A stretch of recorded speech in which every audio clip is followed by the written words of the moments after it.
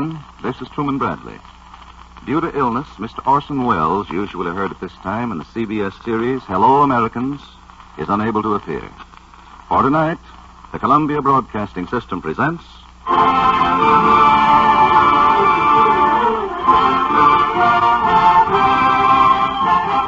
Ritmos de las Americas.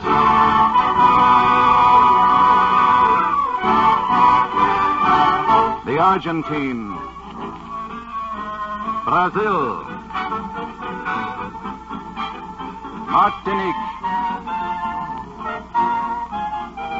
Trinidad. Cuba.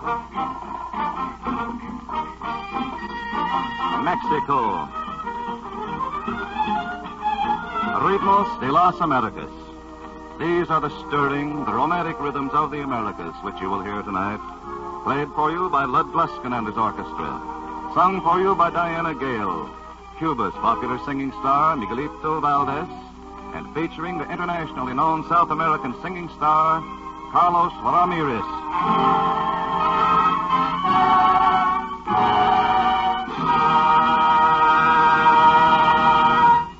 In the gay cafes of Latin America, there is always music. Music which sends its enticing rhythm into the warm tropic night, beckoning those who would dance. The whisper of the maracas, the soft rhythmic beat of the drums. Who among a people to whom music and dancing are the best part of life could resist such an invitation? Especially when the music says, "Come dance the samba, oh say Don Jose."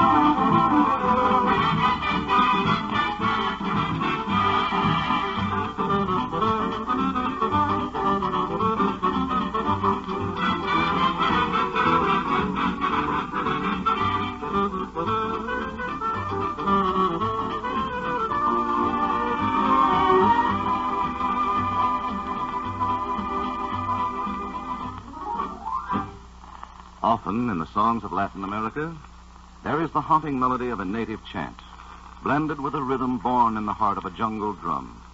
With a bit of imagination, you can hear behind the words and the music the veiled magic of the tropics of old, a mysterious theme, strange and exciting. Listen as Miguelito Valdez sings Taboo.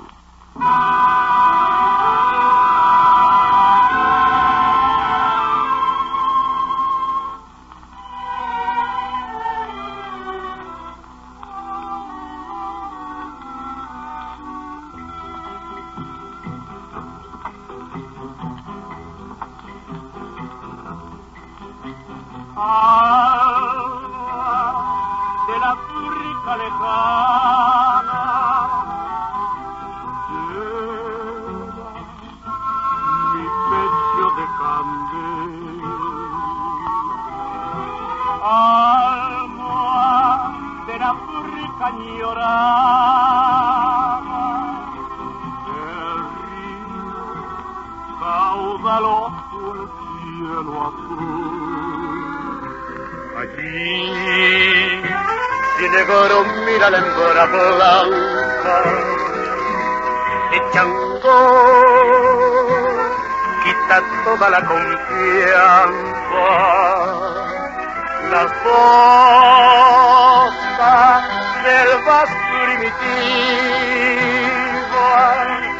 de dioses misteriosos y de fiel. Ifa, o patalava chango y yemaya. Ifa, o patalava chango y yemaya.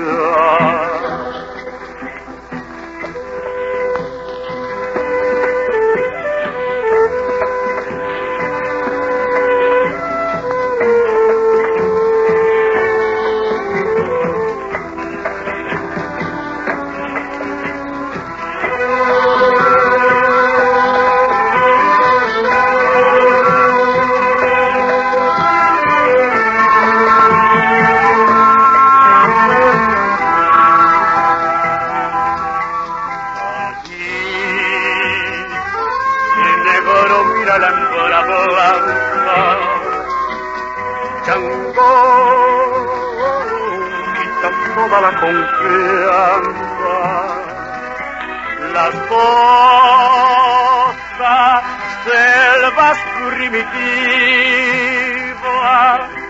de Dios, de misteriosos y de fiel. Ochun, hey, ifa, o patalava chango y yemaya. Ochun, o patalava chango y yemaya. Tabu, tabu, tabu.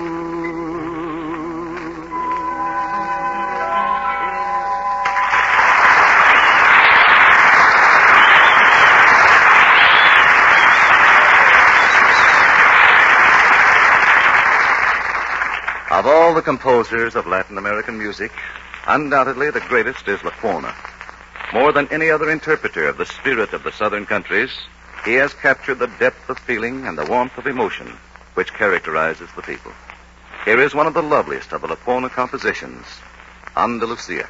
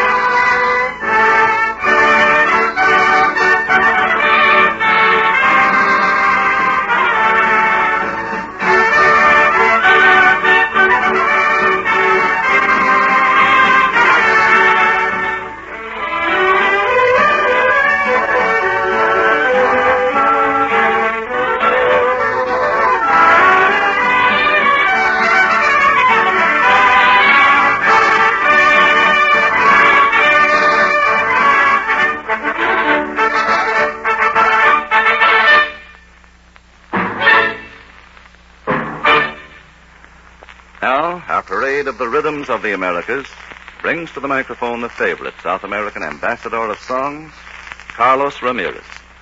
You have heard him many times on recordings and radio, and we're sure you'll be hearing and seeing more of him in the future as he begins his American motion picture career. From his native country of Colombia, by way of New York, Carlos Ramirez comes to this program tonight to sing Curame.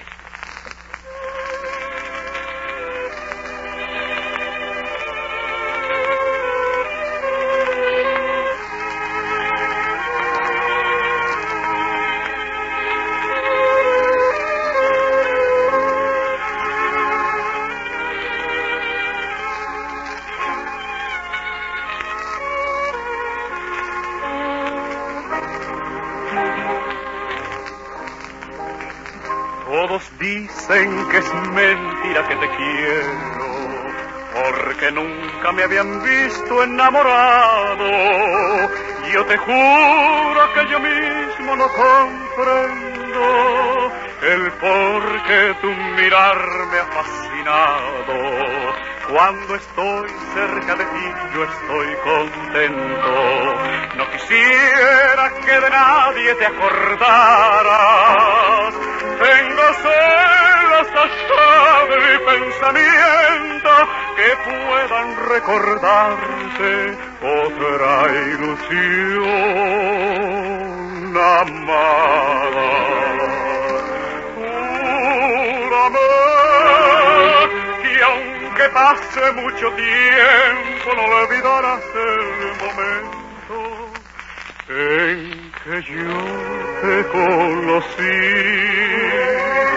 Mírame, pues no hay nada más profundo ni más grande en este mundo que el cariño que te di. Bésame con un beso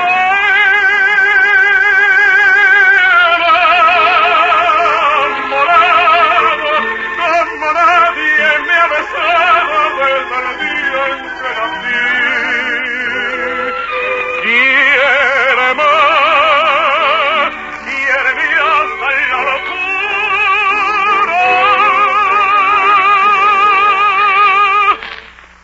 Así sabrás la amargura que estoy sufriendo por ti.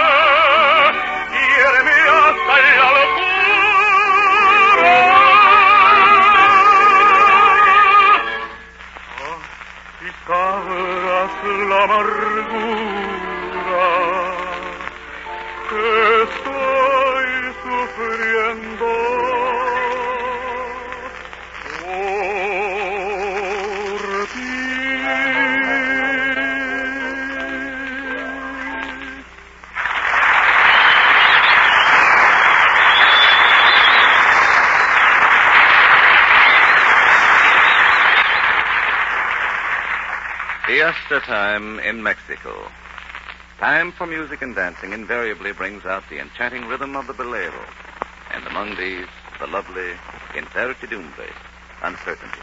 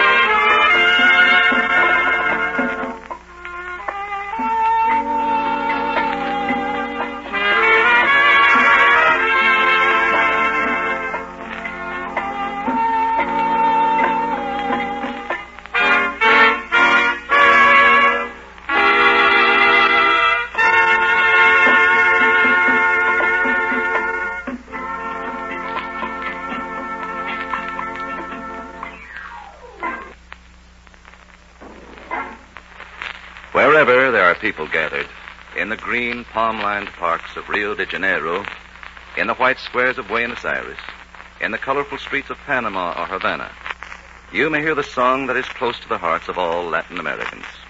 Traditional, treasured down through the years, it is the lovely Granada. In the voice of Carlos Ramirez, Granada is at its best. He sings it for you now.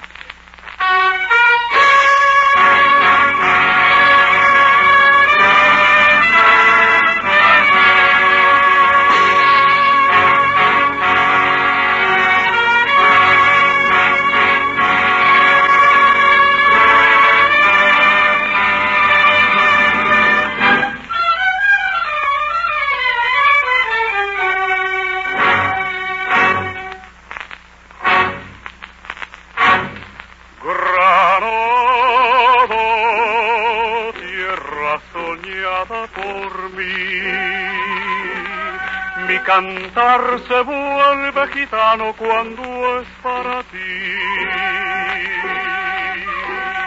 Mi cantor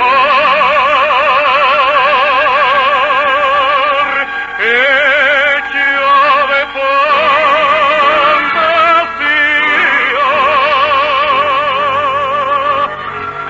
Mi cantor, flor de melancolía.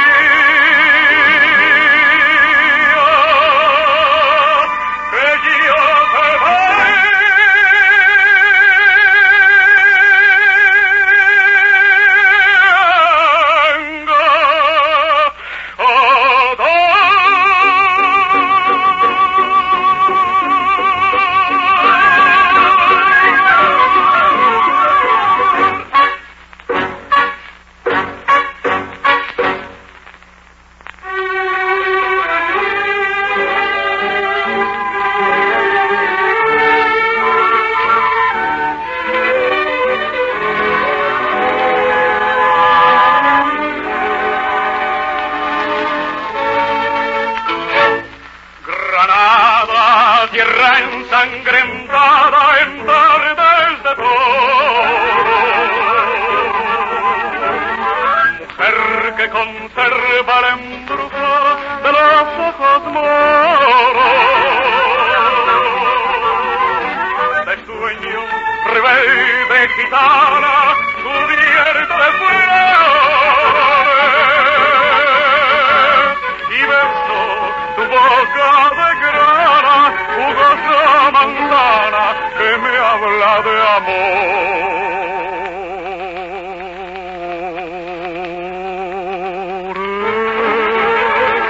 Granada, Manola cantada en coplas preciosas. No tengo otra cosa que darte que un ramo de rosas de suave fragancia que le dieran marco a la Virgen Morena. Granada, tu tierra está llena de lindas mujeres, de sangre y de sol.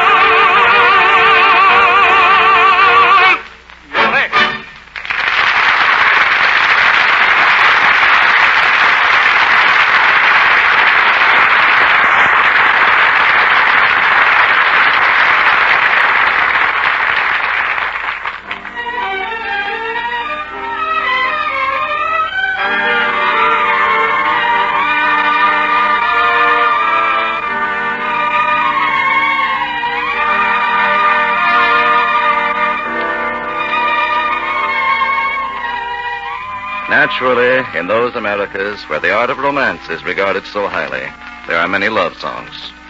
Songs appealing and tender. Serenades for a voice and a guitar and hearts that are young. Here is a love song which came up across the Caribbean and captured the fancy of North America under the title of Yours. Listen to it now in the words of two continents, with music as it is played on the lands to the south. Quiéreme mucho. Voices are those of Diana Gale and Miguelito Valdez.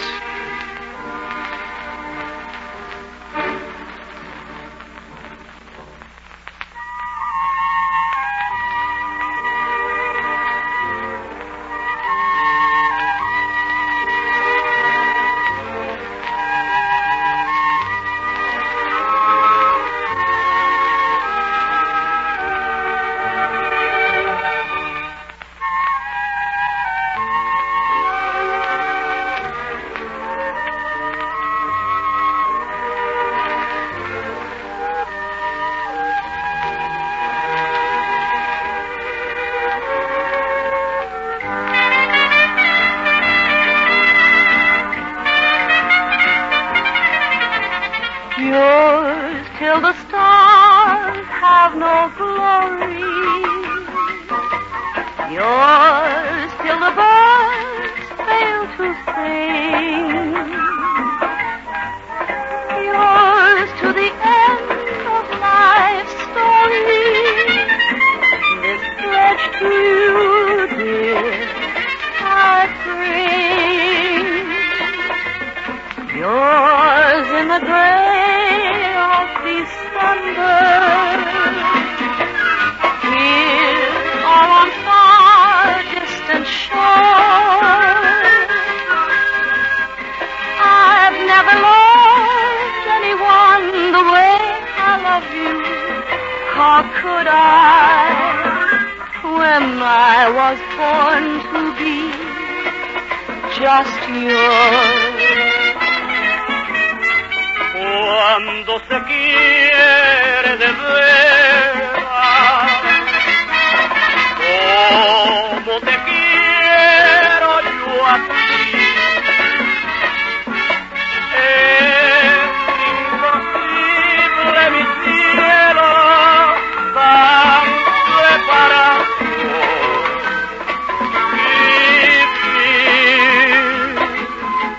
Cuando se quiere de veras, como te quiero yo a ti, es imposible mi cielo tan separado,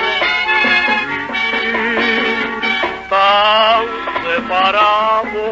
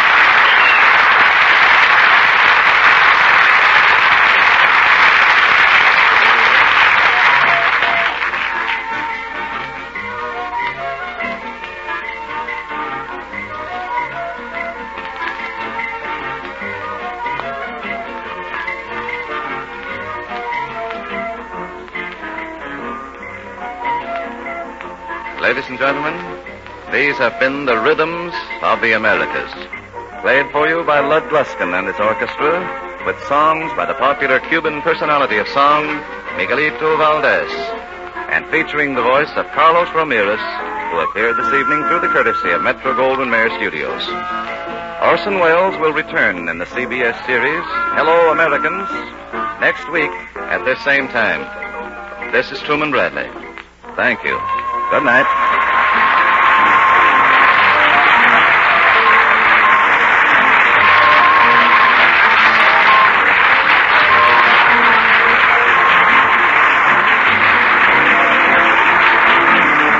This is the Columbia Broadcasting System.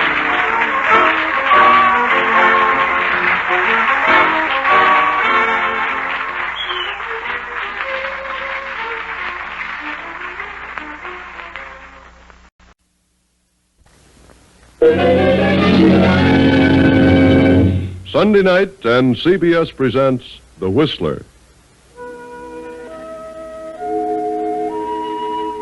I, the Whistler, know many things, for I walk by night.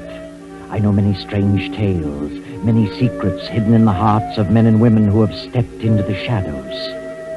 And so I tell you tonight the amazing story of mind over matter. Do you believe there is such a thing as sixth sense, that mind reading is possible? Many people believe that nothing enters the mind except by way of the five senses, but I know better. I know there is such a thing as telepathy. Else how would I know the things that I know? Yes, and Herbert Randall knows too. He believes because he's a student of parapsychology. Herbert is highly attuned to extrasensory perception. He believes that a person can learn things without the use of the five physical senses. At the moment, Herbert Randall, a textbook in his lap, is apparently dozing. His young wife, Andrea, reads a magazine in the opposite corner of the room. Herbert is mumbling to himself. Yes. Yes, I understand. I see you. I hear you. My unfinished manuscript, you must find it. I am Thomas Banning. You must get the manuscript. I am Thomas Banning. My manuscript. The title is Mind Over Matter. You must come to me. You must come. You must. Herbert. Thomas Banning. I see you. I'll find it. How come? Herbert. Huh? What? Mumbling about? Oh, Andrea. You've been dreaming, mumbling to yourself. I haven't been asleep. I've been wide awake. I saw him. I heard him. You were dreaming. No, not for an instant. Thomas Banning, manuscript. That's what you've been mumbling. Who's Thomas Banning? Oh, he was a writer of books on psychic phenomena. I've never met him, never seen him until tonight. In a dream? No, it wasn't a dream. I wasn't asleep. And the message was too clear. Thomas Banning is trying to reach me. And he did. Still in the dream? Oh, dream or not, it was real. I've never met the man, never seen him.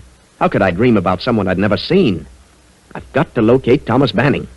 Well, why? He has an unfinished manuscript, and he wants me to have it. Well, maybe he's dead. Not necessarily. This is no spook stuff.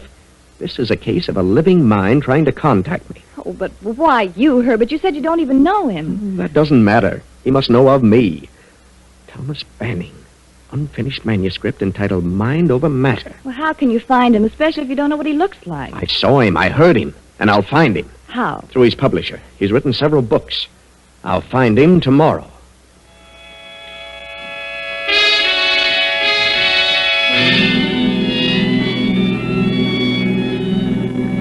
So Herbert learns the name of the publisher of Thomas Banning's books, learns Banning's address in the country, and with Andrea drives to the place. As they near the estate, they stop at a gas station for further directions.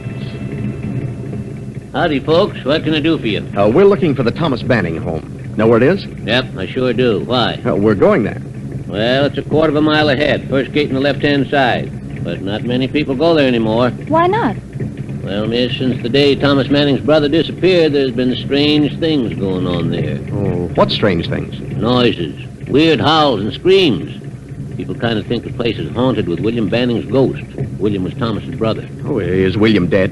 Oh, nobody knows what happens to William. Just blew in from South America and a few months later disappeared. Have you heard the screams? Yeah, and what's more, I don't want even to talk about it. So long, folks. First gate on the left. Well, this really begins to sound interesting.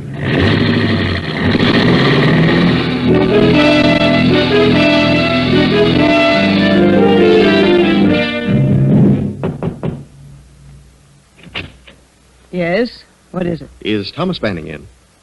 What did you want? Who are you? Why, I'm Herbert Randall for Gregory House Publishers.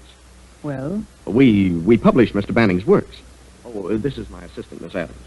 I see. Come in. Wait here a moment.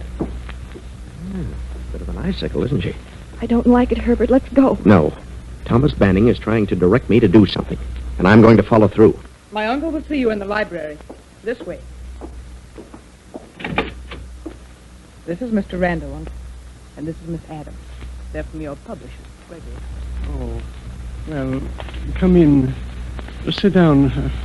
This is my nephew, Bart. How do you do? How do you do? What did you want to see my uncle about? Why, I'd like to talk to him about that. What was it you wanted, Mr. Randall? You're quite free to speak in front of us, Mr. Randall. I attend to all his business. Don't I, Uncle Thomas? Yes. Yes, of course, Bart. What was it you wanted? Well, I'd rather talk to you alone, Mr. Banning. Come now. If it's about the publishing business, there should be no secret about that. No. This is your nephew, Mr. Banning? Yes, of course. And I'm his niece, Velma Banning. Are you quite satisfied, Mr. Randall? I guess so. Then get on with your business. Very well. When are you going to finish your manuscript, Mr. Banning? My manuscript? Yes, the one you haven't finished. Uncle has no unfinished manuscript. Why, no. I explained to Mr. Gregory that I hadn't started the proposed book and that I did not intend to write anymore. Well, Mr. Gregory was under the impression that you'd already started it. Well, no. That is... Uncle Thomas has given up writing. He's been having trouble with his eyes. This is rather an odd time of the night to be on a business call.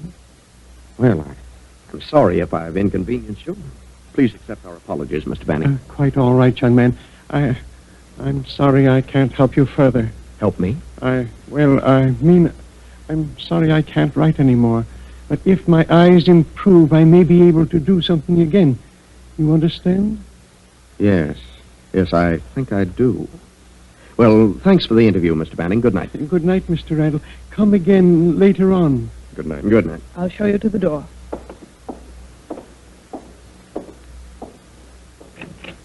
Good night. Well, what do you think of that, Andrea? It's Banning, exactly as I saw him in the vision. I still don't like it. Did you get the meaning of the situation? No.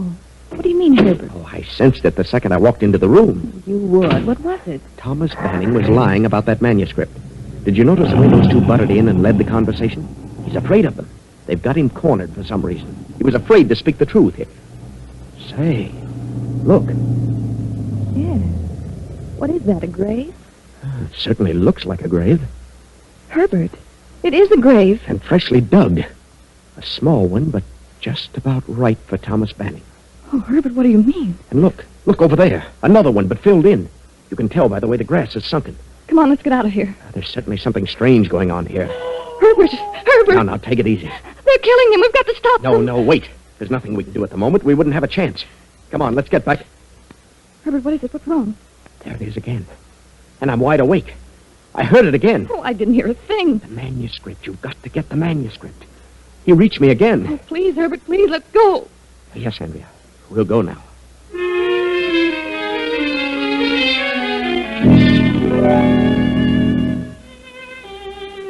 So Andrea and Herbert go home. Andrea goes to bed, but Herbert sits up, concentrating, waiting for another contact, another message. But Andrea, try as she might, cannot go to sleep. Please, Herbert, please come to bed. I can't go to sleep with you sitting there staring into space. Gives me the willies. Oh, I can't sleep. I couldn't possibly. He may not appear again tonight. He doesn't have to appear. This is no spook business, I tell you. He can reach me instantly. Oh, please, Herbert, at least turn out the light. Oh, very well. Sorry to upset you, darling. But I've got to follow this through. I've just got to.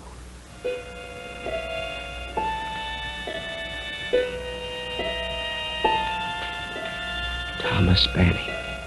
Thomas Banning. Thomas Banning. Find the manuscript. Mind over matter. Get the manuscript. You must get the manuscript. You must.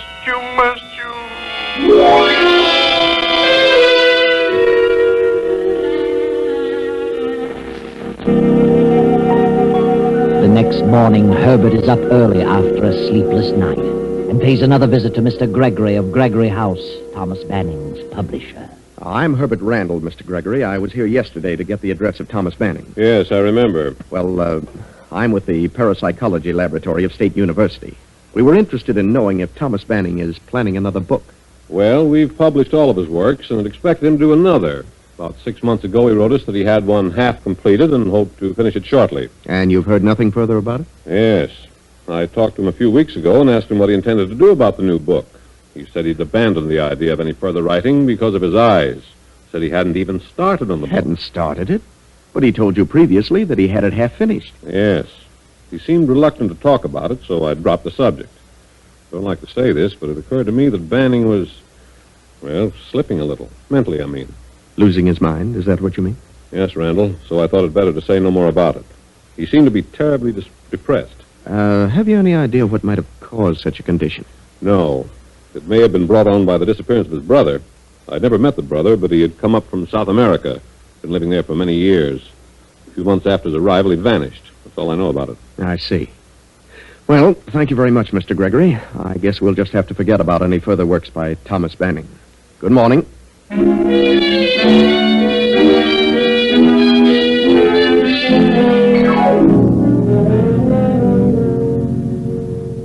Mr. Hellman, I understand you're Thomas Banning's banker.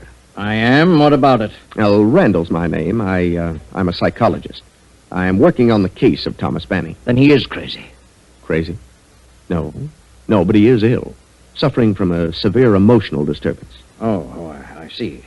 What made you jump to the conclusion that he was crazy? Well, I don't know. You're a psychologist. Well, what had he done, Mr. Hellman? That seems so strange. Well, he came in here in a terrible hurry one day and drew out all his money. Turned all his assets into cash, except the country place, walked out. He acted very nervous, very queerly. I knew something was wrong with him. I figured he was losing his mind. Mm-hmm. Was that before or after his brother William disappeared? Oh, I think it was before, but I'm not positive. Tell me, did you ever meet his brother? No, I was a bit surprised to learn that he had a brother. But he'd been living in South America for 20 years. Mm-hmm. Did the brother have any children? I understand he had a son who came with him, and the son brought his wife. That's all I know about it. I see. Thomas must have had a considerable amount of cash. Yes, he left here with something like 100,000 in large bills. 100,000? Then you would say that such actions indicated that something was wrong with him, that he was decidedly not his normal self. I certainly would say that. I think he concentrated so much on spooks and the supernatural that he just cracked up over his subject. Well, thank you, Mr. Hellman, for the information. You're quite welcome. Oh, by the way, who did you say you were? Herbert Randall. You can check on me through the Parapsychological Laboratory of State University. Good morning, Mr. Hellman.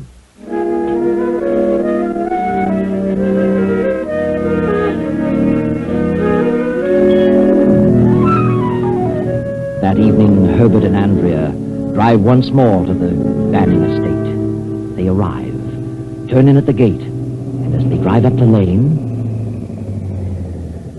Herbert, look. Well, what do you know about that? That mound of earth is gone.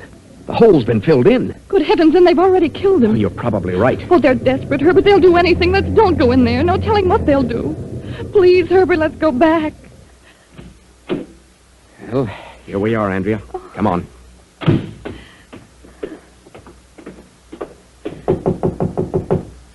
I don't remember seeing any servants here last time. Oh, they probably don't want anybody around. Not even us. Yes? Oh, good evening. I wonder if we could see Mr. Banning again. Do you always attend to business at night, Mr. Randall? Well, no, it just so happens that I... Come in. I'm afraid my uncle is retired. He's not very well, you know. It's quite a long trip down here, if he possibly can. I wish he'd see me now. He's here, isn't he? Of course. Just a moment. I'll speak to my husband. Be careful now, Herbert. Anything might happen. I know that. I'm prepared. I've got my gun. Will you step into the library? You stay out here, Andrea. Come in, Mr. Randall. Yes, come in, Mr. Randall. Mr. Banning. Good evening, Randall. Well, Oh, well, how are you? Didn't you come here to see Mr. Banning? Oh, yes, but You seem so surprised. What do you want this time? Oh, well, I want to talk a little further about the book. Couldn't I possibly see you alone, Mr. Banning? You're going to start that again, Randall? What are you so worried about? Go ahead, speak your piece. I'd prefer to talk with him alone. You're just a bit of a nuisance, Randall. Very well. I'd like to know why you won't finish your manuscript, Mr. Banning. He told you he hadn't started it because of his eyes. He could dictate it. He's too ill to concentrate on writing a book. Is that true, Mr. Banning? Well, yes, I have been ill lately. But if you hadn't started it, you'd have gone to the extent of completing the research for it. Your discoveries are important, Mr. Banning. We need them. If you'll just outline your research to me, I'll write it for you. You owe that to the profession. Uncle is in constant pain. Oh, he is?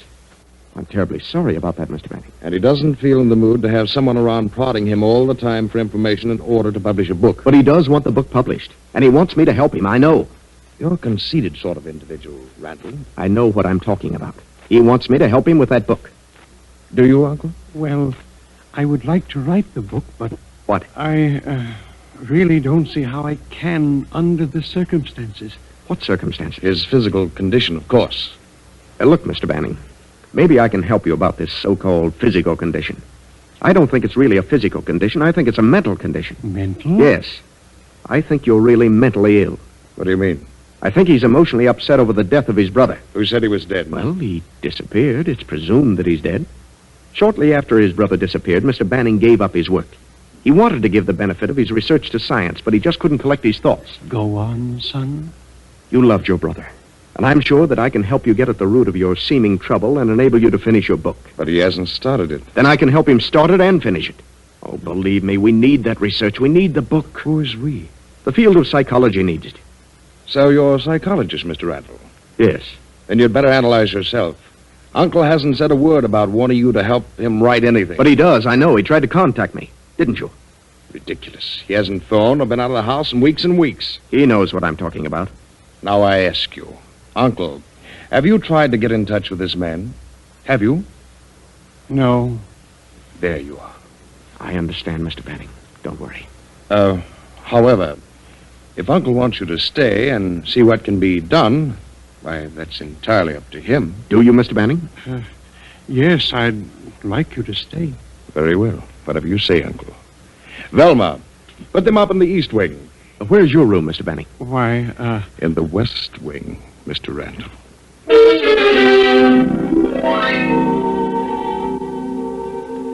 The hours of the evening pass. Herbert and Andrea sit in their room in the Banning house waiting. Still waiting for another message. Another contact Herbert is confident will come now clearer than ever. Then you think that he hid the money on the estate and they're trying to force him to tell where it is? Yes. When I drove up the driveway tonight and saw that hole filled in, I felt sure they'd killed him. But they wouldn't do that until he told them where the money was. Since the hole was filled in, it stands to reason that they've only been digging in an effort to find it. But what happened to the brother? Why would the nephew do away with his own father? Well, maybe he didn't. Maybe Thomas Banning had something to do with that. An argument over the money. You mean Thomas killed his brother because the brother was trying to get the money? Oh, it's possible. Anything is possible. And if the brother was as nasty as the nephew, I wouldn't blame Thomas Banning. But the climax will come tonight. The nephew and his wife are suspicious of us. They know they'll have to work fast. Oh, what a situation. Please go to bed, Andrea. Let me concentrate on this thing, and I'm sure I'll have the answer before morning. Very well, Herbert. Good night, dear.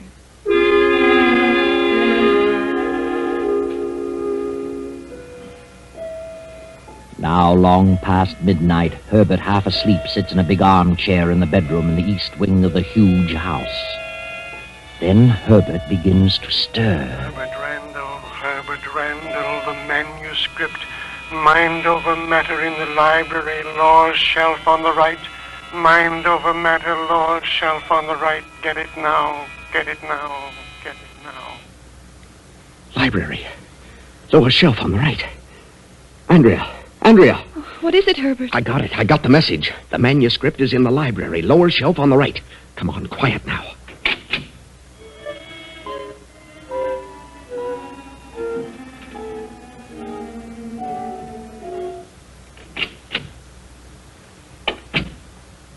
Turn on the lights, Andrea. Lower shelf on the right. Here we are. Oh, I hope they can't see the light from the other wing. Please hurry. I'm frightened to death of all this. I wish we hadn't come here. Here it is. Look, here it is. Mind over matter. He did start it.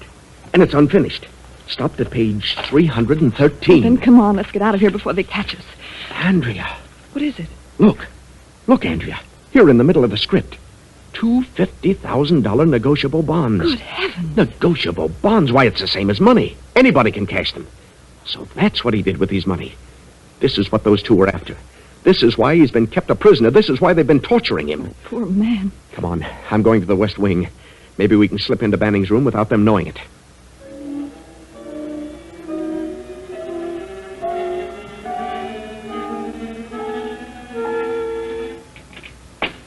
It's unlocked. You stay here in the doorway and keep a lookout. All right, but hurry. What is it? Quiet, Mr. Banning. Huh? I've got to talk to you. What is it, Randall? I finally got the message. It was as clear as could be, and I found it. I found the manuscript. You found it? Yes, in the library, just as you said. Then you'd best take it and leave here quickly as you can.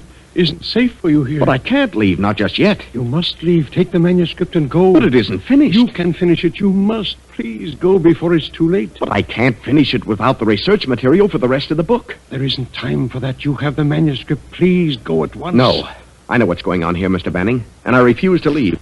I know what those two, your nephew and your niece, are doing. They're keeping you a prisoner, torturing you to make you tell what you did with the money. Don't stay here another minute, Randall. I'll go, but I insist that you go with me. The manuscript is the important thing. You have it, so get away from here as fast as you can. Not without you. Now, come on. I can't. I can't leave. Why not? What's to stop you? I can't walk. Can't walk? What do you mean? I can't move. They've been injecting something in my back. It paralyzes from the waist down. What? Then I'll carry you out of the place. Please go. They might hear you. I'll have the police here in a matter of minutes. Hello. Dead as a doornail. You've seen to everything. Now, do you believe me? You haven't a chance against such desperate people. You have the manuscript. That's the important thing. Get it safely away from here and then do whatever you like about them. All right. I'll get out now with the manuscript. But I'll be back with the police in half an hour, sooner if possible. Yes, but please hurry, Randall. Come on, Andrea. Back to our room. Get our clothes.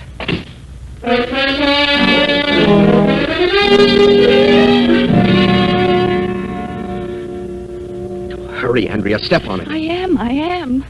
Oh, dear, I wish that phone was working. Say, maybe this one is. Maybe just that one extension was pulled off. Does it work? No, it's dead, too. They're all dead. Oh. Come on, Andrea, let's go. Yes, I'm ready. Oh. There it is again. Did you hear that? Oh, heavens, yes. They must be wise to us. Probably heard us, and they're going to give him the works this time. It's their last chance. Oh, I can't stand it, Herbert. It's horrible. I'm not going to let them torture that old man any longer. I'm going back to his room. Oh, then I'm going with you. Come on.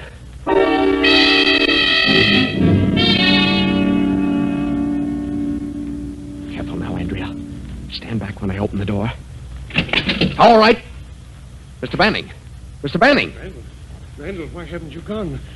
You must go. I heard you scream. I can't go and leave you to be tortured to death. But the manuscript... Oh, hang the manuscript and the money, too. They'll be safe. Money? Yes, the bonds. Don't worry, I'll take care of them. You found the money? Yes, pasted in the manuscript. But I refuse to leave here without you. Andrea, take this manuscript and go back to our room and lock yourself in. I'm going to wait here for those two to come back. Do you hear me, Andrea? Yes, I hear. Well, then hurry. Herbert. Wait a minute, Andrea. Did you hear that? Yes, I certainly did. It came from another room. The same scream. The same scream. What does it mean? Give me that manuscript, Andrea. Mr. Banning. Mr. Banning. Yes, son, yes? Do you remember the number of the last page of your manuscript? No, I can't remember. I just can't. On this last page of your manuscript, you began a new chapter. There are 2 paragraphs here.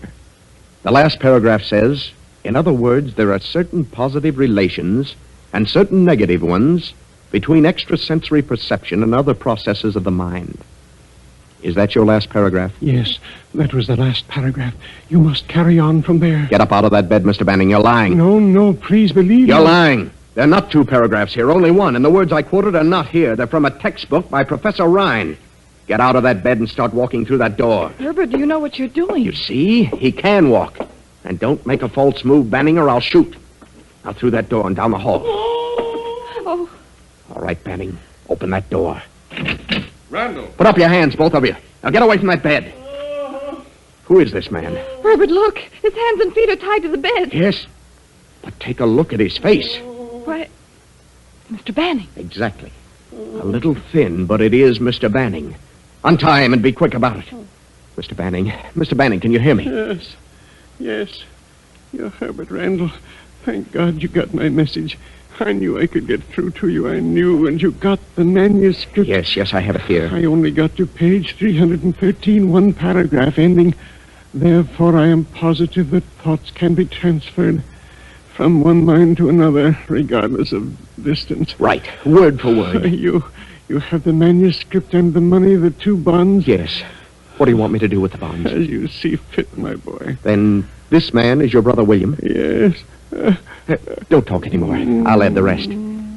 These 2 are not his nephew and his niece. They're his son and his daughter-in-law. They came from South America.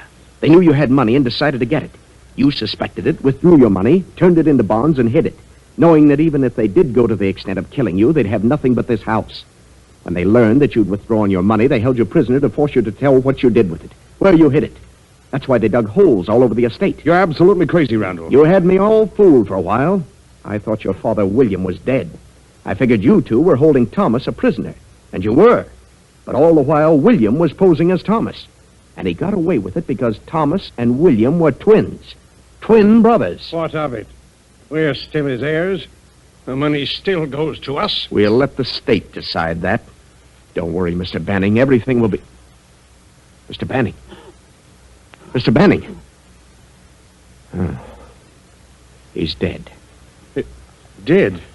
But we didn't kill him. The state can decide that, too. This is a wonderful testimonial for parapsychology, gentlemen. And you three are going to have the opportunity to bear me out in my statements. It's a shame it had to happen in this way. But since it did, I'm proud that he selected me to help prove his theory. Why he did, I'll never know. But I'm grateful to him. Very grateful. Yes, Herbert, you're grateful. And as to why he chose you, you'll know when you turn to page 213 of the manuscript Mind Over Matter. There's an insert pasted there. Go on, Herbert. Read it. 20 years ago, my wife ran away with another man, taking with her our young son. I never heard from them again. But last week I learned the whereabouts of my son, who had assumed the surname of his stepfather. Since my brother William has returned from South America, I fear for the safety of my life and my fortune. I know they plan to kill me since they have learned of the existence of my son. So I have turned all my assets to cash and willed them and my unfinished manuscript, Mind Over Matter, to my son, whose address is 214 East 32nd Street, this city. What? And whose name is Herbert Randall. Andrea, I'm his son. Herbert. If you get this, God bless you, my son, and carry on with our great work, which is destined someday soon to eradicate the boundaries of time and space. Your father, Thomas Banning. Just a chance coincidence, you say? That's such a convenient explanation for the layman who doesn't understand, and safer, too, to be skeptical and conservative. But one mind can reach another regardless of time or space. And you will agree with me someday. I know.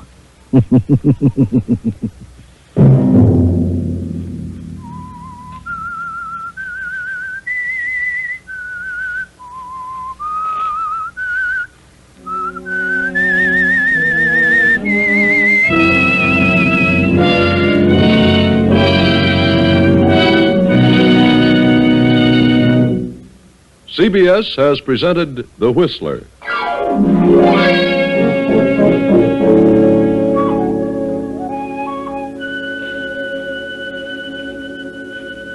Original music for this production was composed and conducted by Wilbur Hatch. The Whistler is written and directed by J. Donald Wilson and originates from Columbia Square in Hollywood. I, the Whistler, bid you good night.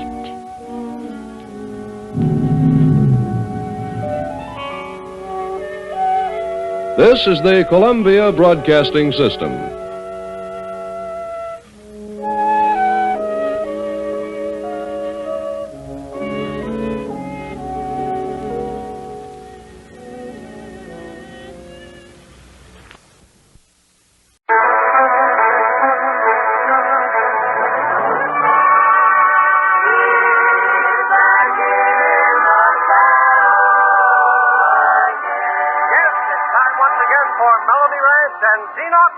I'm back in the saddle again, out where a friend is a friend, where the longhorn cattle feed on the voices.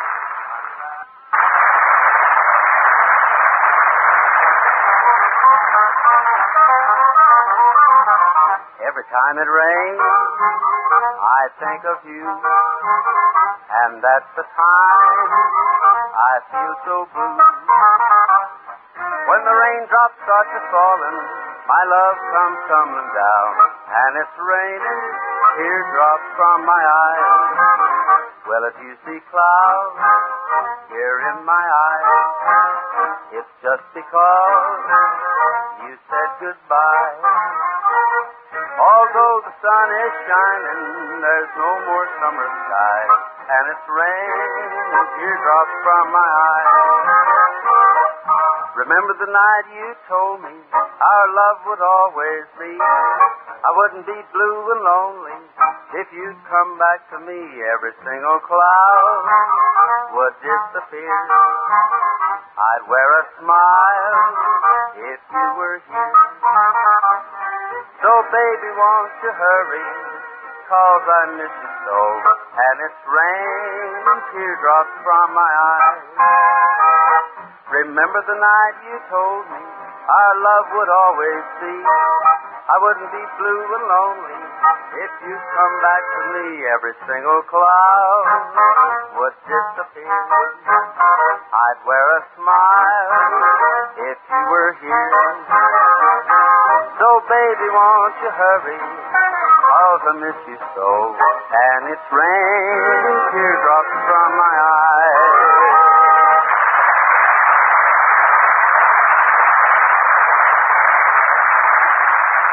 Thank you, friends and neighbors, and welcome once more to Melody Ranch. I went to your wedding, although I was dreading the thought of losing you. The organ was playing, my poor heart was saying, your dreams are through. You came down the aisle wearing a smile, a vision of loveliness.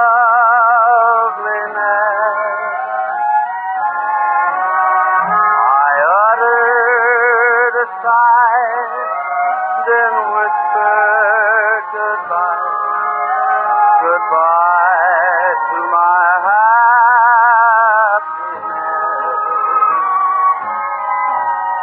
Your mother was crying, your father was crying, and I was crying too. The teardrops were falling because we were losing you. You came down the aisle wearing a smile, a vision of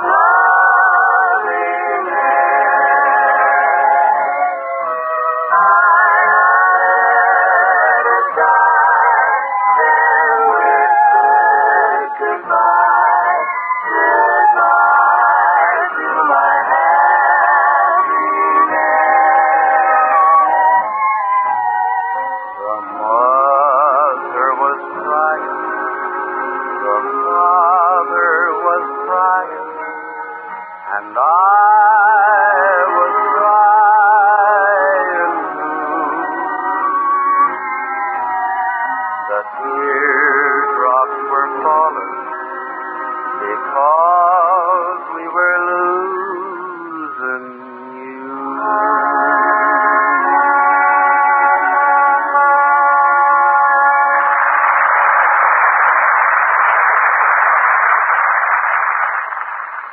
Hold it. I got something important to say. You've always got something important to say. Yeah? What is it now? Well, just this. Either you give me a raise in salary or I quit. K-W-I-T, quit. Okay. Then you KWIT quit. Well, now that's different. If you're going to beg me, I'll stay. Just as I thought. Now, look here, Patrick. Why can't you live on what you make, same as everybody else does around here? Yeah, that's what I say, Buttram. How come you're always the one that's broke? How should I know? I even started a budget, and I still can't save. You see? I got all my expenses listed right here on this piece of paper. Yeah. Let me see this. Yes, there it is. Clothes, $12. Yeah. Insurance, $20. Alimony. No, medical expenses, $5. Hey, wait a minute. What's this $1,570? Oh, that's for a movie. Now, wait a minute. A movie costs $1,570? Yeah, you see, it's one of them drive-in kind, and I didn't have no car. How stupid can you get? Hey, by the way, Buttram, speaking of drive-ins, why ain't you out with that new gal friend of yours tonight? Yeah. You mean Vida May Not? Yeah, that's the one, I think. We broke up.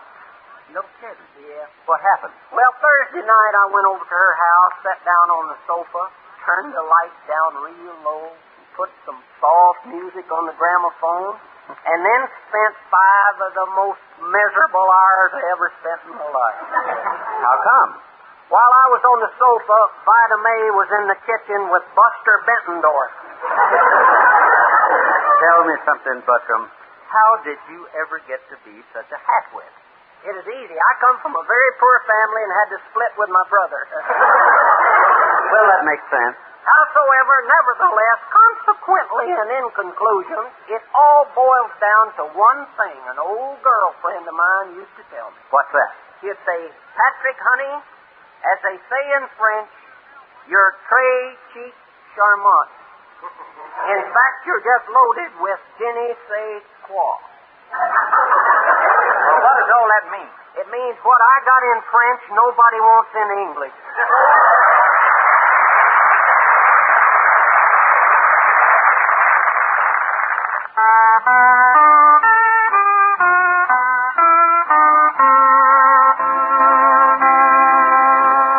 Never to be forgotten were the moments of the past when we built our castle to the sky. Never to be forgotten was the love that couldn't last, and a kiss that wasn't meant to say goodbye. Remember how I held you as the organ softly played, and everybody heard you say, I do. Never to be forgotten was the solemn vow we made. Now everyone remembers it but you.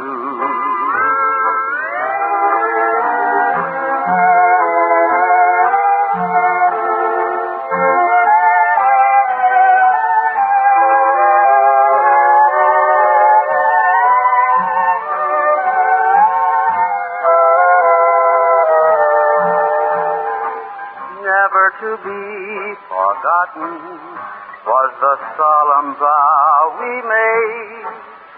Now everyone remembers it but you.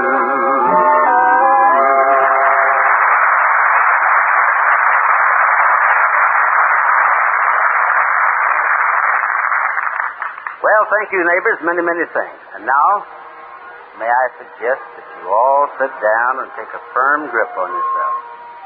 Because the story I'm about to tell may be just a little hard even for you to believe. You see, it all concerns Brother Pat Buttram. Anyway, it all began one day quite a few years back when he came across an ad in a magazine offering a correspondence course entitled, You Too Can Be a Detective. Well, sir, that was all old Sherlock Buttram needed to see. He sent for the course, and from that moment on, believe me, things went from bad to worse, including the disposition of every hand on the premises. Finally, a week later, out of sheer desperation, I sent for him to have a talk. Yeah, Hearthstone, what's up? Another homicide?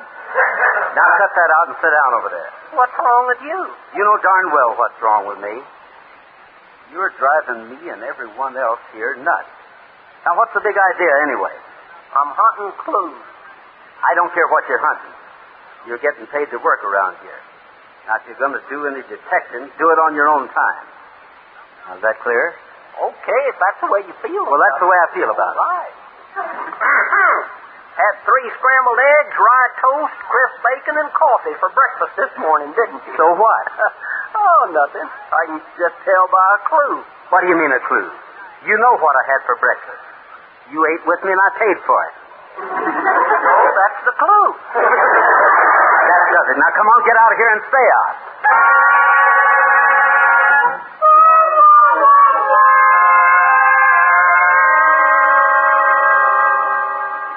Well, sir, for quite some time after that, I didn't get any further reports on the human bloodhound.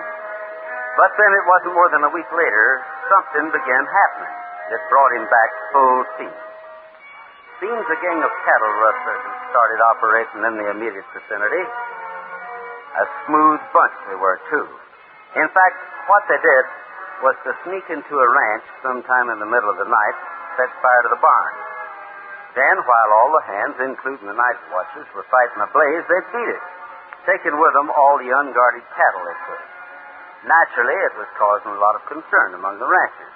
And that was when Pat came into his own. Yes, sir, Mr. Autry. Got it all figured out. If them there rustlers ever come around here, they're going to run smack dab into this. What in the world is that? I'll tell you in just a minute. First, though, let me poke this ice pick through the keyhole in the door just to make sure nobody's watching. Don't tell me that you ever caught anybody with that. Yeah, one-eyed Pete. Formerly Pete. Seriously, though, Mr. Autry, you're now looking at the Pat Buttram Special Guaranteed Crook-Catching Magic Eye Camera. All I do is just tie one end of the string to the clicker on the camera. The other end runs up through the hayloft and down by the milking machine to a cow's foot. That way, if one of them there rustlers opens the door, the cow hears him, wakes up, moves her leg, and pulls the string, and bingo! I got a picture of the crook. Well, what do you think of it? Good night, Pat.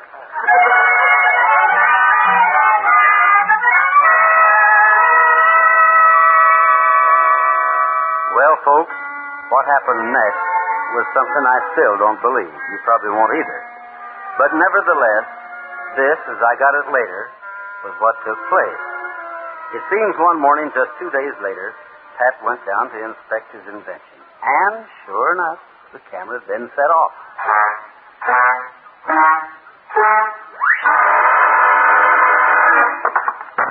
Oops, left. Golly, I'm so excited. I can't hardly hold my hand still. Just think, a picture of that rustler, and right here in my hand. What's this? Looks like a package of book matches. Probably dropped by them there rustlers before they got a chance to start a... Hey, well, I'll be. Says on the cover, Waverly General Food Store. Now, do you suppose... No, it couldn't be. But still... Nah. And yet, why not? Jumping Jehoshaphat. That there rustling gang probably has its headquarters right smack dab in the town of Waverly. Nice deducting, Sam. Spade, that is. Now, be smart. Don't tell Gene what you found. In fact, don't tell nobody. Just develop the picture, take it over to the sheriff in Waverly, and tomorrow you'll be a hero.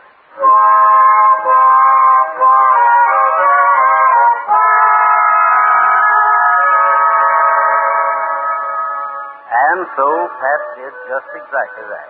Don't ask me how. He just did, that's all.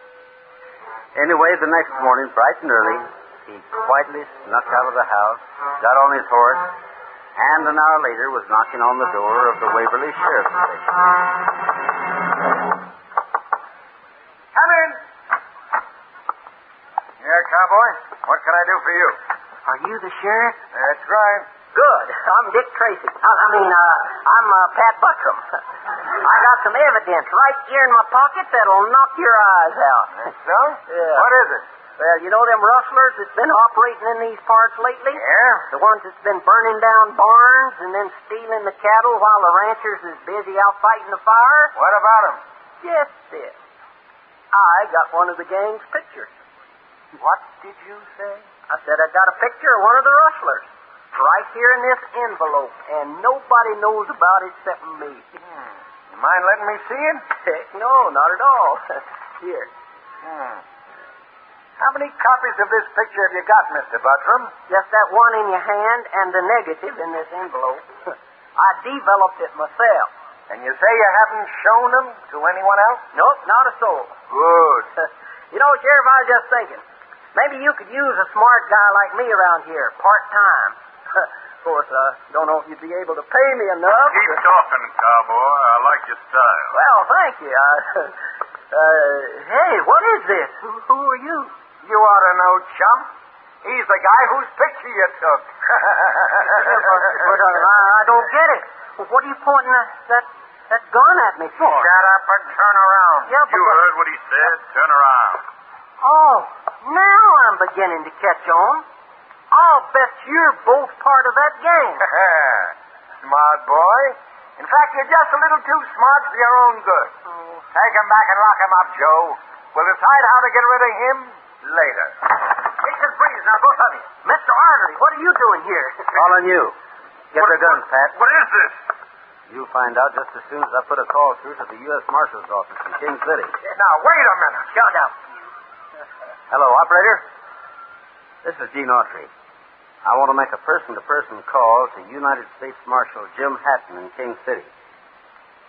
Yeah, that's right. Get him, Joe. Look out, Mr. Autry. Oh, you don't. That's the boy. Well, you're next, Sheriff. You want a little of the same? Look, cowboy. Can we make a deal? I'll cut you in on half of every job I pull. Sorry. But would you mind repeating that offer? I didn't quite get it. I said I'll cut you in on half of the whole rustling racket here in Waverly. You won't have to do a thing. As sheriff, I can give you complete protection. Thanks. That's what I thought you said. Hello, Jim. Gene Autry again. That was the sheriff over here at Waverly. Why, you... Shut up, us, man. He wants to make an offer. But before I take it, I'd like to have him tell you and fill me in a little bit more of the details. Yeah, sure thing. I'll wait right here. So long. Now, Sheriff, suppose you sit down and tell me all about this proposition of yours while we wait for your new landlord.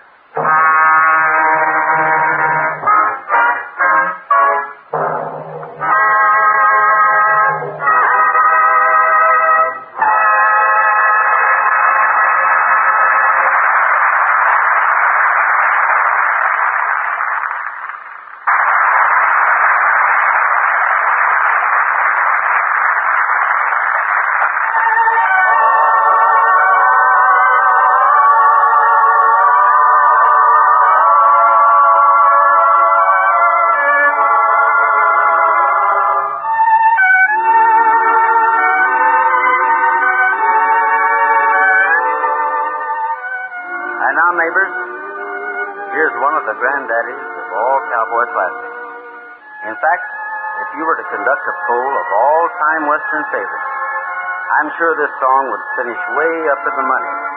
Written by my good friend, the late Billy Hill, here is the immortal. I'm heading for the last roundup.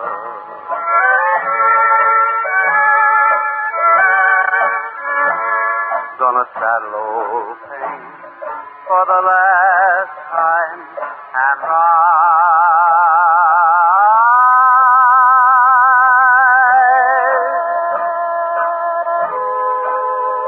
So long, old pal, it's time your tears were dry.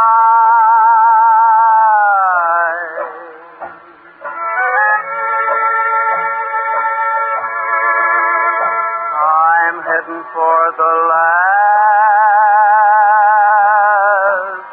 around love. Get along, little doggy, get along, get along, get along, little doggy, get along. Get along, little doggy, get along, get along, get along, little doggy, get along. I'm heading for the last rounder.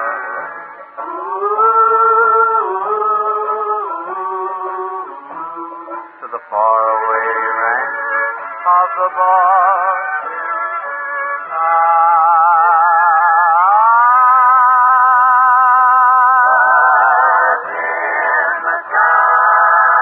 where the strays are counted and branded. There go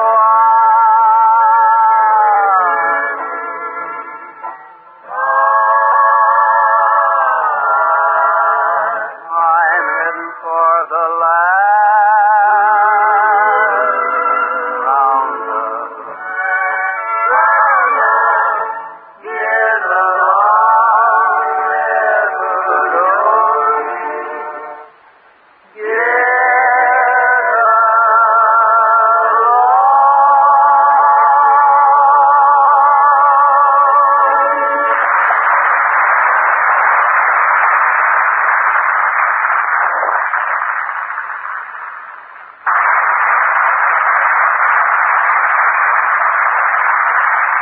Well, good friends and neighbors, looks like that just about closes up shop for this current business.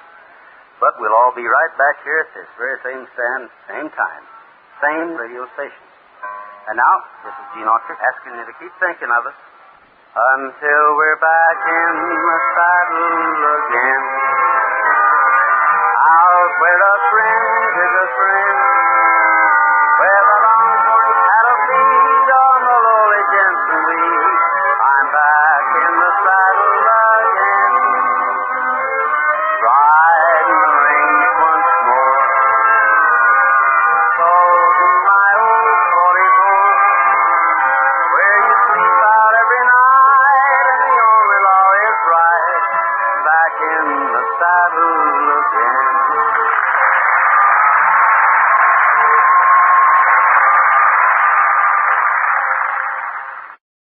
Kraft presents The Great Gildersleeve. Yeah.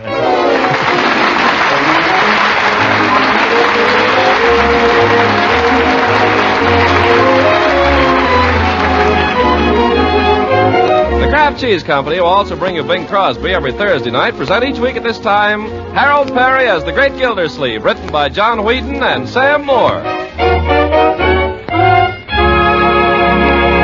We'll hear from The Great Gildersleeve in just a moment. You know, just about everybody is interested in good nutrition these days. The newspapers and magazines play up articles about vitamins, food energy, good nourishment in general. And, of course, better nutrition is more important than ever in wartime. So let's look at the nutrition facts about Parquet margarine, Kraft's delicious spread for bread that's an economical source of important food values. First, Parquet margarine is an excellent energy food. In fact, it's one of the best energy foods you can serve. Now, that's mighty important these busy wartime days. Second, Parquet margarine is a reliable food source of vitamin A. In fact, every pound contains 9,000 units of this essential vitamin the whole year round. Now, that's important, too, because vitamin A is so necessary to good health. And, incidentally, Parquet is wonderfully good tasting. It's the margarine that tastes so good. So get acquainted with delicious, economical Parquet margarine. Ask your food dealer tomorrow for Parquet, P-A-R-K-A-Y. Parquet margarine made by Kraft.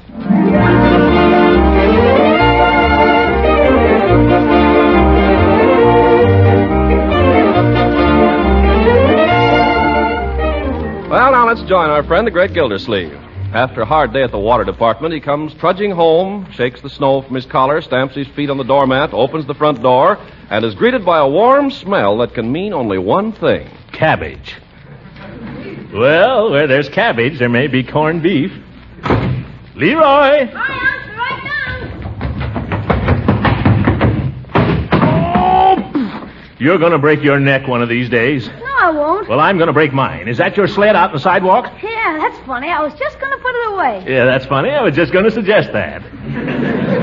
Judge Hooker was here a few minutes ago. He left something for you. Oh, he did, eh? What did he want? Nothing. He just left it and said, here, maybe this'll shut your uncle up. Yeah. Huh? What did he leave? A gas mask. So they finally got around to the gas masks, eh? I've been after Hooker for months to get some action on that. A fine head warden he is. All he needs is a head. They expect us to fight a war with armbands? Where is the thing? Right in here on the sofa. Oh, well, let's have a look at it. Oh, I see you've already had a look at it. Oh, all I did was... Probably broken it. That's not a toy, Leroy. Okay, try it on, Unc. Let's see. How do you get into this thing? Yeah, there.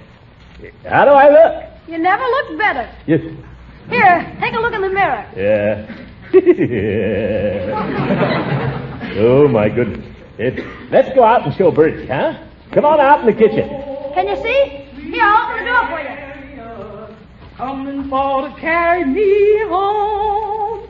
Swing low, sweet child.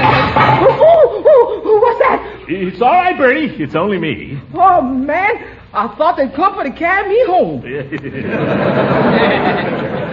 Hey, Unc, put it on again and see if it works. See if you can smell the cabbage through it. Oh, well, that's an idea. You put that thing on again, Mr. Gildersleeve, and you're going to have to find a new cook, because I will have went. Oh, it's nothing to be afraid of, Bertie. Here, you put it on. Me? Yes. Mr. Gildersleeve, I just as soon stick my head in a lion's mouth. Oh, come on, Bertie. Leroy, you get away from me with that. Go on now. Get out of here. I got things to do. Got to sweep up this mess. Yeah, come on, Leroy. I think we better leave Bertie alone. Ain't going to have people coming in my kitchen with no gas mask. My cooking ain't that bad. Well, Uncle Mort, you beat me home. Hello, Marjorie. I didn't hear you come in. It's still snowing. Leroy, I nearly fell over your sled out in front. Well, why don't you look where you're going? Young man, I told you to put that away. Oh, just going to. Well, just do it. How's the new secretary, Uncle Mort? Secretary, she'll never do. I'm going to have to let her go. Bessie, she drives me crazy. Oh, that's too bad.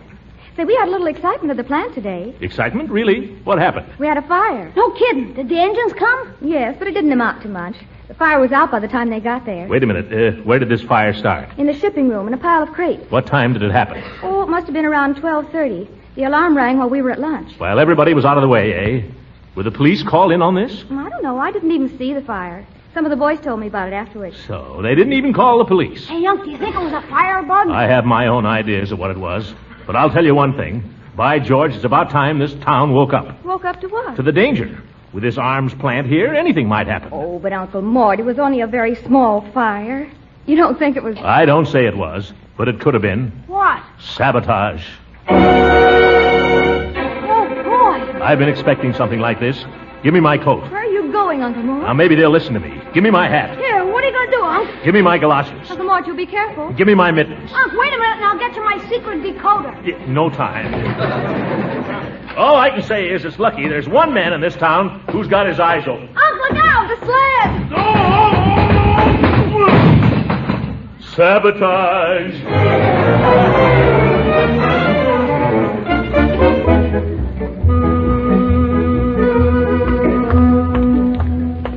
Good evening, Mrs. Grubley. Can't stop to talk. I got to see Judge Hooker about the sabotage. Sabotage, Mr. Gildersleeve? Yeah, fire in the arms plant just this morning. What else could it be but sabotage? Well, now, I wonder.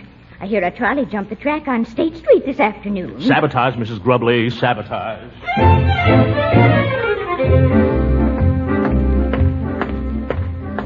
Good evening, Mr. Jackson. Terrible about the sabotage, isn't it? Fire in the arms plant, State Street trolley jumped the track. It's everywhere. Well, now I'm beginning to understand what's going on around here. For the last 2 days, somebody's stolen my morning paper. Sabotage, Jackson, sabotage.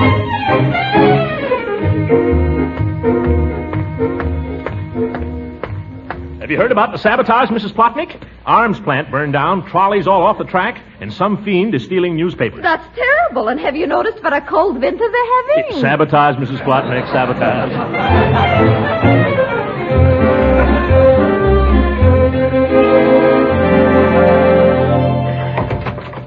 Well, hello, Gildersleeve. Come in. Wipe your feet first. We haven't got a moment to lose, Judge. Why, what's up? You're in charge of civilian defense here. What are you doing about it? What do you mean? You heard about the fire down at the plant? Yes. Sabotage, Hooker, as sure as I'm standing here. Now, listen, Gildy, that fire was a plain accident. It was thoroughly investigated by the police. The police? Hooker, this is war. Would you use a bean shooter to sink a battleship? Nix, Gildy, nix. There's someone in the parlor. They hear you. I don't care who hears me. The police department in this town is no good, and you know it. Gildy, please. Well, they couldn't find a spy in a bathtub. Gildersleeve. I'll handle this, Judge. Oh, hello, Chief. Mr. Gildersleeve, as chief of police in this town, I don't have to take any talk like that from a water commissioner. Just a minute now. Let me explain something to you, Gildersleeve. The dumb cops in this town aren't so dumb. We're keeping pretty close tab on what goes on, who goes where, and why. It's nervous guys like you that make trouble for us. I'm not nervous. Going around alarming everybody. Who do you think you are, Paul Revere?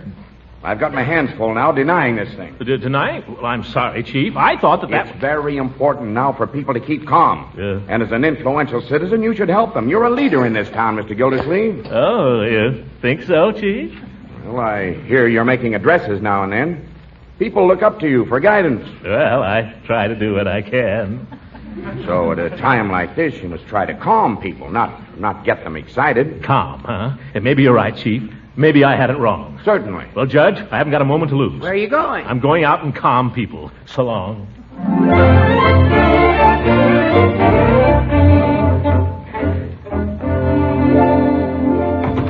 Marjorie! She's gone out, Unc. Oh, hello, Mrs. Ransom. Hello, Leroy. Your uncle just came over and kidnapped me. Yeah. Leroy, go and get Bertie, will you? Tell her Mrs. Ransom will be spending the night with us. But why, Throckmorton? Why are you being so mysterious? I just don't want you staying over there in that house all alone, that's all. Leroy, don't stand there staring. I told you to go get Bertie. Bertie! And don't whistle. Do you want to scare the life out of people? What's the matter? What happened? Nothing happened, Bertie. Be calm. Everybody be calm. Mrs. Ransom is spending the night with us, Bertie. You think we can find a place for her? Oh, why, sure. I'll put her in a room with Miss Marjorie, if that's all right. Well, I hope I won't be too much trouble to y'all. No trouble. I'll go right up and make the other bed so it'll be all ready. Leroy, why don't you go up and help Bertie make the bed? Oh, I don't need no help. Oh, she don't need no help. Well, come on in the living room, Leela. Yeah, come on in. Make yourself at home. I'll be the host here, Leroy. Have you done your homework? Yep, I did it all this afternoon. Oh. Well, it's time for you to go upstairs and take a bath. But I took a bath, Unc. When? Yesterday. I thought so. Go right upstairs. But, Unc. Don't argue with me. You're filthy. I want you to take a bath. Okay. If you want to get rid of me, why don't you just say so? I can take a hint. Good night, Leroy. Good night. Sleep tight. Yeah. I think he's so cute. Yeah. Now, Throckmorton, what are you being so mysterious about? Leela, I want you to be calm. You mustn't be alarmed. I'm not alarmed, Throckmorton. Well, don't be. Whatever happens, don't worry, because nothing is going to happen. Throckmorton, hold my hand. Remember, I'm always near you, Leela. Day or night, I can be at your side in 5 minutes. 4 minutes. So be calm.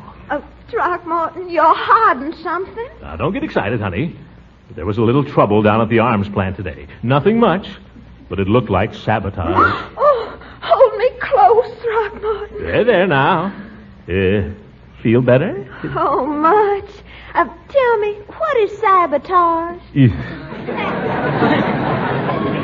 Well, perhaps it's better that you don't know. But where there's sabotage, there's usually a saboteur. And where there's Sabu, there's usually an elephant picture. Leroy, I told you to go up and take a bath. I was just going, Unc. That darn kid, Sabu. I've got to do something about him. Let's see. Where were we now? You were over here, remember? Oh, yes. Go on. Tell me all about whatever it was. Yes. What was I going to say? Funny, it's gone completely out of my mind now. Well, tell me about something else then. I love it when you tell me about things. You do? Yes. I love you when you get serious. Leela, seriously, Yes, Throckmorton. we've been engaged quite a while now. 3 whole weeks. Leela, tell me, Do you believe in long engagements? Oh, Excuse me. Telephone. Be right back.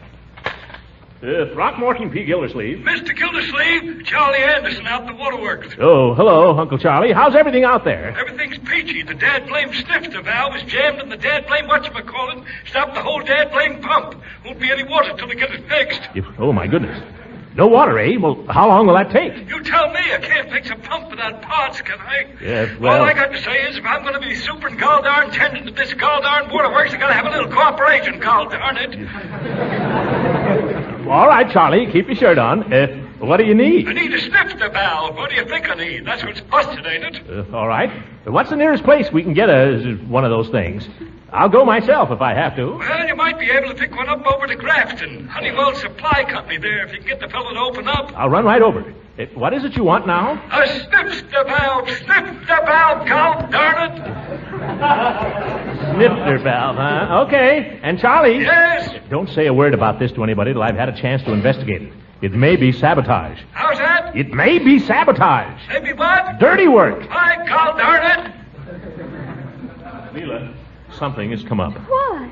Would you be game to drive over to Grafton with me tonight? Oh, Throckmorton, I'd go anywhere with you. Maybe midnight before we get there. I don't care. We'll have to get the fellow out of bed. Oh, Throckmorton, this is so romantic. Oh, do you think so? Oh, you know, I've always had a secret longing to elope. Elope? I was just going over to Grafton for snifter valve.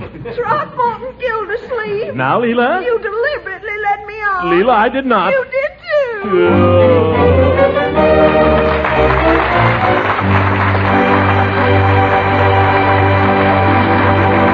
The Great Gildersleeve will be with us again in just a few seconds. You know, it's just natural that when a food is particularly good, lots of people want it. Well, that certainly is the case with Parquet Margarine, Kraft's delicious, nutritious spread for bread. And it explains why sometimes you may find your food dealer is temporarily out of Parquet Margarine. The fact is, Kraft is doing everything possible to keep dealers supplied. But so many of you have discovered Parquet's delicious goodness, so many of you are asking for Parquet these days that, well, some dealers just can't keep up with the demand. So it's a good thing to watch your dealer's stock. Buy Parquet whenever you can. No doubt about it, Parquet Margarine is well worth waiting for if your dealer should happen to be temporarily out. It's such a delicious spread for bread, so nutritious too, providing food energy and important vitamin A.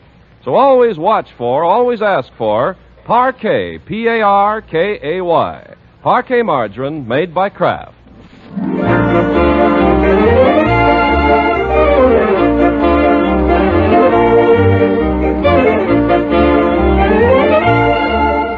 Let's return now to the Great Gildersleeve and his one-man crusade to save Summerfield from an unknown enemy. Last night he drove 30 miles to Grafton for a new part to repair the pump at the waterworks, which may explain why he's a little late in arriving at the office this morning. But his new secretary is there and already hard at work. Hello? Are you still there, Mabel? Well, so he said, what do you want to do? So I said, I don't know. What do you want to do? So he said, I don't know. What do you want to do? Well, you know, it could have gone on like that all night. So I said, oh, let's go to the movies. So we went to the... Oh, I think the big boy's coming. I'll call you back, Mabel. Good morning, Bessie. Good morning, Mr. Gildersleeve. Any calls? Oh, about 1 million, Mr. Gildersleeve. Any complaints? Oh, yes, they're all complaints.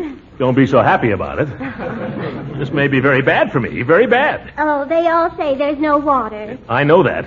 Puts me in a very difficult position. Did you tell them what I told you? Yes, sir. There's been a temporary interruption in the service owing to circumstances Yes, beyond our control. all right. I wrote it. I ought to know what it is. No word from Judge Hooker? No, sir. Were you expecting? Yes, I asked him and the chief of police to drop over. I'm holding an investigation of that affair at the waterworks last night. Oh, that reminds me, Mr. Gildersleeve. What? I turned on the water at my house this morning and nothing came out. Nothing came hello, Judge. What is it now, Gildy? This is a busy morning for me. Yeah, what's this all about? Step into my private office, will you, gentlemen? Miss, if you there, Bessie. When Uncle Charlie turns up, send him right in, will you? Your Uncle Charlie. Charlie Anderson, the superintendent at the waterworks. My Uncle Charlie. Cigar, gentlemen. Judge? No, thanks. Chief? Never smoke before lunch. Well, gentlemen, now perhaps you'll listen to me. Last night I tried to call your attention to an act of sabotage. Gildersleeve, are you still harping on that? Chief, I take exception to that word harp. Listen, instead of telling me how to run my department, why don't you learn how to run your own? I got up this morning and there was no water. Same at my house. I couldn't shave. Couldn't make any coffee. And do you know why there was no water? I suppose you think it was sabotage. It's as plain as the nose on your face. Come in, Uncle Charlie. But, Gildy, what makes you think... I'm not asking you to take my word for it. Ask Charlie Anderson here. Charlie was there when it happened. What's that, God darn it? Yes, Charlie. I want you to tell these two gentlemen in your own words just what happened at the waterworks last night. Why the dad blamed... Wait a minute. We're going to conduct an investigation here. Let's be orderly about it. Your name is Charlie Anderson, is it not? You know darn well it is. I know. Just customary to ask. Where do you live? What's the matter with him? He knows where I live. God darn, he knows as well as I do. Yes, I know. That's for the record, Charlie. Now, answer the judge's question, please. Why, God darn it, I live next to Fink's garage. Right where I've lived for 23 years. God darn it. Perhaps you better let me interrogate the witness, Judge.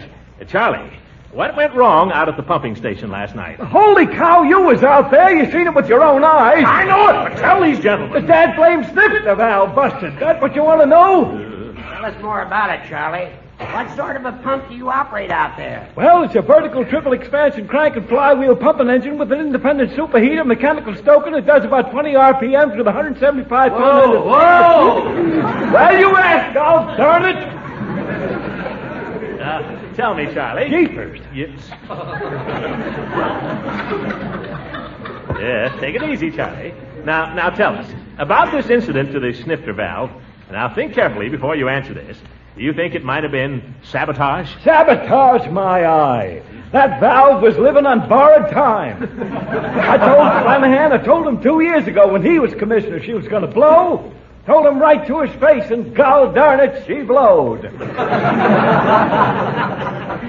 You're a witness, Gildy. Now, look here, Judge. You got Charlie all confused. Confused my neck. You stay out of this. You listen to me, Gates. I demand adequate protection out there at that reservoir, and I intend to get it. We can't be guarding every dog kennel and fire hydrant in town, Gildersleeve. We haven't got enough men.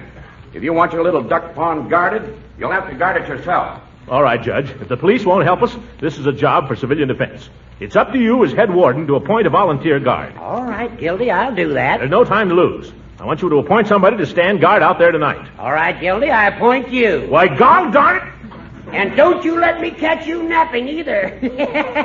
Come on.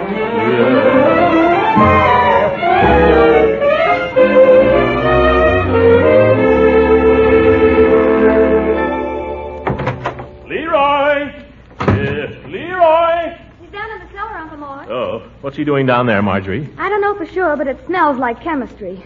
Anything I can do for you? No, thank you, my dear. Oh, wait a minute. Have you seen my shotgun shells anywhere? No, I haven't. I'll bet Leroy is responsible for that, too. Hi, Unc. What do you want now? Young man, where is my helmet? Helmet? What helmet? What helmet? I suppose I've got thousands of helmets. Sure. I've got football helmets, diving helmets, King Arthur helmets. Where is my air raid helmet? Oh, that. Don't get excited, Unc. It's up in my room. What's it there for? Nothing. Nothing? He's keeping a turtle in it. I am not. He died. I'll settle that with you tomorrow. Now, where are my shotgun shells? I know where they are, Mr. Gildersleeve. In the box with your collar button. There's only one in there. That's all there are, Unc. Don't you remember when we went duck hunting and the P-38s came by and you used Never mind. Do you remember now? Never mind. Go get my helmet, please. Okay, Unc. You ain't going hunting tonight, is you, Mr. Gildersleeve? No, Bertie. This is not duck hunting. A night like tonight is cold enough to shoot a polar bear. Here you are, Unc. Thank you, Leroy. No, Bertie. I'm not hunting polar bears tonight. I'm hunting saboteurs. Oh, boy. Can I go along? No, Leroy. Are you really going to shoot somebody, Mr. Gildersleeve? I hope not, Bertie. But if necessary... Oh, quiet you. I'm going to guard the reservoir. Oh, gee, Unc, can't I go along? No, my boy. I'll have a man with me to share the responsibility. Who? Well, I don't know yet. Hooker will send somebody out. Suppose you bring down my shotgun. But don't load it, Leroy. I'm going next door for a word with Mrs. Ransom. I thought she was sore at you, Unc, from last night. Leroy, I don't like the word sore, meaning angry. And Mrs. Ransom is not angry. Go get my shotgun and mind your own business. Okay, Unc. I wonder if she is sore. I mean angry. She can't be. Not when I'm going out to defend the city against sabotage. Not on a cold night like this. Oh. good evening, Mr. Gildersleeve. Leela. I trust you enjoyed a pleasant ride last night looking for a sniffling Val. Leela, I'm going away. I'm going to stand guard duty tonight out at the reservoir. I'm going to carry a gun, Leela. It'll be dangerous. I thought maybe you might have something you wanted to say to a man who was going to risk his neck to defend your water supply. Yes, I have. Good night, Mr. Gildersleeve. Oh! 9,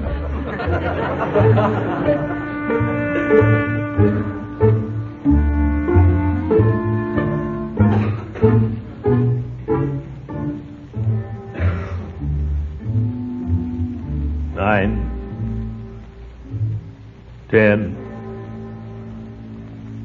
11 o'clock, and all's well at the waterworks. I say it's 11 o'clock. Are you asleep? No, Mr. Gildersleeve. I wish I were. Yes. Well, you might as well be, Peavy, for the company you've been to me. Well, I'm sorry, Mr. Gildersleeve, but I'm cold. Couldn't we call it a night and go home? No. We've a duty to perform here, and we're going to do it. Well, that's Mr. Gildersleeve, if you insist. It's kind of lonely out here, isn't it? And cold.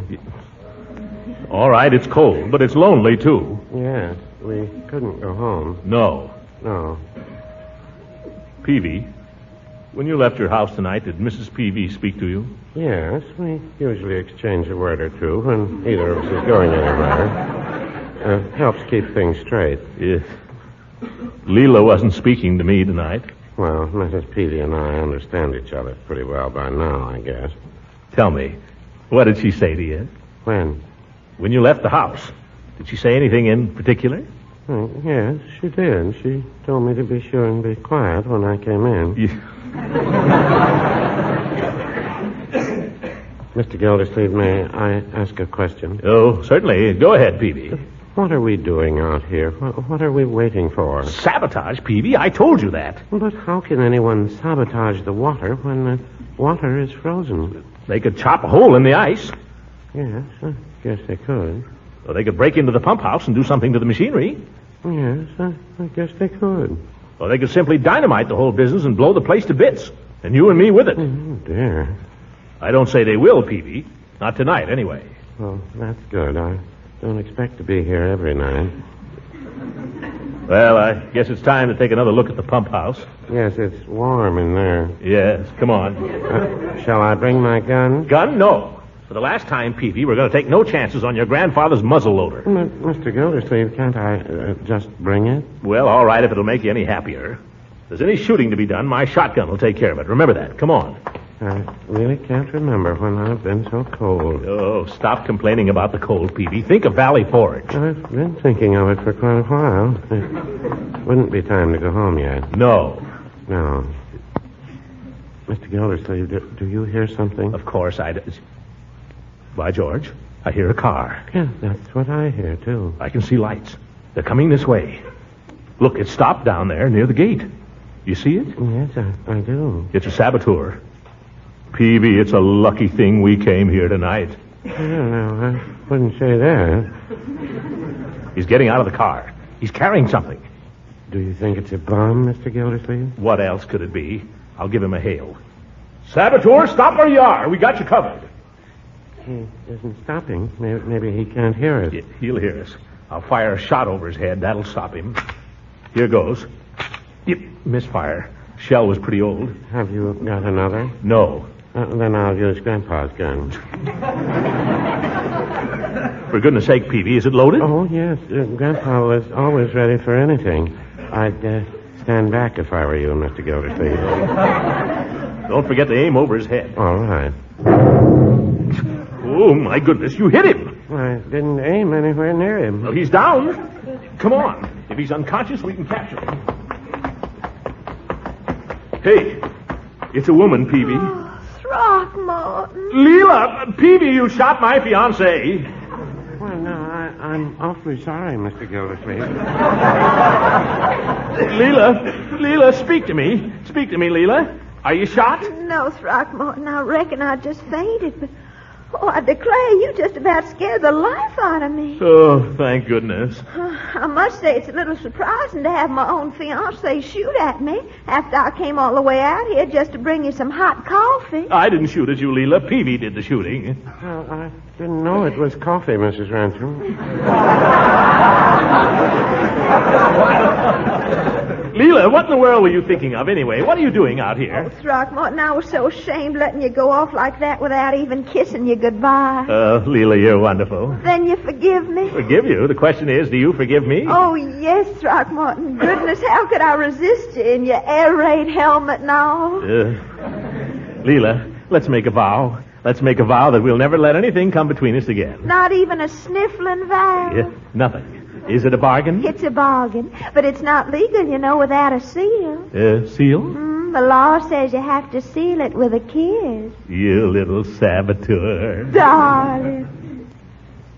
Mr. Gildersleeve, would you like a little hot coffee to warm you up? Oh, go home, Peavy.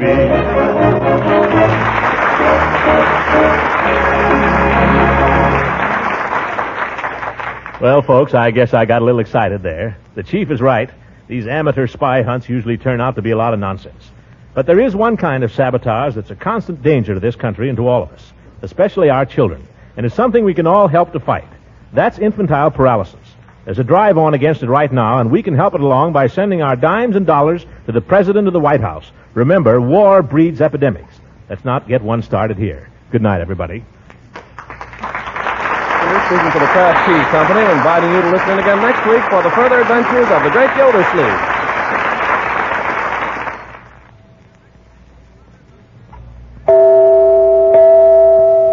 Ladies, your food dealer has a wonderful product that gives you a grand-tasting macaroni and cheese dish in less time than you'd believe possible.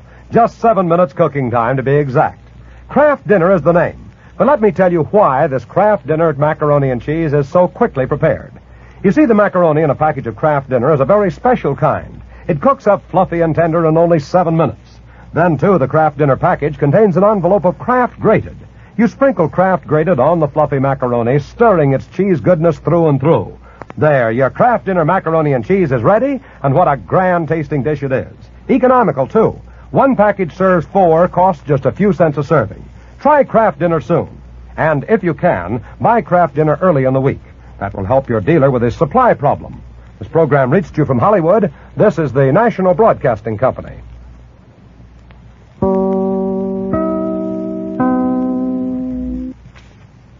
Flakes program coming to you from Fort Meade, Maryland, and starring Jack Benny, with Barry Livingston, Dennis A. Rochester, yours truly, Don Wilson, and one of the country's newest dance bands, the McFarland Twins and their orchestra.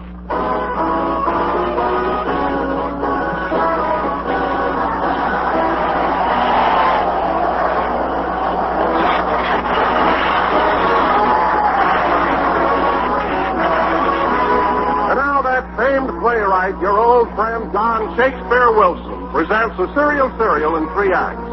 Each act will star America's beloved cereal treat, sweet as a nut, Grape Nuts Flakes. The cereal folks fall in love with at the very first bite. Act 1, the scene is breakfast. Mom, Pop, and Little Willie are seated at the breakfast table. And notice, please, in the spotlight, a big 12-ounce economy-sized package of delicious, malty, rich Grape Nuts Flakes. Act 2. The next day, and it's lunchtime. Pop's just come home from the war plant, and Mom's just come home from Red Cross. But Willie beats them both home, and his teacher told him that whole grain cereals make a swell luncheon dish nowadays. And here he comes, bearing those grand-tasting, nourishing Grape Nuts Flakes. Act 3, one more day, supper time for our dear little Willie. And Mom's there with those crisp, tempting, toasty brown Grape Nuts Flakes. They're just as delicious. They're just as nutritious at breakfast, at lunch, or at supper.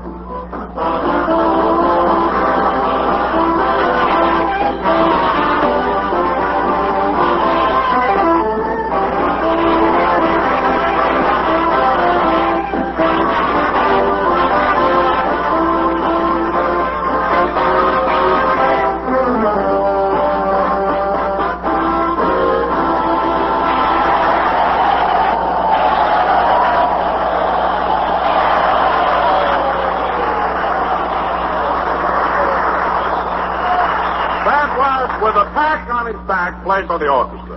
And now, ladies and gentlemen, from the state of Maryland, the home of thoroughbred racehorses, we bring you that old gray mare, Jack Benny.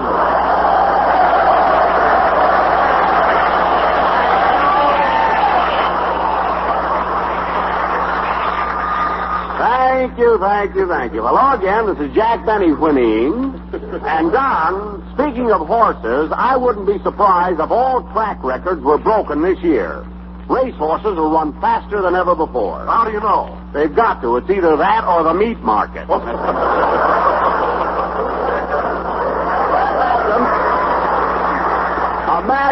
Imagine losing $2 on a nag and a week later paying 24 cents a pound for them.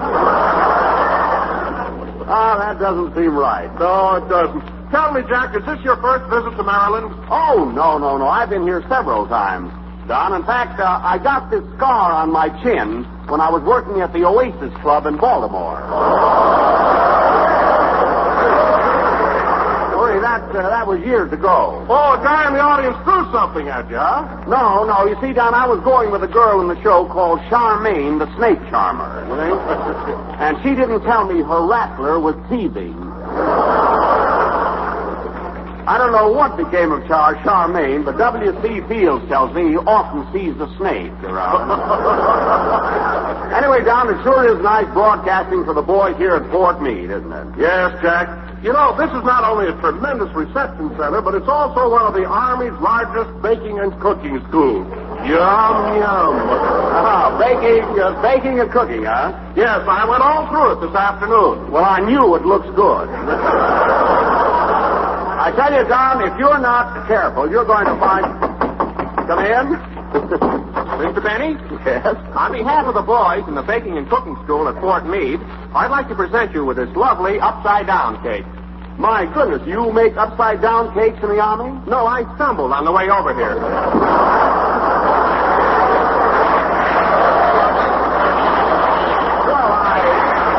I appreciate it anyway. It's a wonderful cake. Oh, hello, Mary. Hello, Jack. What's going on?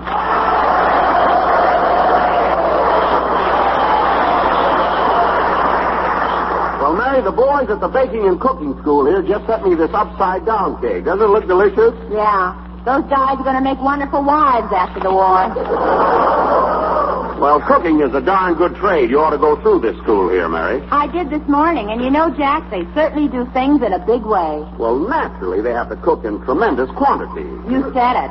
I saw a kettle of soup so big, they had a lighthouse in the middle of it. That I don't believe. Would you believe they stirred it with a speedboat? No, nothing. You just saw a great big kettle of soup. What kind of soup was it, Mary? Cream of elephant. Now cut that out! But you know, one thing, Don, the food here, really, they have marvelous seafood here in Maryland, especially oysters.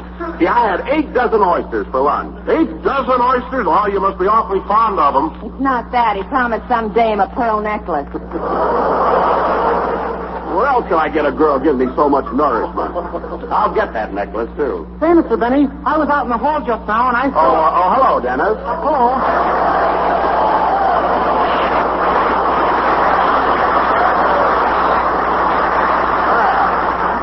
Say, Mr. Benny, I was out in the hall just now. Where you been all day, kid? I was looking for you. I went over to visit the Wax at their headquarters. The Wax, eh? Gosh, I never thought I'd see the day when I'd be holding a second lieutenant on my lap. I'm dating a sergeant myself. He's a fifth, huh? Say, Mr. Benny, I was out in the hall just now, and I saw a guy wearing 2 suits of clothes that were exactly alike. Oh, those are the McFarland twins, Art and George. We have their orchestra tonight. Well, I'd like to meet him. He seems to be a nice fellow. You'd like to meet them? Twins are 2 people. Well, they sure look alike. If it wasn't for that glint in George's eye, I couldn't tell them apart. Why, it's a romantic program tonight. Hey, fellas, come on out here and take a bow. The McFarland twins.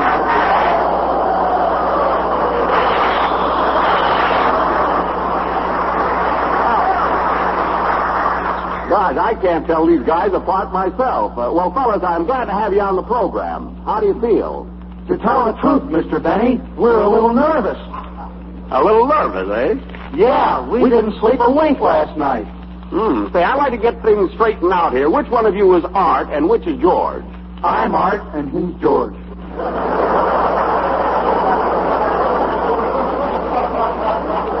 Well, look, one of you will have to take that alone. Now, which is which?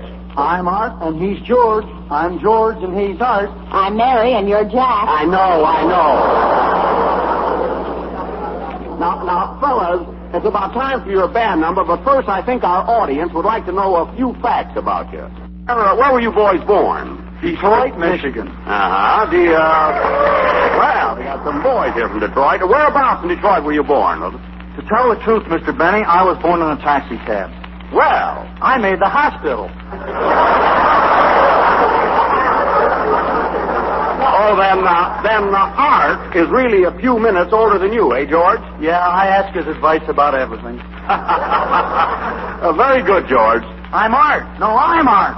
Oh, I thought he was George. No, I'm George. What? I can't stand this. I'm going to blow my brains out. Dennis, put down that atomizer.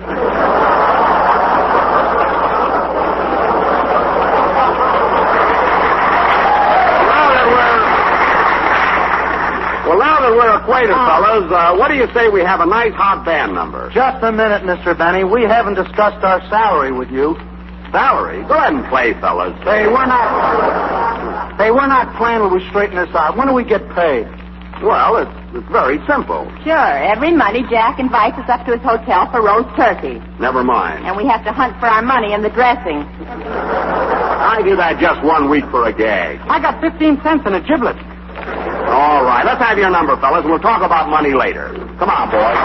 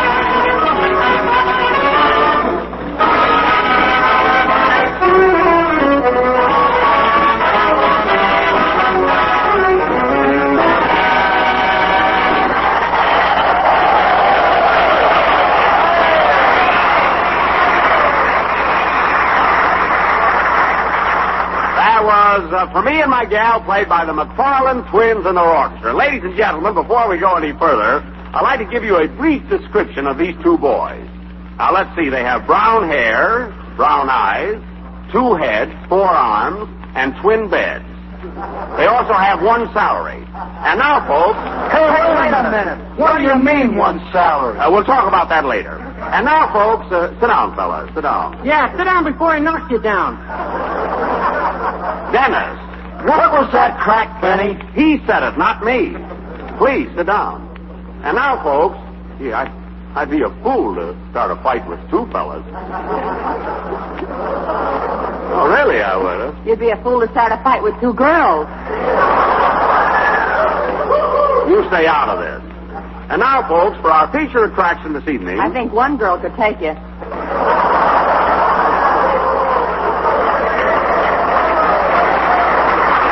What are you guys laughing at? Anyway, I'm ignoring that. Now, for our feature attraction this evening, and inasmuch as we are broadcasting only 20 miles from Washington, D.C., we are going to present a modernized version of one of Hollywood's greatest motion pictures, Mr. Smith Goes to Washington. That is, we are going to show you what would happen if a young senator were to arrive in Washington today. In the first place, he'd never get a room. Quiet, that's our plot. I mean it. I'm staying at the Shoreham Hotel in Washington, and I had to take the bridal suite. The bridal suite? What's wrong with that? No groom.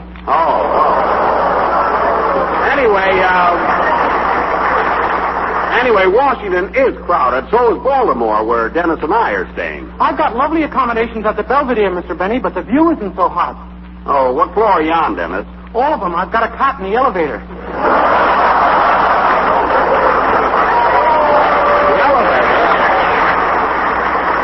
My goodness. Anyway, folks, in our drama... I have my ups and downs, believe me. All right. In our drama... What comes in with those things there? In our drama, I will play the part of the young senator from Illinois. Mary will be my secretary, and Don, you're going to be the senator from your home state, Colorado. Well, thanks, Jack. That's very nice of you. Don't mention it. Do you think you can play the part of a senator, Don? Jack, I can just see myself in the Senate chamber now. Mr. President, may I have the floor? Fellow senators, I come from the wild and woolly West, where men are men, and they gotta have their grape nuts flaked for breakfast. What? And I make a motion that an amendment be added to the Constitution. To the Constitution? That toasty brown sweeties and grape nuts flakes be served in every American home. I thank you. Very good, Don. The part is yours. Now, Dennis... And as it says in the Bill of Rights, it is the heritage of every American to have iron, niacin, and vitamin B1. I thank you again. Very good, Senator. Sit down. Now, Dennis... And furthermore... Sit down, fat boy. I steal everybody's stuff. I don't care. Or I'll tap you gently with this gavel. Now, Dennis, you've got a swell part in our sketch. You're going to play my father. Your father? Yes. I'll probably get plugged for this, so I won't say it. That's right. Now, let's see if you can play the part of my dad. Okay. Now, sit down here, Sonny, and I'll tell you the facts of life.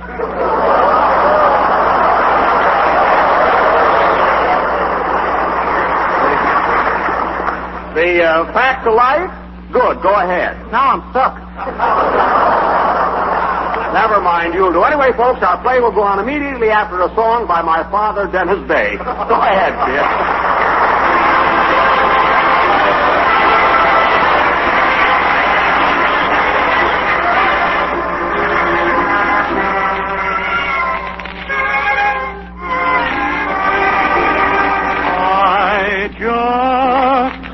Your picture, good night.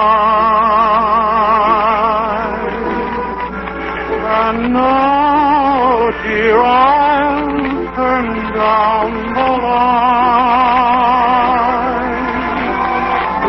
Your picture neath my pillow, like a charm it seems, for you steal through my pillow into my dreams. You know we're not really apart,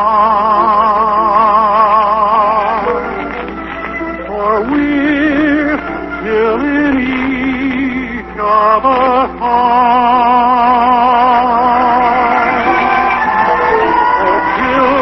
On my darling, I'm sure that I'll sleep fine, for I just kiss your picture good night.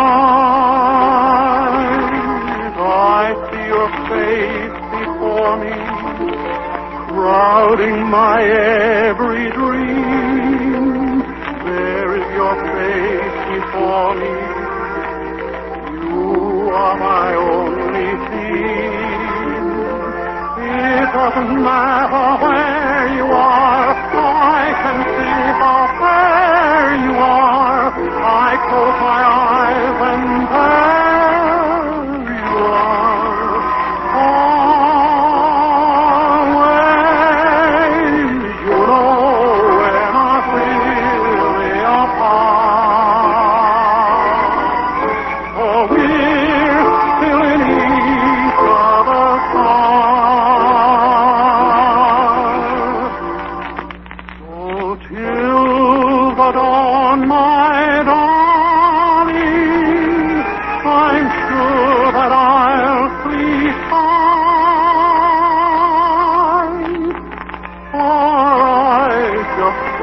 Yes, it's true. Good night.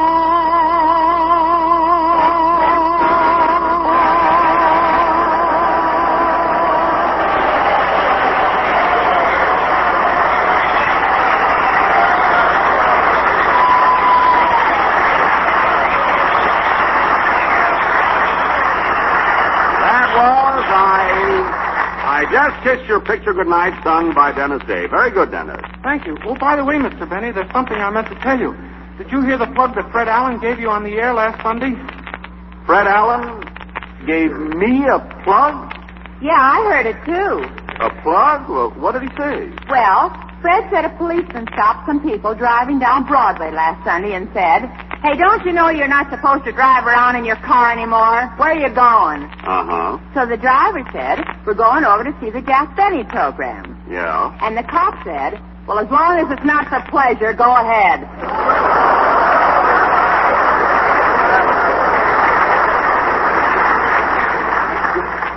So that's the plug Allen gave me?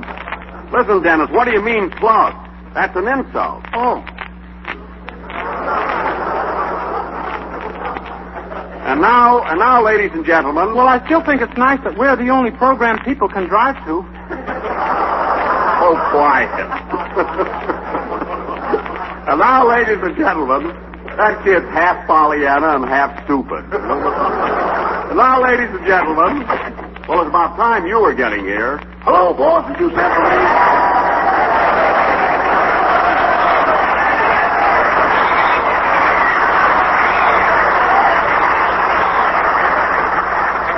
Yes, Rochester, I want you to play a part in our sketch tonight. You're going to be a Pullman porter. A Pullman porter? Don't act so surprised. What did you do before you worked for me? I was president of a bank. Now, wait a minute. What bank were you the president of? The Harlem. Put in your money, we'll roll you double and nothing but interest.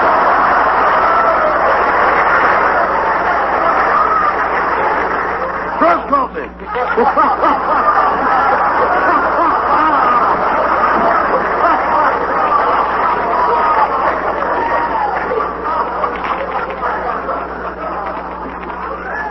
What? Incorporated, limited, and bound them against the wall. I see. Well, tonight you're going to be a porter on the express train that runs between Chicago and Washington. Can't you make that a local? I got a gal in Pittsburgh. Sorry, Rochester. This will have to be an express. Okay, let's go. I tried, honey. And now, folks, for our political drama, Mr. Benny Goes to Washington. Take it, Don Wilson. The opening scene is the railroad station at Waukegan, Illinois. Jackson Benny, a local boy, has been elected to the United States Senate, and the whole town, including his father, Zeke Benny, has gathered at the depot to see him off.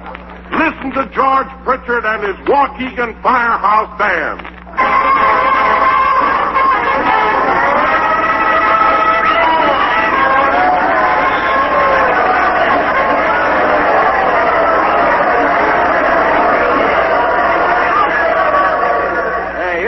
Isn't that thrilling, Dad? Those cheers are all for me. I'm mighty proud of you, son. Wipe your nose.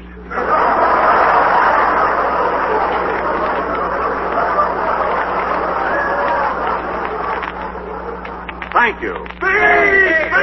Thank you, folks. Thank you. I sure appreciate your coming down to the station. And the first thing I intend to do as senator is to carry out my campaign promise to definitely.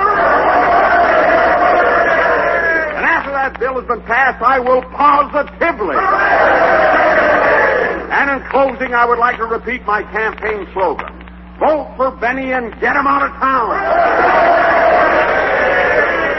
That's all, folks. I thank you. Now, where's my secretary? Here I am. Wipe your nose. Thank you. Are my trunks on the train, Miss Livingston? Yes, but you ought to be wearing them. You'll freeze. I mean my baggage. Well, that's my train, I guess. Goodbye, everybody. So long, Dad. Wait a minute, son. I hear there's a lot of gals in Washington. I'm going with you. You can't go, Dad. You haven't got your toothbrush. Haven't got my teeth either. Let's go. Okay, come on. All aboard! Train leaving on track 1 for Chicago. South Bend, North Bend, East Bend, West Bend, and I've been fine. How have you been? That guy's been out on a bender. That's corny. Come on, Dad. Come on, Miss Livingston. We're off to Washington.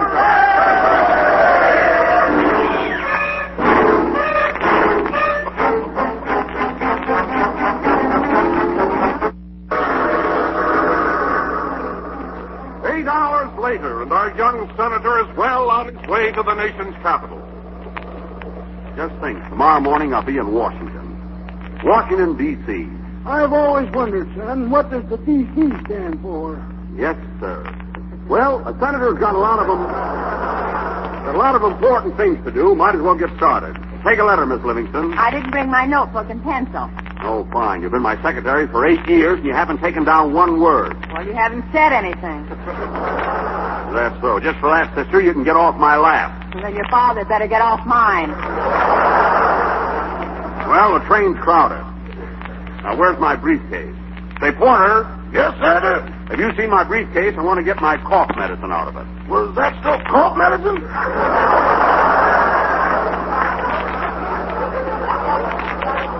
Yes. My. Oh, so you thought it was something else. Well, it says right on the bottle, take two tablespoons. Take 2 tablespoons before retiring. Well, I'm going to bed. I don't know what about you. We both need rehearsing there. What? Good night, Senator. Oh, well, I can get some more medicine in Washington tomorrow morning. Before we get there, will you please take off those spats that say vote for Penny on them?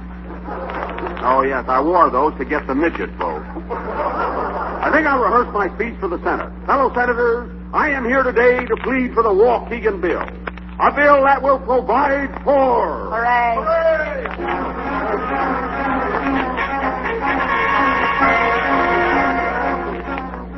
The following morning, and we find our young hero about to enter the lobby of a prominent Washington hotel. These things are crowded here. I hope we can get rooms. Well, let's try this hotel. Okay.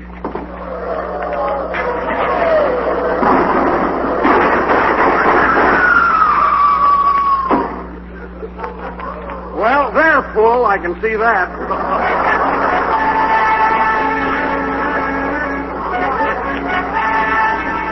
4 hours later.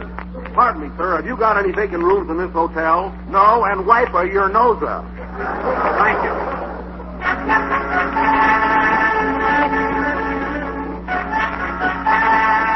Three days later. This looks like a new place. Pardon me. Can we get rooms here for tonight? We have no rooms. We have no suites. We haven't even got a seat. But that's the way it always goes. I'm sorry, sir, and wipe your nose. Thank you.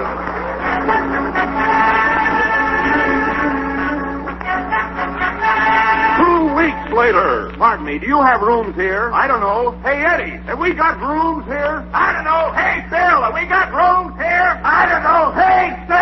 Never mind, I'll try someplace else.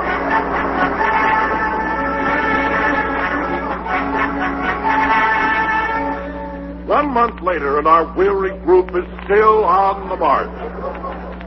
Walking. I'll never get to the Senate.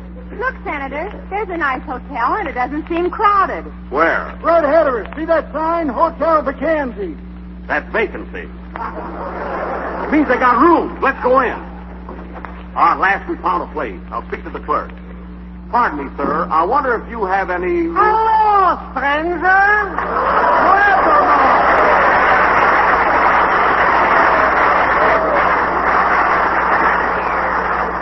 Say, Clef, we saw your sign out front, vacancy. What can you do for us? Well, Senator, for 25 cents, you can hang all night in the coat room. Uh-huh. And for 50 cents, you can sleep on the jukebox. Jukebox? Right in the Führer's face, 5 cents extra. Yes? And for $1, you can ride the revolving door and sleep like a top. Well, I'm willing to spend money. What do you got for $10? For $10, I'll sell you this brick. A brick? What am I going to do with that? You can break my window and sleep in jail. Okay, give it to me.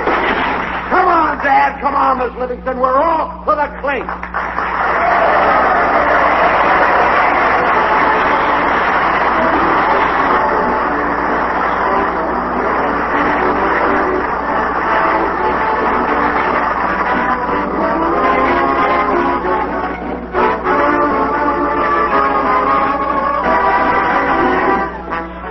You know, friends, when I was a baby, I was such a little baby. Oh, foolish. They used to call me Little Boy Wilson. No one ever thought I'd grow until, well, you see how it is. And what happened to me happened to crisp, toasty brown Grape Nuts Flakes. They're fast-growing, too. In fact, Grape Nuts Flakes are the fastest-growing, ready-to-eat cereal in America today. And there must be a reason. Well, there's a reason, all right. Two of them. First, it's that distinctive flavor. The flavor you all love in Grape Nuts, presented in tempting flake form. And it's that nourishing goodness. For Grape Nuts Flakes bring you the important whole-grain food values you find in natural whole wheat, including iron and 2 of the valuable B vitamins recommended for everyone by our National Nutrition Program. So ask your grocer for luscious Grape Nuts Flakes in the big economy package.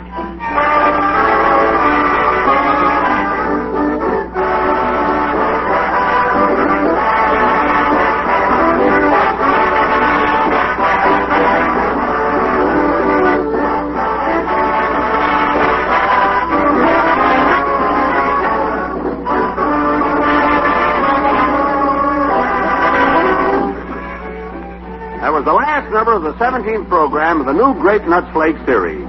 And we'll be with you again next Sunday night, broadcasting from the Marine Base at Quantico, Virginia. Tomorrow night, we'll be seeing you boys at the U.S. Naval Station at Bainbridge, Maryland, with the whole gang, including Danny Kaye, the star of Let's Face It. Also to be in Washington for the President's Ball. Good night, Johnny.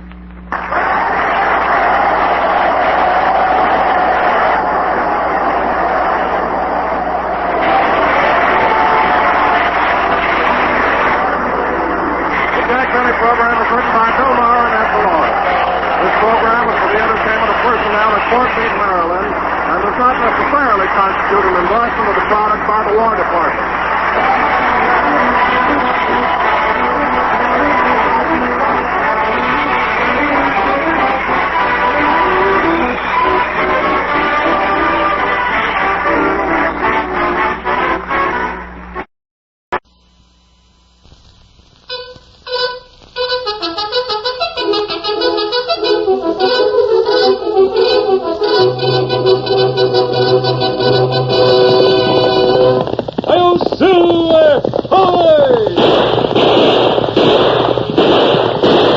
Fiery horse with the speed of light, the cloud of dust, and a hearty hi-yo, Silver, the Lone Ranger.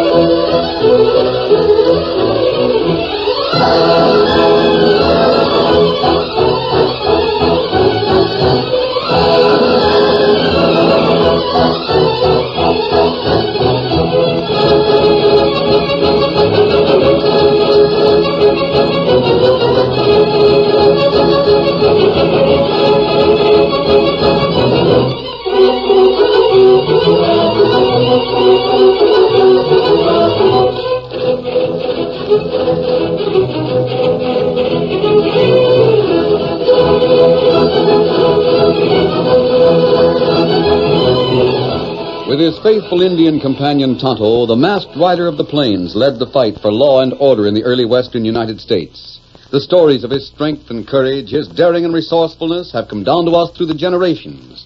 And nowhere in the pages of history can one find a greater champion of justice. Return with us now to those thrilling days of yesteryear. From out of the past come the thundering hoofbeats of a great horse, Silver.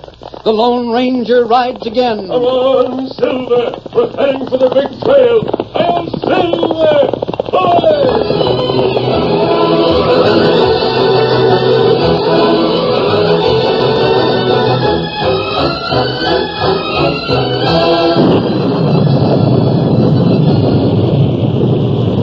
It was a night of wind and rain and rolling thunder. Slender saplings bent like weeping women in the howling blasts, and frightened animals streaked across the prairie seeking refuge from the storm. Then high on a mountain slope where the slashing rain made a slippery, dangerous slide of the deep rutted wagon trail came a new ominous sound. The staccato of horses' hoofs thundered in the mud of the mountain trail as the overland stage lurched dangerously around a bend. On the driver's seat, two men sat slumped together, the gnarled hands of one grasping the reins of the team but making no effort to control them. And unchecked, the runaway stage thundered on. Come on, Silver! Come on, big fella! Suddenly, a lightning flash revealed a masked man astride a powerful white stallion, ranging his horse alongside. For a moment, the long, rhythmic strides of the stallion seemed unable to gain on the frightened four-in-hand. Come on, boys! A few whispered words from its rider spurred the horse to greater efforts, and the Lone Ranger reached for the rein of the team's lead animal. That's it, now we've got them, big fella. Pull there, pull up! Pull up there, pull!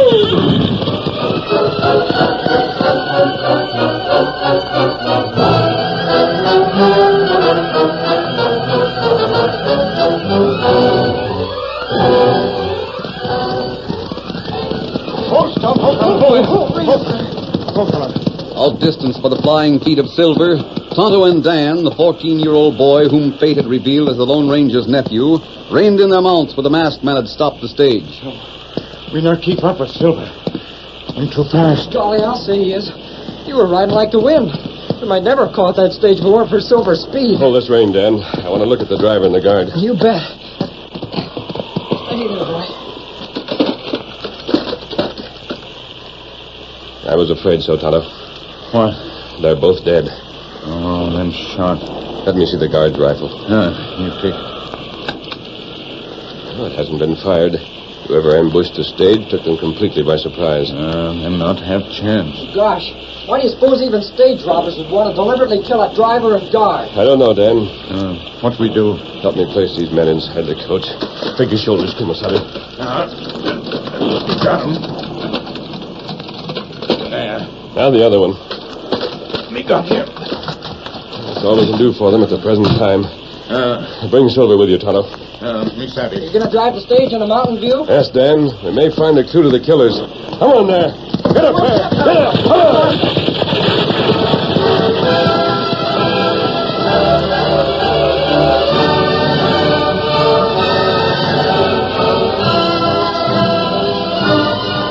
Jeff Colvin, express manager of the Overland stage in Mountain View, was sitting with his daughter Mary in the living room of their home adjoining the express office when they heard the stage drive up. Well, there she comes now, Mary. I reckon that better mosey out and hear what Pop and Slim have to report. I'll go, Dad. You're tired. And it's a dreadful night. You might catch cold. You're just like your mother used to be, always fretting over me. I'll answer it. All right. Oh, I didn't mean to startle you. Masked and... I don't know. Are you the manager of the express office? That's right, Harry. Dad, he's holding Slim in his arms. Come in, Tonto. Here comes. Indians carrying Pop. Put them over there on that couch, Kimosabe. Are they dead? Yes, murdered. Murdered? Why, thunder... No good for that gun. My friend and I didn't kill them. Oh, well, if you didn't, who did? I don't know. I thought you might give me a clue to the killers. Your mask and got an Indian partner. You two look mighty suspicious to me. I mean... Wait, Dad. Somehow I believe he's telling the truth. What was the stage freighting tonight that would invite a holdup? Not a blame thing. Only cargo was some boxes of calico for the general store and a store-bought suit ordered by old Lem Parsons from Lark City. Are you sure there was nothing valuable aboard? You mean gold or cash? Dead certain, mister. I'm notified of every shipment that comes through, and there won't be another until... What is it, Dad? Passenger. Joel Eakin was due here on that stage, huh? What do you suppose? Who's Joel Eakin? Government agent. Got a letter from him a couple of days ago. Said he expected to travel to Mountain View on today's stage. Did he say why he was coming? Of course he did. I can't see how it's any business of yours. The government's lending money to extend the railroad from Mountain View to Five Pines, and the first shipment is to be paid out in wages to the workers. Mr. Eakin was coming to plan with Dad so the payroll would be sure to arrive safely. I see. But Mr. Eakin hasn't told us yet when the cash is coming through. Blast it, Mary, that's a confidential matter, and here you go telling the first stranger you meet. And a masked one at that. You have nothing to fear from me. I'll be the judge of that. There's something mighty funny about this whole business. First Pop and Slim is shot, and then Eakin disappears. You can't be sure that he disappeared, Dad. He may have decided to take a later stage. Yes, maybe you're right. Who else knows the contents of Eakin's letter besides you and Mary? Nobody except... What are you doing? Last you kid, you spoiled my aim. Drop that gun. You little coyote, I'll make you pay for that. Otto, that's Dan. Come on. Hurry, Colburn, get down on the floor. Someone's shooting at us. Yeah, but hurry. Dan, the masked man shut off the light. Who's ever outside can't see to shoot now. Come on, Toto. Wait, hurry. He heard him right away. Dan, where are you? Maybe him right after gunman. Either that or... What you think? The gunman kidnapped Dan. That's right. We gotta find him, Toto. But plenty hard to trail him. I know it, Kimosabe. In the dark, it'll be like hunting a needle in a haystack. But we'll have to try. At least we know the direction they've taken. Kimosabe, me see horseman in lightning flash. Here's Silver. Come, Scout. Anything happens to that boy... We ride fast. Come on, Silver. Get him up, Scout. Get him up. Come on, Silver.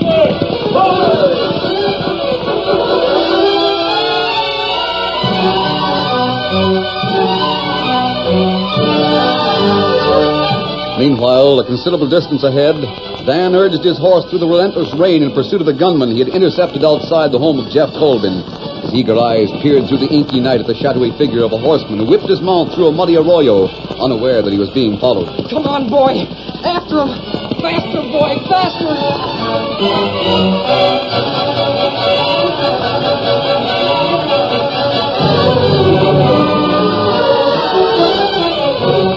Dawn was breaking over the blue-gray hills, and the rain had long stopped when Dan's quarry rode up to a slope which fronted an abandoned mine and reined in his horse.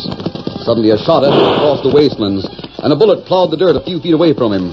Don't shoot, it's Cork. Well, Walker, your hands up and let's have a look at you. I'm walking. Keep that gun in leather. Howdy, Cork. Looks like you're the right ticket after all. Who else would I be, you doggone fool? Can't help it, boss's orders. He didn't want any slip-ups at this stage of the game. My job's to slip a slug between the ribs and ask questions afterwards.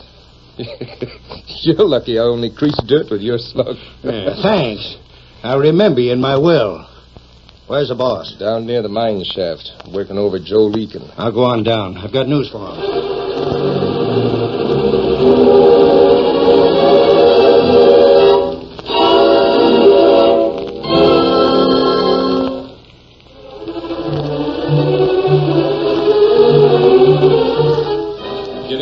Patience with you, Eakin. Oh, please, let me alone. Don't ask me any more questions. I've told you all I know. You're lying. You ought to know by now it won't do you any good to lie. I have ways of finding out what I want to know. Painful ways. Oh, haven't you done enough to me already? Let me go. Let me go. Who is it? It's Cork. Cork, what are you doing here? Well, I told you to stick to your job in the express office and keep me informed about Colburn. I had to see you, King. Something's come up. A lot more dangerous to our plans in Colburn. What do you mean? After you waylaid the stage last night and drilled the driver and the guard, somebody drove it into Mountain View. What of it? That somebody I'm referring to is the Lone Ranger. The Lone Ranger? I see you've heard of him. Yeah. Who hasn't? But I've never seen him. He's never seen me. I took care of that. I tried to drill him while he was talking to Colburn, but some kid knocked my gun out of line. Don't tell me that masked hombre trailed you. Not a chance. He was still inside the house when I rode off. And in that storm last night, he'd wind up in circles. That hombre never winds up in circles. If you've tipped my hand, Cork, just when I'm set to pull the biggest deal that's come my way, I'll write my signature on you personally. With lead. Ain't you forgetting that it was me who put you in line with this deal in the first place? If I hadn't read the letter Eakin sent to Colburn in the express office, you'd never have heard about the pay cash. I ain't forgetting. That's why I'm cutting you in for a third of the cash. You still figure on getting the money the same way? Sure. Why not? I don't know. Just thought that a Lone Ranger being around here might make a difference. How can it? You don't know me from Adam. Just the same, I'd feel a lot safer if you hadn't riddled the stage driver and the guard. They died because they had to, you fool. They saw Eakin plenty while he was their passenger. They'd have recognized his substitute pronto. And talked. Yeah, I reckon you're right. Speaking of talking, what about him? Oh, Eakin here? The boys and me have worked over him plenty. He still won't tell when the pay cash is coming through. You'd better sweat it out of him, King. He's the only one who knows. Don't worry, he'll talk. I've been saving my best tricks for last. Give me a hand with him. Sure. Eakin! Eakin! He's out cold. You'll never get the information out of him in this shape. I'll bring him around. Hand me that bucket of water. Here it is. This'll wake him up. Now, you stubborn maverick, will you tell us what we want to know? Or do I have to use more persuasion? What do you want with me? You know what I want. When is that government pay cash coming through? No, I can't tell you. You mean you won't tell? Well, before I'm through, you'll beg to tell me. Take your hands off. Shut up, kid, or I'll put a slug between your eyes. Here's one for you. You little wildcat, slam me with your fist. Who's the kid, mates? I don't know, King. Found him snooping around outside. Thought I'd better bring him in for your look-see. But keep your weather eye peeled. He's a firebrand. I know that kid. Yeah? Who is he? He's the one I told you about. He must have followed me out here from Colbin's. Spying, huh? Well, that's too bad, kid. What do you mean? You know too much. If you went back, you'd talk. You don't frighten me. No? Take a look at Eakin here and you'll tell me different. But at least he's alive. You mean you... The only way you'll leave this cave, kid, is horizontal.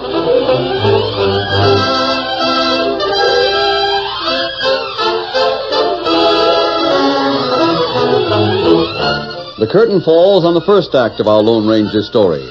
Before the next exciting scenes, please permit us to pause for just a few moments.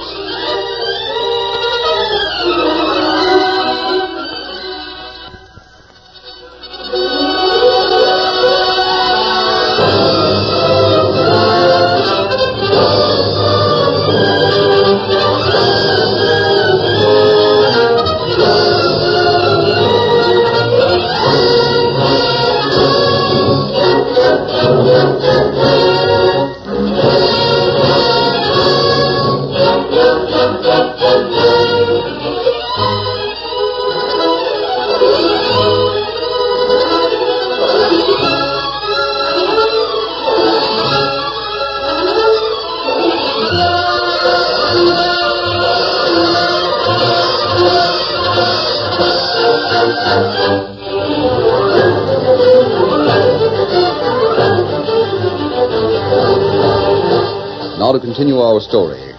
As Dan watched with horror and anger and struggled helplessly in the ropes which bound his wrists and ankles, King, Cork, and Mace worked over Joel Eakin until flesh and blood could stand no more. Stop it. Let him alone. Shut up, we'll hand you the same. If Eakin doesn't tell when the pay cash is being shipped soon, you may as well forget it. Because he won't be in any shape to talk. Well, last time I'd have sworn we'd sweated out of him before this. Wait a minute, boss. He's trying to say something. All right, Eakin, talk. I'll talk. And that's better. You know what we want to hear. When is the pay cash coming through? Tonight. Stagecoach. Did you hear that, boys? Tonight by stage. Just got time to make plans. What about Eakin and the kid? Leave them here. Mace, take a couple of boys and stand guard at the entrance of the mine. I'll take most of the gang with me. Oh, what's the sense in keeping these two alive, boss? Why don't we do away with them now? Because there's a chance Eakin is crossing us. Maybe the stage ain't shipping the cash tonight at all. But ain't I want the pleasure of watching him squirm before I send him under. And that goes for the kid, too. Keno. Come on. They're both tied up. We got some plans to talk over. Mr. Eakin. Mr. Eakin, can you hear me? Guess he's pretty weak. I could only get him a drink of water from that bucket. But my hands are tied. Maybe if I push that bucket over to him. I'll try it anyway. There. Mr. Eakin. Mr. Eakin, water. Take a drink. Water? Drink? Oh, yes. Here's drink. It's drink's back.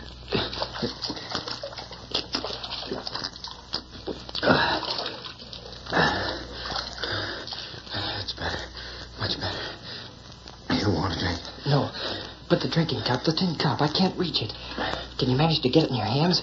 But try this way. I've got it. No, scrape it against that rock. Make the edges sharp. Don't understand.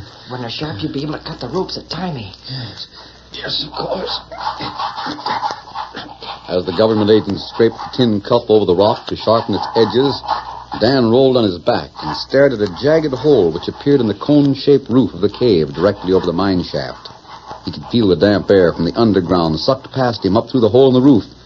And suddenly an idea formed in his head. An idea which might bring about their escape. Mr. Eakin. Yes, Dan. I know a way we can send for help. Is that tin sharp enough yet? I think so. Let me see your ropes. We can gather that brushwood and light a fire. The suction will carry the smoke up through that hole in the roof of the cave where it'll be seen for miles around. How will anyone know we want help? We'll signal for it. You'll see. I'll use that water bucket. Now wait till I cut your ropes. Now we're free? Not altogether. But if the Lone Ranger and Tonto are in these parts, I'll bet it won't be long before we will be.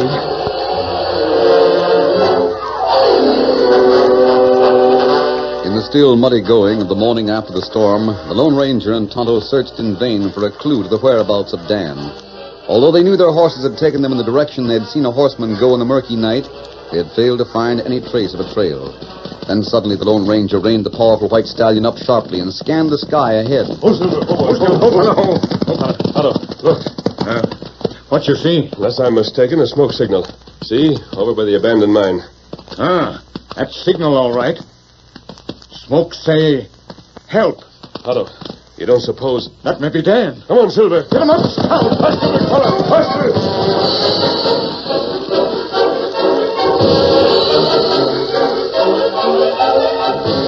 It was some time later, after Dan had burned the last of the brushwood and the fire had smoked out, that from the floor of the cave, the boy suddenly saw a rope dangling a few feet above his head.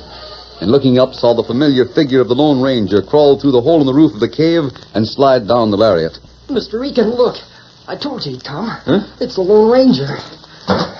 Are you all right, Dan? Oh, you bet, now that you're here. Tonto and I saw your signal. I used the Indian signal code. I was sure if you saw it, you'd come. Why did you disappear? Oh, well, I'd taken horses to the shed out of the rain, as you'd asked me to, when I saw a man skulking outside Colburn's window with a drawn gun. I see. Oh, he looked like he meant to kill someone inside. Maybe even you. So I jumped him, then he ran and I trailed him. You see, I thought he must have some connection with a stage holdup. Seems you were right, Dan. Isn't this Joel Eakin, the government agent? Yes. Mighty happy to meet you. Where's the other exit to this cave, Dan? What do you care, mister? You ain't going anywhere. Mace. Just take them 6 guns out, barrel first, and let them hit the dirt. I'll take them out. Oh, my hand! Good gracious, the Lone Ranger spun those 6 guns and shot Mace's guns right out of his hand. Come on, boys, come shooting. It's the rest of the guards. What do we do? Stand back out of the way, Dan. Come on, Curly, Flint, Henshaw, let this man cover at it. You don't shoot. It's the Redskins. Where'd he come from? He slid down the rope, same as the Lone Ranger. Come on, Tonto. This is for you, Mace. Come on, boys, give it to him. And another. Outnumbered though they were, the Lone Ranger and Tonto struck out so strongly at their foes that the outlaws quickly gave ground before their smashing blows. For a moment they reeled under the impact of the masked man's and the Indians' fists, and seeing that Mace, their leader, was down, the last fight went out of them, and they submitted meekly to the ropes with which the Lone Ranger, Tonto, and Dan tied them. Then once more astride their horses with Joel Eakin in Tonto's saddle, they headed toward town. Get up there, boy. Get up there. Come on, Scout. Come on, Silver. Come on, big fella.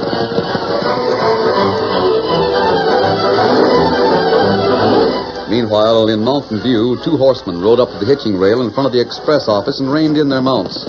One was Cork. The other was King, now dressed to resemble an Easterner. Remember, Cork, you just introduced me to Colburn. I'll do all the talking. I savvy.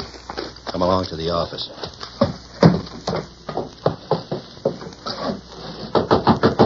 Come in. Mr. Colburn, This gentleman is Joel Eakin, the government agent you're expecting. Well, I should say I've been expecting him. Expect you on yesterday's stage, as a matter of fact, Mr. Eakin, like your letter said I should. I missed it at the last minute. Pressure of business, so I came on by horseback. Horseback? Yes, it was very important that I see you at once. Oh, yes, I see. Dad, have you... Oh, I didn't mean to intrude. Oh, it's all right, Mary. Come on in. This is Mr. Eakin, the government agent we were so anxious about. Indeed, we were. We thought you'd been kidnapped by the gang who held up the stage last night and killed the driver and guard. Oh, no, nothing like that. You see, I only came on to town today. That's strange. I'm positive I've seen you somewhere before. You must be mistaken, Miss Mary. Mr. Eakin has only been in town about an hour. But I'm sure You're mistaken. Hey, you two had better run along. Mr. Eakin and I have business to talk over. You better check over them bills of lading court. Yes, sir. I'll do it right away. I don't care what he says. I know I've seen that man. Now, Colvin? Before we begin, Mr. Eakin, you won't mind showing me your credentials, I presume? Why, of course not. Got him right here. Well, everything seems to be here and in order. Fine. Now, Colvin, to get down to brass tacks. The government is expressing the pay cash by stage tonight. Tonight? But that don't give us much time to round up a posse to make sure the cash is delivered to its destination, the railroad. Well, I've already made the necessary precautions, Colvin. Neither the sheriff nor any of his men will be necessary to guard the shipment. I don't savvy. Who's to safeguard the cash if the sheriff ain't? Well, my post is really as an officer of the law, you know. I expect to see the cash through myself. But you need men, gun waddies, to shoo off any fly-by-nights with an eye for an easy haul. I've got men picked to myself. They're all ready to ride. It all sounds doggone irregular to me, but you're the government's man. You're in charge of the pay cash till it's handed over to the railroad, so if that's the way you want it, that's the way I reckon it'll have to be. Fine. And it's agreed there'll be no outside interference when I take to the trail with the cash, huh, Colvin? It's agreed. Well, I'll be getting along then. Got some matters to clean up. Good luck, Eakin. And keep your eyes peeled and your guns primed for them renegades that held up the stage last night and murdered old Pop Grimes and Slim without giving them a chance. I'll do that, yes. Goodbye.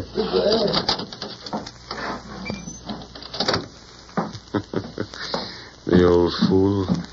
He just handed over a fortune in cash to them renegades he's so riled up about.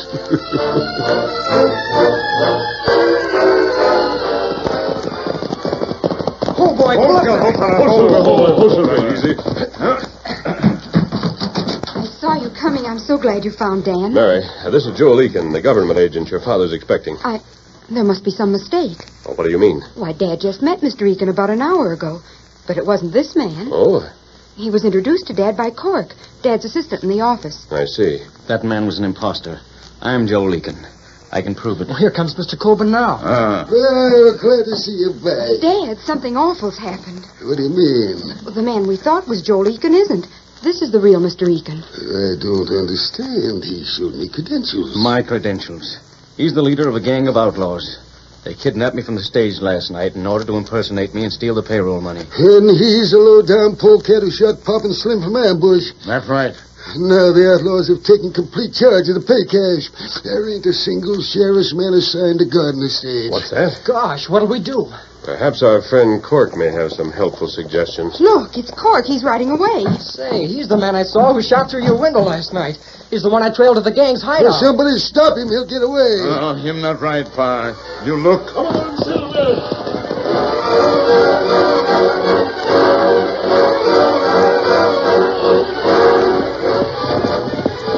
Come on, big fella. Right up, Cork. You're trying to take me. Faster, Silver. Stay back. You're shooting wild, Cork. You haven't a chance. I'll show you. Closer, Silver. Turn back. Turn back, I tell you. I'm going to rope you, Cork. No, you'll drag me out of my saddle. Your last chance. Rein up. I'll kill you first. You asked for it. Oh, let me go. Stop it. I get in. Who's Silver back, boy? Whoa. Where's King planning to steal the cash from the stage tonight, Cork? I don't know. Answer me, or I'll... I'll pull that rope again, I'll tell. It's 5 pines. He plans to waylay it at 5 pines.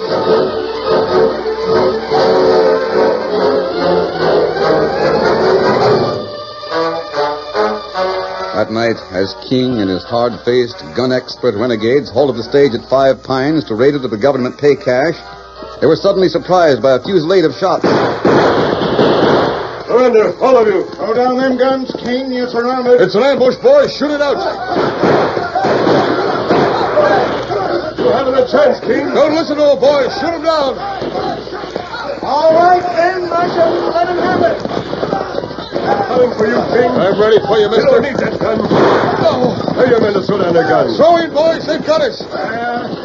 He's got you in enough ways to hang you, King. Hang you for murder. I can Pop Grimes and Slim Hancock would be glad to know you're right for a hang noose. You can't prove that. I can prove it, King. I was a passenger on the stage when you shot them down. Eakin. Tried to pull a wool over our eyes for that masquerade, King? But you got caught in your own trap. Thanks to the Lone Ranger.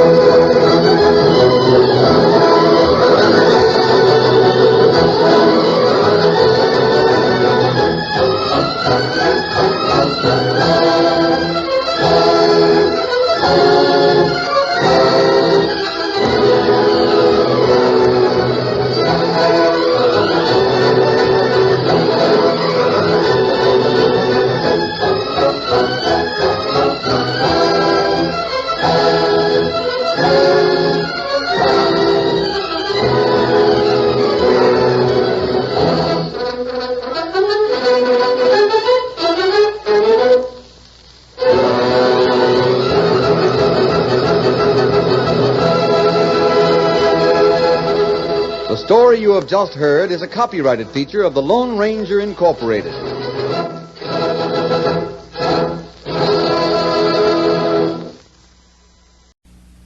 The Cavalcade of America, sponsored by the DuPont Company, maker of better things for better living through chemistry.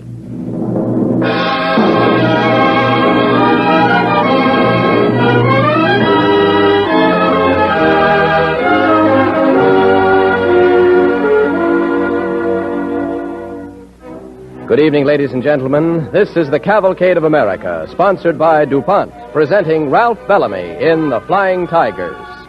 Our radio drama is inspired by incidents recorded in the recently published book of the same name by Russell Whalen.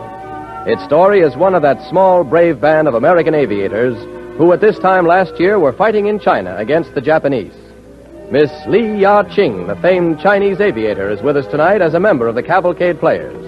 Miss Lee will also be heard at the close of our program in an interview with Mr. Bellamy. Starring Ralph Bellamy as Al Fisher, pilot in The Flying Tigers on the Cavalcade of America, sponsored by DuPont.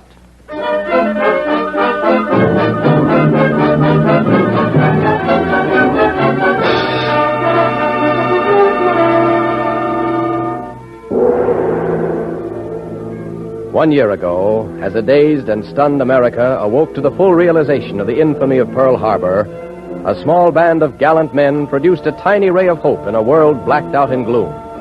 They were the Flying Tigers, whom Madame Chiang Kai-shek called my angels, with or without wings. With too little ammunition, with planes taxed to the last ounce of endurance, with food and shelter where they could find it, they made history by defending the Burma Road, lifeline into China. It is their valor that we salute tonight, the valor of the Flying Tigers. The time, January 1942. The place, the officers' quarters of a battered airport in a clearing just outside Rangoon. Hey, Nora, how about checking on the weather before Flight B gets back? Stick around a while, Randy. It's early yet. Oh? Want to get the Tokyo News report on the radio. Is it 5 o'clock already? Yeah, that's right. Time for our daily laugh at those Jap announcers. Say, I wonder if they... Shush. Quiet. Tokyo Radio reporting. The American volunteer group, commonly known as the Flying Tigers, at one time constituted our most important enemy in Asia. This ought to be good. The thousands of planes they brought with them from America represented a serious threat to our campaign in Burma. But today, January 29th, 1942, we are happy to announce their utter and complete destruction. Listen to that, will you? Oh, turn that guy off, Nari. No kidding. He roots for those Japs like a Dodger fan. Yeah, that's the 4th time this month Tokyo has reported our complete destruction. Yeah. I wonder where they got the idea we had 1,000 planes. Well, I guess they figure we wouldn't try to defend Rangoon without them. Well, I'm glad they think we've got plenty. Might be really tough if they knew we only had 18 of these old crates on the field. I don't think we got 18 anymore, Randy. That ship I came down in yesterday won't go up again for a long time. When do you think we're going to get replacements? Replacements? With the Japs right around the corner in Mulmain, it's going to be hard to get ammunition and parts into Rangoon, to say nothing of new planes. Yeah, I guess that's right. The only replacements we'll get are transfers from Squadron 2 up in Kunming. We won't get many of those either. They need all the planes and men they got. Didn't they send down any pilots today? Yeah, 3 of them landed a little while ago. 3? Is that all? Well, that practically doubles our personnel. Who are the 3? I don't know their names. That friend of Smitty's is one of them.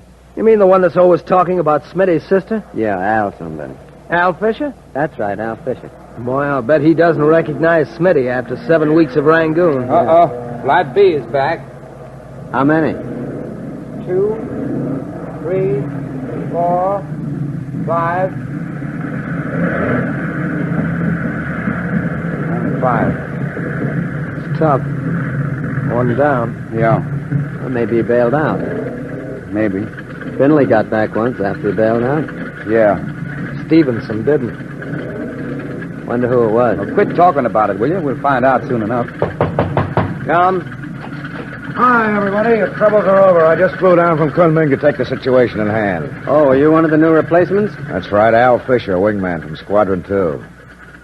Hey, do you birds actually live in a dump like this? What do you think? Up in Kunming, we keep chickens in this kind of a shack. Well, this isn't Kunming. It's Rangoon. You sound kind of grim.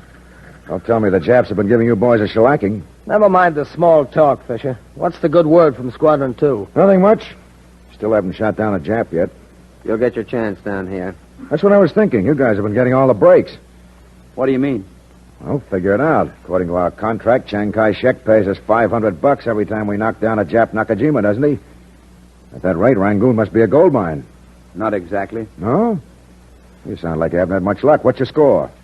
4 Japs and 3 fingers off my left hand. Uh-oh. They play for keeps down around here, Fisher. You better keep your nose out of the arc of those Jap turret guns. Yes, and those monkeys have a remote control cannon in the tail. No kidding. I'll bet they shoot real ammunition. Get him. Where's my old friend Smitty? Having a workout in the local barber shop? You mean Squadron Leader Smith? He's on the field. He just landed. Oh, is that him leading the flight? Doesn't he do a victory roll anymore when he buzzes the field? No, not anymore. Well, how about some food? I'm starving. Don't expect any fancy menus down here, Fisher. For the past 3 days, we've been eating nothing but cauliflower. What's the matter with the markets? Nobody to run them. Jap bombs chased half the civilians out of Rangoon. Killed most of the rest of them. Are you guys trying to frighten me? Nope. We're trying to tell you that things are a lot different than they were a couple of months ago, when the contracts we signed with China were new and shiny. This isn't a contract job anymore. We're at war. Sure, I understand, only I didn't sign up with China because I thought it'd be an easy job. I signed up because I needed the money, and I still do. Well, tell it to your squadron leader. He's coming in now. At ease, men. How'd it go, Smitty? Oh, fair enough, I guess. Got 14 planes in all, 9 big rats, 5 little ones. Haynes didn't come back. Think he got away? No, I'm sure he didn't. I saw him land. Haynes, huh? Yeah, that's tough. We were wondering who it was. Yeah. Got a rotten break, Norrie. What do you mean? Trying to tackle too many of them at the same time. The first dive, he picked off 2 of the rats, and then when he came up again, he tried to get another from underneath. He got it all right. The ship practically blew up in his face. Motor in the wings dropped down on him like a ton of bricks. How many did you engage? About 60. 40 in the first wave, 20 in the next. Well, don't feel too badly about it. That's a pretty darn good score, 14-1. Loss of that 1 means more to us than their 14 do to them. The 3 new pilots come down from Kunming yet? Here's one of them. Well, hardest blower of them all. How did they happen to send you down, Fisher? I guess they wanted you to have the best man. They probably were trying to get rid of you. Ah, now, Smitty, that's no way to greet your future brother-in-law. Future brother-in-law? What are you talking about? Well, Carol and I are going to get married the day I get back home. Well, when did you decide that? Long time ago. We didn't want to tell anybody until we made sure it was going to work out. And you're sure now? Just as soon as I can run up some dough out here, I'll be sure. Rangoon's the place for it, isn't it? Yeah. How many ships did you knock down today, Smitty? I don't know.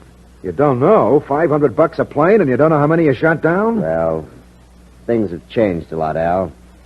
You'll understand why when you've been here a little while. You still try to keep score, but for another reason. A better reason than $500? Yeah. You know this fellow Haynes who was shot down today? I heard about him. Well, he wasn't killed because that bomber blew up in his face, Al. He still had time to bail out of his ship. Well, what happened to him? Japs waited until he was floating down with his parachute. Then they machine gunned him.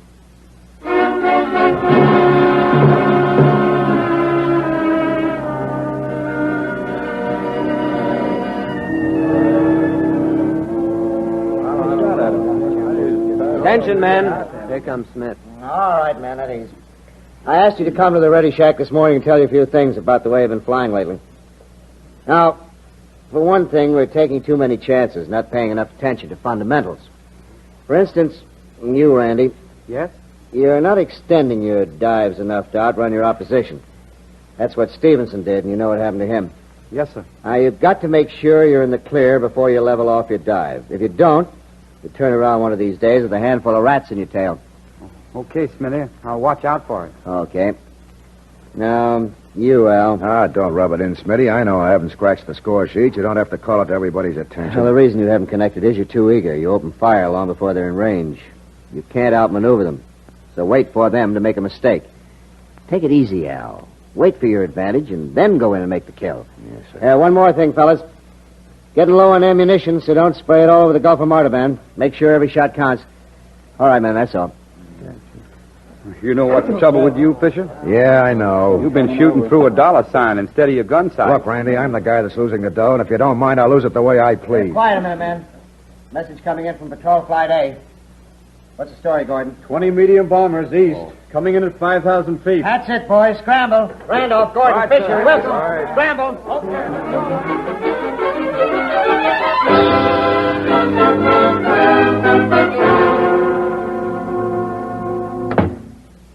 Well, what's the matter, Fisher? Why the sour puss? Did you hear what happened? For 2 hours we chased those lousy Japs, 20 of them. We never really got a square shot at one of them. First they ran low to keep us from diving, then they ducked behind the clouds. Then they played the sun.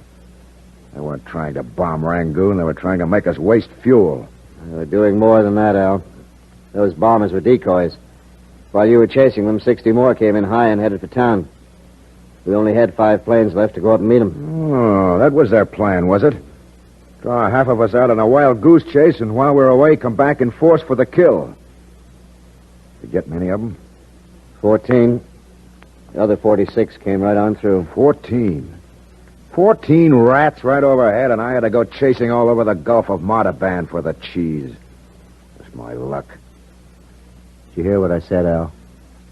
46 got through to Rangoon. So what? 46 planes bombing Rangoon. You got the nerve to talk about the score you missed. Well, I got a tough break, didn't What I? about the people in town? You ever stop to think what kind of a break they got? For crying out loud, Smitty, don't lose your sense of proportion. Just because you've been here a couple of months doesn't mean you have to break your heart for a bunch of coolies. They're used to these raids. Let me tell you something, Al. Nobody's used to an air raid. Well, what's the difference? Look, I want to ask you a question. Can't we get $500 for shooting down planes over the Gulf of Martaban? You quit thinking about money all the time. Aren't you out here to get the dough? I'm out to get every Jap I can lay my hands on, whether he's in the air, the water, or the ground.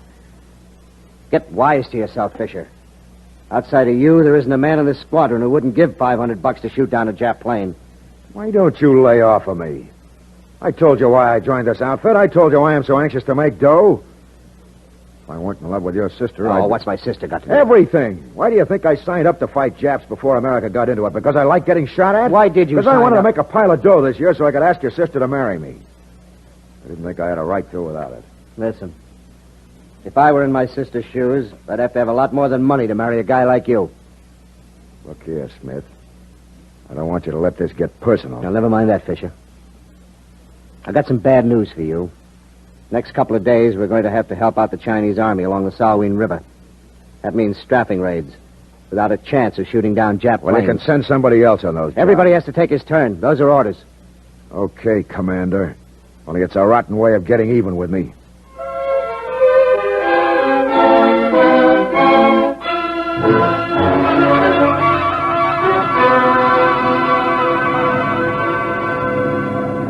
Randolph to all pilots. Randolph to all pilots. Gordon and Moran get to 20,000 feet and cover us from the top. Fisher, Clayton, and Hedstrom follow me to strap the field. On the first pass, hit them from north to south. Let's go, you bird. Hedstrom to Randolph. Watch the south end of the field. It's loaded with machine gun nests.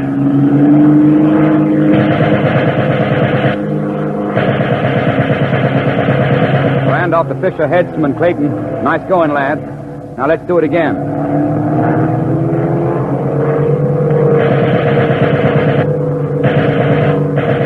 That does it, boys. Polished off about 30 Jap planes in those 2 swipes. Too bad this doesn't go on the score sheet, Fisher. You'd have cleaned up. But grounded ships don't count. Fisher to Randolph. In your hat, Randy. Fisher, your engine's smoking. What's the matter? Are you in trouble? Just a one-log fire here. I'll have it out in no time. Gordon to all pilots. 10 rats coming in from the east at 10,000. Moran and I are going down to meet them. Watch your step, boys. Randy to Fisher. Come along, guy. Got to get up there and give the boys a hand. Can't make it this round, Skipper. Oil pressure going down. Can't get any altitude. Can you limp home? I can try. Uh-oh. No use now. Pressure down to 0. I'll have to bail out.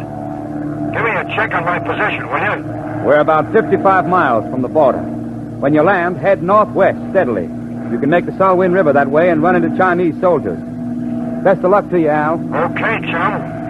I'm bailing out. See you around soon. Here goes.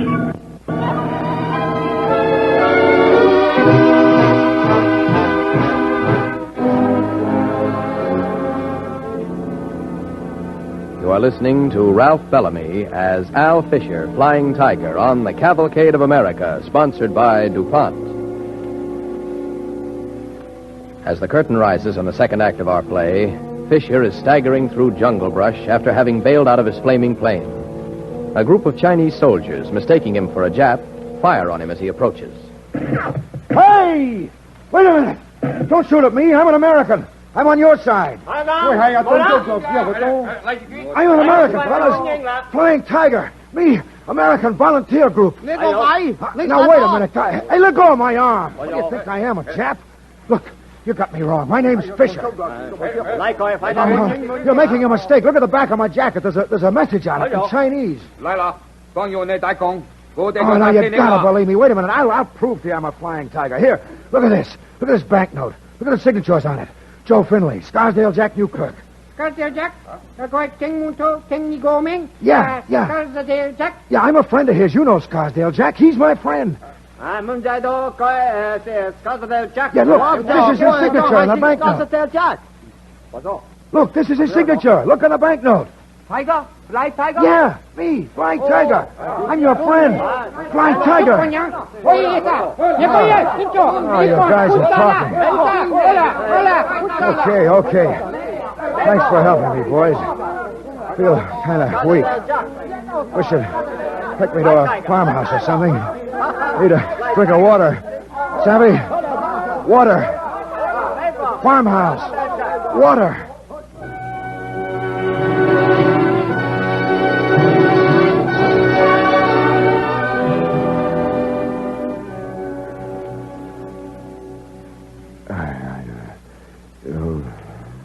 Me, Flying Tiger. Don't shoot. Gotta fly. No. Flying Tiger, me. You must be quiet. You must rest. What? Hey. What's happened? Where am I? Do not worry, Flying Tiger. You are safe now. Wait a minute. What am I doing here? You have been in our house because you have been very ill. Oh. Soldiers bring me here? Yes, that's right. The soldiers brought you here. Oh. Tell me, Where did you learn English? Oh, I study with others at mission school. Well, thanks a lot for taking care of me. Listen, what's that? That's guns. Japanese guns. But you will go before they come. Yeah. Gotta get back to headquarters. My father has gone to tell the soldiers to bring ox cart. And they will take you to Lashio. To Lashio? That's where I gotta go. If I can get back there, I can tell the other... Oh, my leg. Sorry. Yes, you must not try to walk. Your leg is badly burned. Guess it was, all right. Well, nothing to do now but wait. Hey, I'm not a very polite patient. I haven't even asked my nurse her name. My name is Lao Ming. Lao Ming. Do you live here with your family, Lao Ming? Yes, I live with my father. Oh. Uh-huh. Got any brothers or sisters? My brother is in the army. My mother is dead. The Japanese killed her. Oh, I'm sorry. Air raid. No, not air raid. The Japanese use her for practice with machine gun. Oh, I see. Oh, I think the ox cart is here. We must put you on the stretcher. Yeah, I guess we better get going. Hosang. All right. Don't get excited, boys. We're coming. We must hurry.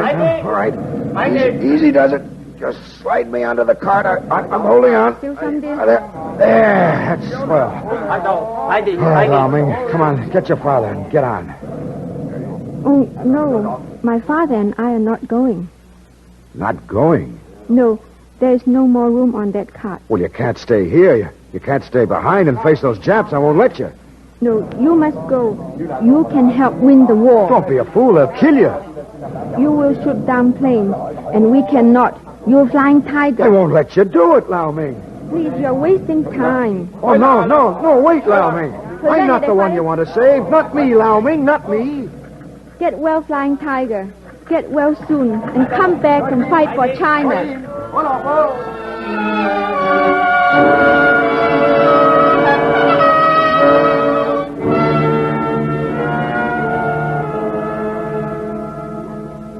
Well, Doc, how's the patient? Extremely well, Smitty. For a man who was burned as badly as Fisher was, he's getting along fine. Never mind the soft soap, Doc. When am I going to fly again? Well, we'll see about that in due time. Tomorrow? Hey, take it easy. You've been through the mill. As a matter of fact, I still don't see how you got yourself back to base hospital. We thought sure we'd never see you again. Listen, Smitty, I got to get up in the air again. Now, you do like the doctor tells you to do. Stick around a couple of more days and see how you feel. I can't wait a couple more days. The group will be disbanding in a week, and I've got to get at least one more ship before then. Only one? I thought you needed two to fill out your quota. I don't know. Gonna find out. Sounds like a raid on the field. It is a raid. They picked a smart time to come over. Only got 3 men to go up in the air. See you later, Al. Yeah. Sounds like they're coming over in force. Well, there's no point in trying to get to shelter. We're in a fairly safe place here. I wasn't thinking about that. I was thinking about... Doc. Huh? I gotta get out there. What? I gotta get up in the air and Get help out. back in that bed, Fisher. Didn't you hear what Smitty said? He's only got 3 men to go up in the air. I gotta make it 4. I gotta get up there and join You him. get back in that bed. I can't hear you, Doc. Keep the bed warm. I'll be back in an hour.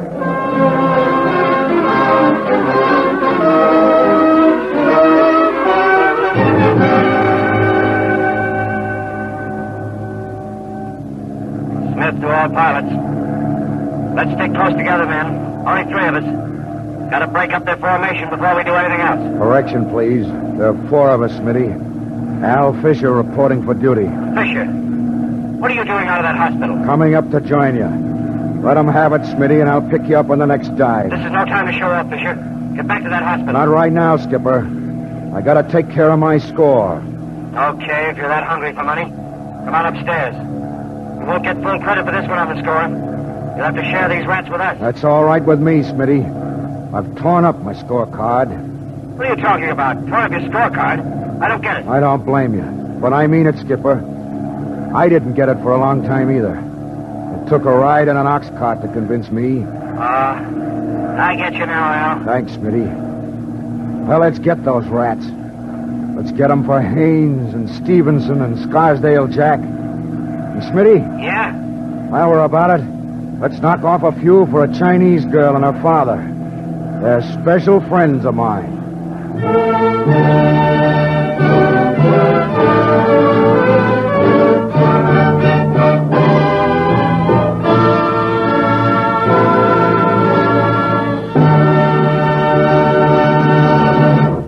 Thank you, Ralph Bellamy. In a few moments, ladies and gentlemen, Mr. Bellamy will return to the microphone to present our special guest, Miss Li Ya-Ching. Meanwhile, we have a story of chemistry. From New Delhi, India, Sonia Tomara, famous foreign correspondent of the New York Herald Tribune, reports that at night the temperature falls below 40, and that American troops have donned a new winter uniform, dark olive green shirts and trousers with wool-padded field jackets. Those are Army field jackets. Behind these jackets, worn by American soldiers, is an interesting story. The blouses worn by our soldiers in the First World War were heavy and so tight in the sleeves as to cramp a man's arms. No more of that, said the Army. This time we want something new and better. A jacket that gives a soldier freedom of action. It must resist wind, it must shed water, and it must be able to take a lot of punishment. The job of finding or creating such a jacket was given to the Quartermaster Corps. The Quartermaster Depot of the United States Army in Philadelphia maintains the largest fabric testing laboratory in the world. A laboratory that can handle 4,000 samples of material a day. Experts in the Quartermaster Depot went to work. They studied modern sport jackets and took all the best points. They tested fabrics for thread count, strength, resistance to wind and water, and so on. For their fabric, they chose cotton poplin because it's a good, tight cloth that lends itself to mass production. Last but not least, they wrote specifications for water repellency. What was needed was a durable water repellent finish, something that could withstand cleaning under field conditions. There, DuPont was able to be of service. DuPont Zeelan is one of the few water repellent finishes, one of the very few, able to meet the exacting specifications of the Army Quartermaster Corps. A field jacket, in fact any good garment treated with Zeelan, may be washed or cleaned many times without losing its ability to shed water, because Zeelan isn't merely a surface coating. It combines with the fibers in a really durable bond of protection against water. So during the past year, DuPont production of Zeelan has multiplied many times. More civilians, too, need protection against the weather. Linemen, construction crews working out of doors, air raid wardens. In fact, all civilians can wear Zeelan-treated clothing. With so much wool going to the armed forces, more and more clothing is being made of cotton. And Zeelan makes cotton more practical for all-weather wear. Worn over light wool clothing, Zeelan-treated jackets enable the wearer to keep warm and dry even in wet, wintry weather. So Zeelan serves not only the armed forces, but is one of DuPont's ever-useful better things for better living through chemistry. And now, ladies and gentlemen, the star of our play tonight, Ralph Bellamy.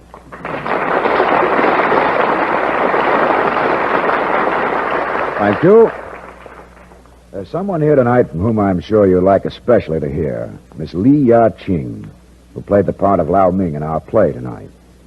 Miss Li is an expert aviator. In fact, I believe she's the first Chinese woman in history to pilot an airplane. Miss Li has been through bombings in her native country. For a long time, even before the war, she was on the Japanese blacklist because of her antagonism to Japanese intrusion.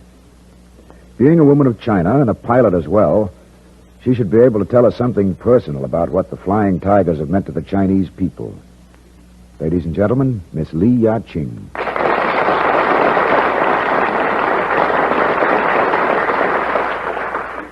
Thank you, Mr. Bellamy.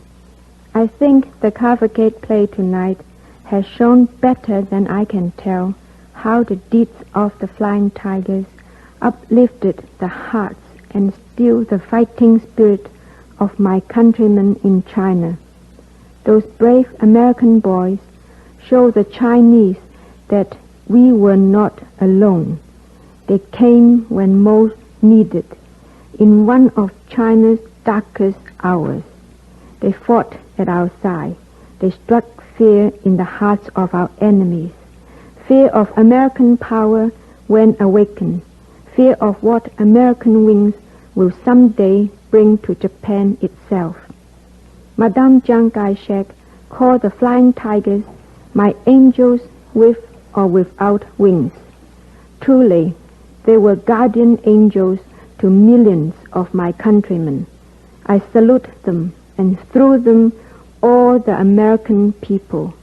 I hope and believe that we will be friends in victory and peace, as we have been allies in war. Thank you.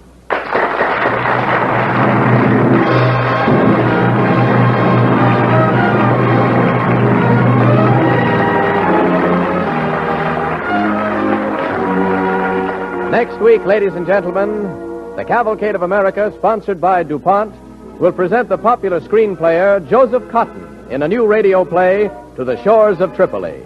It is a story of 8 United States Marines in Africa, 8 Marines who raised the Stars and Stripes over Tripoli. Our play is not of today, but 138 years ago. Be with us again next week when Joseph Cotton plays William Eaton in To the Shores of Tripoli. Tonight's play was written by Robert Sloane, based on material from the book The Flying Tigers by Russell Whalen. The orchestra and original musical score tonight were under the direction of Don Voorhees. This is Clayton Collier sending best wishes from Cavalcade sponsor, the DuPont Company.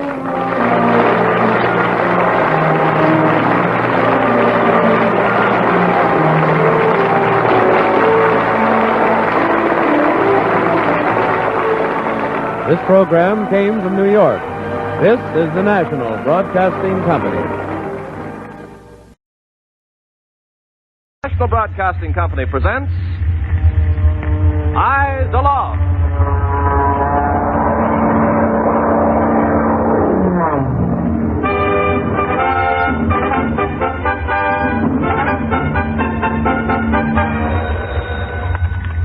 Army Flash.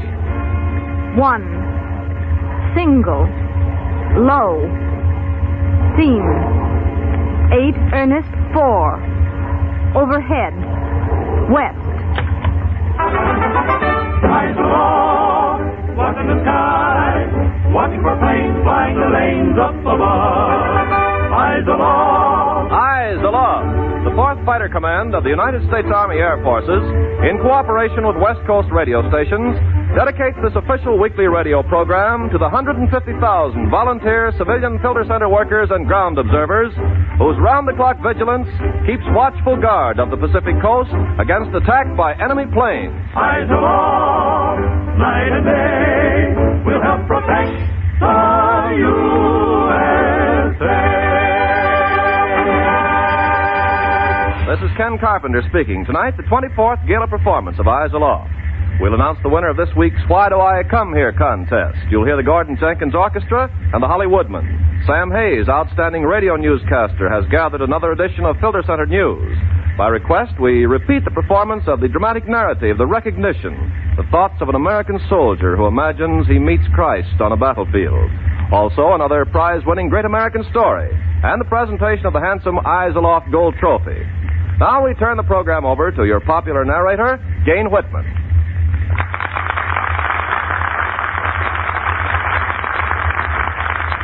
How do you do, ladies and gentlemen? First, we wish to present the 100-word entry that won this week's Why Do I Come Here contest. A weekly prize, a Treasury Department War Savings Stamp Book with $5 worth of war stamps goes to the winner. Also, his or her observation post or filter center receives a handsome desk clock as a prize. Gordon Jenkins composes an original musical score to background the dramatization of each winning story. And now, we present this week's winner in our new contest, Why Do I Come Here?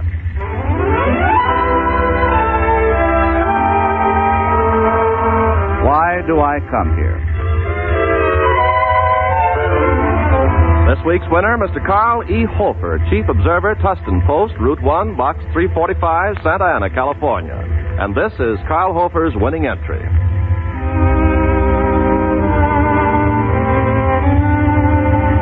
Why do I come here? Well, mister, this is war. That means that thousands of the finest kids in all the world are out there dying that America may live. It means that more thousands will come home badly mutilated, permanently and totally disabled. It means that there must be a free and benevolent America then to take care of those men so they may know their suffering was not in vain.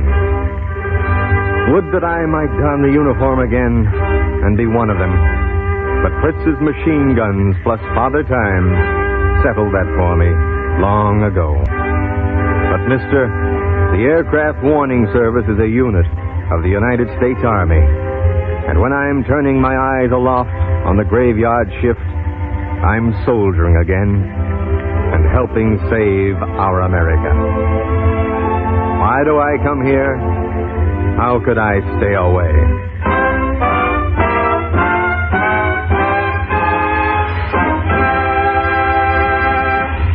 Congratulations, Mr. Carl E. Hofer of Santa Ana, California. Your prize of $5 worth of war stamps has been mailed to you. Also, you have won for your Tustin observation post a handsome clock. Because of the many excellent entries, we wish to give honorable mention to the following 3 contributors. Books with $1 worth of war saving stamps have been forwarded as honorable mention prizes to Mrs. Winifred McDonald, RFD 3, Box 226, Shelton, Washington. Charles R. White, 708 Virginia Street, San Bernardino, California, and Lucille Lee, Box 148, Bellingham, Washington. The statements are judged on the basis of originality and sincerity. Decision of the judges is final. Duplicate prizes will be awarded in the case of tie. Congratulations, all. And now, those civilian volunteers of the Aircraft Warning Service who wish to contribute a 100-word entry to next week's Why Do I Come Here contest, please send your entry to Eyes Aloft, Hollywood, California. Merely state why you continue to faithfully serve the Aircraft Warning Service. Maybe you will be one of next week's winners.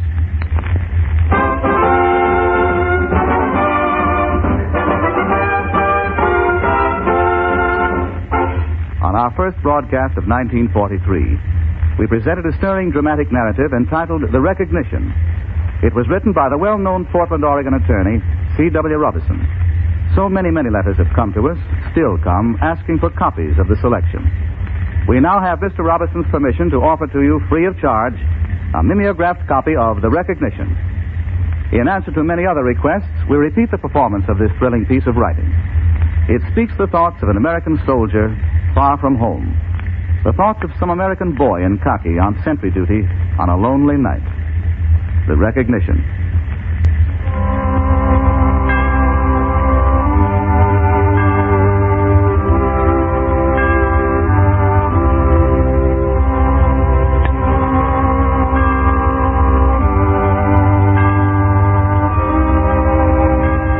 You know, I think I'd know him if I'd meet him trudging down some snow-filled Russian road, or if we'd stopped a while beneath the burning Libyan sun.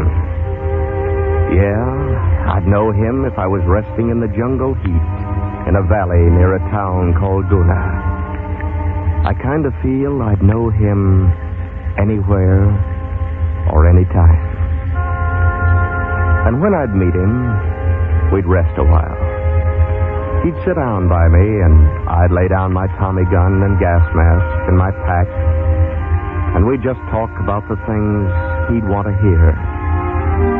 I'd tell him of my mom, how she believed in him. He'd smile and say, my mother, too. Mothers, they've always been the same.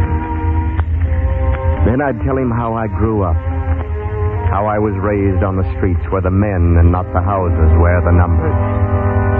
I'd tell him how when my old man got hitched again, they threw me out. That's how I got to running with the gang. And then I'd tell him how when I got a little older, I got in the racket. And he'd look at me and say, there are scars on your soul, my son. Then he'd look at his white hands with those great scars upon the palms, and it would seem to me as if the wounds were fresh again. Yet when he would lay his hand upon my shoulder, why, the touch would make me clean again.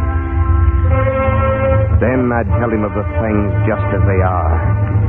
I'd tell him of this guy Schicklgruber and that bald-headed fat one that plays Caesar. I'd tell him what they did. I'd tell him how they murdered millions of men and women and little children. I'd tell him that they mocked at him and laughed at God. And I'd see his eyes flash. And I'd feel kind of sorry that I bothered him. he'd seem to know it. For he'd say, "Verily I say unto you, it shall be more tolerable for the land of Sodom and Gomorrah in the day of judgment than for such men as these." Well, maybe then I'd say, "But how about me? Me and my Tommy gun?" And he'd say to me earnest like, "I say unto you, he that hath no sword, let him sell his garments and buy one." Then, about that time, we'd have some grub. I'd take out my emergency rations and we'd split them and we'd eat. I'd maybe have to say, "I'm sorry, but I ain't got any more and my canteen's dry." He'd nod and say, "I am the bread of life. He that cometh to me shall never hunger, and he that believeth in me shall never thirst." And then I'd feel just like once when I was tired, and I lay down on my belly at a brook and drank, and felt so cool and fine again. Then I'd look to where he was, and I'd be alone. Alone again. Yeah, this much I've got. This present on this night of 1943. This thing I've got for sure, I know. I'd know him if I'd meet him on the Russian steppes, or on the Libyan waste, or in a steaming jungle near a town called Goda. I'd know him anywhere, anytime, or any place.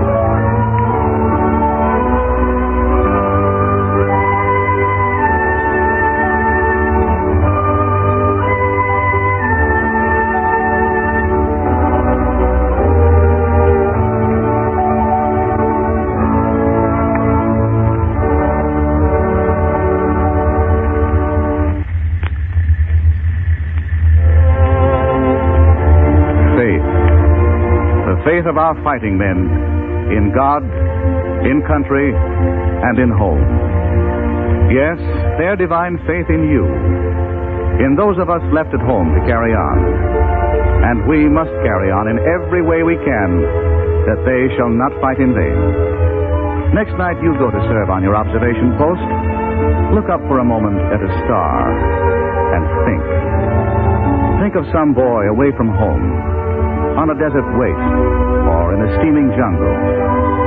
He may be looking at that same star, too, and saying a silent prayer of hope and faith.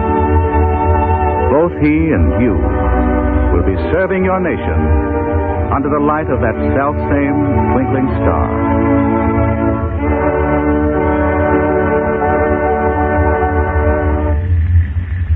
If you would like a mimeographed copy of C.W. Robinson's The Recognition free of charge, address your request to Eyes Aloft, Hollywood. And now here's Gordon Jenkins, his orchestra, and the Hollywoodmen to bring you an exciting new arrangement of Marching Along Together. Hit it, Gordy.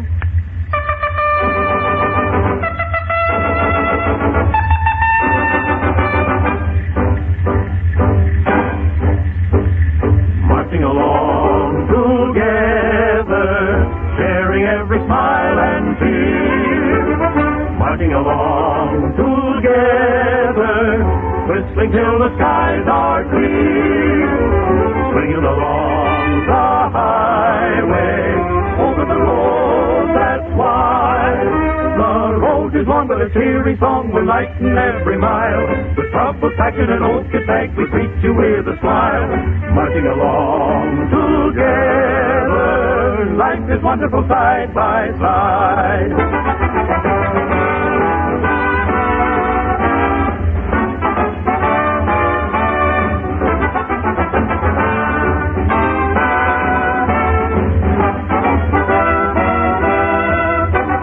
Swinging along the highway, over the road that's wide. We've got the spirit, we've got the heart, we've got the will to do. Now that we have made a start, we'll surely see it through. Marching along together, all together to victory.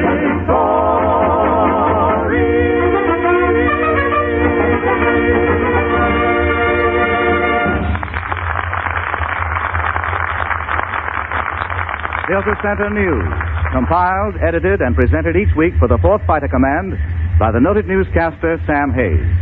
He's ready to go to press now with the 3rd edition of Filter Center News, presenting Sam Hayes.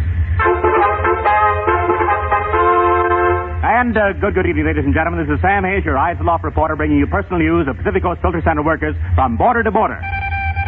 Seattle, Washington. Though last week's minor blizzard closed schools, stores, and even war industries in this area, women of the Seattle Filter Center kept on the job. No transportation caused Marion Shaw to walk 43 blocks to duty, Ruth Stye 33 blocks, and Irene Merkley made a round-trip 4-mile walk to the center. During the 5-day emergency, absences were less than average. Redding, California. Military and civilian members of the Redding Filter Center deeply sympathize with the family of Miss Charlotte Lambert, one of the installation's most willing and efficient workers. Though Private First Class Rinke, Corporal Montez, Technical Sergeant Hoolinger, and Private Attard gave transfusions, Miss Lambert passed away January 19th. She was 24 years old. San Francisco, Operations Room Shift 8 gave a surprise birthday treat to Viola K. Sykes. Portland, Oregon, wedding bells. Bertel Dubivers, volunteer on Shift 18 at the Information Center, was married Thursday, January 21st, to Mr. Leonard Schloss. Bellingham, Washington. Marie Ordall, Filter Center volunteer and a teacher at the Watcom High School, is back from a visit to San Francisco. We wonder what the attraction was besides the sunshine. North San Francisco Filter Center. Dorothy Sutton, while faithfully attending Shift 9, has also achieved the right to wear 2 white stripes on her Red Cross Volunteer Nurses Aid uniform, signifying over 500 hours service. San Diego. Mrs. Virginia Sims of Teams 2A, 2C, and 6D is recuperating from pneumonia. A speedy recovery is wished by the military and volunteer personnel of the San Diego Filter Center. Bakersfield. Unable to be at work on the filter board on account of a slight illness, Mrs. G.E. Sniffen continued to serve by sending several pies to the volunteers' canteen. And were they good? Boy. Fresno, California. Mrs. Alberta Duffy of the 5th Night Team not only works for the Aircraft Warning Service, but is employed by the Army as a truck dispatcher at Basic Training Center number 8. Eugene, Oregon. Stork work. Mrs. Edith Groshong, popular switchboard operator on Section 9 at the Eugene Filter Center, expects to start about March 1st. Sacramento. Lynn Harris of the Sacramento Filter Center has just announced her engagement to Lieutenant K.R. Smith of the Army Air Corps. The wedding will take place in Abilene, Texas in February. And thus we conclude tonight's Filter Center news with this week's nomination to the Honor Roll of Service. This week, we name Mrs. Florence Henriksen, volunteer of the Portland Filter Center, who in 1 month served a total of 222 hours. Can anybody beat that record? This is your Eyes Aloft Filter Center News reporter, Sam Hayes, bidding you one and all a very good evening.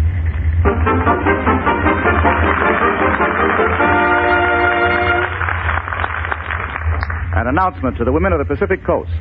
If you think you can qualify, you too may be able to share the task of helping to operate the Army Air Force's filter centers. If you would care to volunteer your services as a filter center worker, telephone your local civilian defense headquarters for information. Perhaps you can qualify for this fascinating, vital, secretive work. We repeat, for information, merely telephone your local civilian defense headquarters.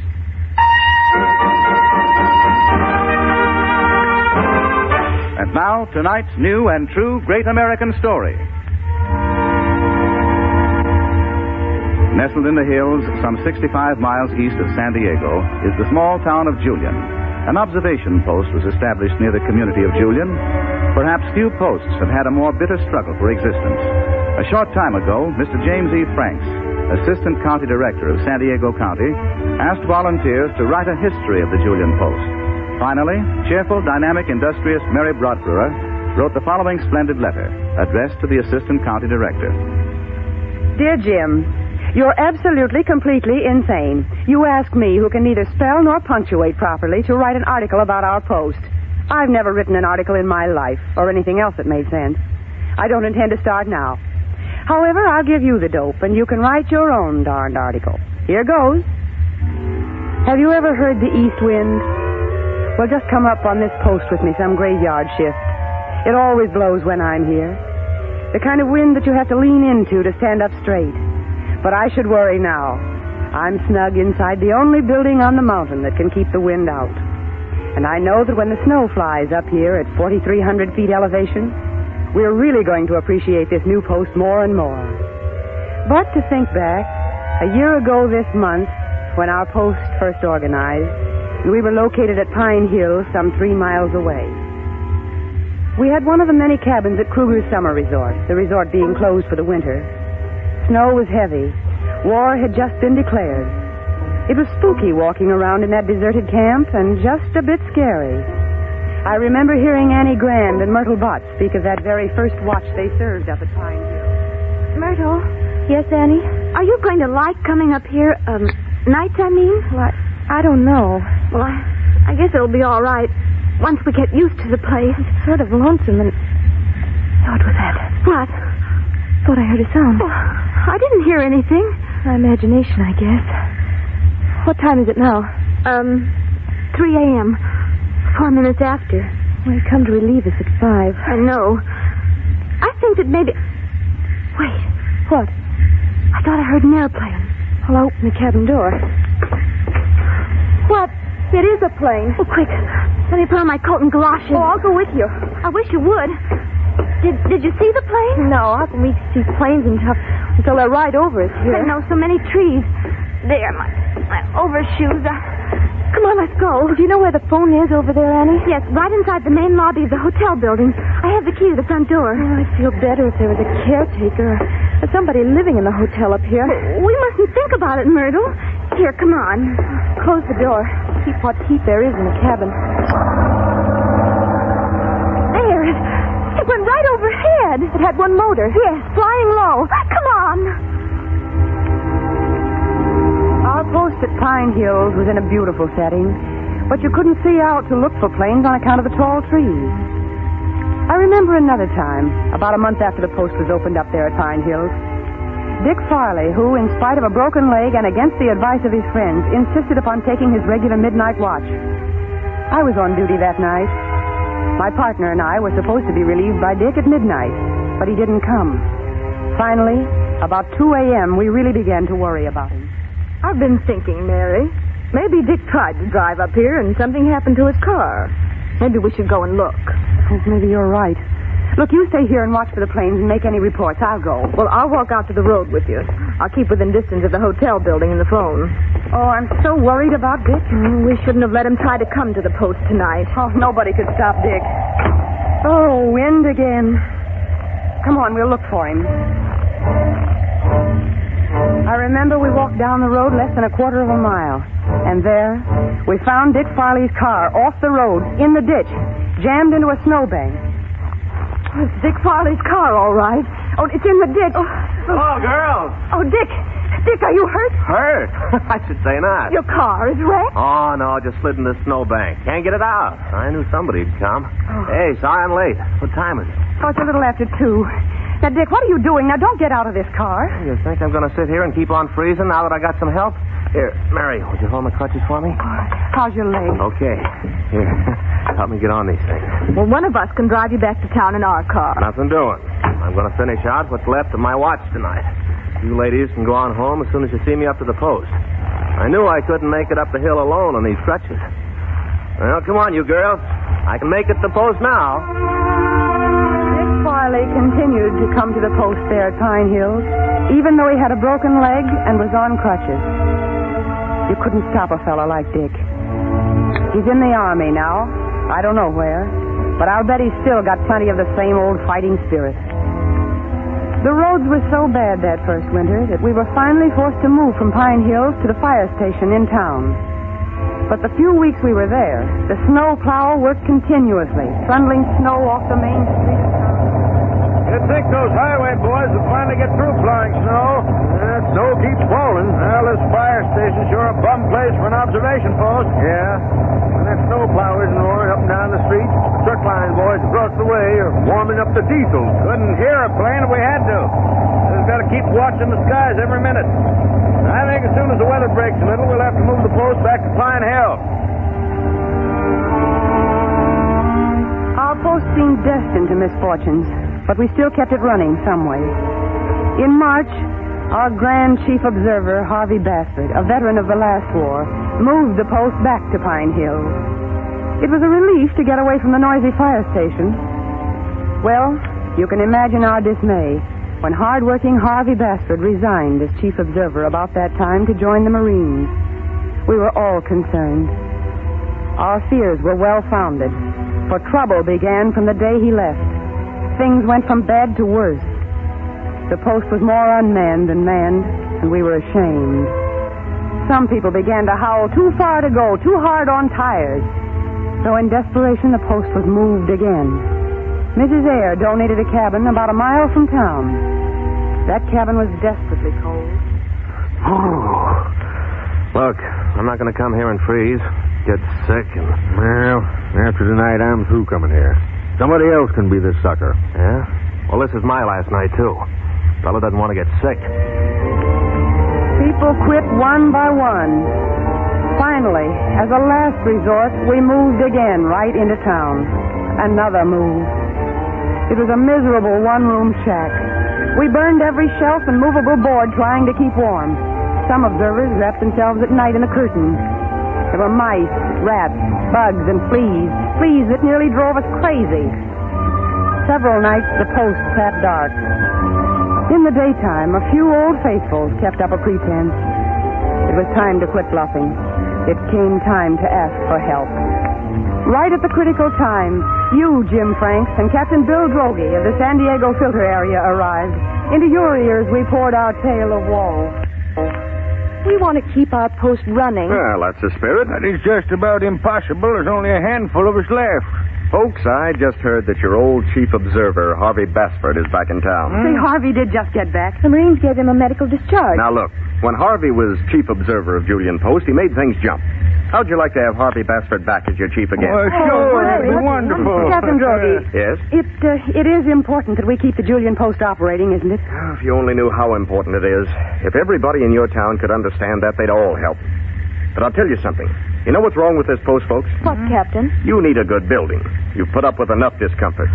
If you had a comfortable post building, I think most of your troubles would be over. Oh, yeah? Where are we going to get such a building? Well, we're going to work on it, get organized, get new recruits. And most important, get your old chief observer, Harvey Basford, back on the job. He'll make people go to work. Yeah, we'll make Harvey take over again. That'll be fine. Harvey Basford, with his personality and his ability to organize, resumed his old task as chief observer of Julian Post. With the help of the American Legion and the people of our town, we built our present wonderful post building. We're high on a mountain, 4,300 feet up, and we can see and hear planes, and we report them to the Army, too. Our post is well manned, and the spirit is swell. Well, Jim, I didn't think I could write an article. Maybe I haven't. At least I've told you a lot about us. I haven't told all I know, but I think the rest is better left unmentioned. If there's anything else you'd like to know about the Julian Post, of which we're all pretty proud these days, just let me know. As ever, Mary.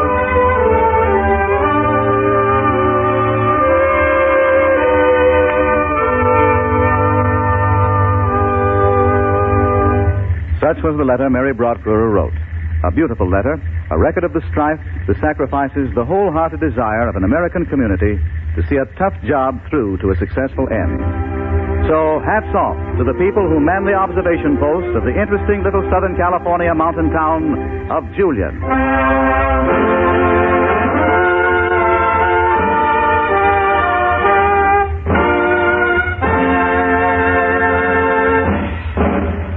Each week, we present the National Broadcasting Company's handsome Eyes Aloft Gold Trophy Award to some outstanding observation post or filter center. Here is Captain Joseph E. Droege, who is now Ground Observation Officer of the West Los Angeles filter area, to make this week's presentation. Captain Droege. The spirit of the American people cannot be daunted by obstacles. The people of this nation are determined to protect their nation. Small towns like Julian, California, are a link in the great Army system of protection. The people of that community have proved their courage, fortitude, and willingness. Today, the Julian Post operates with efficiency. To the Julian Post, we proudly present this week's Eyes Aloft Gold Trophy Award.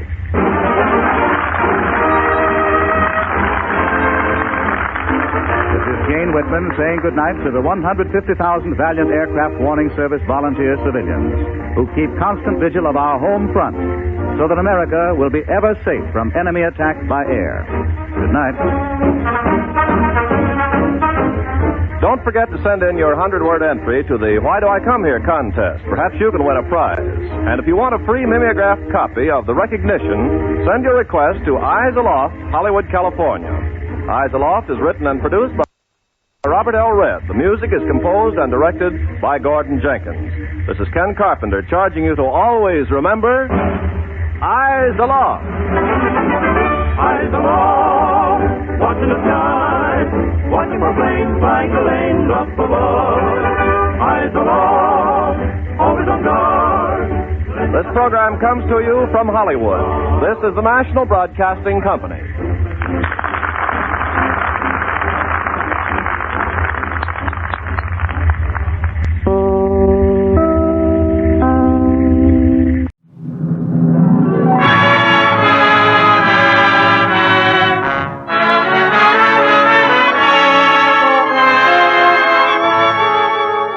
Lady Esther presents the Screen Guild Players.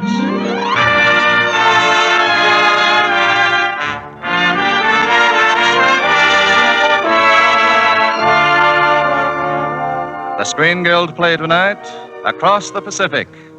The starring players. This is Humphrey Bogart. This is Mary Astor. This is Sidney Greenstreet.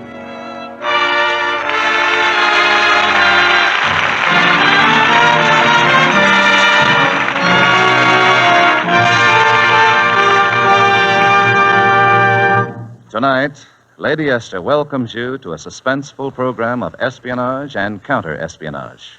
Across the Pacific, starring Humphrey Bogart as Captain Rick Leland, a United States Army intelligence officer, Mary Astor as Alberta Marlowe, and Sidney Greenstreet as Dr. Lorenz, a spy in the employ of the Japanese government.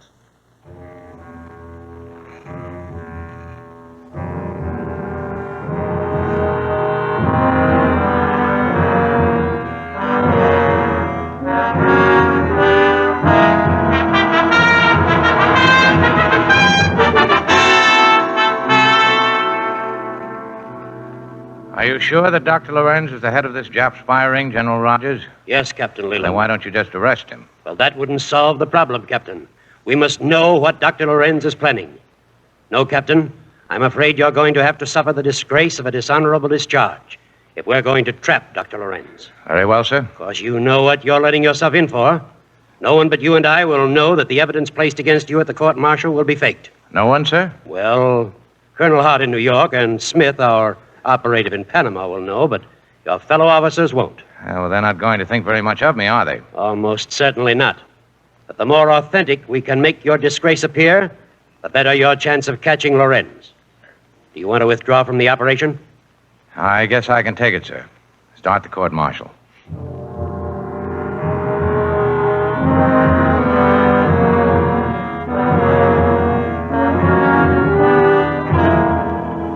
Captain Leland, the court by secret written ballot finds you guilty as charged and sentences you to be dismissed from the service of the Army of the United States.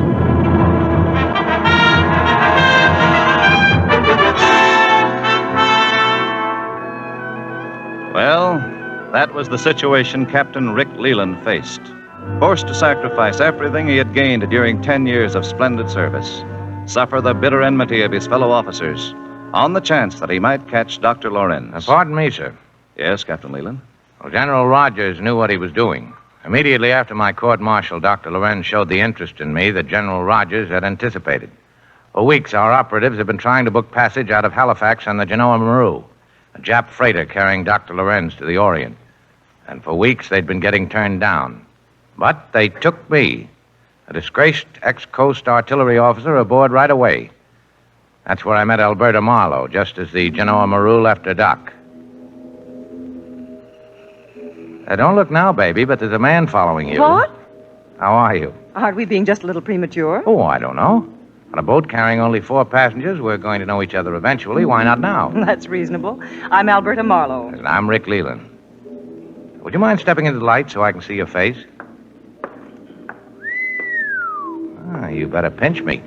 I don't think I know you well enough for that yet. A pretty girl on a boat with no college boys, no handsome officers, no eligible men of any description. It's wonderful. Have you traveled a lot, Mr. Leland? Some. Never in such beautiful company. Good night, Mr. Leland. No, don't go. Let's sit in the salon and talk. I'm sorry. I hope I'll see you again. Yes, I imagine you will. On a boat this size, we may run into each other.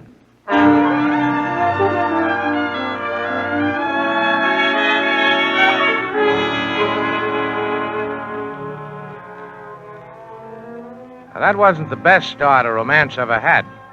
Well, I had to file Alberta's attractions away for future reference and concentrate on Dr. Lorenz. The doc was concentrating on me, too. And the night before we were due to dock in New York, he tried to loosen up my tongue by getting me drunk. Certain remarks you dropped on deck this morning, Mr. Leland.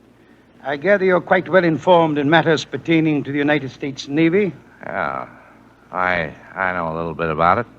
Were you perhaps in the Navy? Nope. Coast Artillery, Army. Oh, how interesting. Were you stationed in Panama? Part of the time. I hope you don't think I'm too inquisitive. Not at all. You're furnishing the whiskey. That's hardly an excuse for asking a man his history. I haven't got any history. I was in the Army. I got kicked out. I went to Canada and tried to join their army, but they wouldn't have me. Can't understand that. Simple enough. They don't want men kicked out of another army. What do you plan to do now? Well, I still have some friends in the canal zone, I think. Maybe I can pick up a few bucks. Then when I get to the Orient, I'll hire out to whoever will pay for my services. It's very interesting, Mr. Leland. I can't tell you how I sympathize. Thanks, Doc. Do you intend to stay aboard the Genoa Maru when we dock in New York tomorrow? Or do you perhaps have friends there, Mr. Leland? Well, I doubt if I have any friends left, but I'm going to give at least one of them a chance to kick me out of his office.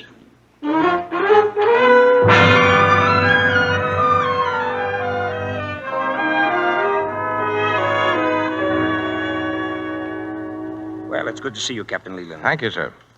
Well, how are you and the genial Dr. Lorenz making out? I think he's rising to the bait, Colonel. Well, don't be too sure of anything. Lorenz is no chump, or he wouldn't have lasted so long with the Japanese. Oh, he isn't exactly naive. I had to shake a guy getting here. Started to trail me right from the Genoa Maru.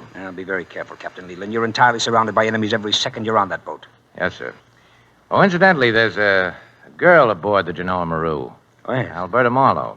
Yes, we're investigating her. She makes an effort to convince everyone that she comes from Medicine Hat. As a matter of fact, she owns an exclusive women's wear shop right here in New York. Last year, she made 8 trips to Europe. Well, they might have been buying trips for her shop. Of course. Then again, they might not. If she's on the level, how could she get aboard the Genoa Maru? Yes, that's true. What's Miss Marlowe like, Captain Leland?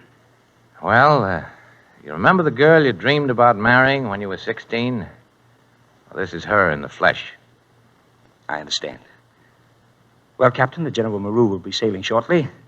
You'd better get back to your ship and Dr. Lorenz and the girl I was going to marry when I was 16. Yes, sir.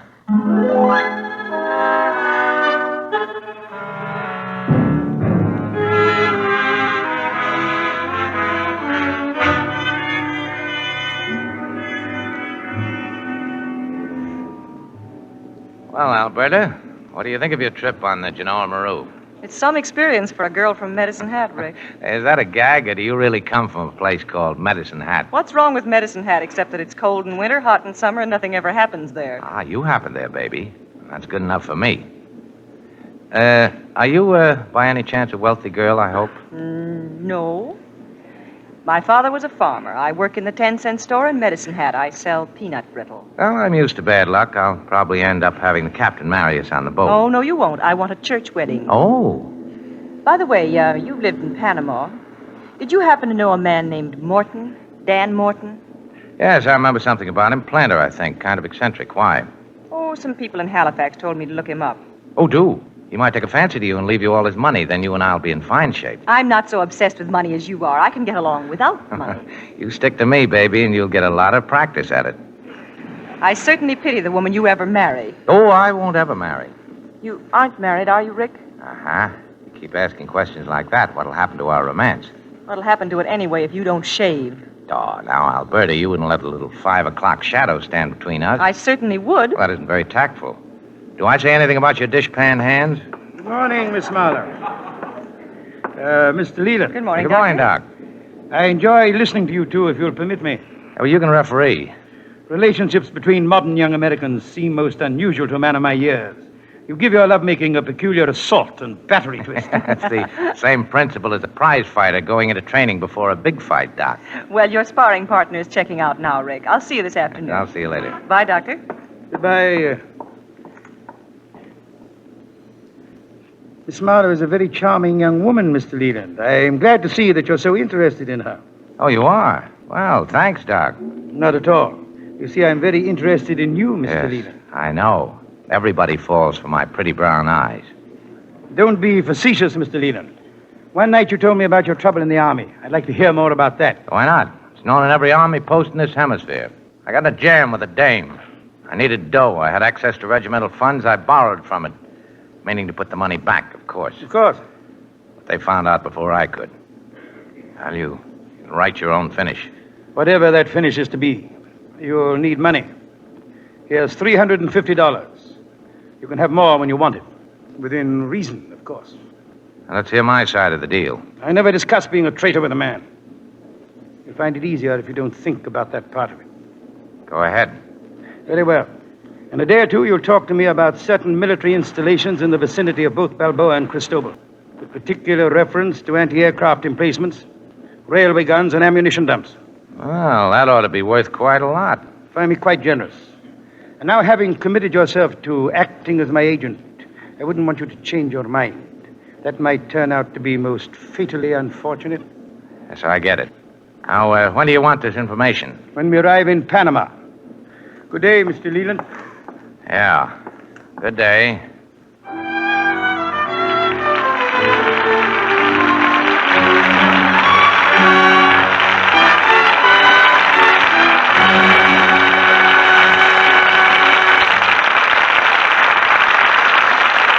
And so the curtain falls on Act One of Across the Pacific, starring Humphrey Bogart as Rick Leland, Mary Astor as Alberta Marlowe, and Sidney Greenstreet as Dr. Lorenz. Act Two in just a moment. Now, here's an interesting Believe It or Not from our hostess, Lady Esther. Here is a Believe It or Not, if ever there were one. Last Friday, a woman applied for membership in an organization of grandmothers. Dark, slim, and attractive. She looked more like a bride than a grandmother. Sorry, she was told. This club is for grandmothers only. But I am a grandmother, she insisted. I'm 46 years old. And she showed them a picture of her two small grandchildren. The next day, I met a member of the club at a luncheon, and she told me about the incident. She said, "You'd never guess that woman's age. Why, her skin looked as smooth and fresh as a girl's. I thought she was about 30. Now, that's why she looked so young. Because of her skin. A soft, smooth, fresh-looking skin can make any woman look younger, whether she's 30, 40, or even 50 years old. And a fresher, younger-looking skin is something nearly any woman can have if she really wants it. Now, I'd like to send you a tube of Lady Esther Four-Purpose Face Cream free, so that you can try it and see for yourself how much smoother, fresher, and younger it makes your skin look. Just send me your name and address on the back of a penny postcard, and by return mail you'll receive a generous tube of Lady Esther Four-Purpose Face Cream, enough for a week's trial. Try it, and see how it brings your skin 4 important aids to beauty. See how it cleans your skin, how it softens your skin, how it helps nature refine the pores, and how it even leaves a perfect base for powder. With the tube of Lady Esther Four-Purpose Face Cream, I will send you also the 9 exciting shades of Lady Esther Face Powder. So be sure you don't forget to write. All the address you need is Lady Esther, Chicago.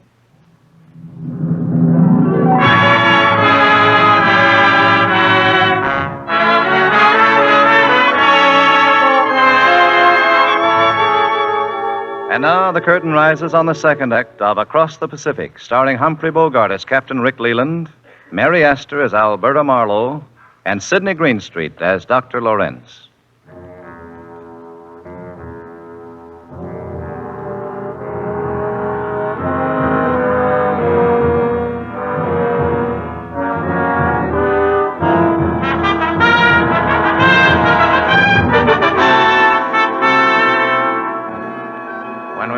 Panama, Dr. Lorenz and Alberta Marlowe joined me in checking into the Pan American Hotel, which was run by an old friend of mine, Sam Wing.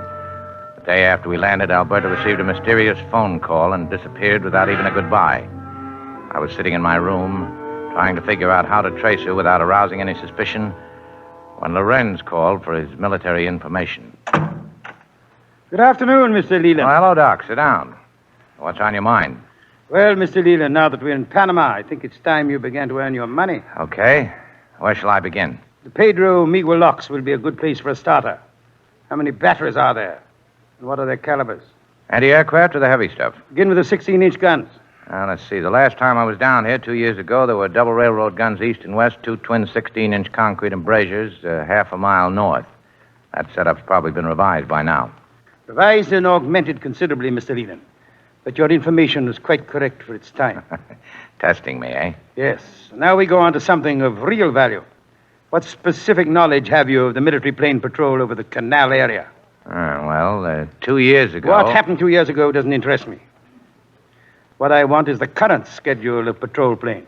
When the flights take off, exactly what areas they cover, at what altitude they conduct their reconnaissance, and the precise time of their return. I'll pay generously. How much?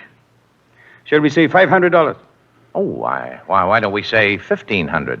I said I'd pay generously, not foolishly. Now, just a minute.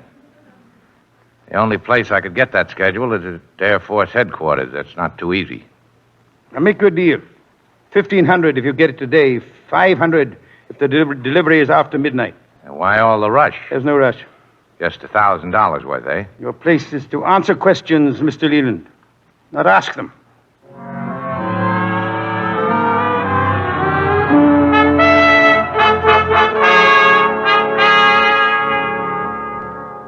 Well, as long as I couldn't ask any questions, I had to go out and look for the answers. And Alberta's room seemed like a good place to start. I began to take apart everything in the room. Mr. Leland. Huh? Did you lose something? No. I trust I haven't disturbed you, Mr. Leland. That's all right, Doc. Has your search revealed anything? Yes. You'd be surprised how little girls wear these days. I was shocked. I would consider it prudent of you, Mr. Leland, if you should cease your attentions to Miss Marlowe. Yeah, why so, Doc? Your interest in her is unqualifiedly romantic, is it not, Mr. Leland? Between the two of us, Doc, I'm nuts about the lady. Well, speaking as a father, I suggest that you might find a safer romance, something more permanent. Oh, thank you, Doc.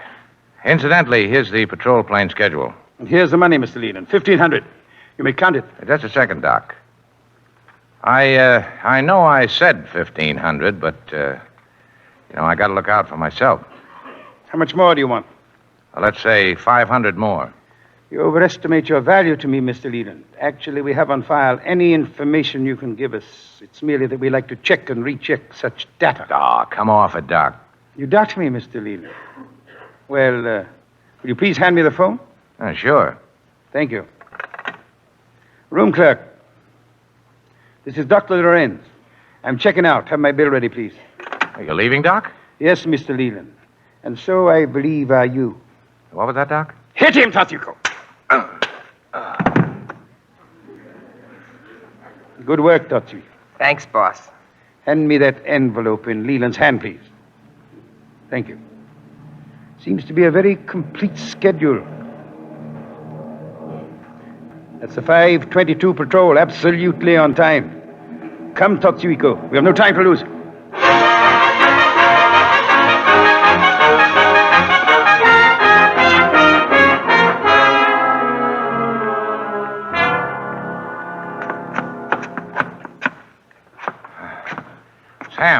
Sam Wing. What's the matter, you, Ricky? How you catch your head bump trouble? That's a present from my pal, Dr. Lorenz. Where is he? He go 5 hours ago. Checked out right after I was slugged. What about Miss Marlowe? Oh, she no come back. Probably made the getaway together. You like movies, maybe. Go Japanese theater. What's up, Sam? You go Japanese theater. By and by, man come sit next to you. Tell you something, maybe she. Maybe find Dr. Lorenz. Maybe so find Miss Marlowe. You got a gun, Sam? Lorenz took mine. Yeah, can do. Here. You go Japanese theater. Sit down front.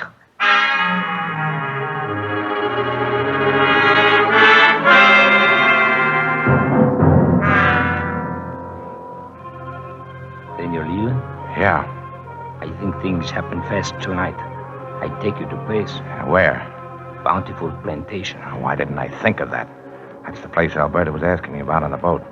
What, senor? That's nothing. Get me out of there fast.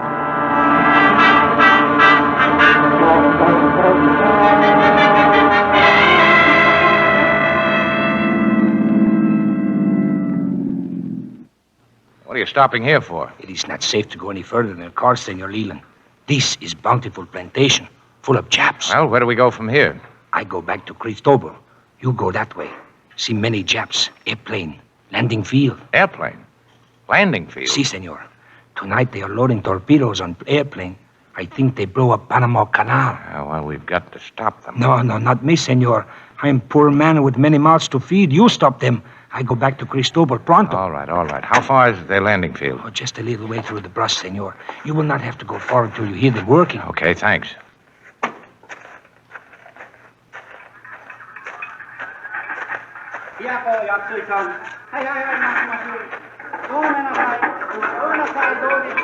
There must be 30 of the monkeys. If I could only get over. Stick them up, Captain Leland. I'll take your gun.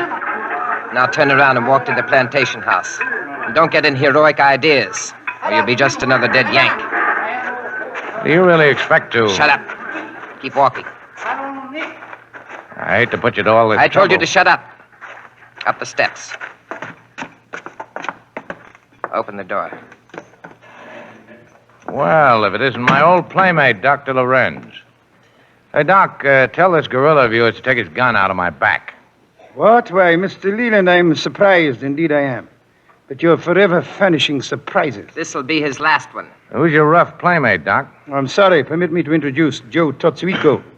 Joe was a student at one of your American universities. That's where I learned to be such a tough guy, Ricky. And I see you know my name. We met before? Well, in a way. I slugged you at the hotel. Uh-huh. Astounding recuperative powers you possess, Mr. Leland. Or should I say, Captain Leland. Amazing animal energy. The average man, given the punishment you received, would have been flat on his back for a week. Now, you see, that comes from living a clean life. Oh, by the way, Doc, how did you manage to get all the parts for your plane and the torpedoes into the Canal Zone area? Piece by piece and bit by bit, we brought them in cases of otherwise innocent farm equipment addressed to Dan Morton, Bountiful Plantation. Now, I think we'd better join Miss Marlowe and her father. Alberta? Who's her father? Dan Marlowe, alias Dan Morton. Come, Mr. Leland. Rick! Alberta. That's her father with her. Her father? Pathetic, is he not, sir? Yet beautiful in a sense that he's a perfect representation of what has happened to your Western civilization. I'm afraid I don't get you. Look at him. Eyes without focus, flesh without feeling, lips with no tongue. Utter decay. Mr. Marlowe is a thief. He absconded with his own company's funds, escaped to Panama with his loot, fed conscience, and took to drink. Mr. Marlowe's dipsomania enabled us to introduce our nationals into his employ under the guise of workers and servants. In due time, he became a prisoner on rather than master of this plantation. Rick, you aren't. What? You aren't with them?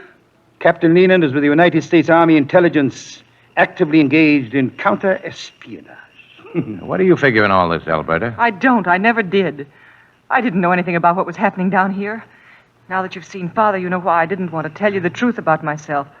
But I was going to tell you anyway this afternoon when I got a telephone call to come out here immediately. Nice timing, eh, Ricky? Very nice, Joe. I think you will discover, Captain Leland, that we have left absolutely nothing to chance. Well, maybe you're right, Doc. Seems you are. I take my hat off to you. Americans are famous for their sportsmanship. Time for me to leave you. Going for a walk, Doc? Yes, Captain. I must see that plane take off on its history-making flight. A flight that will culminate in the destruction of your vaunted Panama Canal. Keep them here for a time, Joe. Then what happens, Doc? Joe has his instructions. Goodbye, Miss Marlowe. Mr. Marlowe. And particularly, Captain Leland. Well, there goes one of the most polite murderers who ever slit a throat. You think you're pretty tough, don't you, Ricky? In my modest, unassuming way, I try to hold my own. Do you guys really think you're going to win this war you're starting, Joe? We're going to make an awfully good swing at it. Well, cheer up. You'll all swing together. Father, come back here. He's got a gun. Get back, Marlowe. You dope. Father, stop him, Rick. He doesn't know what he's doing. Look out, Marlowe. Stop him, Rick. Stop him. You shot him, Joe. I'll shoot him again if he doesn't stop coming. Get away from me. Get him, Rick. Got him. Give me his gun, Alberta. It fell on the floor. Come on, we've got to stop that plane before it takes off. There's a path over here to the clearing. There's the plane, Rick. Yes, I can see it. There's a machine gun guard right ahead of us. Rick. I got to sneak up on that machine gunner. Rick, be careful. Nothing's going to happen to me, baby. I hope. I'll get off this path and lie flat on the ground. All right. Wish me luck. Good luck, Rick. Thanks. I'll see you later. I got him, baby! Now we're in business. Are you okay? Yeah, if I can get this thing working. Higher, Rick, higher! Okay. You're still firing too low, Rick. Well, get a load of this one. You got him, Rick! You got him! Yeah, duck flat on the ground, flat!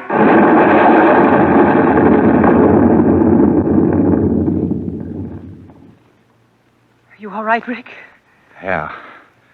But you better not take a look at that landing field. Why not? What that explosion did to Doc Lorenz and those Japs isn't pretty. Hey, take a look upstairs. What? Are those our patrol planes? Yep, and right on schedule, too. And they'll still be on schedule, baby, when Japan's just a little island again. And you and I are spending our honeymoon in Medicine Hat.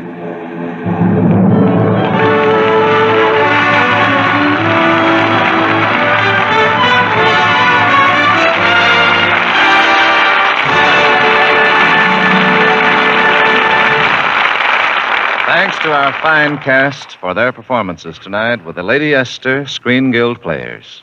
Thank you again, Mary Esther, Humphrey Bogart, and Sidney Greenstreet. Please come back and do another play for us soon. We'd like to, Mr. Bradley. You see, the Motion Picture Relief Fund, which receives the benefits from these series of programs, is something in which we're all very interested. And I know that you, ladies and gentlemen, will be interested in what two well-known people have to say. Humphrey Bogart will be back in a minute or two to tell you about next week's program, which will be one of the outstanding radio events of the year. Right now, here's a message from one of America's best-known beauty authorities, our hostess, Lady Esther. Thank you, Miss Astor. I'd like to speak to our radio audience directly and very frankly, if I may. Are you as proud of your skin as you used to be? How long has it been since you studied yourself critically in the mirror? Can you really say that your skin is as fresh and smooth as it was, well, let's say 6 months ago? Or are you beginning to notice tired lines here and there, perhaps a blemish or two? Now, it may be that your skin is taking extra punishment these days. You may be outdoors more than usual, or you may be living in an area where there are many defense plants, and the air is so laden with smoke and dust that your skin gets much dirtier than usual. Now, thousands of women in defense plants and in smoke-laden defense areas have changed to Lady Esther 4-Purpose Face Cream for the care of their skin. Wouldn't you like to see for yourself, without cost, why so many women write me they're changing to Lady Esther Face Cream? Then don't forget the offer I made a little while ago. Send for your free tube of Lady Esther 4-Purpose Face Cream, enough for a whole week's trial. With it, you will receive all 9 exciting shades of Lady Esther face powder. Just write your name and address on the back of a penny postcard and send it to Lady Esther, Chicago. I'm sorry, but Canadian wartime restrictions prevent me from extending my offer to people living in Canada.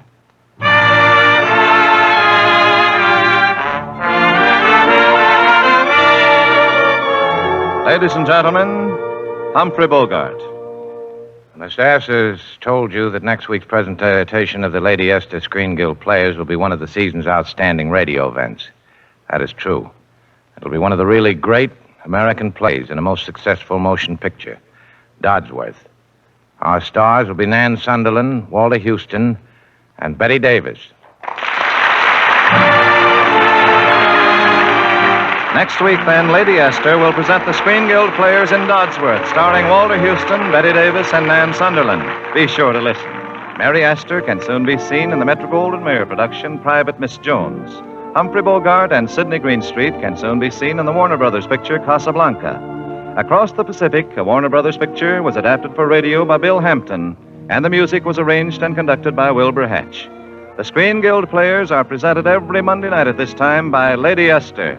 This is Truman Bradley speaking for Lady Esther, saying thank you and good night. This is the Columbia Broadcasting System.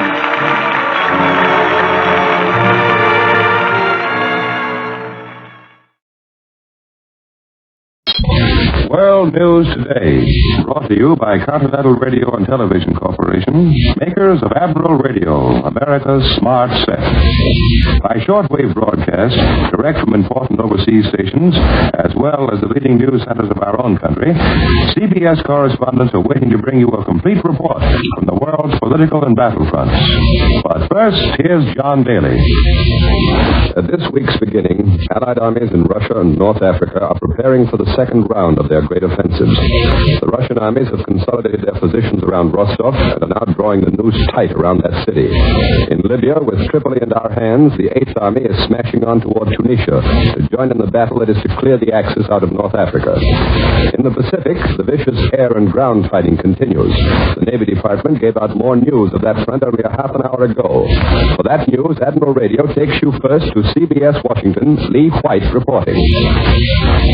The Navy's just announced that American planes have carried out 7 bombing attacks in the Solomons in the last 2 days, doing heavy damage to the aerodrome at Munda.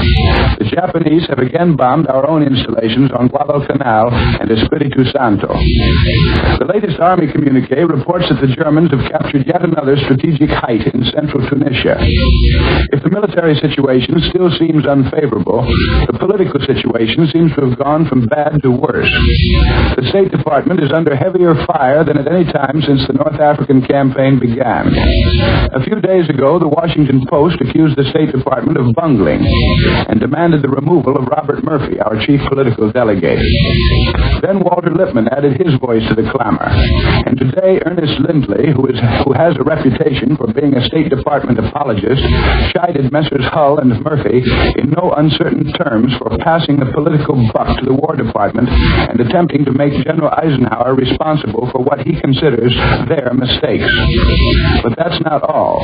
I.F. Stone, a Washington correspondent of the newspaper PM, charges that Paul H. Appleby resigned from the State Department as a protest against the appointment of the one-time Himmler of Vichy France, Marcel Péruton, as Governor General of Algeria. Mr. Appleby, a well-known food expert, was lent to the State Department by the Department of Agriculture to take charge of relief operations under Herbert Lehman. But according to PM, he couldn't stomach Péruton. London still reports rumors of momentous decisions, presumably emanating from Washington. And the same rumors are just as prevalent here, presumably emanating from London. A big story is about to break, and everybody's hoping it will entail a sensible moral solution to the North African problem, as well as the Joint Allied War Council referred to by Wendell Willkie today in his speech in New York. Vice President Wallace also spoke today, predicting a post-war America in which all men can become members of the middle class and share in the benefits which that class has enjoyed in the past. After 13 months of war, Congress is now at last aroused over the growing shortage of labor, and manpower czar McNutt is being subjected to a barrage of criticism that he may not be able to withstand. Tomorrow, the Senate Military Affairs Committee will open hearings to determine why, at this late date, the War Manpower Commission still has no definite program. Senator Austin of Vermont says he and his colleagues will certainly draft a labor mobilization law unless Mr. McNutt can convince them that such legislation is unnecessary. A missing Panagra transport plane with 15 persons aboard has been sighted from the air in the jungles of Peru. A rescue party is now searching for possible survivors. J. Pierpont Moffat, American minister to Canada, died in Ottawa today. I now return you to CBS New York and John Daly. More news in just a moment. But first, here's Warren Sweeney with a word from Admiral Radio. You are one of several million Americans now listening to news reports coming from all over the world by radio. Have you ever considered the part radio has come to play in your life? To most of us, radio is a necessity and a convenience. To American fighting men lined up on over 60 different battlefronts, radio is an absolute essential. It is often their only connection with headquarters and with other fighting units. It is the unifying link which makes coordinated action possible. Abril has produced radios for both purposes, peace as well as war. In peacetime, Abril radios were designed for performance and beauty, for the luxury of American homes. In fact, during peacetime, Abril was the world's largest manufacturer of radio phonograph combinations with automatic record changers.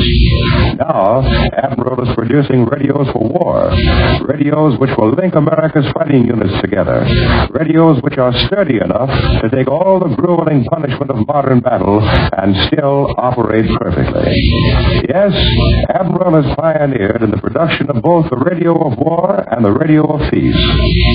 When victory has been won, and with it the blessings of peace, look again to Abril for exciting new adventures in radio entertainment made possible by today's amazing wartime developments and discoveries. Tomorrow, as always, an Abril radio will be America's smart set. Now, here once again for Abril Radio is John Daly. And now more news of the Pacific. Organized jet resistance in Papua has been ended by American and Australian troops. For the latest details, Admiral Radio takes you now to CBS Australia. William J. Dunn reporting.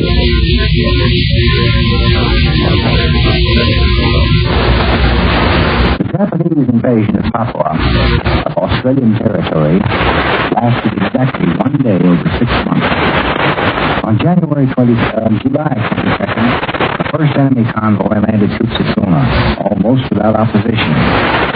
Saturday of the week just ended saw the last remnants of that ambitious force completely liquidated, and the epitaph of some thousands of Japanese pinned in brief communication. Ground fighting in Papua has ceased. The week just ended has witnessed the wind-up of one of the bitterest campaigns any contingent of green American troops has ever called upon to face. This campaign has been of inestimable value, both to the Americans and their Australian allies. In the months it took to drive the Japanese back across the Owen Stanley Range, isolate them, and finally wipe them out completely, the Allies have learned lessons which could be learned in no other way. As a result of this campaign, we now have military leaders for this type of warfare. To have outsmarted the enemy in a type of fighting he himself developed, and who can, when necessary, lead fresh troops into jungle or mountain warfare with the confidence that comes only of knowledge. Lieutenant General Michael Berger, who led the American forces in the field before Bina and Sanananda, told me early in December that the greatest gain the Allies could hope for and the fighting once underway was not so much the elimination of an enemy force as the invaluable experience we were then getting and getting the hard way. Another Tokyo myth has been exploded, and the Allied soldier has emerged from the top one battle as a pretty fair jungle fighter in his own right. This is William J. Dunn in Australia. I return to the CBS in New York.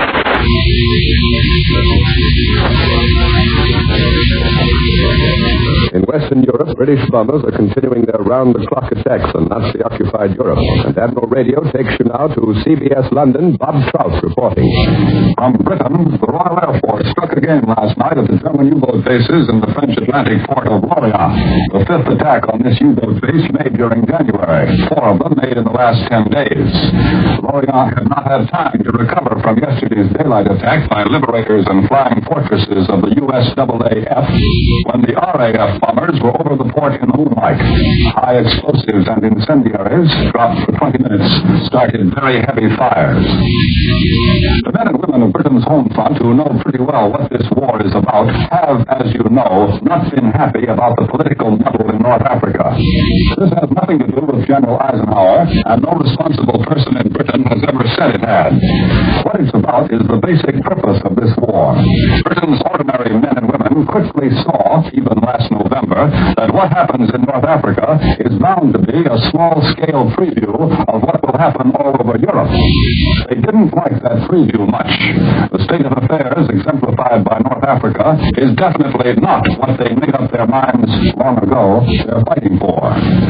In recent days, the British people have been getting hints that the North African affair is going to be cleared up and properly done as part of a large understanding between Great Britain, Russia, China, and the United States.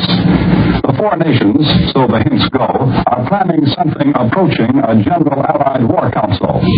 Curiously enough, the British newspapers attributed these hints to sources inside the United States. And, I suspect, the United States hears that the hints are coming from London. This weekend, the transatlantic rumor barrage reached its climax, in London at any rate, and today's papers are talking about vital decisions, which will soon be announced. Obviously, it's the kind of thing which is not to be talked about too much until the announcement is made. But just in case you have the impression that all Britain knows a secret which the United States does not know, I'll read you the screaming headline from London Sunday Pictorial, one of Britain's few tabloids. In huge letters it says, "Big news soon, says America." Next to CBS Cairo and the report of Winston Burdett.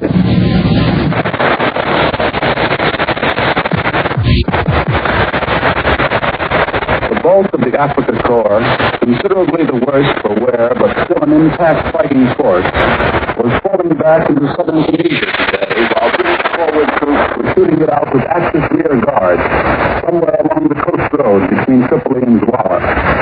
The 8th Army already was well on its way down the last 100-mile stretch of highway between Tripoli and the Tunisian border. Already British and American fighter bombers are flying from airdromes in the Tripoli area, where the Luftwaffe was operating less than a week ago.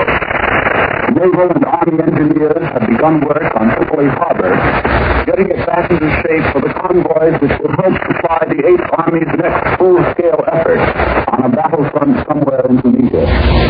Tripoli is a trump card which will resolve many of the supply problems with which the British have been struggling ever since they hit west from Egypt.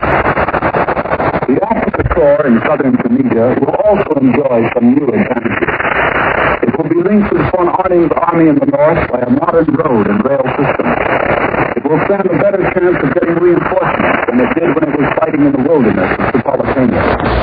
The German command will likewise be able to transfer arms and men from front to front, according to where they are most urgently needed.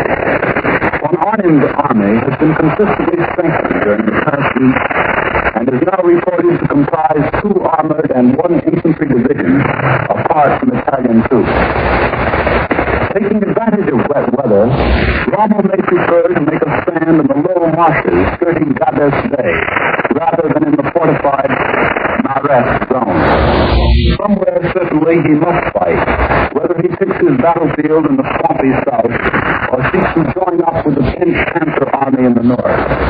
In any case, the 8th Army has an appointment in Tunisia, a rendezvous with General Eisenhower's forces, and General Montgomery means to make all haste to keep that rendezvous.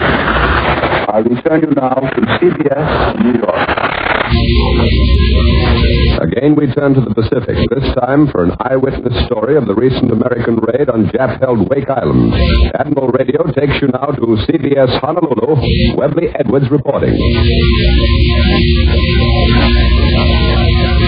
Before Christmas, a large flight of United States Army bombers roared through the moonlit skies of the Central Pacific, heading for historic Wake Island, with orders to demolish Jap installations there. And straight and true, they headed for their target, the little island rocking with explosion after explosion. And when the raid was over, Wake Island's installations were a flaming ruin, and the American planes came home almost without a scratch. All personnel present and accounted for. In fact, they had 1 extra man. And thereby hangs the tale of a man who stowed away on a bomber. I have him with me right here in Honolulu. Sergeant, give us your full name and hometown. Technical Sergeant Paul W. Sweetheart, sir. Hometown, Jolson, Kansas. My folks live there now. Why does a man stow away on a bombing plane, Sergeant Sweetheart? Well, I wanted to see action. I thought I'd been waiting about long enough, so I thought I'd see if I couldn't go along somehow. You figured this all out in advance? Well, not too far. I was crew chief on one of the planes, Silly the Whack. We take care of the planes after every flight. We check them over before they go out to make sure they come back. If there's anything wrong with them, we fix them up. The ground crew really lives that slogan, keep them flying, then. A fellow gets to thinking when he takes care of a plane that it's almost his baby. Some of the boys get the feeling that we loan shown the plane to the pilot and navigator when they take it out. So when you heard something was up, I guess you're pretty busy. I've been grooming the ship to see whether everything was okay. I was in and out of the plane 15 or 20 times. I got to thinking I'd sure like to stick with that plane. I knew that the plane could safely carry a lot more poundage, even for a long distance. Did you know where the raid was headed? No, but I knew that it would be a big one. So the last time I went in the plane, I took my parachute and May West along. Well, my job when the plane takes off is to see that the props are clear and to watch the engine from behind. I went up front and gave the pilot the high sign that everything was okay. Then I ran back and went in the rear of the plane and hit. Everybody was up forward, and I made it without being spotted. I stayed put for a while until we were well up. And then I came out of hiding. The crew was quite surprised to see me. To say the least. What'd they do? The tail gunner saw me and asked, "What are you doing here?" And I said, "I'm going along." He said, "Looks like you are." But Lieutenant Samuel Gregory, the pilot, and all the crew were pretty nice about it. I made myself useful wherever I could. I transferred into this outfit hoping I'd get to be a gunner. And I figured if any of the boys got hurt, I could take their place. Fortunately, nobody got hurt, but I was ready. What happened when you got back, Sergeant Sweetheart? I was plenty worried. After we landed, I got busy checking the plane, and nobody said anything for a while. But I caught it later on. The colonel didn't punish me, but I and everybody else was given to understand that it hadn't better happen again. And that's the story of Sergeant Paul Sweetheart, who stowed away on the big Wake Island raid by United States Army bombers. Ladies and gentlemen, there will be no more stowaways on Army bombers. I'm advised by Colonel William A. Massini, Group Commander, that strict orders have been issued against the possibility of any stowaways in any future operation. And other commanding officers have done the same. But this story in its beginning adds proof to the intense eagerness of the young men in our armed forces out here to get into action. This is Webley Edwards in Honolulu. We return you to CBS in New York. Russia's noon communique, general rather than specific in its claims, announced that several more populated places were taken in the Voronezh area and that the Red Armies in the North Caucasus have taken a town of great strategic importance after an advance of 13 miles. Thus, the armies of South Russia closed the iron ring around Rostov. The capture of Armaver, announced yesterday, puts the Russians 110 miles south of the city, astride the main rail line running right into Rostov. Another Russian army is moving up the Manch River Valley towards Rostov and is only 80 miles away. In addition, north and northeast of the city, other Red Armies are steamrolling over German defenses, are only 56 to 90 miles from Rostov, and have already taken most of the rail communications which the Germans needed to maintain isolated forces in the Don Valley. The recent developments in the Caucasus have completely unhinged the German defenses, and the Nazi forces in the Mykolaiv oil region are in danger of being cut off, as were the 22 divisions at Stalingrad. One of the most important bits of news out of Russia today affects the Axis force trapped at Stalingrad. The Russian communique reported that a German battalion surrendered en masse, in spite of the tales of torture and death for prisoners taken by the Russians spread by the German officers. This development may well mean that the entire Axis force remaining may surrender in the near future, thus releasing many Russian divisions for the offensives against Rostov and Kharkov. The German communique describing the fighting in Russia is full of evasive phrases. It speaks of shortening the southern front according to plan, and says that the fighting in the northern Caucasus has shifted to the Kuban Plain, which is an obvious roundabout way of saying that the German armies in that area are retreating just about as fast as they can. In describing the plight of the Axis force trapped at Stalingrad, the communique falls all over itself. It says that the Axis positions there became intensified through further breaches by strong Russian masses from the west, but at the same time, it said that the defenders held unbroken. The Russians say that of the 220,000 men of the German Sixth Army originally trapped at Stalingrad, less than 40,000 remain. In Chicago, in the former Hotel Stevens, our Air Force is training men in the technical aspects of their part of the war. And for a report from this headquarters, Admiral Radio takes you now to CBS Chicago. Bill Slocum, Jr. reporting. It has been my lot in recent weeks, while the boys in New York were checking the signal from Algiers, to do brief and often unintelligible little masterpieces from strange places, such as submarines, paratroop planes and patrol planes, but never from so unusual a spot as the scene of this epic. I'm standing on a balcony, a gold one, too. And above me are some gleaming crystal chandeliers, and below me are 600 or 700 hungry men packing away their dinner with some grace and unbelievable enthusiasm. They're all soldiers learning the art of radio transmission and reception at the Army Air Force's Technical Training Command's Unit Number 1, Chicago, which was once the Stevens, the world's largest hotel. When the Army took over the Stevens August 1st, every bit of luxury equipment was moved out in 13 nights. It took 1,000 vans to move it all, and as quickly as the room was cleared, it was refurnished with what the Army insists are beds. No fewer than 2 double-deckers in any room, and as many as 5 or 6 in the suites. During the recent Democratic conventions, the Stevens was CBS News headquarters, so I was sure nothing would surprise me in this hostelry. But the picture of a squad of steel-helmeted soldiers marching out of an elevator set me back, although I could not quite erase the thought that we could have used them in those hectic convention days. They can feed 5,000 students twice daily in this mess hall, which was once the grand ballroom. It's a sort of a perpetual mess hall, because here at the Stevens, men sleep while others study. Downstairs in the huge exhibition halls, there are now 24 radio mechanics classrooms with laboratories installed around the outside walls. The coffee shop is the Post Exchange restaurant, and the flower shop is now the Provost Marshal's office. Up on the 3rd floor, there are even more classrooms. The job the Army Air Forces is doing here is a tough one. Thousands, and I can't tell you how many thousands of youngsters are being taught ROM, which means radio operator mechanic. That means they can make radios work, no matter whether they are sending the signal from the towers of Bowling Field in Washington or from a bouncing B-25 over Tokyo. They have so many embryo radio men here that the Chicago Park Commission built an overpass over Michigan Boulevard in front of the hotel. It seems the unending stream of soldiers crossing the Bull Mich to drill tied up traffic in all directions. There are lots of women in the hotel because as much of the staff as possible is kept, and many of the teachers are girls. I asked Brigadier General Albert L. Sneed, in command of the vast schooling setup here, how these boys, most of whom never saw the inside of an airplane, felt about the hazards of flying compared to the comparative safety of ground and power operations. They all want action, he told me. They want to get into planes. They work hard here, and they're anxious to get out. They want to fight. I return you now to CBS in New York and John Daly. And now Admiral Radio brings you Columbia's military expert, Major George Fielding Elliott. One of the most important questions which remains unanswered at this moment is the remaining striking power of Marshal Rommel's famous Africa Corps as it withdraws into Tunisia. It will find awaiting it strong defensive positions covering the approaches from Tripoli into Tunisia, the famous Mareth Line.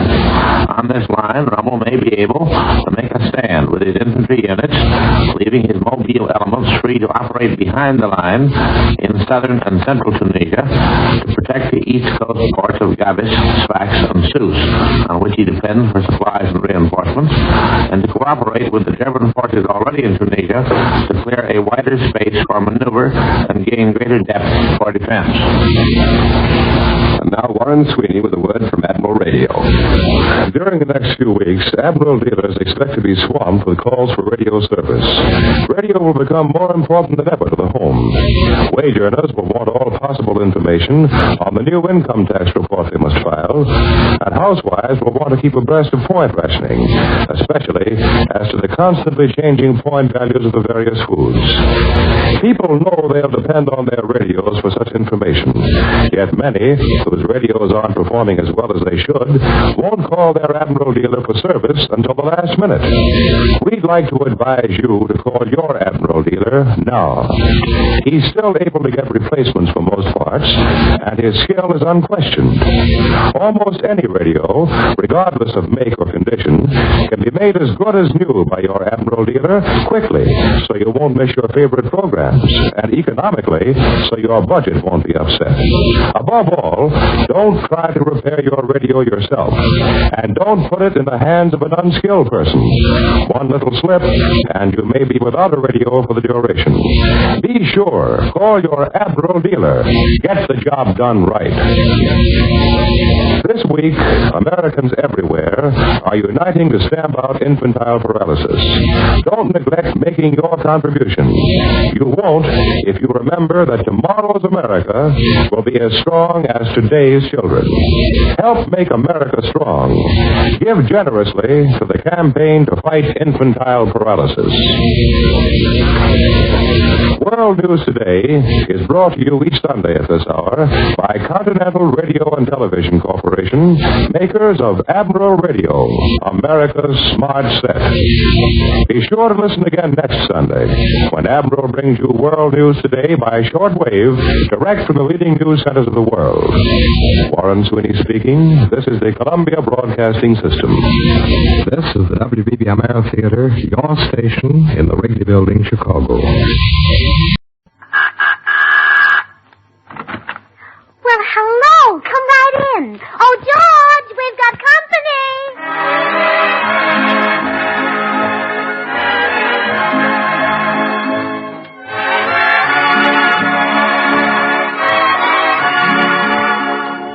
This is Bill Goodwin speaking for Lever Brothers, makers of Swan, the new white floating soap.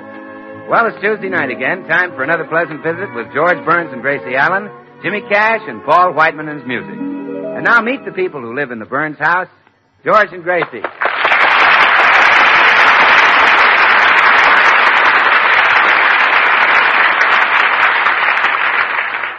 Who were your ancestors?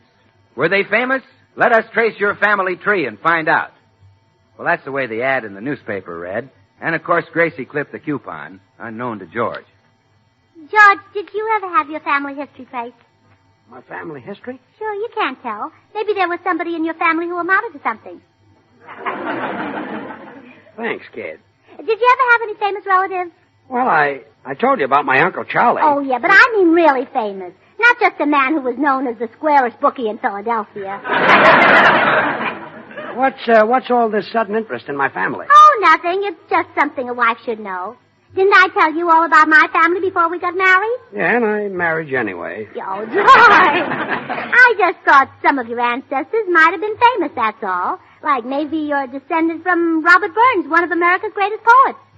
Gracie, you mean the fellow who wrote Coming Through the Rye? Yes. He was Scotch. Oh, was he? Hmm.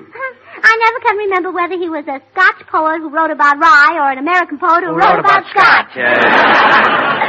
Well, Robert Burns was a Panatella, and I'm going into the library and smoke one. All right, dear. But don't drop any ashes. We're having company tonight. Tonight? Yes. Oh, gee, I was going to a concert tonight with the fellas. You know how we all love good music. George, the last time you went to a concert with the boys, I found the ticket stubs in your pocket the next day. Oh, you did? Yes. Tell me, what does Tassel's Latour play? Does she play the piano or the violin? Tassel? Yes. Oh, well, she just kind of walks around. Well, there'll be no more of that from now on. No. One of those concert artists is liable to fall off the runway and hurt you. Look, sweetheart, I don't care anything about the show. I just go to watch Paul Whiteman. He gets such a kick out of it. Can I go? What do you say, dear? Don't drop any ashes on the floor. I say. Oh, good morning, Mr. Postman. Good morning, Mrs. Burns. Here's a letter for you. It's a glorious day, isn't it? Oh, yes, indeed. How are you feeling today, Mr. Postman? The same as every other day, Mrs. Burns. Just bursting with health. That's nice. You certainly look well. Oh, yes. But anyone who exercises regularly can become the same physical specimen I am. Well, if you'll pardon me, Mr. Postman, I'm very anxious to read my letter. I see it's from Professor Henning's Genealogical Institute. Really? That's a coincidence because I sent away and had them look up my family tree, too. Oh, did you? Yes. The only thing I know about my ancestors is that they came from Wales. They did? I'll bet they're wonderful swimmers. Oh, Mrs. Burns, you say such funny things. I just have to laugh. I'm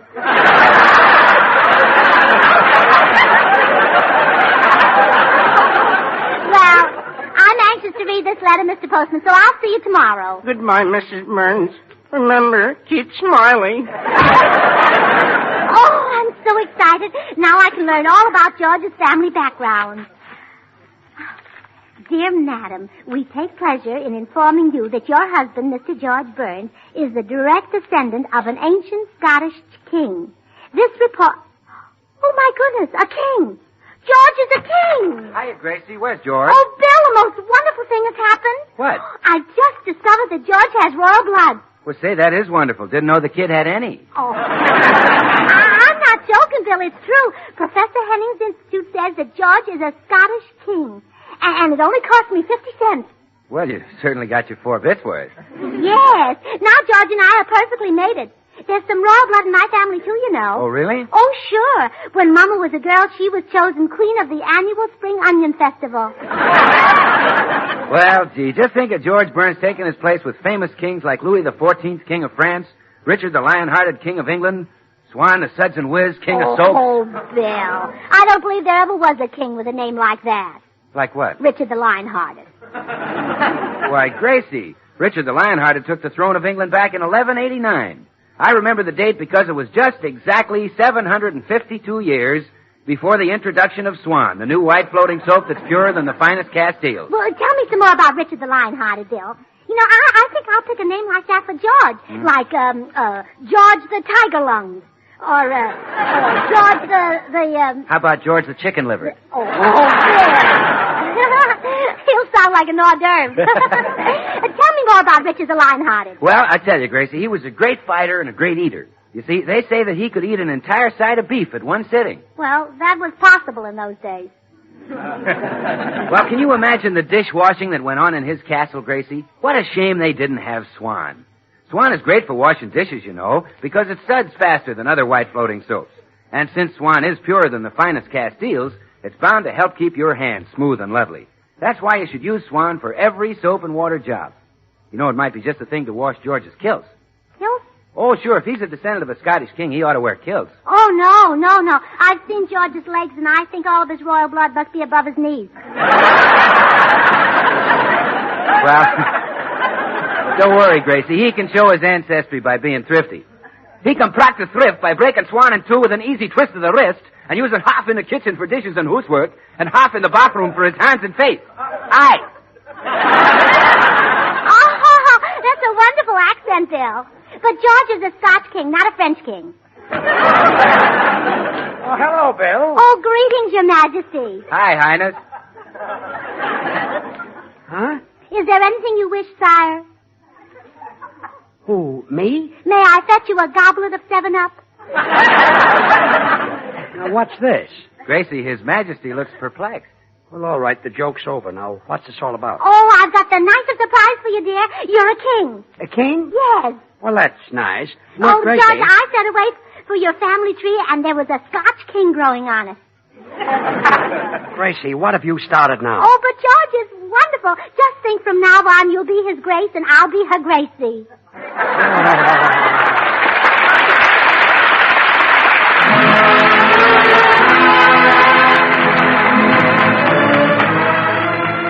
This is Paul Whiteman. You've heard this tune plenty of times by now, but here are the boys in the 6 hits and a miss with what we consider a different arrangement of Moonlight Becomes You.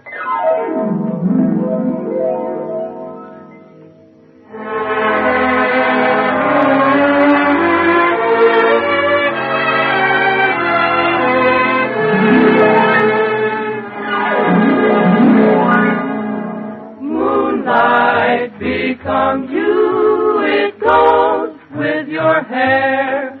You certainly know the right thing to wear.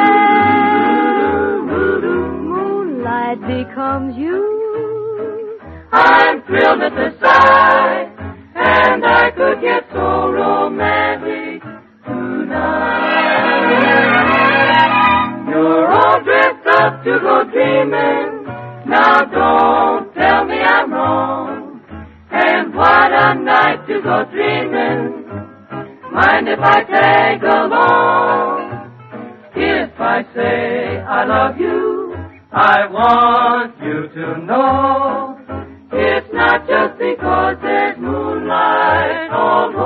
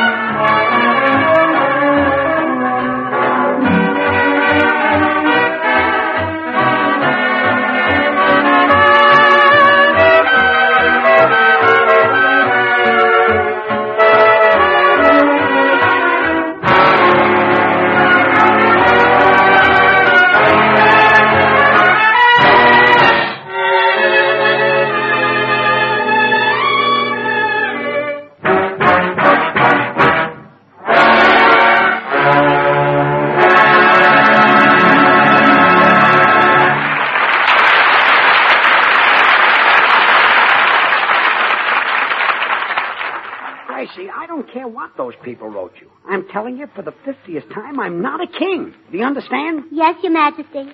And stop calling me Your Majesty. Yes, Your Highness. And don't call me Your Highness either. Yes, Your Kingship. Look, sweetheart, I'm not a king. Well, your ancestors were. And you know what I always say? Blood is thicker than, Water. what? I said blood is thicker than water. Well, of course it is. What's so wonderful about that? Never mind. Forget it. Forget it. Oh, did your loving subject say something to offend His Majesty? Look, will you please stop? Well, if I did, you have the right to banish me from your kingdom. Gracie. But you better not banish me further than Pasadena. We've only got 3 gallons of gas. Look, for the last time, I'm trying to... Come in. Are you the party who called me on the phone? Oh, yes. Go right in the next room and get started. Okay, Lenny. Who's that? A carpenter. I've got a little job for him to do. And when he's through with that one, I'm going to have him carve the Burns coat of arms on the front door. There's no Burns coat of arms. Well, I'm making one. You know, the coat of arms denotes what the head of the house is famous for. Look, Gracie. If he's a brave knight, he has 2 lances crossed. Yes, but... If he's a brave hunter, he has 2 guns crossed. Yes, but... Yours is going to be beautiful. I'm crossing 2 cigars. Yes, I'm a very brave smoker. Now, Gracie, stop this foolishness. I'm not a king. I'm not a king. I'm not a king. You are, too. Oh, here comes your little son, the Crown Prince. Don't call that darn duck my son. Herman, Mama has a marvelous surprise for you. Do you know what your Daddy George is? You do? Herman! He is not. Oh, fine. Your Daddy George is a king. A king. That's a man who's stronger and smarter than other men, and everybody bows down to him. Oh, now, Herman, that's no way for a crown prince to act. Crown Prince. I'd like to see him sitting on a throne of mashed potatoes. Go on, Boys, I mean, Your Majesty, please. Now, look, Gracie, I'm getting out of here before I go stark raving crazy. Oh, Your Majesty, would you stop at the bakery and get me a half a dozen poppy seed rolls? My kings are temperamental. Well, I'd better see how the carpenter is doing. Well, how's the work going, carpenter? Oh, fine, lady. I done just like you told me. Nailed one of the dining room chairs on a pedestal 2 feet high. Oh, good.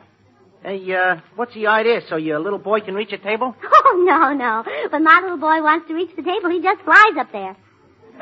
Your son can fly? Well, of course. He's nearly 2 years old. He'd be pretty backward if he couldn't fly by now. Holy gee, I got a kid that old who can't even walk yet. Well, give him time. Say, that chair does look nice, though.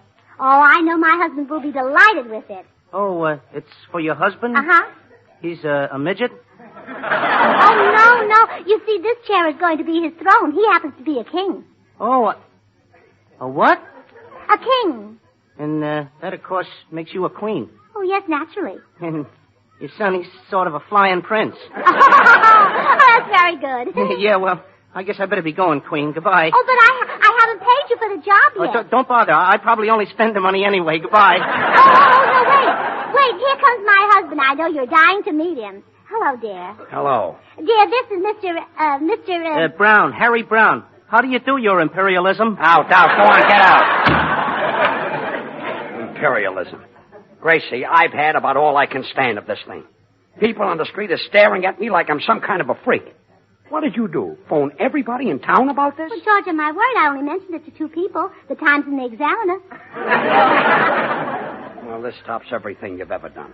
You've made me the laughing stock of this whole town. Oh, well, let them laugh. They laughed at all great kings. Julius Caesar, Frederick the Great, Henry VIII. They even laughed at William of Orange. But if he hadn't invented them, where would the state of California be? I don't want to hear any more about it. I'm going up to my room. Oh, very well, Your Highness. Stop calling me Your Highness. Of all the ridiculous, idiotic stunts she's ever pulled. I'm almost sorry I didn't marry the Adagio dancer from Scranton after all. Fine king I am. Can't even go to a show when I want to. Say, wait a second. A king can do no wrong, can he? How about that? Oh, George, Hello, Queen. How's every little thing? Oh, aren't you mad at me anymore? Oh, no. My Majesty has been thinking things over. If I'm a king, I'm a king, that's all. Well, sure. And a king can do no wrong, right? Right. Good. Now, about going out with the fellas tonight to see Tassel's Latour. I think my royal self needs a little diversion. Oh, well, then by all means go, Your Majesty. Who am I to tell a great king what to do? Well, hallelujah. Long may I rule.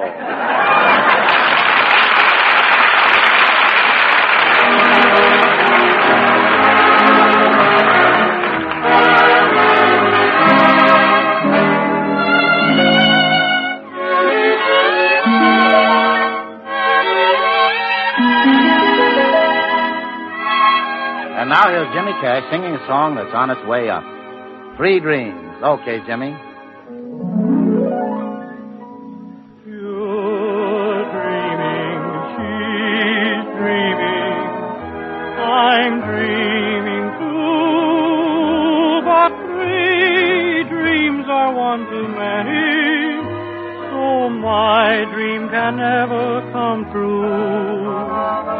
You love her, she loves you, I love her too, but 3 dreams are one too many, so my dream can never come true. My hoping that she would love me was only a madcap scheme that left me in the middle of this crazy little 3-cornered dream.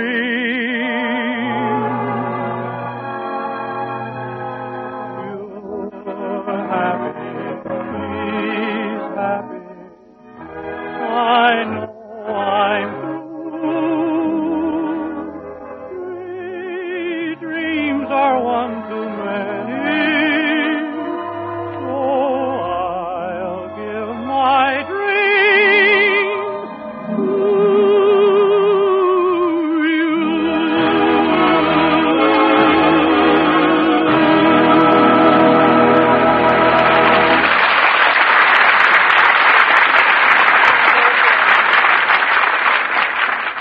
Ah, boy. This is the life. Is Your Majesty quite contented? Oh, yes. Everything is lovely. Would Your Majesty care for another cigar? Oh, no. The 2 I'm smoking now are fine. Is that pillow comfortable for your royal head? Oh, yes. Is that footstool comfortable for your royal feet? Oh, sure. Is that chair comfortable? Yes, everything is comfy. Ah, boy, this is the life. The king can eat what he pleases, do what he pleases, go where he pleases. Like, say, to a show with the fellows. Huh? Well, of course, sire. Oh, boy, this is the life. Would Your Majesty care to partake of a light snack? There's a T-bone steak in the royal icebox. Steak? How did you manage to get a steak from the butcher? Oh, it was no trouble. The Count was delighted to let me have one. The butcher is a count? He is now. I made him a count in exchange for the steak. I see what you mean. Oh, yes, I knighted him. It was a lovely ceremony. He knelt down and I tapped him on the head with a cleaver.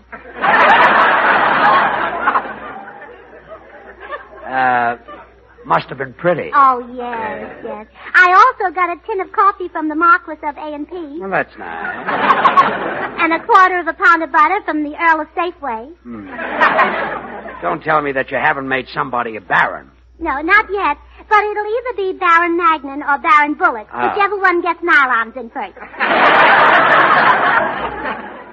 Well, I guess I'll go upstairs and start dressing. How soon will the tailor be through pressing my suit? Oh, your suit's been back here for 20 minutes. Really? Say, that's quick service. Oh, yes, Lord Goldfarb brought it over himself. Him too, huh? Oh, he was thrilled when I made him a lord. Really? He said it was the only way he could think of that his wife could become a lady. Well, I'm glad she finally made it. Well, farewell, my queen. I'm going upstairs and shave my royal kisser. Yes, Your Majesty. I'm expecting Count Goodwin and Sir Fatso Whiteman any minute. So, tell the boys to wait. Very good, Your Majesty. By the way, Goodwin doesn't think that you'll let me go out tonight. So straighten him out on that, Queenie. My imperial self will re-imperial in a few minutes. I'm sitting on top of the world. Oh, I do wish he weren't going to see that show with the boys. Still, that Tassels Latour is royalty, too.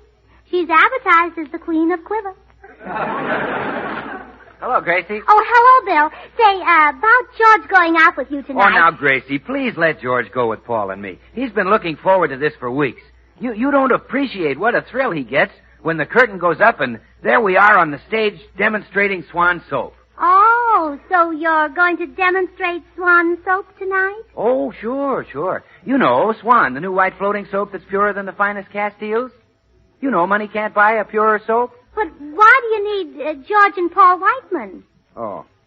Well, after I break Swan in two, they each hold half a bar, you see. George represents the kitchen sink and Whiteman is the tub. Oh, I see. And where are you going to hold this demonstration? Where? Yes. At the Elks. The Elks? Oh, yes, of course. You see, Elks are men, and men have wives. Wives are women, and women have long considered Castile soaps the standard of purity, but Swan is even purer than the finest Castiles. Swan is so pure that it's kind to a little baby's tender skin. That's why thousands of mothers use Swan to bathe their babies. Oh, is Tassels Latour an elk? And if Swan is kind to a baby's tender skin, then you know it must be wonderful for your hands and face, your tub or shower. And always What did you say? Tassels Latour. Well, then you know where we're going tonight. Oh, sure. Well, Gracie, why'd you go to all that trouble to make a dope out of me? It wasn't much trouble, Bill. Oh, thanks. Well, then you don't object to George going, huh? Well, I couldn't object. George is a king. Oh, I see. George thought I didn't know he goes to burlesque shows, but he never fooled me. Oh, really? Well, what gave you the tip-off? Well, I came home one day, and when I took off my hat and coat, he applauded.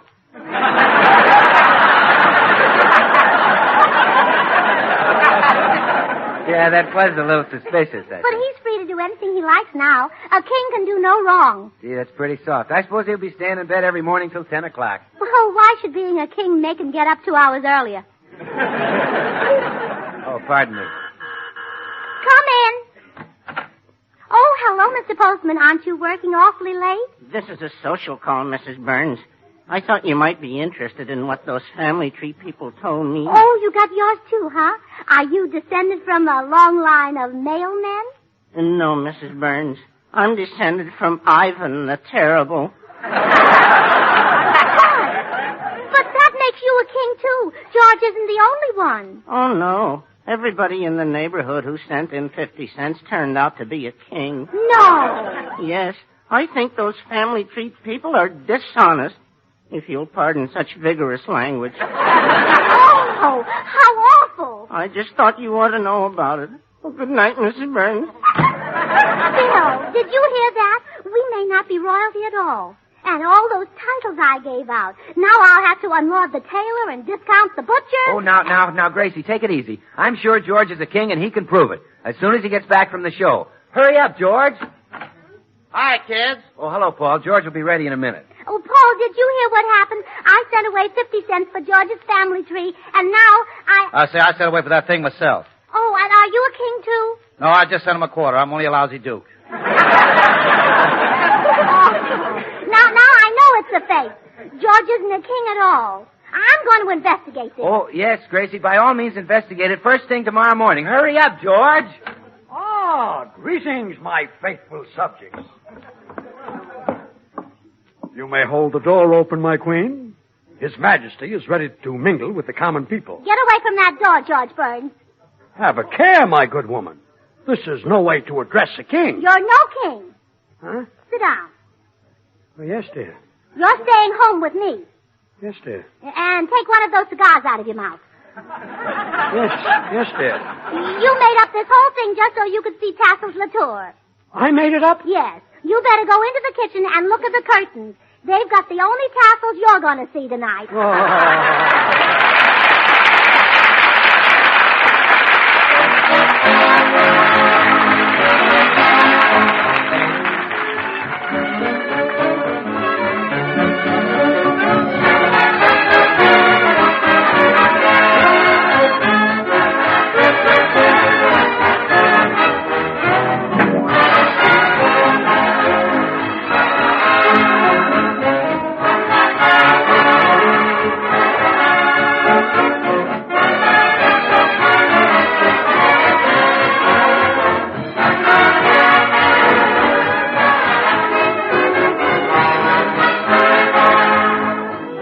Well, George and Gracie will be right back, so I'm just going to take a second to remind you that Swan in your house is like money in the bank, because Swan saves you real money.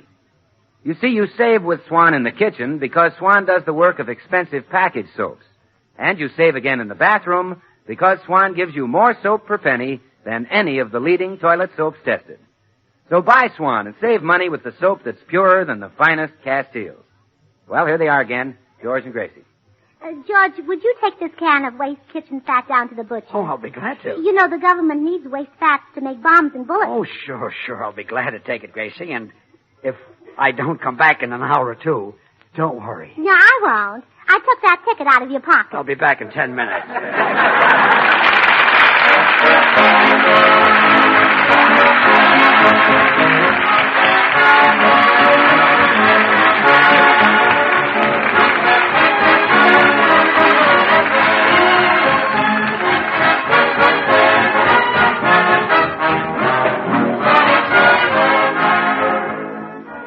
The makers of Swan, the new white floating soap, join George and Gracie in inviting you to tune in to your CBS station again next week, same time. Now remember, George Burns and Gracie Allen, CBS, next Tuesday night. And don't forget to listen to Swan's other show, Tommy Riggs and Betty Lou, over another network, next Friday night. And now till next week, this is Bill Goodwin saying, well, I, Swan, how about you? Good night.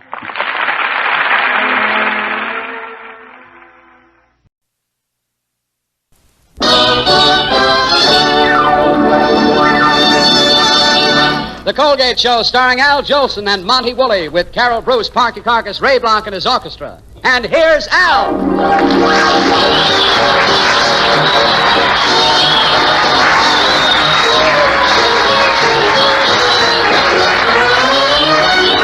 I'm going back to the shack where the black-eyed Susans grow. I love them so. They're all around on the ground where I found the one I know. So long ago, the honeybees all know I'm coming. I seem to hear them softly humming. You'll be losing your little Susan. You better be getting busy buzzing around to stroll again down the lane to the plain old rustic seat. Will be a treat. Then I'll bring out the ring for the finger of my sweet. She's mighty sweet. And when I'm tied to the pride of the countryside, maybe I'll introduce you to my corn-fed bride when I get back to the shack where the black-eyed Susans grow. There's a quaint old-fashioned farmhouse down a pretty little lane where the daisies make a pathway to the fields of golden grain. There a little gal is waiting where I found her long ago. Something tells me I'll be welcome where the black-eyed Susans grow. I'm going back to the shack where the black-eyed Susans grow. I love them so. They're all around on the ground where I found the one I know. So long ago, the honeybees all know I'm coming. I seem to hear them softly humming. You'll be losing your little Susan. You better be getting busy buzzing around to stroll again down the lane to the dear old rustic seat. Will be a treat. Then I'll bring out the ring for the finger of my sweet. She's mighty sweet. And when I'm tied to the pride of the countryside, maybe I'll introduce you to my blushing bride when I get back to the shack where the black-eyed Susans grow.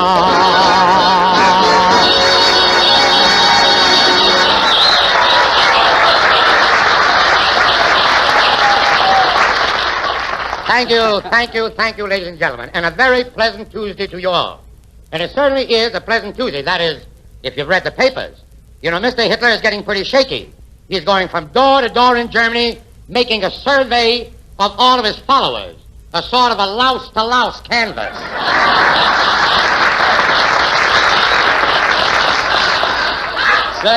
Say, Al, isn't there some mistake in this script? It says Al Jolson and Monty Woolley. We had him last week. Yeah, we're going to have him from now on. And that means trouble. Is that guy conceited? Freddie, he's the most egotistical man I ever met. You know something? He thinks he's funnier than I am. Really, he does. He's that bad, Al? Worse. I can't understand why the sponsor ever decided to use that hunk of masculine monotony. Him and his beard. He gets in your coffee and everything, no kidding. Let me tell you something, Fred. I wouldn't have Woolley on my show if they gave him to me with a pound of butter. Get this. He's just a sarcastic old foof. That's what he is. And the only one I've ever heard say a kind word about him is Monty Woolley.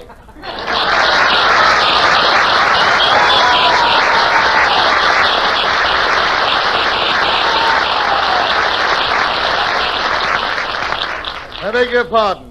Is this the goodwill hour? Please, don't start again tonight, please. How do you do, ladies and gentlemen? As I stand here looking into your faces, I realize that a lot of your faces need looking into. Go ahead, you might as well. Now, just a minute, Beaver. Just a minute, Beaver. You can't walk in here every week and insult my audience. They came here. I didn't send for them. Why should I concern myself with the feelings of the motley crowd? I am a genius. I am what Orson Welles thinks he is. Monty, are you cold? Cold? Of course not. You should be. The government has frozen all ham.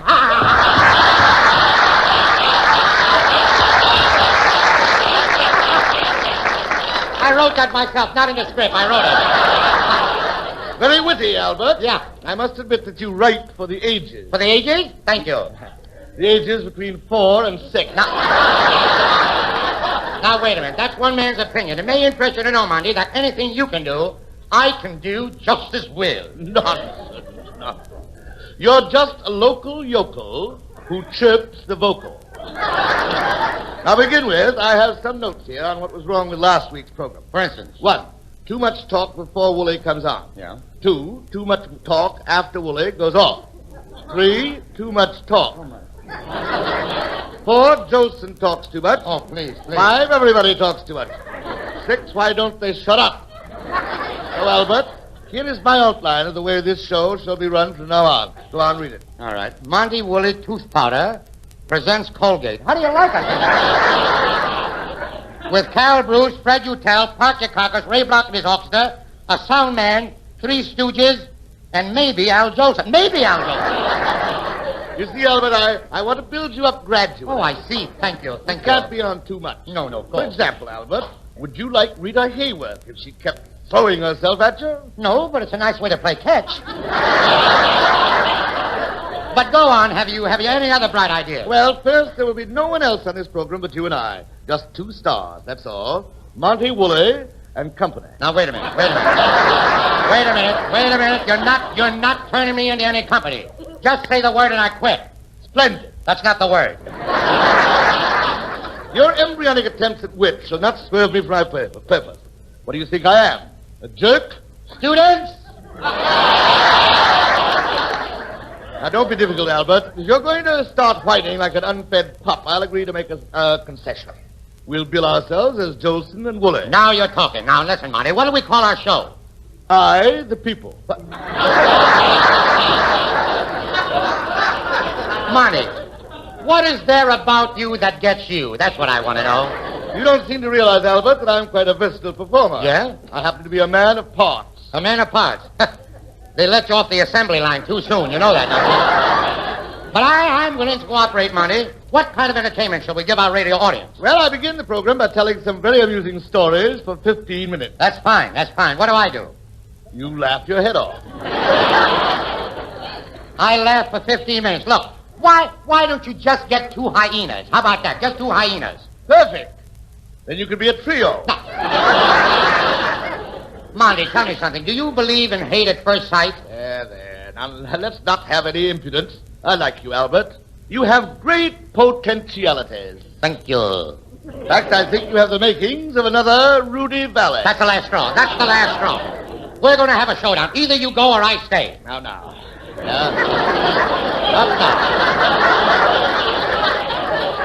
Not now, for at this point, Carol Bruce enters. Enter, Carol.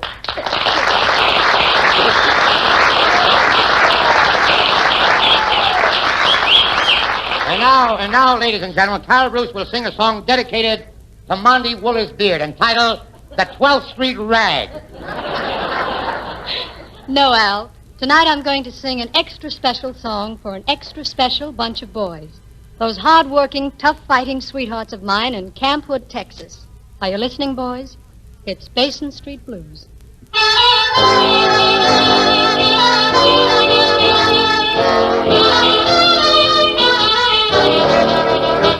I'm gonna go. I'm going back where I know I'll be home, and I never will roam anymore. Won't you come along with me down the Mississippi? We'll take a boat to the land of dreams, steam right down the river down to New Orleans. All the band's there to meet us, old friends to greet us. That's the place I long to be. Heaven on earth, they call it Basin Street. Oh, Basin. Now you're chasing those blues away. Basin Street is the street where all the light and the dark folks meet. In New Orleans, the land of my dreams, you'll never know how nice it seems and just how much it really means. Glad to be, yes, sirree, where welcome's free and so dear to me, where I can lose those Basin Street blues.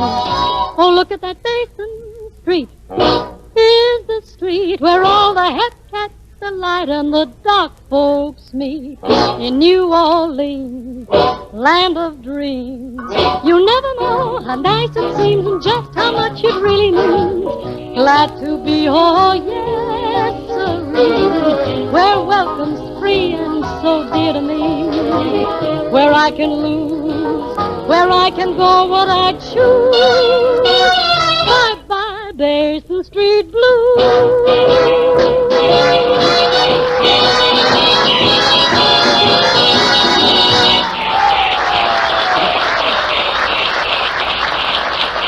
Well, Monty, after thinking over, your ideas for our program sound pretty good. But what do we do about the commercial? You know, the stuff we sell. You know, the tooth powder, the toothpaste. I'm prepared for that, too, Albert. I merely walk up to the microphone and say, ladies, are your cheeks red? Are your hands red? Is your skin red? Then get back to your wigwam. You're an Indian.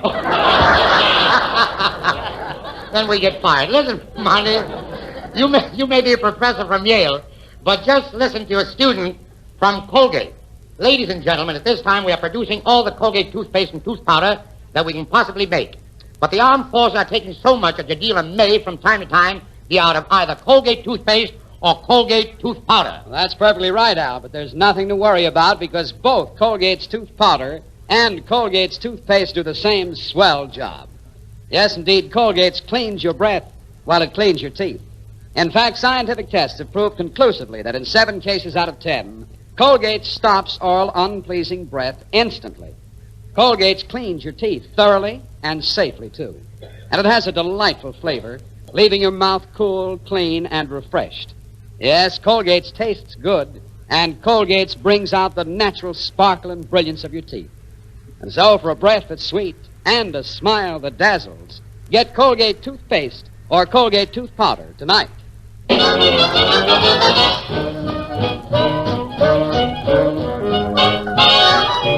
Monty, now that you're going to be with us every week, I'd like to have you meet our cast. Stop! Stop that music! Who is that bargain basement baton wielder standing there in front of those emaciated-looking Petrillo prey boys?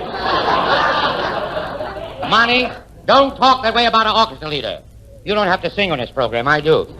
Come over here, Ray. Monty, this is Ray Block. I apologize, Ray, for what Monty said. He doesn't need an apology. He needs an autopsy. How do you do, Mr. Woolley? I'm fine, and you're fired. What? Block is fired? What for? I'll suffer no competition from his scrawny mustache.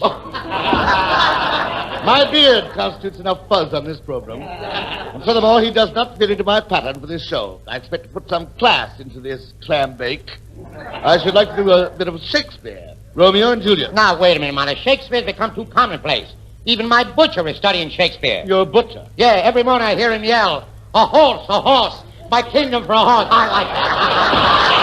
horse. My signal for a horse. That's you. That's all right. Hello, kid. Park your pocket. What do you want?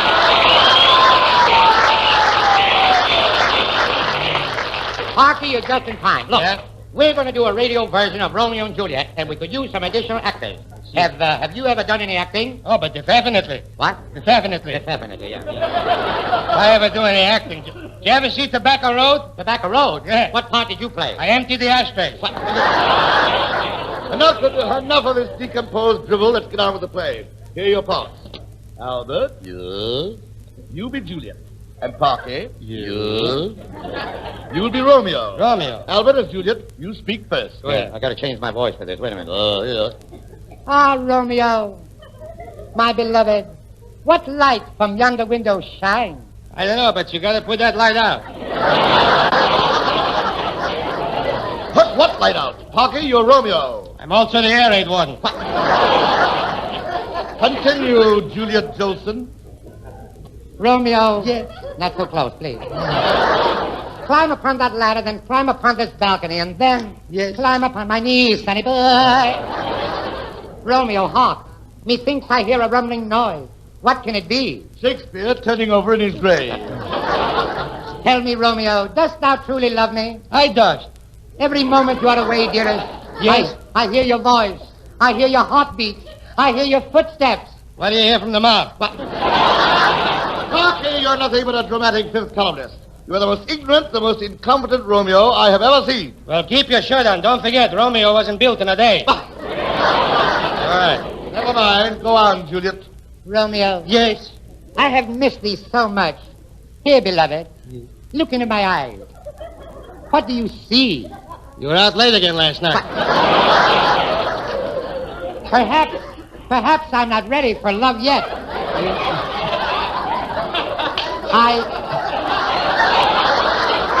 Listen.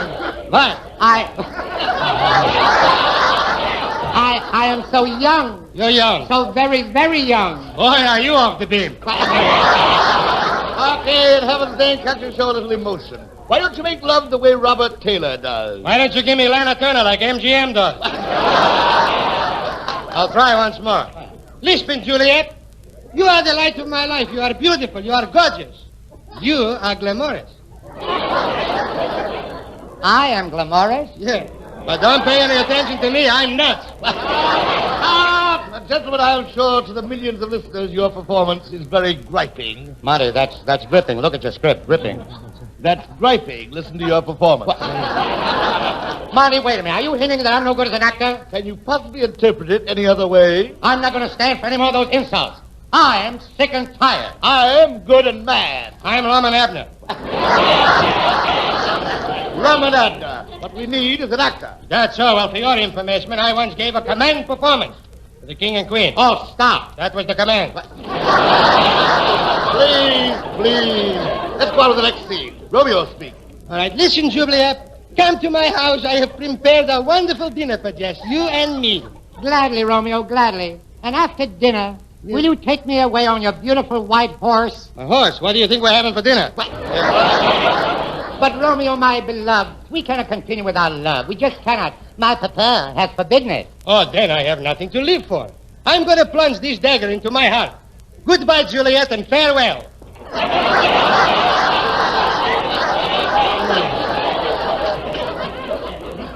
Romeo, you have killed yourself.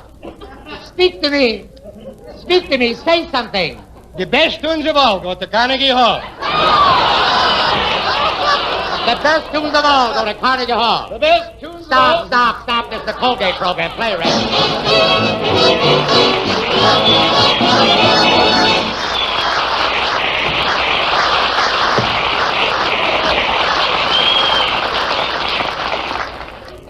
Now, tonight, ladies, we have something very important to tell you, so would all you husbands listening in kindly leave the room for a moment? Thank you. Now, you know, ladies, husbands don't talk about it, but no wife can afford to risk unpleasing breath. And so many charming women do take chances with their happiness in exactly this way. Now, even you may have this very common fault. And that's why it pays to use Colgates twice a day and before every date. For Colgates, toothpaste or tooth powder, cleans your breath while it cleans your teeth.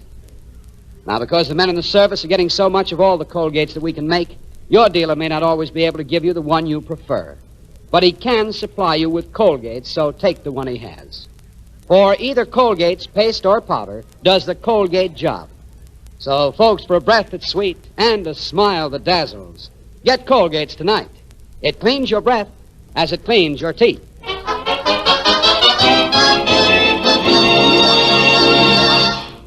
This is Monty Woolley again, ladies and gentlemen. Tonight, Mr. Jolson would like to revive one of Irving Berlin's greatest song successes.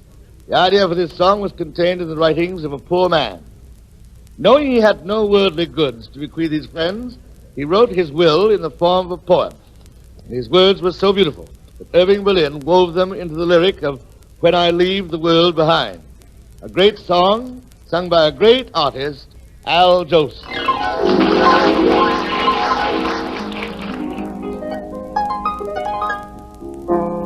I know a millionaire who's burdened down with care. A load is on his mind. He's thinking of the day when he must pass away and leave his wealth behind. I haven't any gold to leave when I grow old. Somehow it passed me by.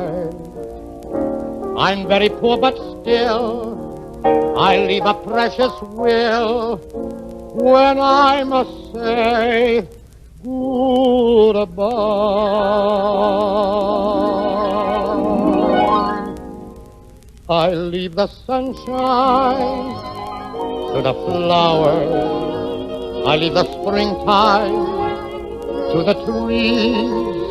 And to the old folks, I leave a memory of a baby upon their knees. I leave the nighttime to the dreamer. I leave the songbirds to the blind. I leave the moon above to those in love. When I leave the world behind, when I leave the world behind. I leave the sunshine to the flowers. I leave the springtime to the trees, and to the old folks, I leave memories of a baby on their knees. I leave the nighttime to the dreamer. I leave the songbirds to the blind. I leave the moon above for those in love. When I leave the world behind, when I leave the world behind.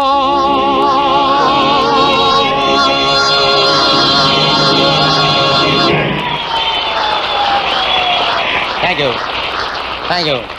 Good night, ladies and gentlemen. We hope you'll tune in next Tuesday night at the same time when Monty Woolley, Carl Bruce, Parker Cockers, Ray Block, and our whole company will be back again to entertain you. May I say in closing, if you haven't filled your stamp or books, there's no time like the present. It's your best investment in the future. Good night, all, and thank you.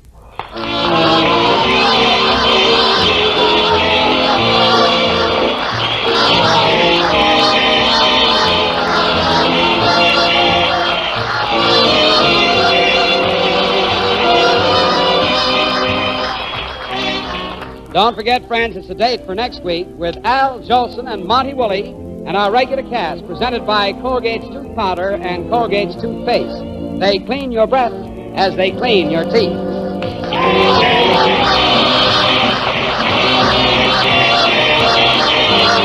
This is the Columbia Broadcasting System.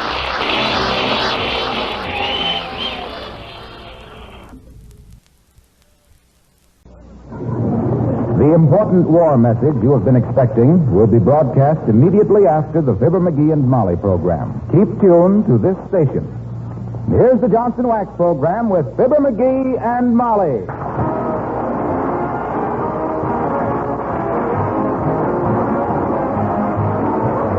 The makers of Johnson's Wax and Johnson's Self-Polishing Glow Coat present Fibber, McGee, and Molly, written by Don Quinn, with music by the King's Men and Billy Mills Orchestra.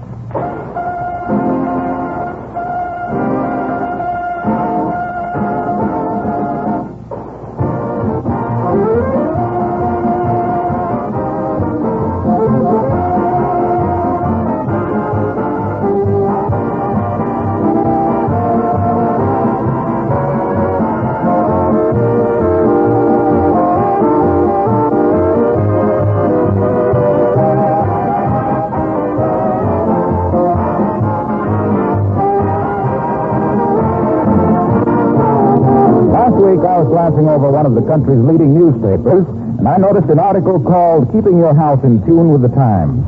You know, it made me feel right at home, for this is what I read. Preserving and protecting the surfaces around your house was once the sensible thing for a good housewife to do. Now it's a case of preserve or do without. The situation isn't as bad as it sounds if you take advantage of wax in any of its forms. Wax is not only a great preservative, but it's also a great time saver.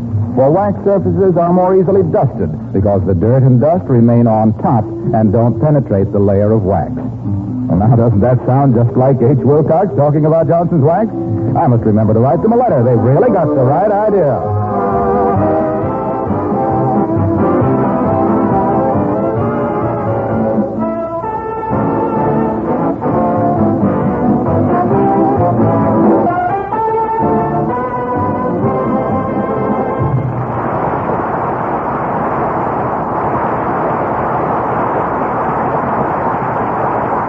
There comes a tide in the affairs of men when they think they can write a book.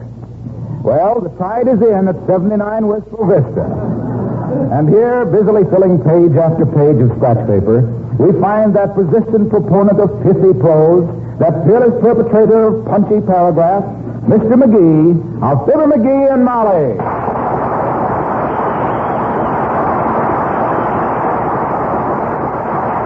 So, grasping her in his strong arms, he kissed her tenderly on the forehead as she ran her slender fingers through his dark curly hair, which she had first took his hat off so she could. Then, as a knock came at the door... McGee, I never heard such drivel in my life. What are you reading? I ain't reading, I'm writing. You're what? I'm writing a book. So that's what you've been doing the last few days. That's it. And I thought you were going over the household accounts. Household accounts, my clavicle. Don't you worry about them, Molly. When the dough starts rolling in from this book, we'll have so much money the government won't know what to do with it. Now, let's see. Where was I? Oh, yeah. I was just getting to the place where my heroine, Maisie Laprine, has just met Lieutenant Flagwell. Just met him? Yeah. Last I heard, he was taking her into his strong, curly arms and was kissing her. Well, it was love at first sight. You see, he was coming down the street on roller skates while she was cleaning the front steps, and she swept him off his feet. I got some cute dialogue there. I'll bet you have. But the plot really gets toward a little later on. This is a love story that'll have every woman in America dripping mascara. Oh, my. Where's my phone? Oh, yeah. Running her fingers through his dark curly hair, which she had first took his hat off so she could. Then as a knock come at the door... Boy, is this realistic. Then as a knock come at the door... Look, Arthur, I hate to disillusion you, but that was a knock at the door. Well, it's plagiarism, that's what it is. Come in. For goodness sakes, Abigail Uppington. How do you do, my dear? I'm Miss McGee. My dear Mrs. Uppington, what a charming surprise. Do come in. I say, Francois, chill another bottle of sparkling root beer for Madame. Oh, I say, this is jolly, isn't it? When was it we met last? On the French Riviera, was it not? I remember that romantic evening over the gaming tables at Monte Carlo? The night Fifi de Goumenac shot the Duke? Okay. I remember how the stars shone down like a million jewels on the velvet canopy of night. Let's start over, Miss McGee. I wasn't here when the game started. Listen, don't mind him, Abigail. He's writing a book and he thinks he's E. Philip Dippenheim or somebody. Ah, yes. Fine chap, Dippenheim. I remember one afternoon we were sitting in a gay little cafe in the Latin Quarter. I remember it because I didn't know any Latin and Ippy didn't have a quarter.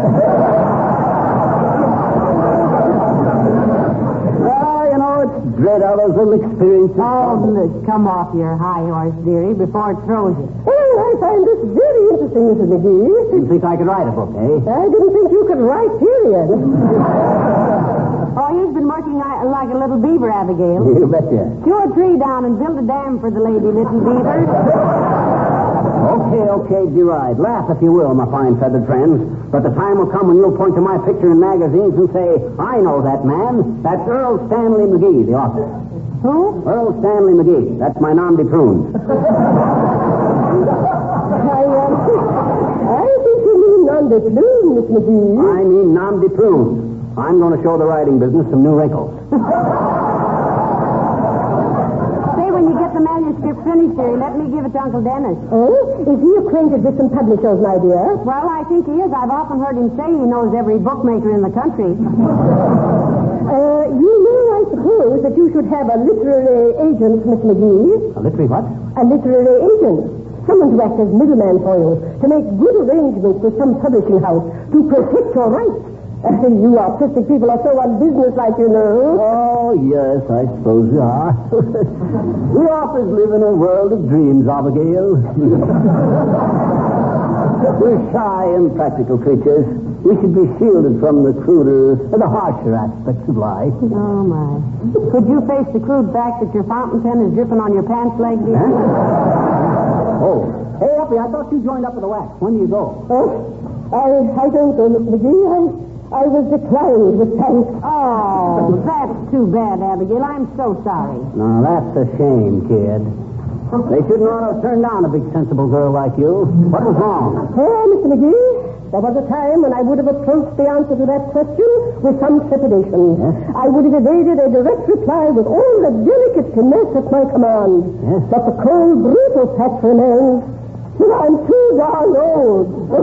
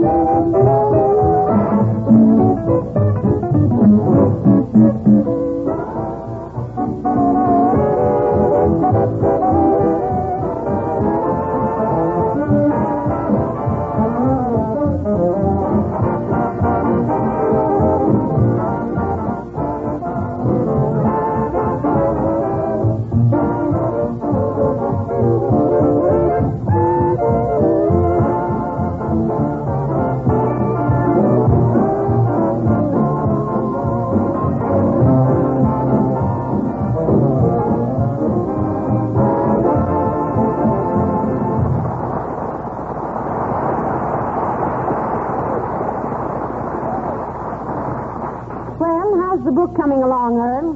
Who? Earl. I thought that was your nom de plume. Earl Stanley McGee. Oh, yeah. Oh, I say, I think I'm coming along rather well, you know. Top hole and all that. Working on a jolly situation at the moment. This lieutenant lad, Fraggle, you know. Frightfully decent chap, Oxford and all that. Oh, listen. Stop it. First thing I know, you'll start wearing a manacle. If you mean eyeglass, my dear girl, the word is barnacle. It's no such a thing. A barnacle is a seashell that sticks to the bottom of a boat. I thought that was a binnacle. A binnacle is a collarbone. That's my clavicle. Well, then a binnacle is where they keep a ship's compass. You're thinking of a monocle. Well, then what are manacles? Handcuffs. That's what I said. You want to be arrested for murder? Well, you're killing me with that English accent. You answer the phone, will you, Molly? I got Lieutenant Fragwell at the bottom of a 40-foot cistern, and I got to figure a way to get him out. Well, let his girlfriend hold a big sirloin steak over the edge. I'd jump 40 feet for that myself. Well, in this case, Molly knew speaks the telephone. Hello, Fibber McGee speaking. Who? Oh, yes. This is Earl Stanley McGee, the novelist. How do you do, Miss Cheltenham? Miss who? Oh, that would be jolly, of course, of course. I should be happy to discuss the matter. Oh, rather. Yes, I shall carry on till you get here. Tip-tip.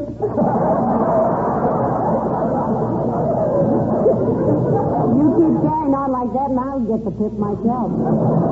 Who's Miss Cheltenham? She's an agent, a literary agent. She's going to sell my book. Ain't that wonderful? How'd she ever hear about you through a Ouija board? All the word gets about these things. Hey, I got to get busy. Now, don't let anybody bother me. Lock the door. This may mean millions. Yeah, but how are you getting Lieutenant Fragwell out of the cistern? Easy. I just start the next chapter by saying, what? Safely out of the cistern. Fragwell made his way to the nearest barumba. What's a barumba? That's an Abyssinian word meaning railroad. Do the Abyssinians know that? They will when they read the book. Now, remember, Molly, I got to work fast. I ain't told anybody. If the door bell rings, don't tell them. I'm afraid Lieutenant Barumba will have to wait in the Fragwell for a minute, dear. Come in. Hello there, kids. What you doing? I'm trying to write a book if I can get some peace and quiet around here. Well, you go right ahead, Johnny. Me and Dory won't let anybody bother you. Fine. Tried to be a storybook writer once myself, but the grammar got me. Oh. Teacher says I didn't know a subject from a pelican. You mean a predicate? I do? And a predicate, one of them little salty crackers that you get with a glass of beer? That's a pretzel. Well, they're dangerous things. Grandpa had one go off right in his face once. Didn't know it was loaded. It was an old horse pretzel that he had. Now, wait a minute. Don't you mean horse pistol? I sure do, Doris. Grandpa was in the horse pistol for 3 weeks. The day nurse and night nurse. That's a hospital. Yes, sir. Most hospital folks Grandpa ever lived with. I think you mean they were hospitable. No, they took his chewing tobacco away from him when he went in. Grandpa always said... Look, old-timer, look. Can't you stop changing the subject? No, I can't, Johnny. Teacher always told me I couldn't tell a subject from a pelican. Listen, but you don't mean pelican. Why don't I? Because a pelican is a big bird. You're telling me, Johnny. Teacher gave me a bird so big it blew me out of school and never went back. I won't bother you, Johnny. So long, Doris.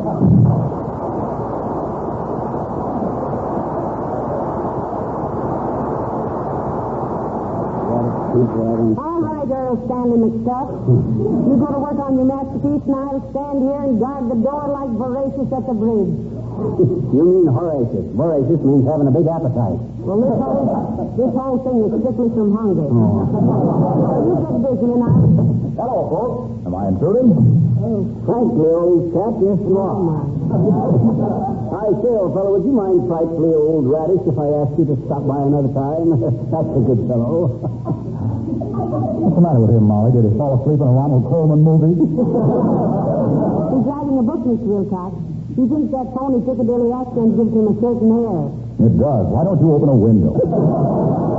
Oh, now I say, old broom. Stop it, you sound like some dentist that just fitted you with the London Bridge. Molly, what's this about him writing a book? Well, let me tell you about it, Junior. You see, my hero, Lieutenant Fragwell of the Navy... The Navy? Yeah. Hey, could you say something about battleship, linoleum, and then sneak in a few words about Johnson's glow coat? This is a novel, Wilcox, not an advertising folder. Anyway, he falls in love with a girl named Maisie Laprine because she reminded him of his mother. And you remind me of my mother. Oh. McGee reminds you of your mother, Miss Wilcox? Yes, when he's happy and excited like this, he acts just like my mother used to when she was telling somebody about glow coat. How easy it was to use, now it shines as it dries. Are you going to let me tell about my book? Oh, excuse me, go ahead. Well, just as Fragwell and Maisie are on their way to the house to get married, up comes a messenger in a cloud of dust. So, what's a little dust? Well, Johnson's glow coat dressed himself right up to the damn clock. And anyway, glow coat's protected. You better let him go on, Mr. Wilcox. He's turning green. Oh, pardon me. Well, then what, Fibber? It's a message for Lieutenant Fragwell to report for duty. The marriage is off. He's been called back into the service. Well, the service is an important thing. If you protect the surface of your linoleum against dirt and wear, it'll almost last forever because Glow Coat is the I didn't finest... say surface. I say service. Service. You see, Bagwell is a West Pointer. Now, hold on. Wait a minute, McGee. If Lieutenant Bagwell was in the Navy, why did he go to West Point? Ah, wouldn't Hitler like to know that?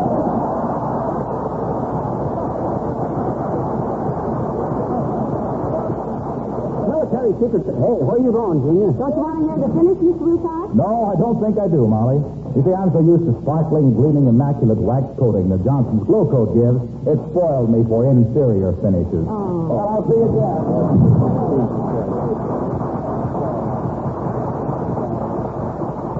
Of all the unappreciated inferior finishes, my clavicle.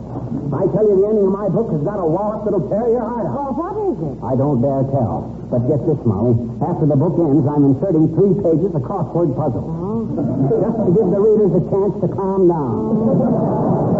This book has got such a smash climax that I don't want to be responsible for people going hayseed. You mean Haywire? I thought Haywire was a movie actor. That's Hayward. What is Hayward? Buy the bail? I'll buy the bail if it's cheap. Oh, What are we talking? come in, thank goodness.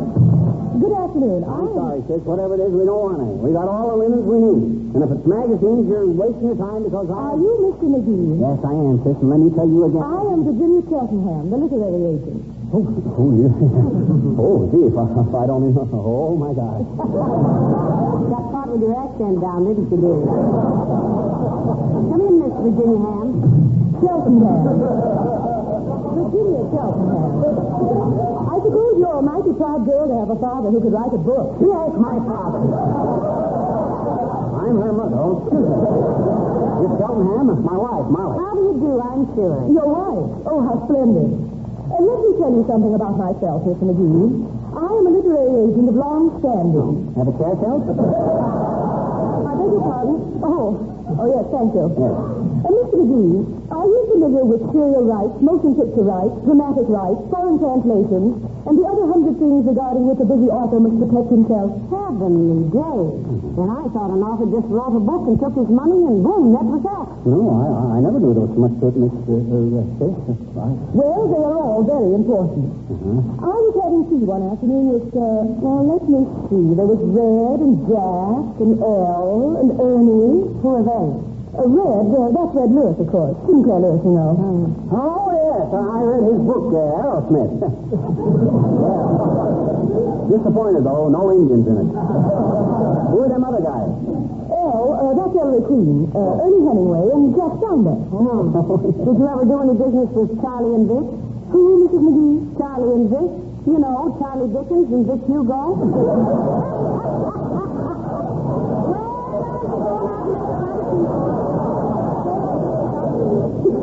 Okay.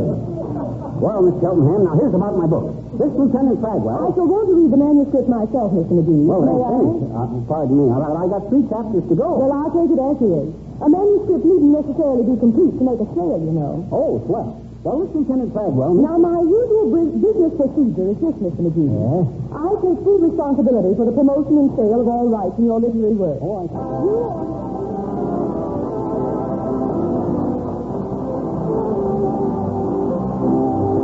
King's men sing and still the Volga flows. Still the Volga flows through silent valleys that must learn to sing again.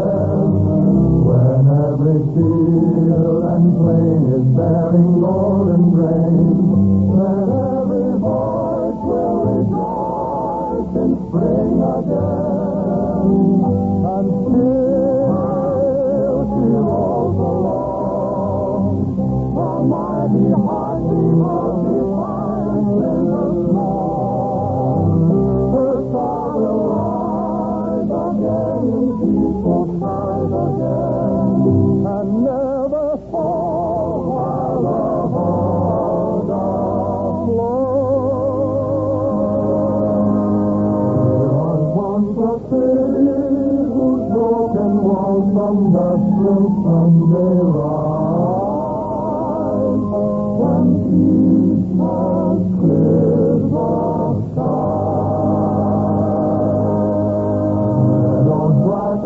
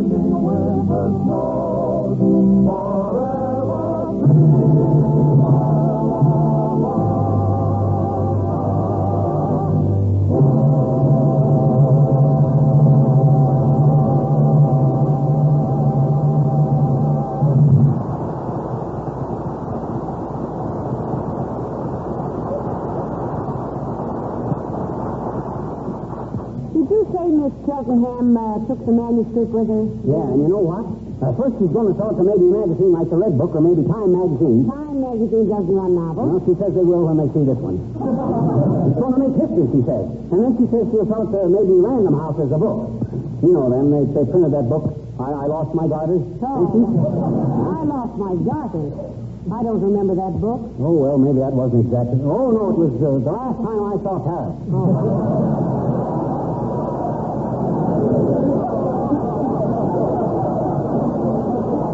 Then she'll have it dramatized into a Broadway play and then sell it to the movies. Why, gee whiz, we're not... Hey, maybe that's a messenger with a check from some publisher. Maybe $1,000. No, don't start counting your chickens just because you've laid an egg, dearie. Come in. Well, Mr. Wimple. Hello, Mrs. McGee. Hello, Mr. McGee. Hi, Wimple, old man. How's everything? Have a cigar. Take two. I'm getting some better ones anyway. Oh, no, thank you, Mr. McGee. My wife doesn't permit me to smoke. Oh, not at all, Mr. Wimple? Not at all, Mrs. McGee. She thinks, anyway. But I fool her sometimes. You do, eh? Yes. Maybe when you have corn on the cob next summer, you'll save me the corn syrup. You smoke corn syrup? Yes. But don't look so shocked, Mrs. McGee. I don't inhale. But why are you wearing that green eye shade, Mr. McGee? I've been writing a book, Link. Going to make me a fortune, too. I'll send you autographed copies. I do the light-hearted, gay, sophisticated stuff, like Somersault Maugham. Somerset? Yeah, I know. Some are a little set, but I ain't. I can write like Somersault Maugham or anybody else. Oh, that's the sort of thing I always wanted to write before I turned to free verse. Incidentally, Mr. Wimple, why did they call it free verse? Did you ever try to sell any of it? Oh, no, I never have. You ever do any serious writing, Wimp? You know, I might be able to give you a few pointers. Plot motivation and all stuff like that there. Oh, I did do one short story, Mr. McGee, when I was single. I called it The Dreaming. Then I wrote a sequel to it after she was 8 and I was 8. What was the title of that? The Awakening. You know, Mr. Wimple, you don't look very well. Have you been ill? Oh, no, Mrs. McGee, I'm doing quite... Oh, I guess you didn't hear about my terrible experience. What was that, Wallace? You know that horrible rainstorm we had last week? Yeah, I was nearly drowned. I must have swallowed 5 gallons of water. Well, don't you know enough to come in out of the rain, Wimp? Oh, I was in, Mr. McGee. Oh. I didn't stir one little tippy toe outdoors all evening. Well, then how did you swallow all that water? Oh, our season started to leak like everything, and Sweetie Face said, "Oh, Wallace, what'll I do?" And I said, "Put a pan under it, silly." And she did. Mine. Well, that was a dirty trick, Wimp. One of these days, that woman is going to go too far. Yes, and I hope she stays there.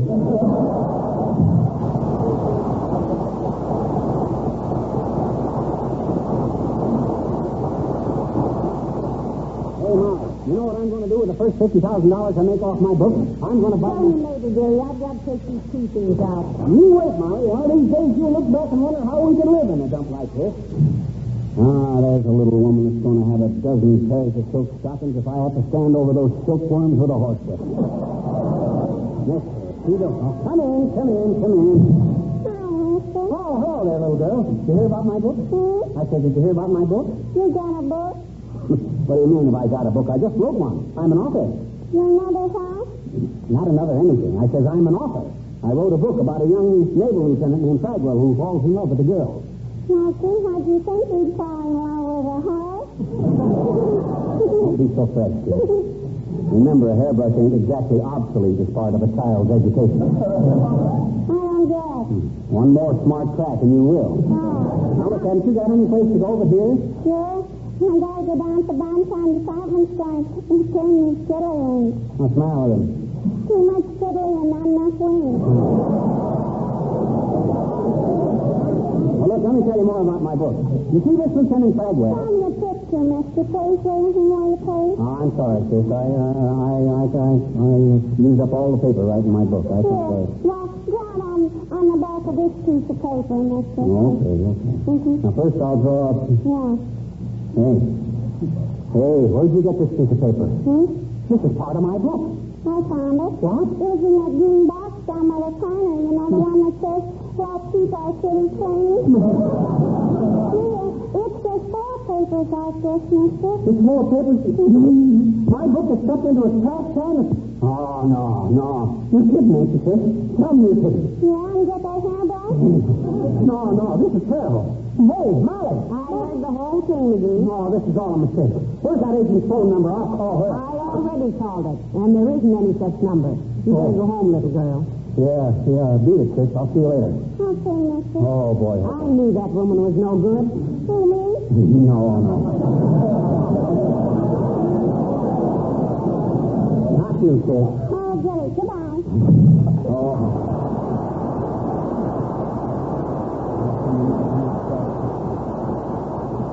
All that work for nothing. My How much money did she take you for, McGee? Well, gee whiz, she sounded legitimate. How much did she get? Well, she asked me for $500 to promote the book, advertising and stuff. How much did you give her? Then she come down to $250, and I said, How much did she get? all I had, $27.75. Oh, what a fool I did. Well, it was a pretty cheap lesson at that. Huh? Now forget it and tell me what you want for supper. Oh, am I ever the chumperoo? Yes, dearie, I know. But what do you want for supper? Put some oats in a pail. What? Yeah. As long as I made a jackass out of myself, I might as well eat like one.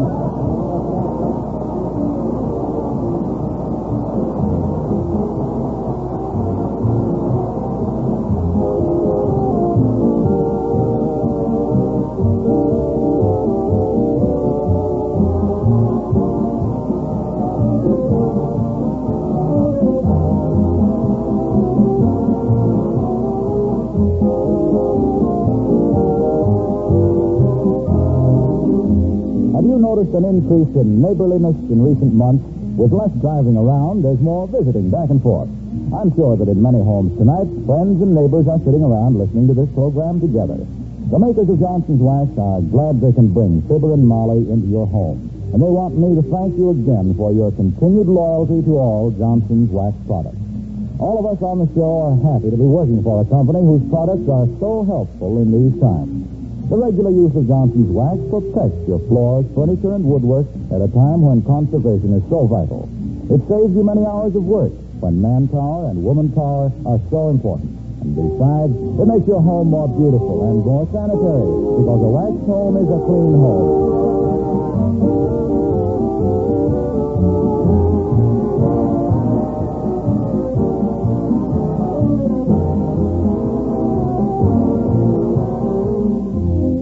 Say, old girl, this has been quite a day, eh? What? Jolly old novel gone up the spout and all that. Oh, stop it. Huh? You sound like a bundle from Britain delivered by mistake. Oh, I don't get it, old girl. You keep calling me old girl and you'll get it all right. Tally-ho. Good night, Hal.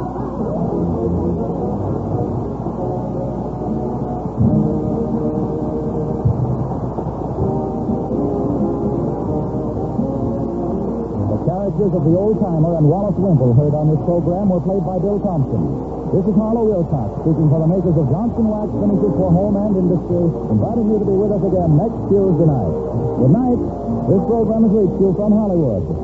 This is the National Broadcasting Company.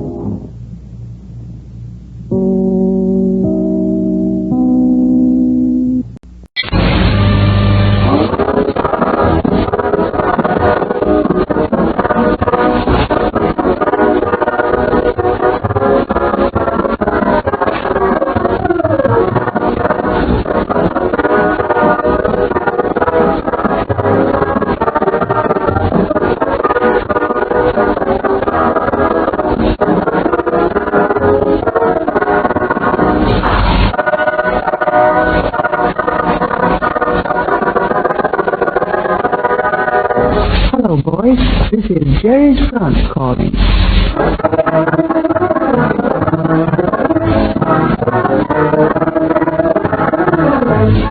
This program is specially dedicated to Uncle Sam's boys. Goes on the air every night from 6:30 p.m. to 7:30 p.m. on the medium wave 221 and 391 meters and short wave 28 and 39.6 meters.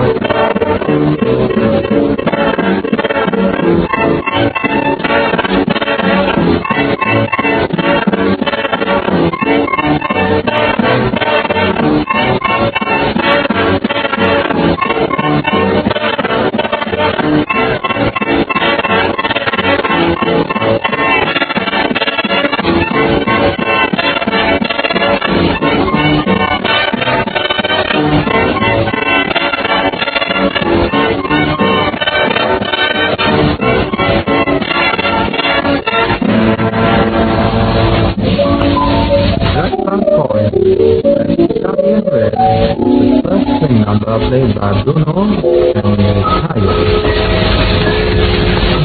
Tomorrow is another day in a month of next from the Tayo.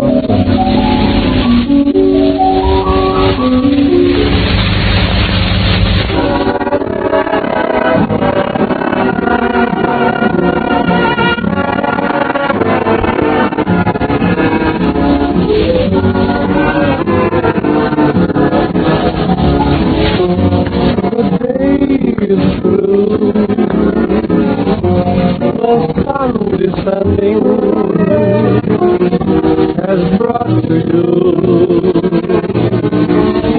no happy ending, but you can face setting sun and shade.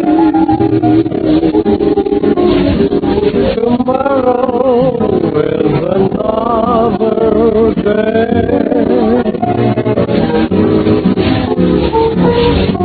You've had your share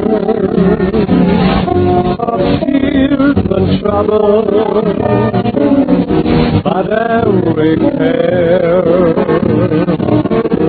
will be a bubble if you can face the setting sun and shade. Tomorrow is another day. Someday, a little rain must fall, the skies cannot be blue. Sometime, a little tear must fall, someday your smile break through. The day is come, it's all behind you. A brighter dawn will sure find you if you can face the setting sun and shade. Tomorrow is another day.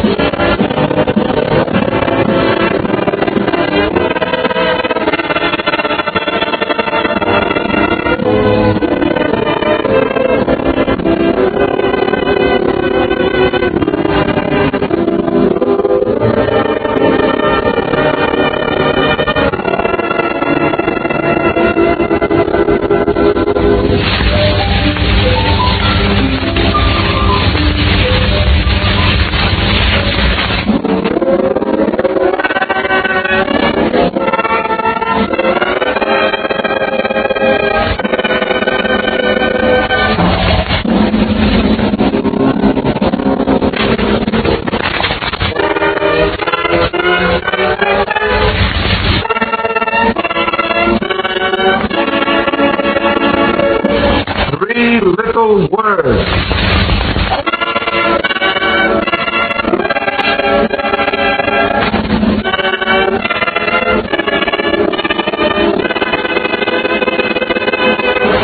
Frank Franklin Delano Roosevelt. There are but few of you soldiers who today are off fighting duty, who can relax and spend a quiet day far away in the rear. So privileged, your pals can devote a few minutes to sober reflection, to a review of what prompted you to come over here, to Italy, to a foreign land. Our motto is service for servicemen. Consequently, we should like to help those in a reflective mood to reconstruct the prehistory of the coming of the American forces to Italy, to this continent. I shall pass unnumbered hours thinking and planning how war may be kept from the United States. I can at least make certain that no act of the United States helps to produce or promote war.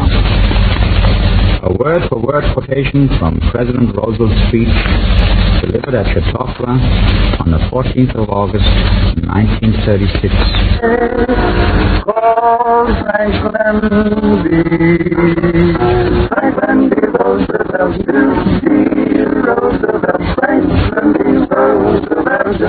It is my determination to pursue a policy of peace and to adopt every practical measure to avoid involvement in war. President Roosevelt on the 5th of October, 1937. America hates war. America hopes for peace. Therefore, America engages in search for peace. President Roosevelt on the 13th of October, 1937.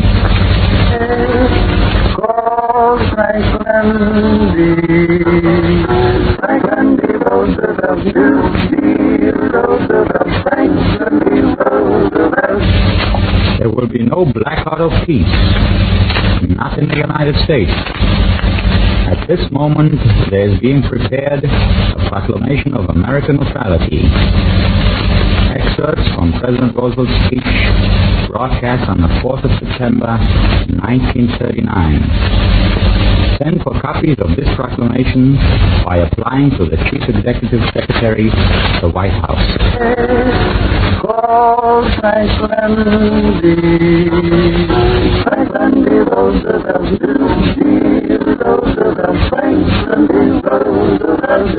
I hate war now more than ever.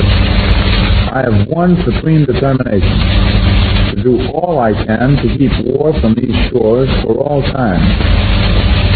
We will not participate in foreign wars. We will not send our army, naval, or air forces to fight in foreign lands outside of America. Quotations from Mr. Roosevelt's presidential election campaign speech made on the 12th day of September, 1940. A little more than 1 year before America officially went to war.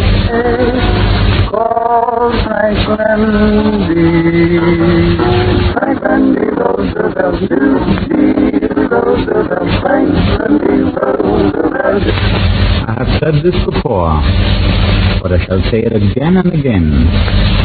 You boys are not going to be sent into any foreign wars. From Mr. Roosevelt's election campaign speech delivered on the 31st of October, 1940. Shortly after his re-election on the 31st of December, 1940, President Roosevelt made the following speech.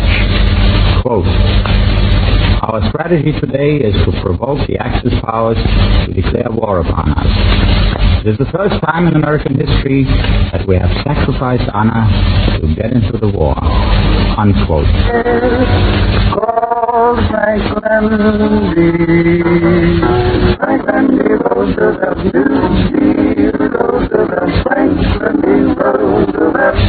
Powerful and offensive actions must and will be taken in proper time. American armed forces must be used at any place in all the world. We Americans are able to engage spiritually as well as physically in the total waging of a total war. Highlights of two speeches delivered in January 1942 before Congress by Franklin Delano Roosevelt, President of the United States.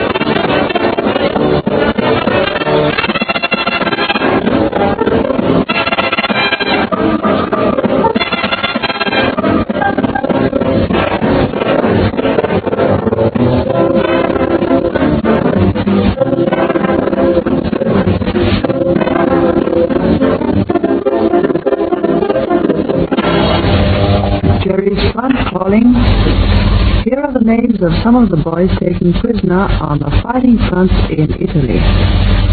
Private James R. Edwards, EDWARDS, service number 34705-950. His relative, Mrs. Myrtle Edwards, lives at Laces Spring, Alabama. Private Gordon W. Yost, YOST, service number 38192-424. His relative, Mrs. J.M. Yost, lives at Rural Route number 3, Chautauqua, Kansas.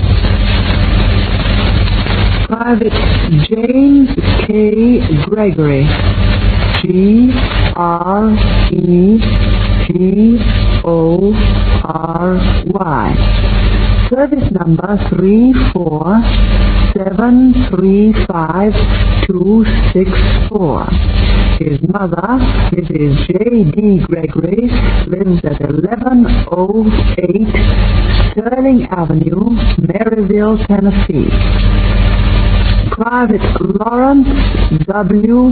Clark, C-L-A-R-K. Service number 31351-918. His wife, Mrs. L.W. Clark, lives at 23 Davis Street, Dover Foxcroft, Maine.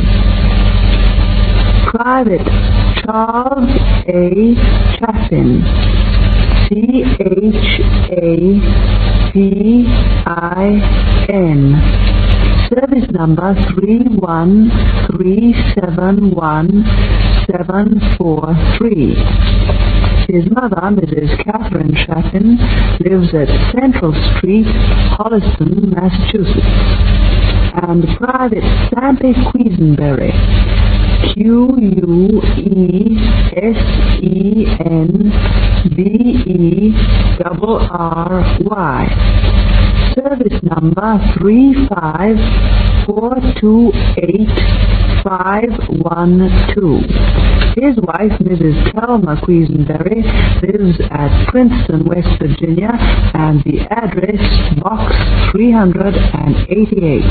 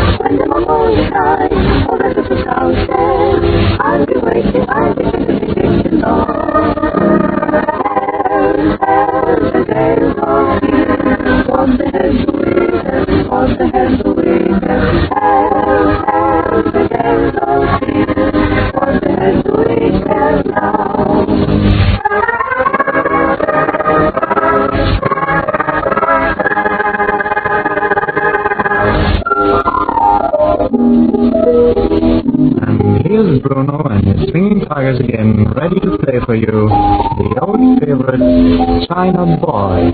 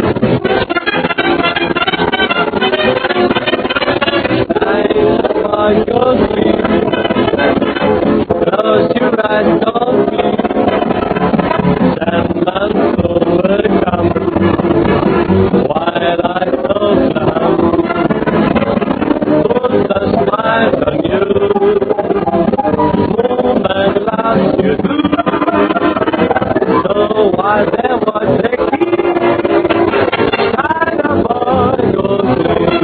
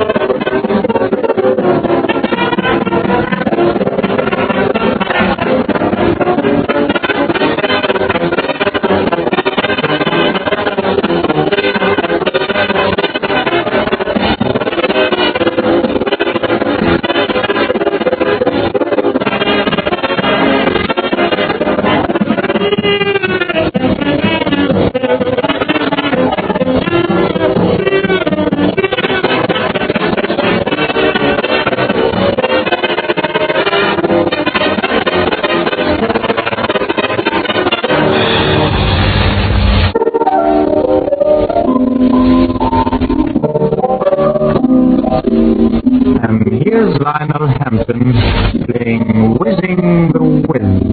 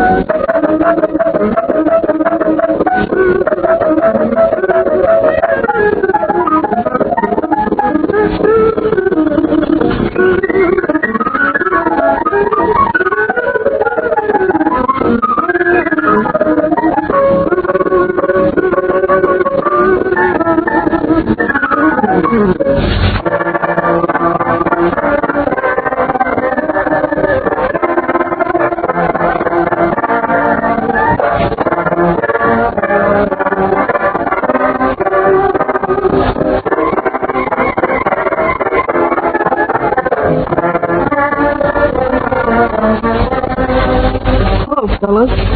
Hello, you men from a country where selfishness and greed on the part of many exist at the expense of the injury, suffering, and death of the boys on the fighting line. Sally is quoting Captain Eddie Rickenbacker, the World War ace and aviation expert. Well, what made Captain Rickenbacker say that? He said so after visiting every fighting front throughout the world.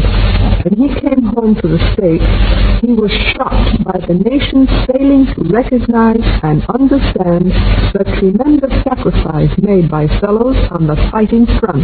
With thousands of them making the supreme sacrifice, paying a terrific price. In this rich man's war and poor man's fight, which the boys have to go through without even knowing why they are in it. Well, it's all right thinking about the American home front. Still, the people over in the States are having a lot of restrictions, too. No gas for cars. The necessity to keep the old bus running because new models are not being turned out. The rationing, the other restrictions, the lack of many commodities, the absence of a lot of things which go to make life easy in God's own country. But what is that compared to the untold hardships the boys have to go through? People in the States really have nothing to gripe about compared to what the populations in the other countries have to suffer. Yes, but you see, the root of the whole trouble is that the American nation has not become accustomed to a war which was never and will never be popular over there. Well, but now that there is war, the Americans might as well get used to the idea. That's what they don't do.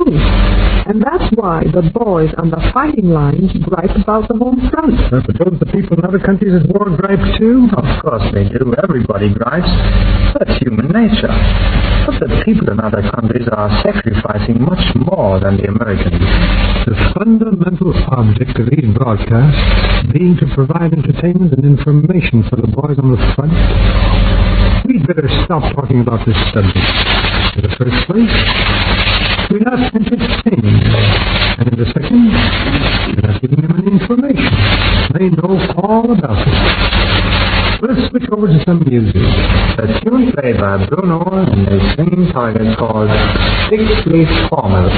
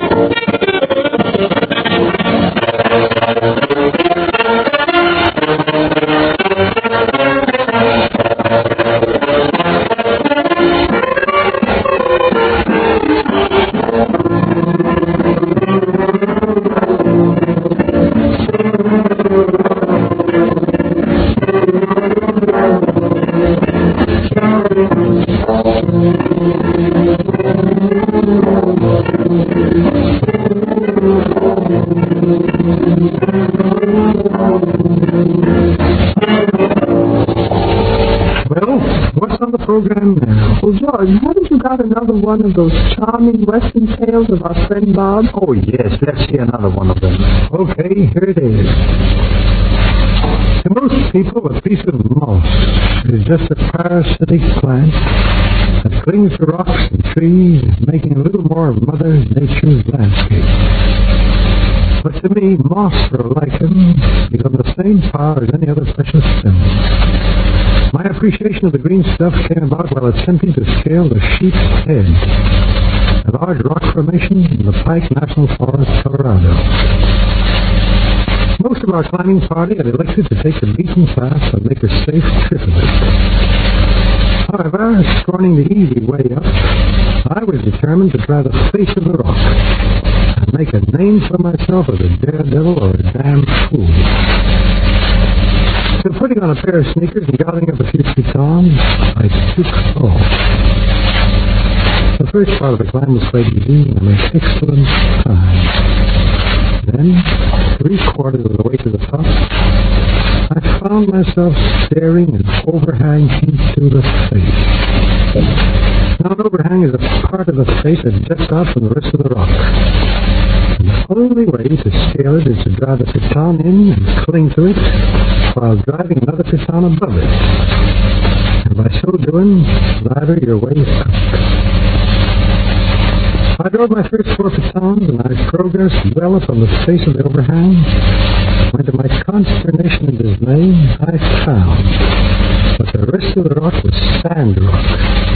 I would not hold a piton, and my weight had it. There was nothing I could do. I had withdrawn the pitons after me, and there I was, 600 feet up and pressed against the face of the rock. It was then I made a big mistake. I looked down. There were people below watching us, but they looked more like a bunch of ants standing there. The movement of turning to look started me slipping. I clawed at the rock, but to no avail. I was slowly sliding back to the edge of the overhang. I tried to press, flattening my body as close to the rock as I could, and bringing my legs up a little, but I still kept sliding. Then I started to cry. The air was blue with prayers and promises. About 3 feet from the lip of the overhang, my descent was checked. My foot had come into contact with a little piece of lichen or moss that one finds on all rock formations.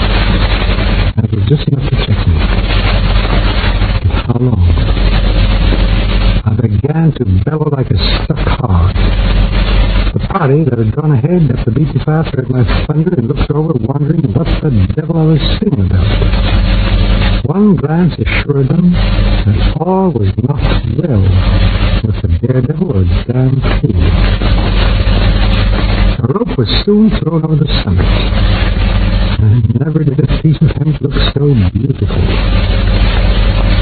I made the rest of the rock okay by the inglorious method of being dragged up. But right then, it was the hell with dignity in all climbing in general. And as I said earlier, don't frown on the lowly moss. There's some reason for everything. And I found out what part in the scheme of things that moss plays. Thank you, George. And now we'll have a beautiful old song, Home on the Range, sung by Joe Morrison.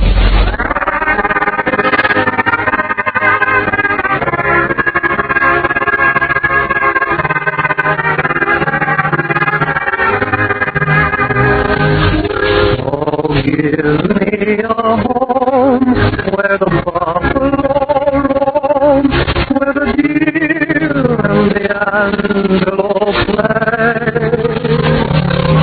where seldom is heard a discouraging word, and the sky is not cloudy all day.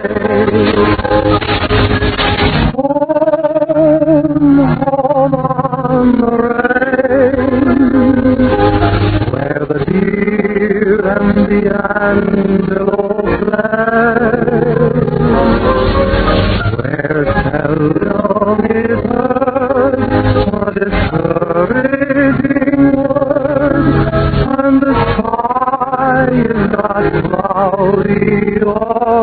How often at night, when the heavens are bright, with light from the glittering stars, have I stood there amazed, and asked as I gaze, if their glory exceeds that of ours?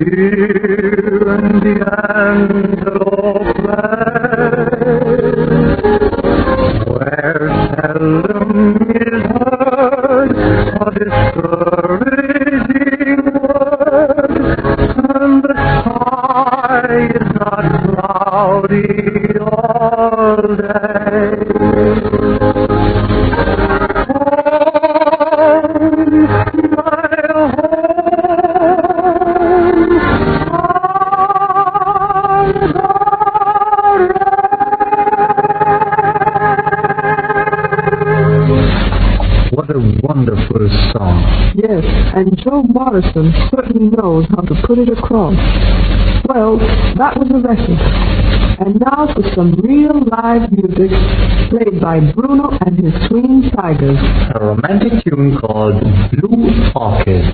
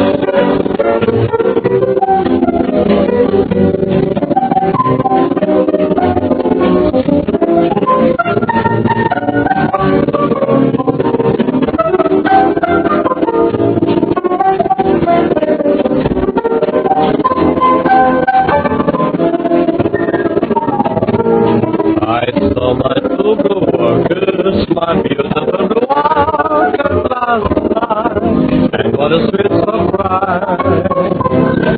When you look at me, it was plain to see, blue orchids all bloom in your eyes.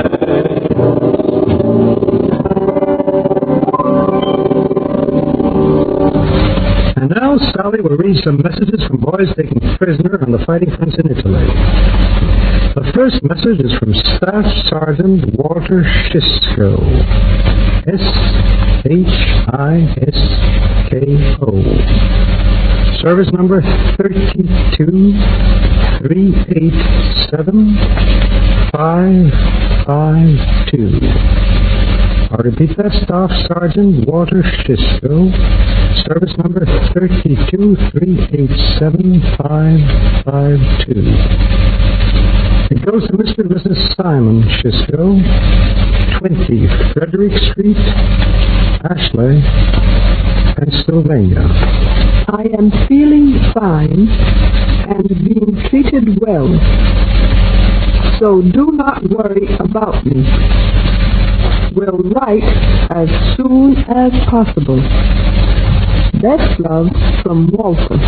Walter is Staff Sergeant Walter Shisco, service number 32387-552. And here's a message from First Sergeant Curtis H. Lawhorn. Lawhrne.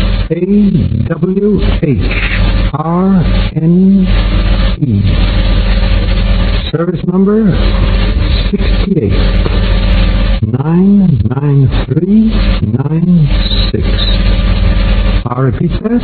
First Sergeant Curtis H. Lawhorn. Service number 68-99396. It goes to Mrs. Curtis H. Lawhorn, Box 474, Rockwell, North Carolina.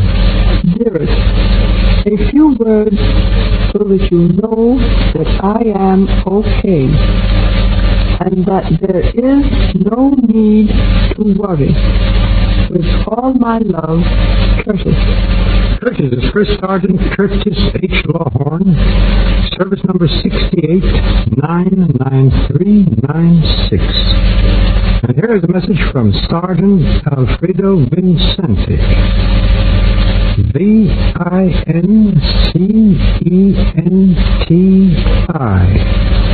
Service number 32-397-131.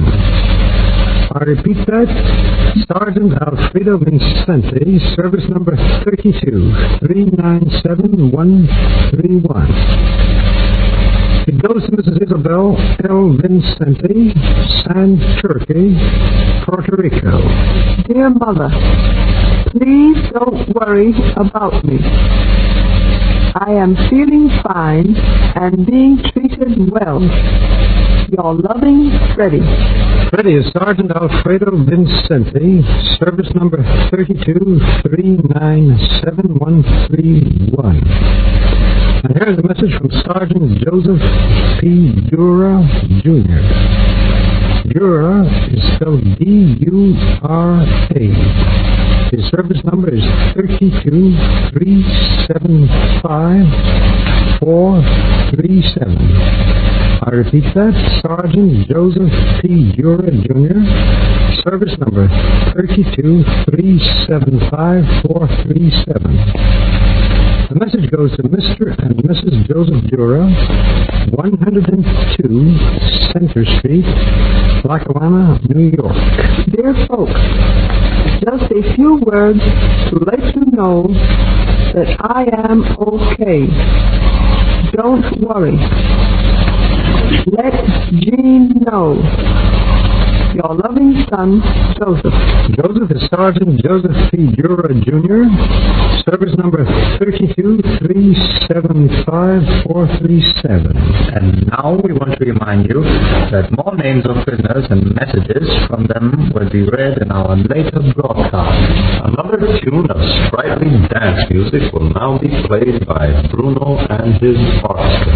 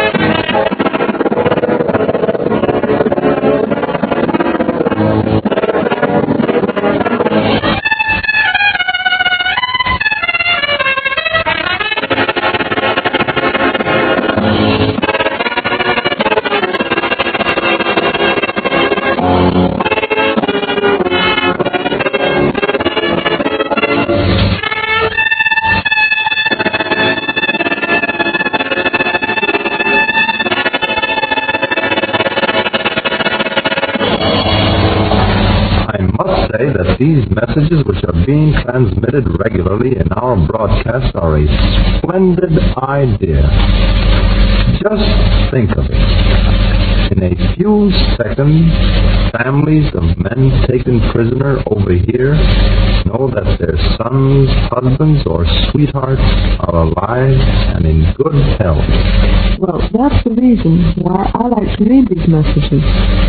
every time I read these words sent by the boys to their people, I feel happy because I know that I'm doing somebody a good turn. Now that's the spirit. And now let's hear what Bruno and his swinging tigers can do for us. The name of the tune they're going to play now is My Walking Stick.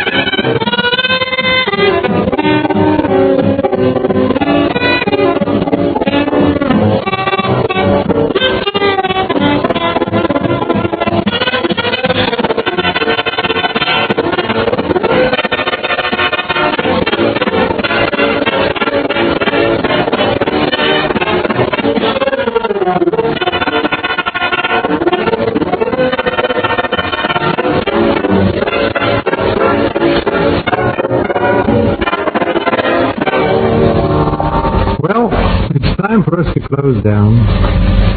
You'll now hear our beautiful close down tune, When Day Is Done.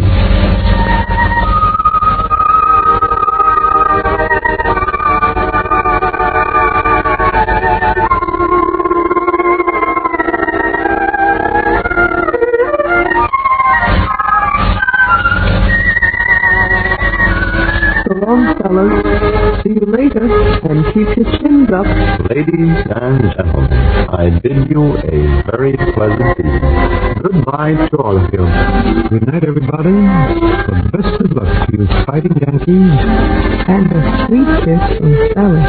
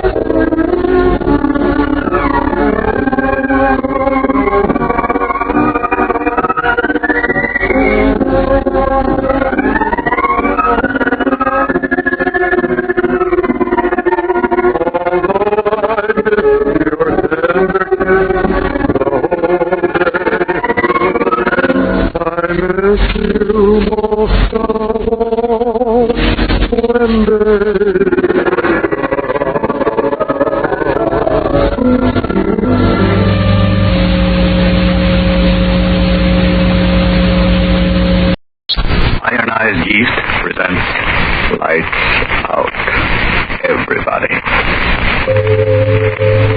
It is later than you think.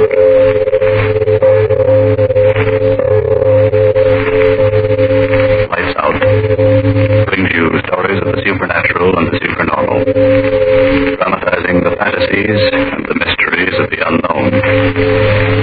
We tell you this frankly, so if you wish to avoid the excitement and tension of these imaginative plays, we urge you calmly but sincerely to turn off your radio now. This is Arch Obler. If you don't mind, I'm not going to tell you anything about the story we're going to do in a few minutes. Neither the title, nor anything about the characters, nor even the usual remark about any similarity of this story to real events and actual people occurring so and so. No, we're just going to tell you a strange story. But first, Bob Stevenson. And ladies and gentlemen, I want to talk about you. If you're so unattractively thin and jittery and run down that you're really only half living, maybe it simply means you're not getting enough vitamin D and iron from your food. If that's it, don't, in your hopes on halfway health. Get ironized yeast. It's a two-way tonic. It gives you both vitamin B and iron. Thousands of weary, worn-out men and women who only needed more of these substances are singing its praises. These folks tell us how quickly ironized yeast has helped them gain the grand new pounds, the glorious new pep and strength and sparkle they needed to really enjoy living. Remember that name, ironized yeast. And now, lights out, everybody.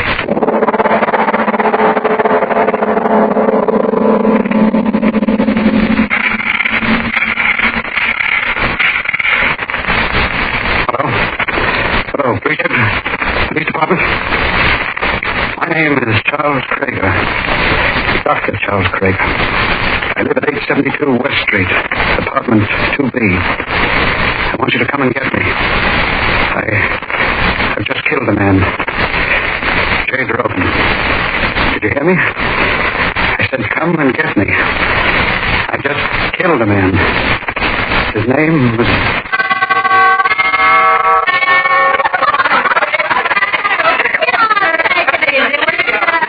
I'm willing to bet on it. I'm telling you, George, my name is Dave. I'm going to drink this. Dave, forget it, will you? You better lie down and get some hands off me. I was going to drink this mess, and I'm going to drink it. Right out of the cocktail shaker. What are you doing? He's really drinking it. Holy crap,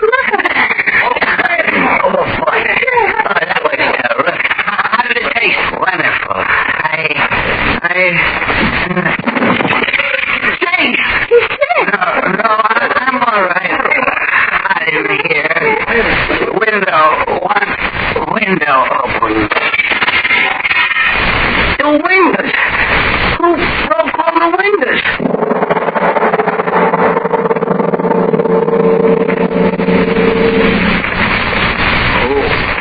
Oh, my head. Oh, what time? 9. I've got to get up. Get to work.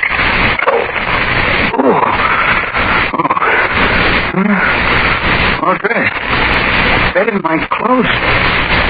Put me to bed. Oh, it doesn't matter. Oh, all right. Hello, Jake Grogan speaking. Who? Oh, yeah. Hello, friend. Sure, I'm coming down to the office. Party? All right, a man. Gotta have some fun once in a while, can't he? I gotta wash up. All right, I'll be down here. Goodbye. Son of a... Where's my hat? Well, what? The windows broken. Some party. Tell superintendent to get windows fixed. I wonder what... Oh, well. Better get to the office. Good thing the building has an elevator. Couldn't walk downstairs. Good morning there, Mr. Grogan. Oh, hello, Mr. Johnson. What the devil's the matter with this elevator? I've been punching this button for 5 minutes. It takes time for it to come down when it's up on the top floor. It takes time. I know that time. It's always going wrong, that elevator. I wish that blasted thing would fall through the basement.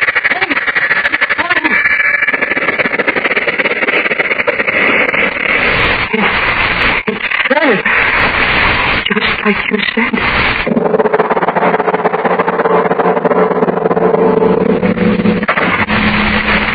Oh, then, Grogan, sit down.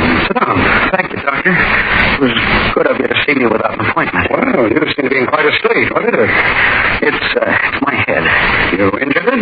No, I don't think so. You see, I had a little party at my house last night. Oh, my head. Oh, never mind. Oh, this certainly is the morning after the night before. Over to the window and let me look at you. Yes, Doctor. It's my head, Doctor. Every sound just the morning after. But every sound. Why is that airplane up there? It's so loud in my head, Don. I don't get excited. Why does that infernal pilot have to fly so low? Back you up there. Why don't you back up? Look. It's falling.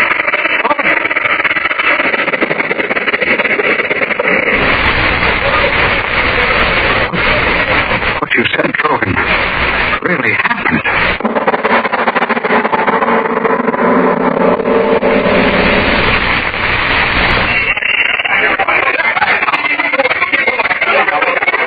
All right, Grogan, you gotta be moving on. We'll come back to my office and I'll give you a sedative and lie down and rest a little while and then you'll be all right. Yeah. Coincidence. There's nothing wrong with the photograph. Nothing at all. But watch out, man. Watch out where you're walking. It's okay. Now we can cross. How do you like that guy? Blasted cabs, they think they own the street. If I had my way, I'd smash them all. Stop. It's happened again.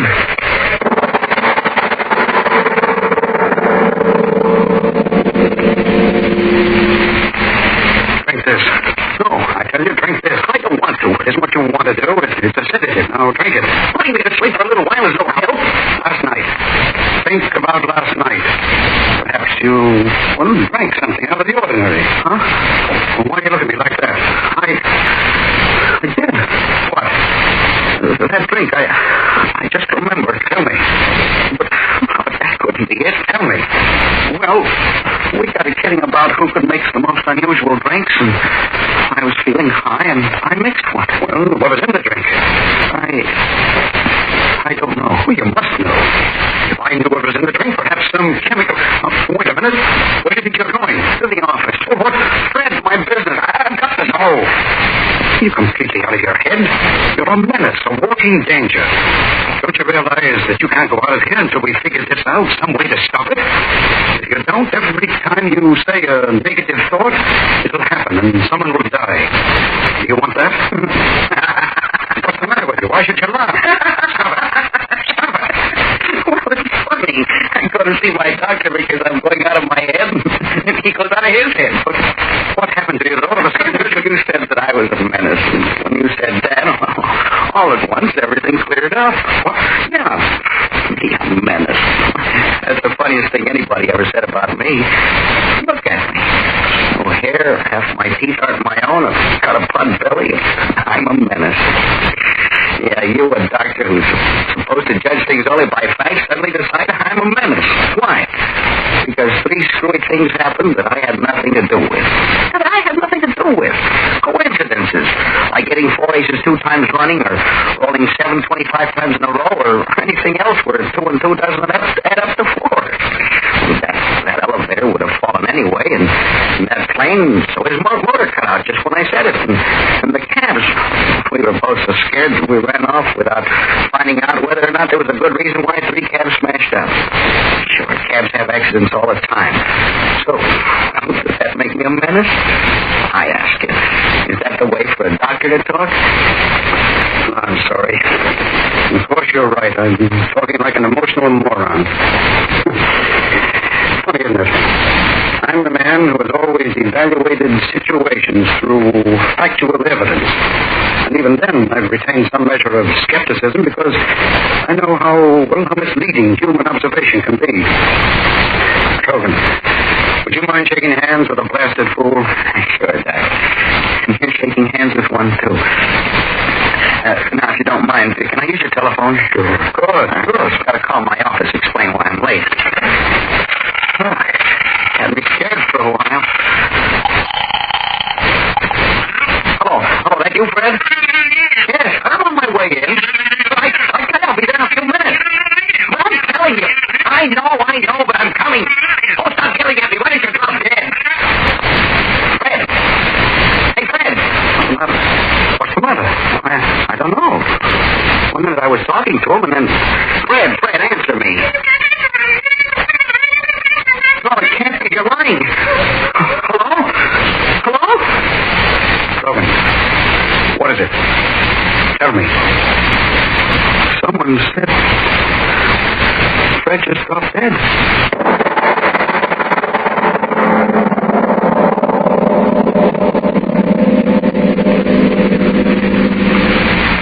Ladies and gentlemen, to stop a suspense story may seem an intrusion.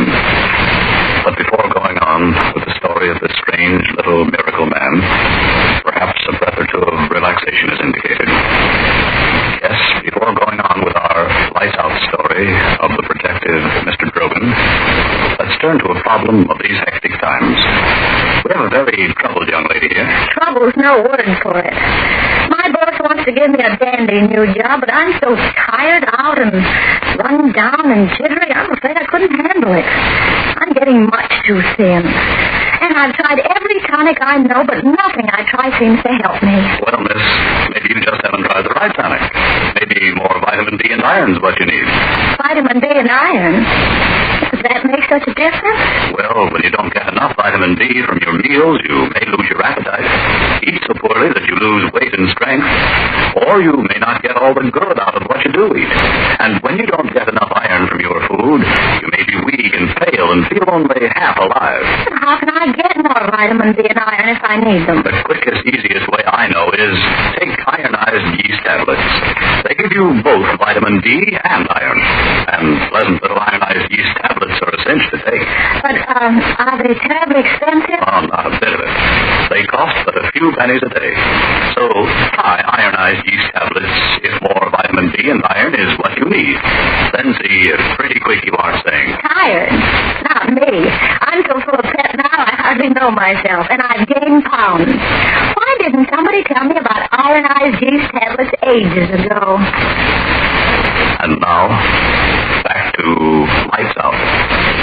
At the moment when both Drogan and the doctor had rationalized the miracles into coincidences, another miracle had taken place. Another miracle of death. And now the men sit in the doctor's office, and there is great fear in both of them.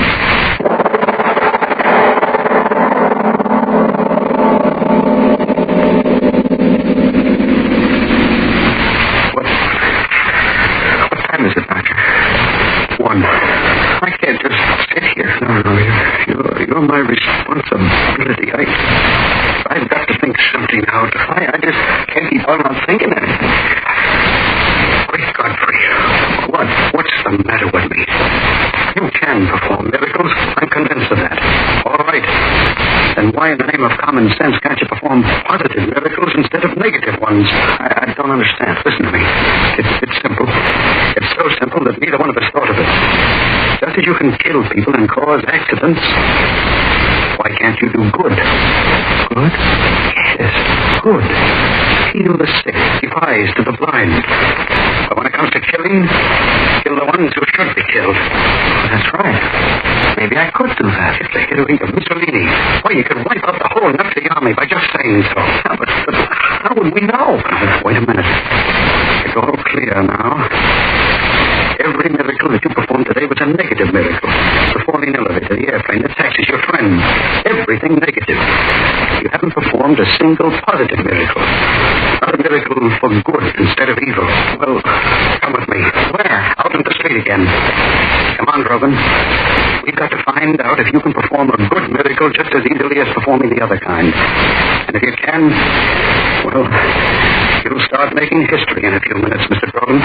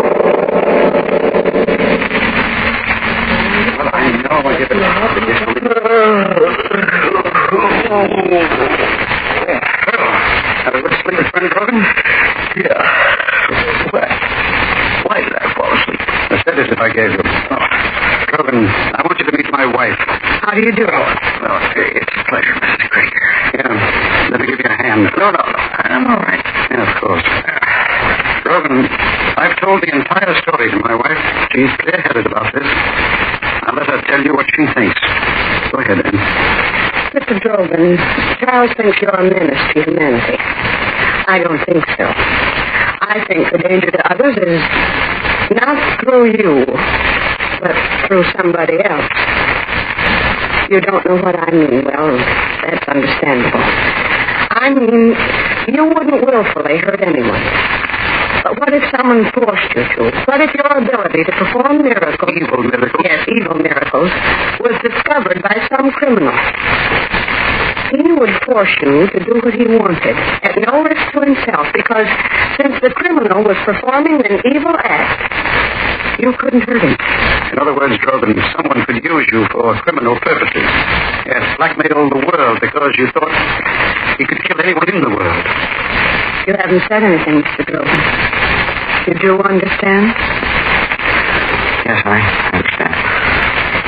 What do you expect me to do about it? We don't expect you to do anything. The responsibility is beyond you or us. Whatever happens is up to the proper authorities. Authorities? My wife means that what we must do is to tell the authorities of what happened. It's a wonderful idea. What did you say? It's a wonderful idea. Charles, I told you you'd understand. Grogan, I'm proud of you. Thank God it happened to a man like you instead of another little fascist who'd imagine himself a super Hitler. A wonderful idea. Yes, of course, but why do you keep on saying that? You gave me a wonderful idea. Thank you, but that's not important now. We've got to go to the authorities. All of us. No. Why should you say no? I'm not going anywhere. Neither are you. What? Charles, why should he say... Wait. What's the matter? Nothing. I'm not going anyplace, are you? What do you mean? Sit down. What the devil for? Sit down. No, I don't see what... Doctor. I'll let you talk. Now let me. Well, in my own way, I figured out the world a long time ago. That's why I was satisfied. Now, you see, it's like this. Some people are born with more than other people. One man has more brains, so he's an Einstein. Another fellow's born with good looks, so he's a movie star, like that Taylor fellow. Another has muscles that work better, so he's a Joe Louis. Another one's got more energy, so he's an Edison. Most people are born with just enough brains and muscles to get along in a plain, ordinary life, like me. I knew that. So I was satisfied. And then this happened to me. All at once, all I've got to do is say something, and then it happens. Not good things, we found that out, but whatever I say that's wrong happens. I can do what anybody else in the world would like to do, can't do. No Army or Navy or Air Force. I can say that somebody should die or that something should burn or break or fall, and it happens. You know, at first it was the same for me as for you, Doctor. I couldn't believe it was really so.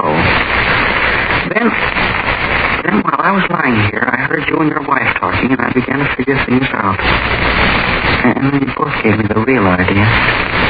MC and Joe Louis and Tunney and those fellas who had better muscles made themselves millions. So did Edison and Ford and Chrysler and the rest of them who had brains. Now, I had something. Why shouldn't I get paid off, too? Paid off? That's right. How? You said it before. What? I think you'd call it blackmail. Charles. The way you both look at me, you'd think I said something you hadn't said before yourself. Anybody that's any good to the world, I can kill. All right.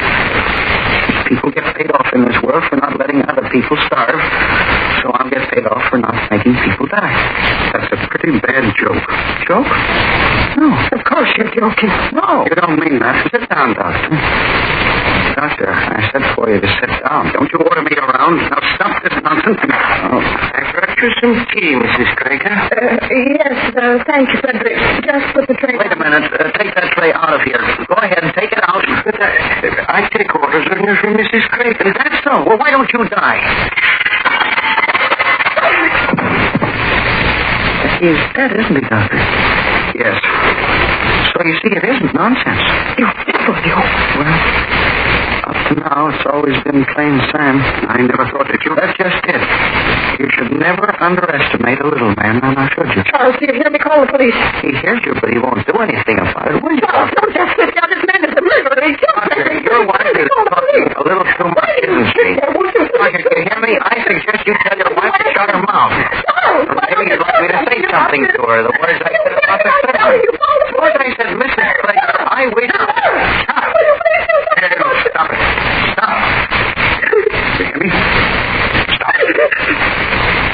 Now, it'll be all right, dear.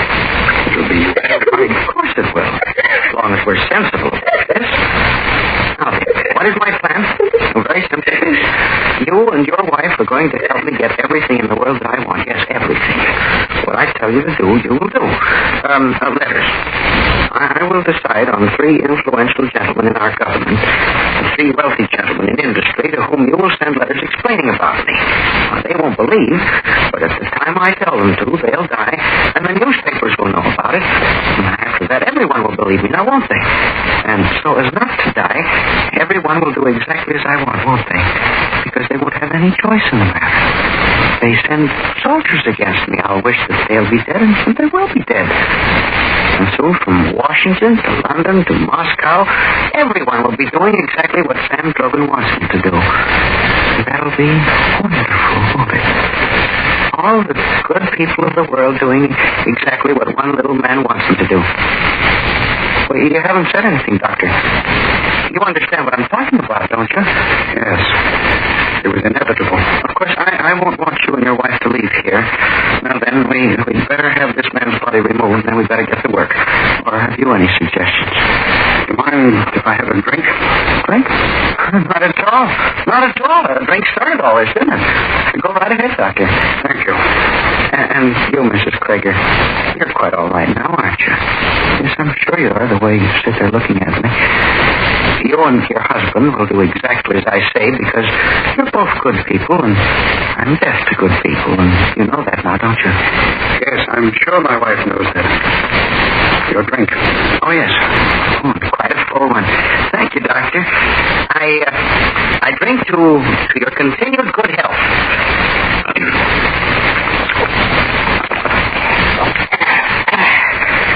Well, a strong one and a good one. Thank you, Doctor.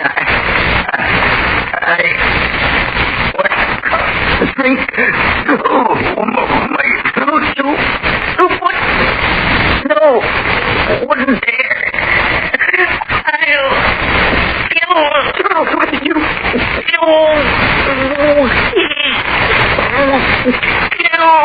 What are you going to do?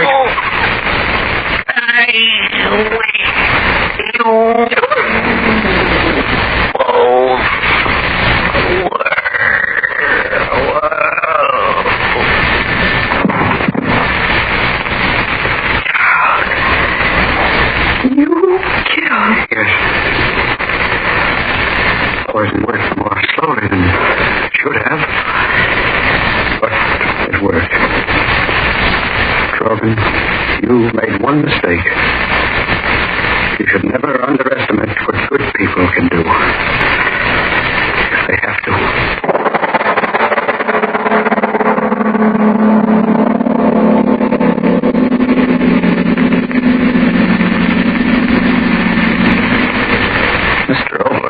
Mr. Obler, I know how you feel, but in these times of stress and strain, the tensions of life do pile up for all of us. And once in a while, it's a welcome let us to think of miracles and miracle men.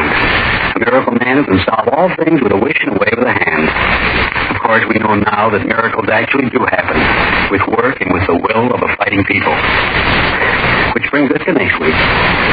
I'll tell you about that after you've had your say. I just want to clear up a point for our listeners. Friends, we've told you about ironized yeast. We've told you, too, how thousands who only needed more vitamin B and iron today thank ironized yeast tablets for helping them gain glorious new strength and pep, and 5, 10, even more pounds of good new flesh. But did you know that you can try ironized yeast tablets on a no-risk, money-back basis? Yes, if you don't quickly begin to eat better, sleep better, feel your old-time peppy, happy self again.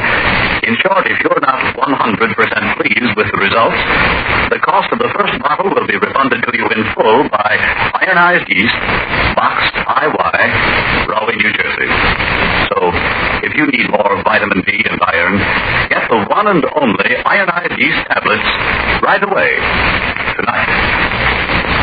And next week? Well, next week, very simply, I like stories of escape. I always have. My typewriter likes them. My shorthandle likes them. My dictaphone likes them. I think other people feel the way I do. In childhood, we like to read of escape from galloping Indians, and as we grow older, escape from pursuing love. And we grow older than that, other more subtle escape. Well, by this time, you ought to know that next week's story is one of escape. Its title is Until Dead, and I promise myself and you a suspenseful and amazing half hour, but as usual, that's next week. Yes, tune in next Tuesday again for Arch Obler's eerie story, Until Dead. And if you need more vitamin B and iron, be sure to try ironized yeast, the one and only ironized yeast, with the big letters IY on the package and on each tablet.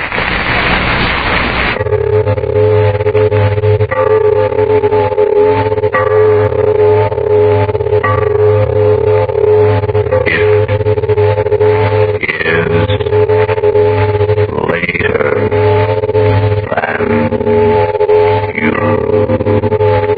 think. There are plenty of men around who will tell you the nicest thing next to their face in the morning is Mole Brushless Shaving Cream. Well, that's the sign of a smooth, comfortable shave ahead. Mole, you see, is the shaving cream that helps guard your face against painful nicks and cuts by forming a protective film between your skin and your razor. You get a close shave and a mighty comfortable one, too. So get Mole, M-O-L-L-E, and be on the receiving end of a swell shave every morning yourself. This is the Columbia Broadcasting System.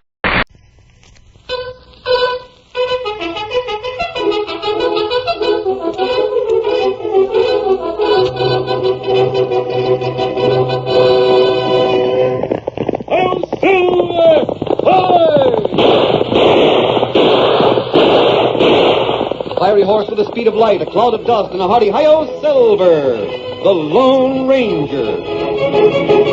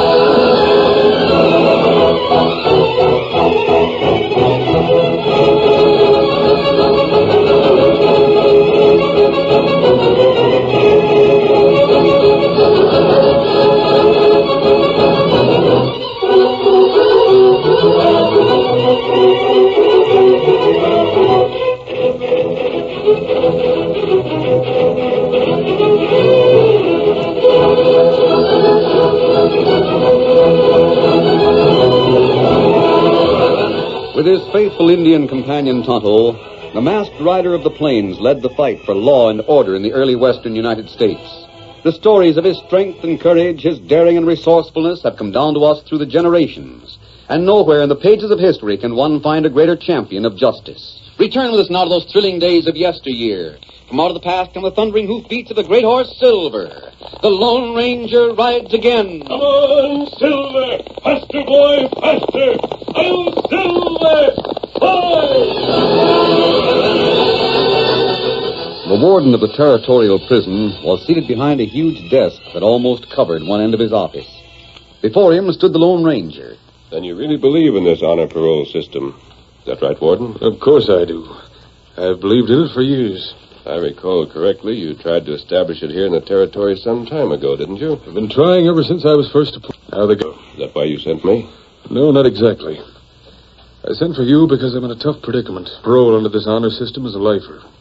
He's already done 20 years. Good behavior? Excellent. And I think he deserves another chance. He does, and I want to give it to him. But I'm afraid of what might happen. Well, what do you mean? Ever hear of Shorty Smith? Smith? That's a rather common name, I think. Oh, wait a minute. One of the trustees is bringing Smith to the office. I think they're coming now. I want you to hear what he has to say. Do you mind waiting in that room? You can leave the door open enough to see and hear. No, not at all. You'll understand what I mean when you hear what he has to say. I'll wait. Come in. Convict Smith, Warden. Oh, very well. You may wait outside. Yes, sir. Well, Shorty, you wonder why I've sent for you? 20 years in this place, Warden. I stopped wondering about anything. I wish I could be sure of that. Why? Because I'm going to set you free, Shorty. Free on parole. I was framed into here in the first place. I didn't kill Matt Sarkey. Shorty, for just a minute, I'm going to talk as just a private citizen, not as the warden. I agree with you. I think you were framed. And why? But I'm not a judge or a jury. I never have been. It all happened 20 years ago. Sarkey's dead. So's your old boss, Tom Bowen. Now, the best thing for you to do is forget it. Start clean. I see what you mean. Will you give me your word, Shorty? You mean that I'll stay out of trouble? You know what I mean. Tom Sarkey, Matt's son, is working on some spread over in Cottonwood Basin. Now, I don't want you to hunt him up and carry on that old feud. I'll give you my word that I won't go gunning for Tom Sarkey, if that's what you mean. Well, that's good enough for me, Shorty. Just remember you're on your honor. And I'm betting my own chips on you, too. Thanks, Warden. Here's your parole notice. And here's my hand. That's wishing you a lot of luck. Thanks. I'm no good on fancy speeches, Warden. I don't want to hear any. Goodbye, Shorty. Goodbye.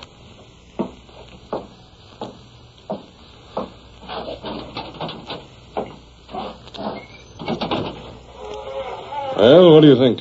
I think you made a very good choice for the first man to be paroled under the new system. I liked his looks. I told him the truth. I do think he was railroaded into here.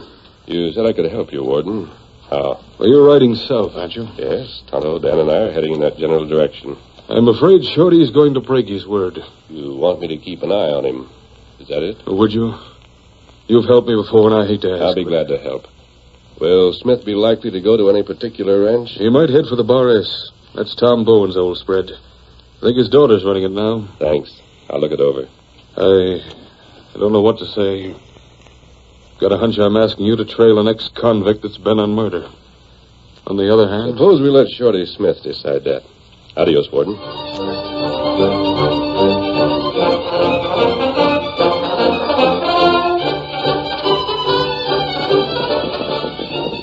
A short time later, the Lone Ranger reined up his horse sharply on the campsite where Tonto and Dan were waiting for him. Ho, boy, ho! Expected you sooner.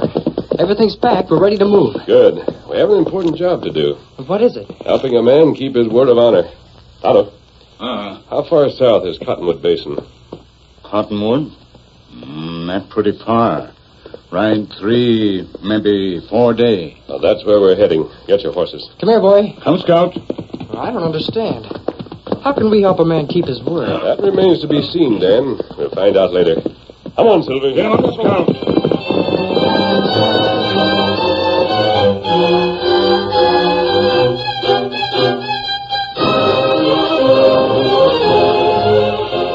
The only mark of 20 years' unjust imprisonment was in Shorty Smith's heart. He did bear a grudge, he admitted that. A grudge against Matt Sarkey, who was dead now, and against his son, who was somewhere in Cottonwood Basin. He reined his horse to a halt and looked out over the broad valley that was the only home he had ever known. Oh, now. Valley hasn't changed much. Wonder where that sidewinder Tom Sarkey's hanging his hat. I'd like to... Warden says I'm on my honor. Well, whoever's running the Bowen place won't do any harm to Mosey down there. They might be able to use an extra hand. Roundup time's pretty close. Get up.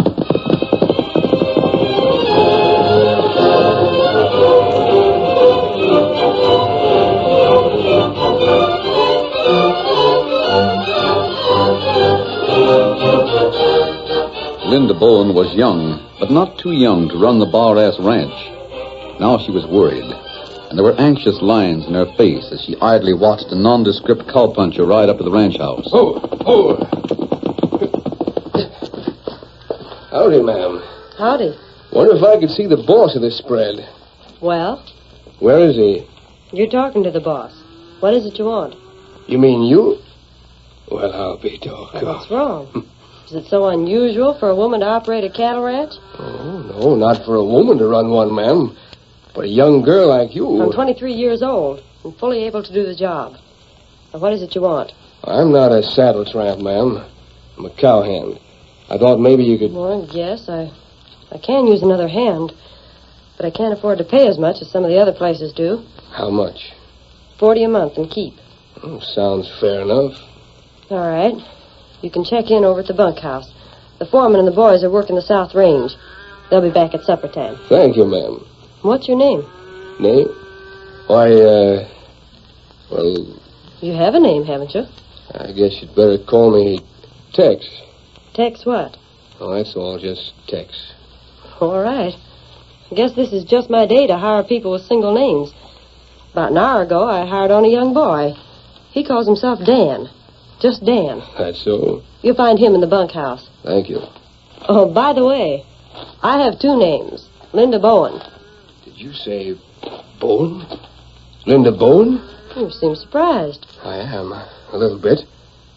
I knew Tom, your pa. You knew Dad? Oh, I'm so glad you're here, Tex. So am I, ma'am. I'm awful glad to be here. Well, I'll see you at supper time.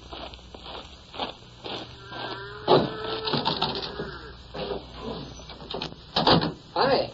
Hello, kid. Who are you? My name's Dan. Oh, yeah. Miss Linda told me about you. Just signed on with this outfit, didn't you? About an hour ago. Saw you in the trail this morning and figured you were headed for the Bar S. We? Who's we? I mean my pony and me. Oh. Well, you should have given me a hail. We could have ridden in together. My handle's Tex. Or Shorty. Or anything you want to call me. All right, Shorty.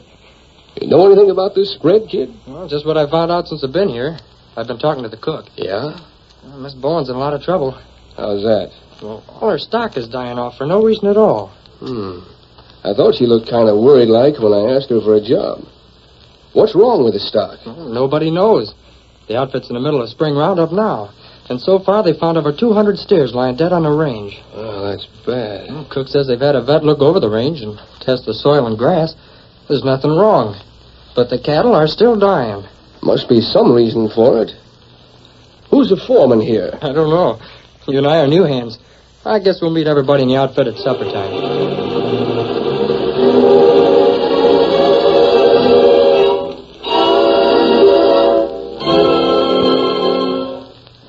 The foreman of the Bar S was a large man. Big, brawny, and tough, he ramrodded the cowhands constantly. But Linda Bowen could find no fault with this because, whatever his tactics, he managed to get a great amount of work accomplished with a very few men. He was in the front room of the ranch house now, speaking to Linda while they waited the cook's call to supper. I'm sorry, Miss Bowen, but there just ain't any answer to it. We found 40 more dead steers on the South Range today. I know it. Keeps on this way, I won't have any cattle to ship. That means no money. I'll lose the ranch. I'm awful sorry. Well, there's nothing you can do. No other ranch in the basin is having this trouble. Even that little spread, the 8-bar-8, is shipping more stock than we are. I hadn't heard about it. Well, there's no use crying about it. Let's go to supper. Oh, I forgot something. I hired a couple of new hands today. I'll introduce you. Boys, Dan, Tex, come here. Yes, ma'am? This is Tom Sarkey, the foreman. Oh, glad to know you. Howdy. And Tex, this is Tom Sarkey. Sarkey. Sarkey's the foreman on your ranch? Tex. You mean you hired this saddle bum, this convict? Convict? Yes, convict. His name's not Tex. It's Shorty Smith, the coyote that murdered my pa 20 years ago. No, you must be mistaken. Giving you 1 minute to clear out, Smith. Get off this range and stay off. If it wasn't for a promise I've made, Sarkey, I'd draw my gun and drill you before you could pull that trigger. Boy, you... Is it true, Tex?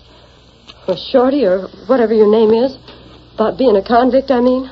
Well, that part of it's true, Miss Linda. But I can... You told me you were a good friend of Dad's. I was. Dad didn't know any convicts. I guess Sarkey's right. You'd better go. Come on, Shorty. I'm going with you. Oh, kid, you don't have Come to... on.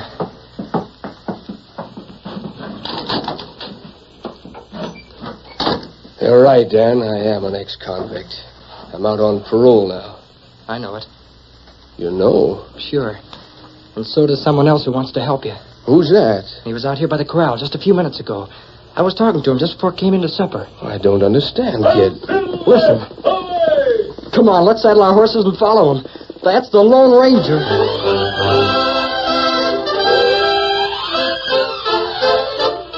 The curtain falls on the first act of our Lone Ranger story.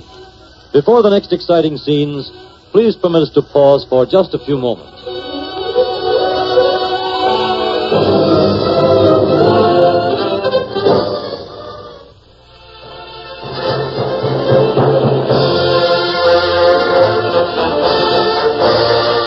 Now to continue our story. Dan and Shorty Smith rode hard as they followed the Lone Ranger. And a few moments later, they reined up their horses beside a campfire where the masked man and Tonto were resting. Here they are. Oh, boy. Oh.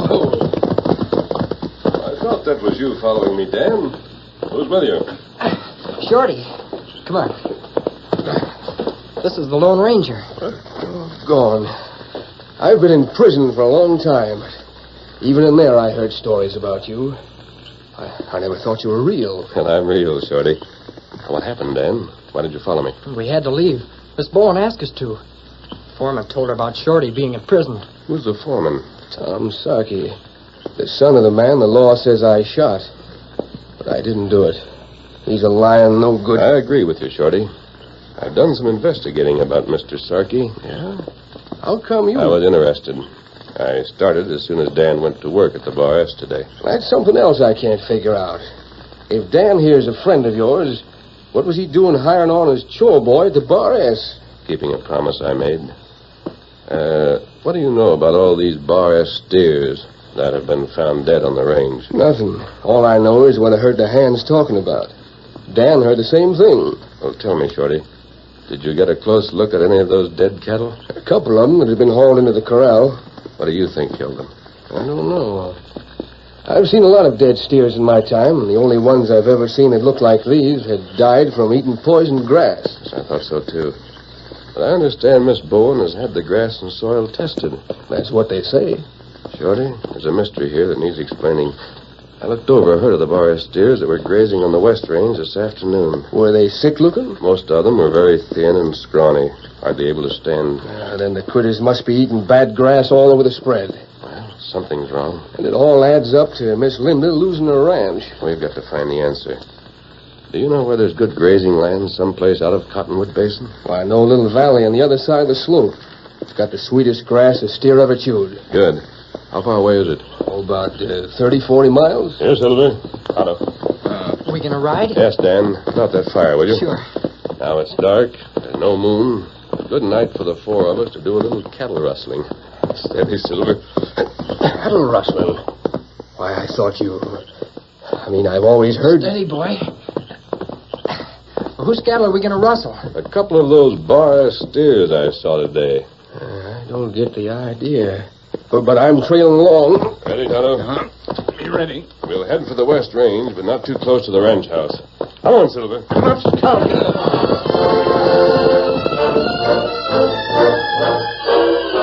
Four horsemen, Tonto, Dan, Shorty Smith, and the Lone Ranger, rode north for a few miles, then swung over to the floor of Cottonwood Basin in the western part of the Bar S Range. It was an unusually dark night. And before they realized it, they were close by a herd of Bar S stock that was bedded down. Whistle, hold on. Now be as quiet as you can. Some of the Bar S hands might be on the prowl. Tonto. Can you cut a couple of these steers out from the herd? Wait. Better let me do it. Me and my pony talk the same lingo those critters do. All right, Shorty, go ahead. Get two of the leanest ones. Those that look the worst. Yeah. Get up, horse. That man, no cattle. His pony handles steers plenty good. Gee, I'll say. Look how he's nudging those two away from the herd. We can just get them off this range and over to that valley without anyone seeing us. These two all right? Fine. Now, how do we head for the valley you told me about? Steady. I know I'm right, Sheriff. There's the critters rushing around. Steers don't do that when they're patted down. Sarkey. We'll be all right if the cattle just keep quiet. You're a logo, Sarkey. Steers liable to do anything. Sarkey and the sheriff. And this is one time when I'm not anxious to see a lawman. Just the same. Does it? Now we've got to run for it. Dan, Tonto, help Shorty herd those steers. Keep them ahead of you. Head north. We help. Rustlers. Right over there. I'm going to let them have one. Get moving. I'll make some noise and try to lead them off. All right, you critters, move. Hey, they're over here. Come on, Silver. We've got to dodge bullets and attract attention at the same time. Come on, boy. There he goes, the rustler. Faster, Silver. Faster.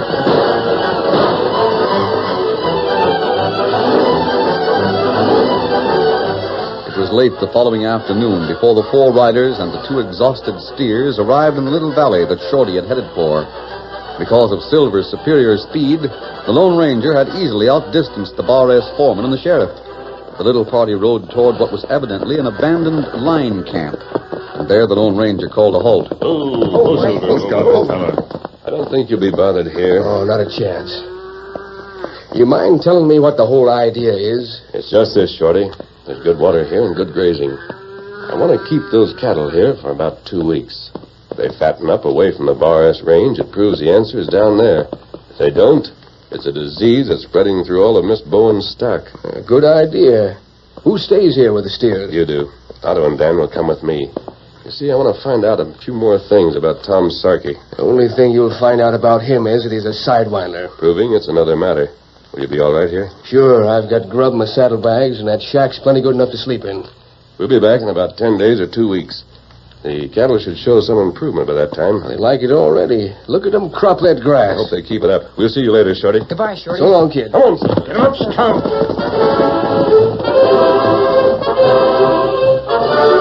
For the first few days in the valley, Shorty Smith neither saw nor heard another human being.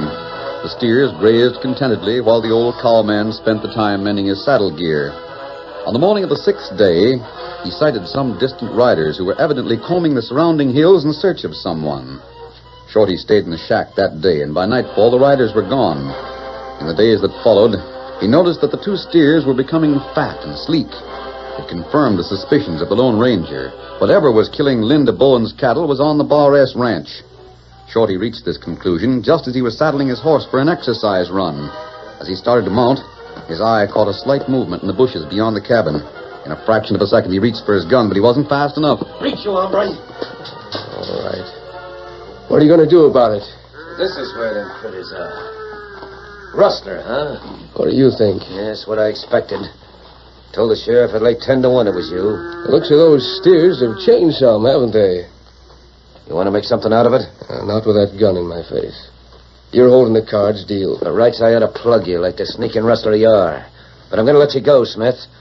And if you're smart, you'll hightail it out of the country. Getting them steers back is more important than I am, ain't it? That's my business, Smith. Now climb on that cayuse of yours and get out of here. Move! All right. When you get him back to the Bar S, show him to Miss Linda. She'd like to know what happens to her stock when you ain't meddling with it. Move! Get up.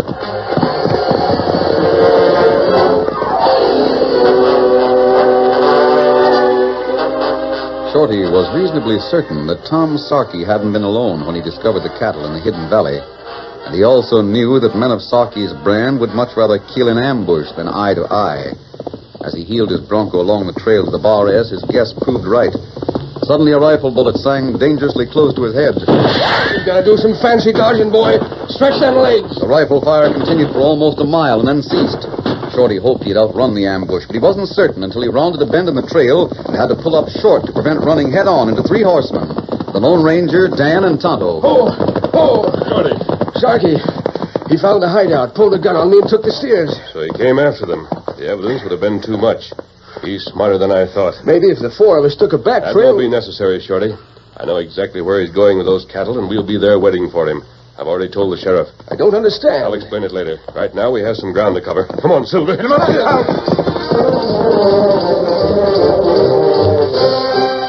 Pushing their horses to the utmost, the riders reached the western range of the Bar S ranch within 2 hours. There they waited behind a small hill that overlooked a gaunt and worn herd of Bar S stock. The animals were so weak and listless they hardly moved. Shorty saw Linda and the sheriff waiting behind another hill. He wanted to call to them, but the Lone Ranger motioned for silence. They didn't have long to wait. Within a few minutes, Tom Sarkey appeared at the other end of the range, driving ahead of him the 2 steers he had recovered from Shorty.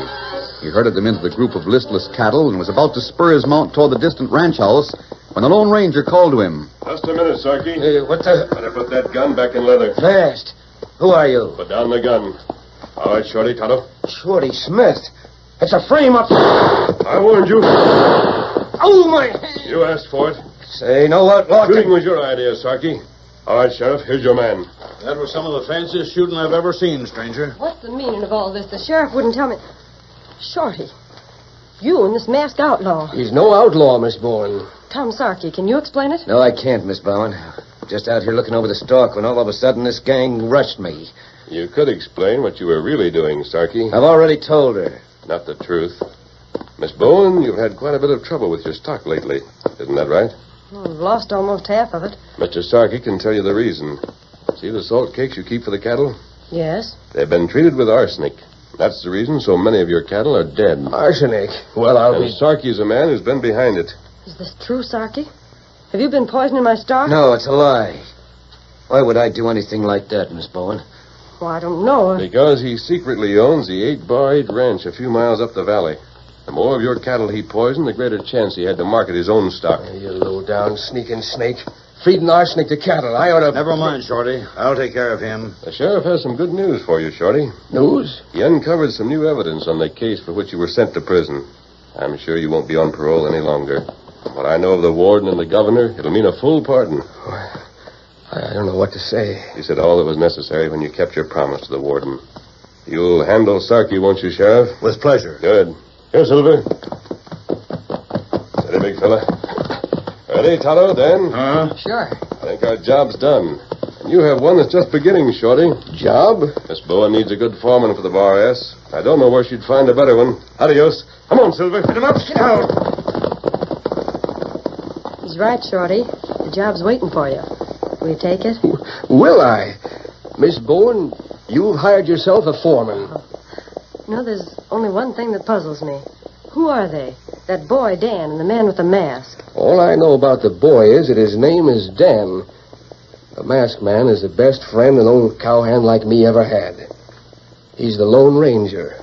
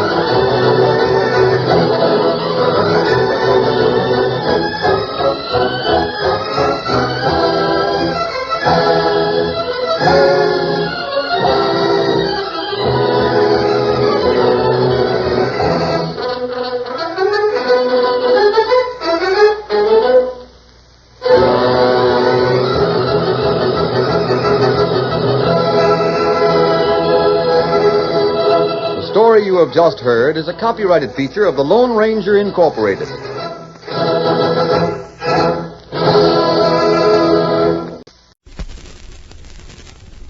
It's the Frontline Theater.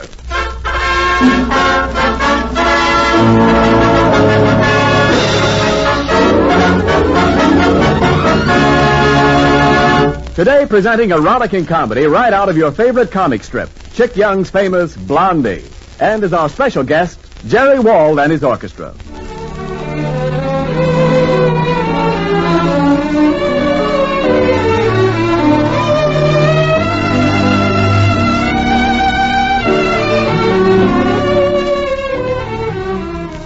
This is Ken Niles welcoming you once again to the Frontline Theater, brought to you men in the armed forces of the United Nations by the Special Service Division of the War Department.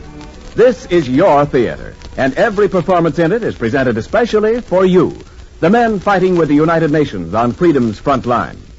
It's a zany comedy today, the title, Please Not COD. The leading characters, well, you've laughed at them if you've read the comic pages anywhere from Seattle to Miami. Dagwood Bumstead, who spends his life inventing big sandwiches and knocking down mailmen, pretty, patient Blondie, and Baby Dumpling, who has grown into Alexander Bumstead. Well, it's a nice, bright morning, and today Blondie and Dagwood have planned to do a little shopping just as soon as they get Alexander off to school. Say, Pop, do I have to take this book back to the library today? Is it overdue? Not much. About how much overdue is it? Oh, just since Christmas. Whoa.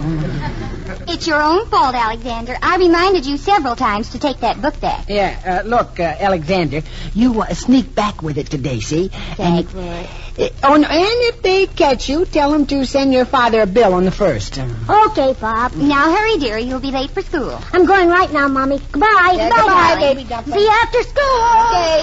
Oh, dear. Someone's at the front door, Dagwood. I'll get it, honey. Good morning, sir. COD from Ormondy's department store. $398. Yeah, whoa, Blondie. Oh, wait a minute. What am I saying? Huh? $3.98. That's better. It's a lot cheaper, too. What is it, Blondie? Well, I don't know. My, it's a big package. What do you suppose it could be? Don't ask me, madam. I'm only supposed to deliver. It's against the rules to peek. I can tell you one thing, though. It doesn't rattle and it doesn't gurgle. Well, I guess it's something I ordered a long time ago. Deliveries are pretty slow these days. Very true, Yeah, very true. that's true. But we digress. Let's get back to the financial end of this. $398, please. Oh, yes. Dagwood, have you got your money with you, dear? Let's see. Well, I could give you a couple of dollars, I think, Blondie. Oh, Let's well, see now. I guess I've got the rest of it in my purse. Excuse me. Uh-oh. Well, here comes a 10-minute wait. I've seen women rummage through their handbags before.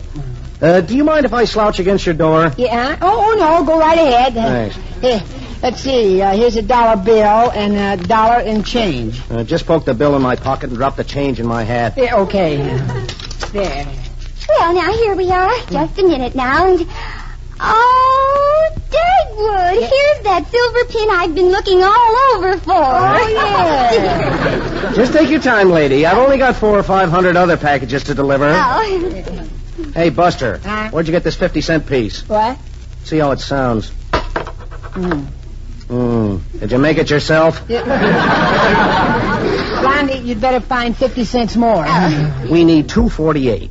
I prefer it in real money. Well, now, here's $2 in bills, and...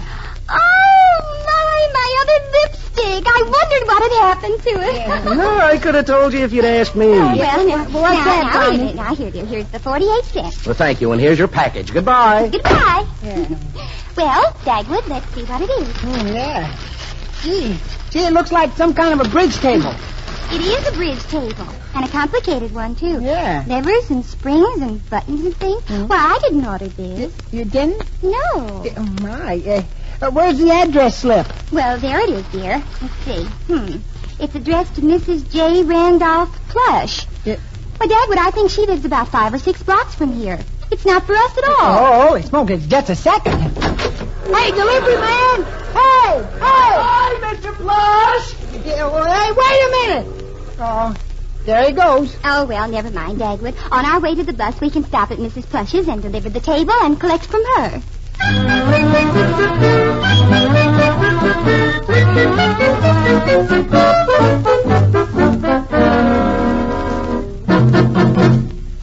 Knock again, Dagwood. Okay.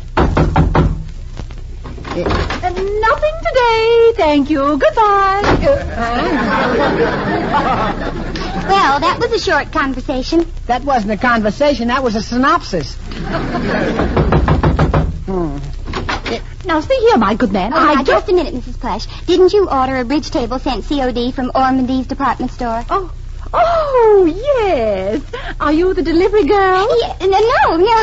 It was delivered to us by mistake. Yeah, we brought it along for you on our way to the bus. Oh, that's very thoughtful of you. Yeah. Well, goodbye. Yeah, goodbye. Hey, well, wait a minute. That's $3.98 cash. Oh, well, you see, I gave a bridge party for my club yesterday, and I needed this table then. But everything went off beautifully without it. I won the first prize myself. Of course, I always do. That's because of the wonderful system my partner and I have invented. Marked cards? Oh, no. Oh, no? That would be cheating. No, you see, when I pick up my hand and look at them, if they're not good, I say, partner, I believe I have 14 cards. That's a signal to my partner. Now, if she has a good hand, she says, count your cards again. But if she has a bad hand, too, she says, I only have 12 cards. And we both throw our hands into the middle of the table and call it a misdeal. Clever, isn't it? You must have had a nice friendly bridge game. Does anyone ever get crippled? Oh, no, not yet. Now, about this bridge table, Mrs. Plush. Yeah, $3.98, please. Oh, yes, the bridge table. Yeah, the bridge table. Oh, it was so cute of you to bring it over. But I don't want it anymore. Well, you see, it's the wrong color. It wouldn't match my cocktail toothpicks. Yeah, I guess not. Well, if you'll just give us the money we gave the delivery man for it, we'll leave the table with you and you can send it back. Yeah. Oh, but I don't want it. Oh, but neither do we. Well, I was going to send it back after the party anyway. Oh, but we paid for it. Oh, how tragic. Yeah. Oh, I'm so sorry for you. You have my sympathy. We'd rather have your $3.98. My dear man, surely you don't expect me to buy something I don't want, do you? Besides, it's one of those complicated tables where you press a button and the legs fly out. No, I'll let you keep it. Mrs. Plush, we don't want it. I don't blame you, dear. But you can always use an extra bridge table, I always say. Well, this is rather embarrassing. Yeah. I'm not embarrassed. Thank you so much for your thoughtfulness. Goodbye. Hey, wait a minute. You can't do this to us. It's not fair. Blondie, she's taking advantage of our sweet disposition. The idea. I'd like to get my hands around her neck and... oh, hello again. Well, here you are. Here's a quarter for your trouble. Oh, thank you. Hey, what did she think I am, a bellboy? Don't take it, Dagwood. Just leave it on the step. Okay, I'll leave the quarter down. Hey, it's counterfeit. I might have known it. Oh, Dagwood, look. There's the delivery man across the street. Let's give the table back to him quick. Oh, it is? Yeah. Hey, come on. Hey, delivery man, hey! Oh, delivery man! Hey, wait a minute! Don't go away! Hello, folks. Well. So it was a bridge table. Yeah. Now if we can only dig up a fourth somewhere. Yes. Now, you delivered this to us by mistake. It was supposed to go to Mrs. J. Randolph Plush. Yeah. She's the lady, she's the woman in that house right there. Yeah. Here, now, you just give us our money back and you can deliver to Mrs. Plush. Yes. Sorry, folks, but the matter is entirely out of my hands now. Oh, but it's really very simple. Not anymore, it isn't. Well, what's so difficult about it? Well, in the first place, you accepted a COD which wasn't for you in the second place. So you shouldn't have paid me for it in the third place or unwrapped it in the fourth place. And besides, in the fifth place, I'm not allowed to return money in the first place. But don't you think... Besides, Mrs. Plush would probably send it back anyway, and I'd have to explain how it happened that one item was sent back by two different people. Yeah, but don't you A think... thing like this would be a snap for a sloppy delivery company. But with us, it would take weeks. We're too efficient. Yeah. Oh, now, wait a minute. You could return the table for us without giving us our money back now, couldn't you? Well, yes, I could. Oh, that's fine. Here, take it. Yeah. First, you have to fill out 3 blanks. A, our COD form. B, our application for a refund. And C, our wrong delivery blank. All in triplicate. Yeah. That is, if you can get a priority on carbon paper. You mean we'd have to fill out all those? That's ridiculous. Oh, no, not yet. The ridiculous part comes later. You also have to show your birth certificate, Social Security card. I haven't got a Social Security card. We'll wait while you get one. You also need 2 letters of reference. One from your bank and one from your draft board. Now, both letters have to be enthusiastic. Then you get the whole thing notarized and send it in. It takes about 3 hours for these preliminaries. Preliminaries? Is there any more? Oh, sure. Then our Mr. Grapple comes to see you in 2 or 3 weeks. Yeah. What does Mr. Grapple do, huh?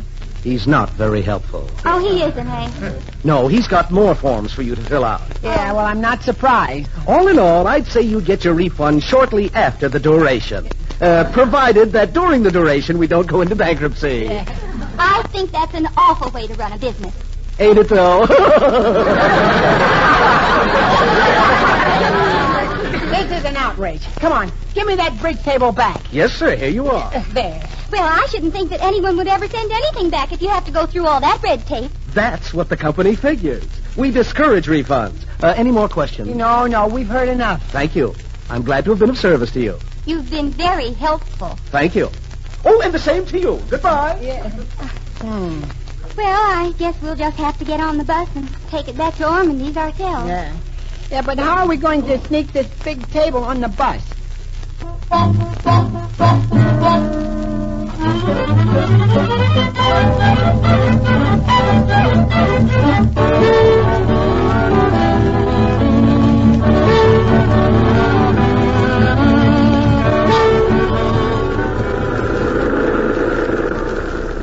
right, now, step back to the rear of the booth, please. Step back to the rear. Come on now, folks. You thinking I'm yelling my head off just to wear out my tongue?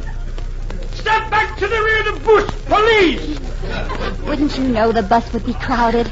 Yeah, but we're the ones who are crowding it. Oh, this bridge table is sort of awkward, Blondie. I wish I could hide it in my pocket or something. Well, we can't help it, dear. Now, folksies, I'm awfully sorry there ain't any seats.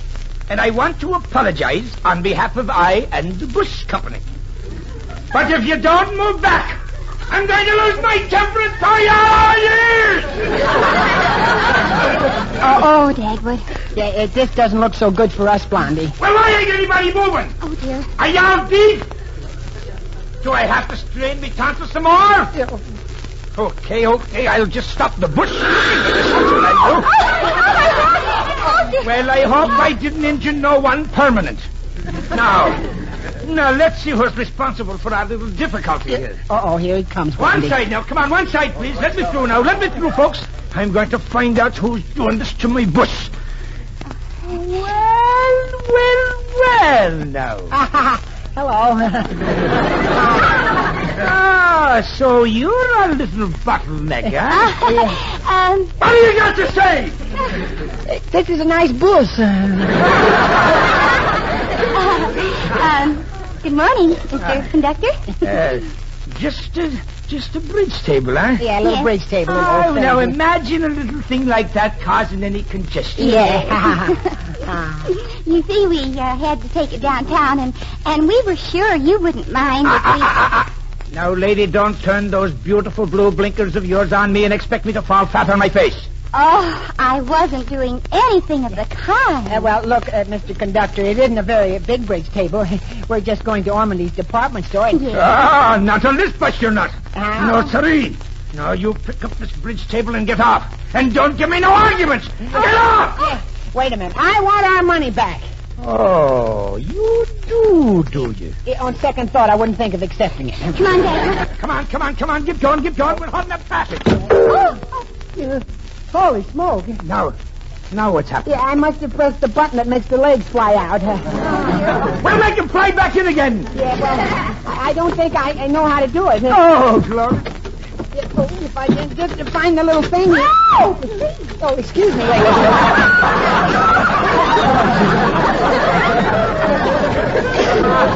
Blondie, do you know how to do the... I haven't the faintest idea, Dad. Look here. Half of the table is in my seat, and one of the legs is through the steering wheel. Yeah. Now I can't drive the bus till you get that thing out of the way. Yeah. Here, let me at that thing. Look out. Now, be careful. Oh, careful, my stop it, Dad. Hey, stop that. We've got to return that table. Who cares about that? There now. I done it. Yeah. The legs folded up. Yeah. Say, how did you do that? I ain't telling. Now get off of this bus. Oh, yes. And here's your table. Be careful. I will. Look Come on. Stop that honking, you idiot. It's not my fault. I can't help it if things happen on my foot. Stop honking. Now, you get out of this bush and walk to Ormondy's. Goodbye. Oh, Dagwood. Oh, Blondie.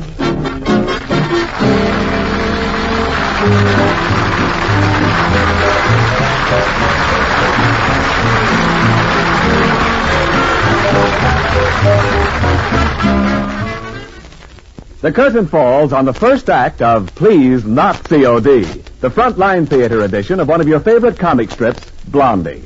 During intermission, one of America's ace bands, Gerry and his orchestra, play a special Frontline Theater arrangement of I'm Coming, Virginia.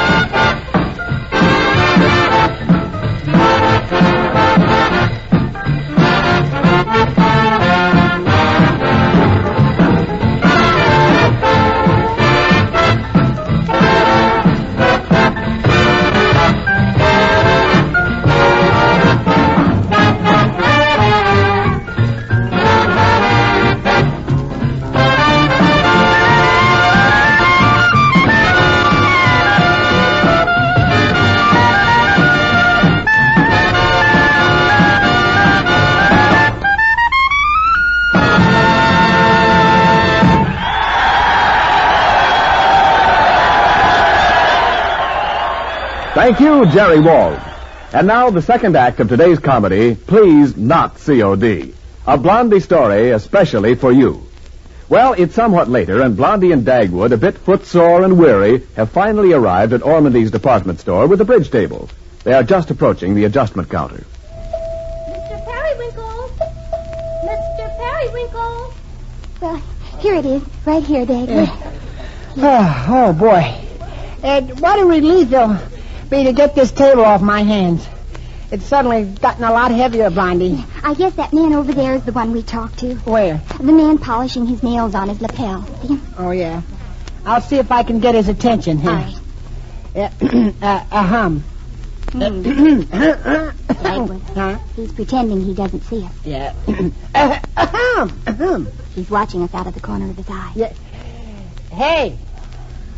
Were you coughing for me? May we disturb you a moment? Apparently. Yeah. Well, we would like to return this bridge table. Mm-hmm. All through using it, eh? Yeah. Oh, no, we haven't used it at all. It was a COD sent to us by mistake. Yeah. We'd like our money back. Yeah, $3.98. Just count it right out in my hand, thank you. There. Huh? Well, aren't you going to do anything about it? I'm trying to decide. Lovely day. Are we disturbing your sleep? No. I'm not paying any attention to you, really. Oh! I don't see how you hold your job here. You see, I'm married to Mr. Ormondy's niece. Yeah. Please give us the $3.98 and you can go back to sleep, thank you. Well, it all sounds very complicated, really. If you don't give us a little action, I'm going to raise the loudest holler you ever heard. Mm-hmm. But how loud is that? About how loud? Mm-hmm. You want to hear me holler? Mm-hmm. You do, huh?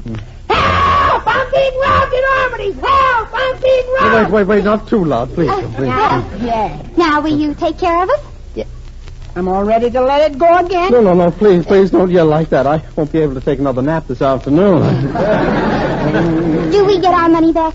Well, fortunately for me, madam, you've come to the wrong place. You should be at the complaint window. Oh, where's that? The next window right there. Yeah.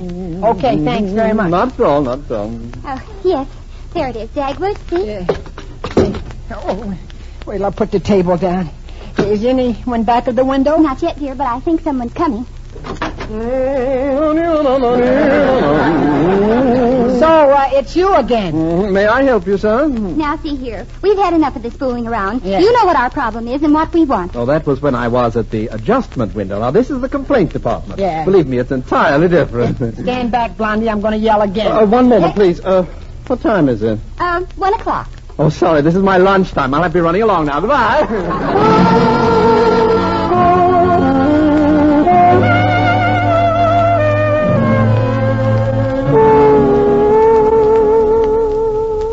Oh, Dagwood, I'm so exhausted. Yeah, I never thought we'd find the furniture department.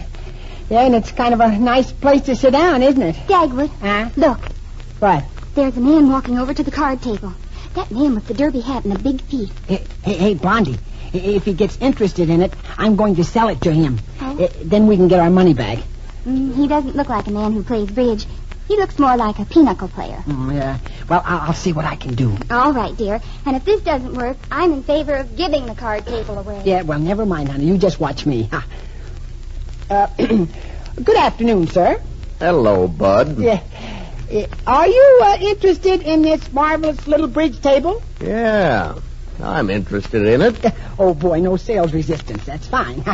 It's a very wonderful table. You see, when you want the legs to come out, you just press a button. Mm-hmm. Now, what button is that? Oh, well, the little button right here. It's, right here someplace. Yeah. And when you want them to fold up again? Well, you just unpress the button. Yeah. This is a very fine table. It's so strong you can stand on it. See the picture of the man standing on it here? Yeah. Would you like to stand on it? No, thanks. No, I guess not. Well, it's now selling at the very low price of $3.98. I'll make it $3.50 for a fast sale. It's a steal. Yeah, robbery. Huh? Well, I'll take it for $3.98. You got 2 cents? Oh, sure. I'm always willing to put in my 2 cents. You look it. Well, here's 4 $1 bills. Okay, it's your table. Well, so long. Hey, wait a minute. No sales slip? Oh, no sales slip. You don't want anyone, do you? I don't, huh? Oh, it's so unnecessary. Just take it home. It's yours now. Shall I wrap it up, or would you like to eat it here? Would you like to play a few little hands on it? One moment, Snorky. I'm not a customer. I'm the head of the store detectives. I wondered why you had such big... Whoa! You are? Well, I'll see you later. No, you don't. You're not a clerk here, and you're under arrest for selling an article belonging to the store. Now, come along with me. Look, let go of me. Come on with me, jailbird.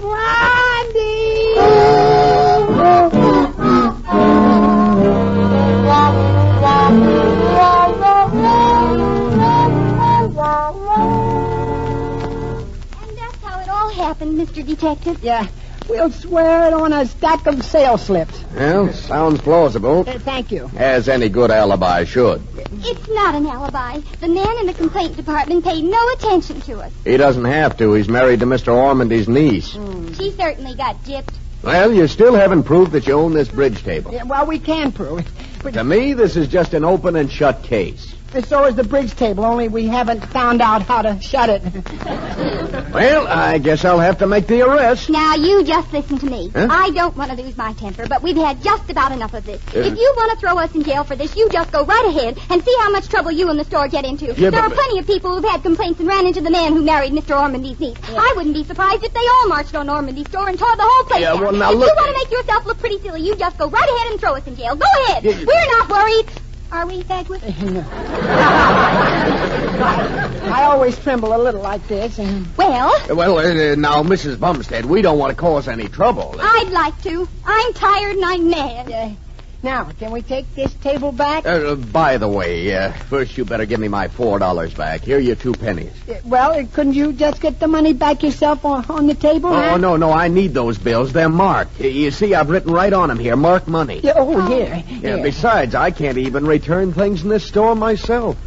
But I may be able to in another 6 months if all goes well. Oh? What do you mean? Well, I'm carrying on a romance with another of Mr. Ormondy's nieces. Well, now that I have my $4, it's my sad duty to tell you we won't take the table back. You what? After all this trouble? Well, in the first place, it's in rather bad condition now. You see, it's scratched and scarred and banged around. Yeah. In the second place, this was sold at a special sale. No refunds or exchanges. Oh. In a few words, folks, from where you're standing, there's an 8-ball directly in front of you. You gotta keep the table. Oh, Dagwood, take me home. Oh,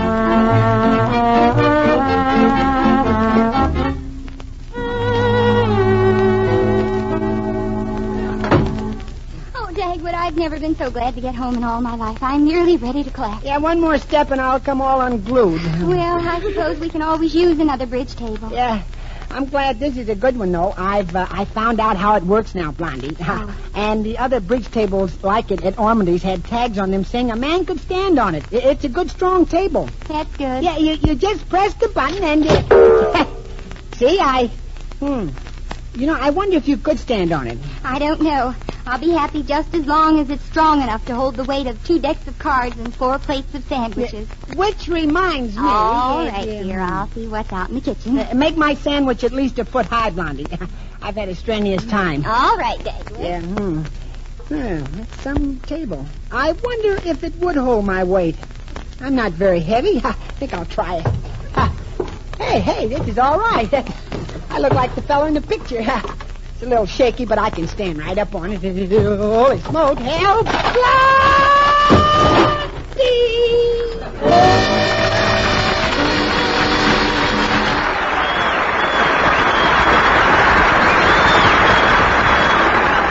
Well, that's the end of today's Frontline Theater play, Please Not COD, the radio edition of one of your favorite comic strips, Chick Young's famous Blondie.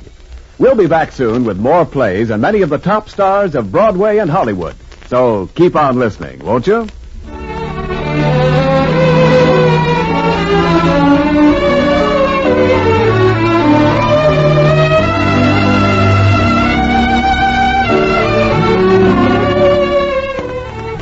Frontline Theater is presented for you men of the armed forces of the United Nations by the Special Service Division of the War Department of the United States of America.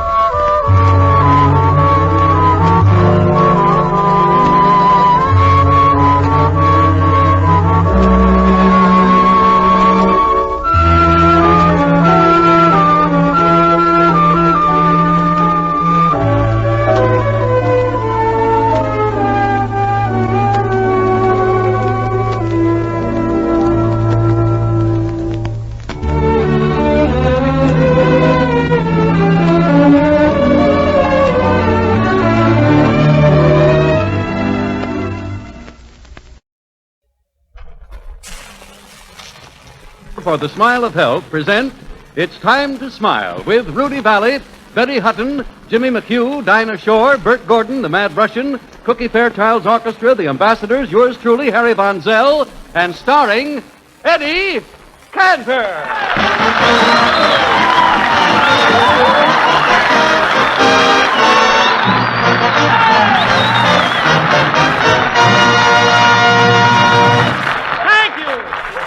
Thank you, ladies and gentlemen. Well, Harry, I told you I was going to do it. Do what, Eddie? I finally went to one of those all-night movie shows here in town. Oh, you did, Yeah. huh? Yeah, I went to the box office, and the cashier kept staring at me. Finally, she said, "We've been having these owl shows for years, but this is the first time one ever came up to buy a ticket." Well, did you finally get your ticket? Yes, Harry, and what do you think happened? What? There was a bunch of kids standing outside of the theater who asked me to buy tickets for them, too. Oh, well, did you? Of course. And as I was walking down the aisle with these 6 boys, one woman turned to the other and said out loud, "Look at that Candy, finally got the jackpot." Let him applaud! Let him applaud!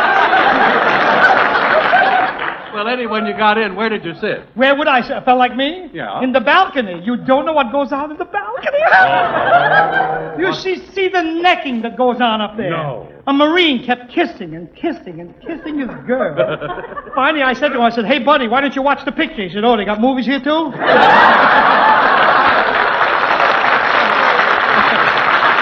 after all, Eddie, maybe pictures just don't mean anything to him. Well, I know one picture that's going to mean plenty. Not only to the Marines, to the Navy, to the Army, to everybody. Well, which one? The Road to Morocco? Oh, with Crosby and Hope. No, with Roosevelt and Churchill.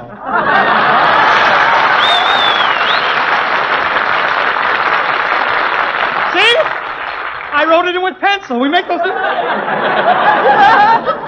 Well, now, Eddie, all in all, how many pictures did you see there? I saw 2 pictures and a preview of Rudy Valley's latest, Happy-Go-Lucky. Oh, how was it? Gee, Rudy is great in that picture. Oh, I He really know. He is great. Who else is in it? That beautiful bundle of dynamite, Betty Hutton, Harry. She's in it. Oh, she's lovely. Oh, yes, she is. She's lovely. Yes, she is. Gorgeous face and streamlined figure. Yeah. Oh. And besides, Harry, there's Dick Powell. Well, what do you think of Dick Powell? Oh, let me alone. I'm still thinking of Betty Hutton. Well, Harry, you're going to have a chance to meet Betty Hutton tonight to celebrate the preview. Rudy is throwing a party at his house tonight, and our whole cast has been invited. Come on, gang. Hop in my car. We'll all go down the road.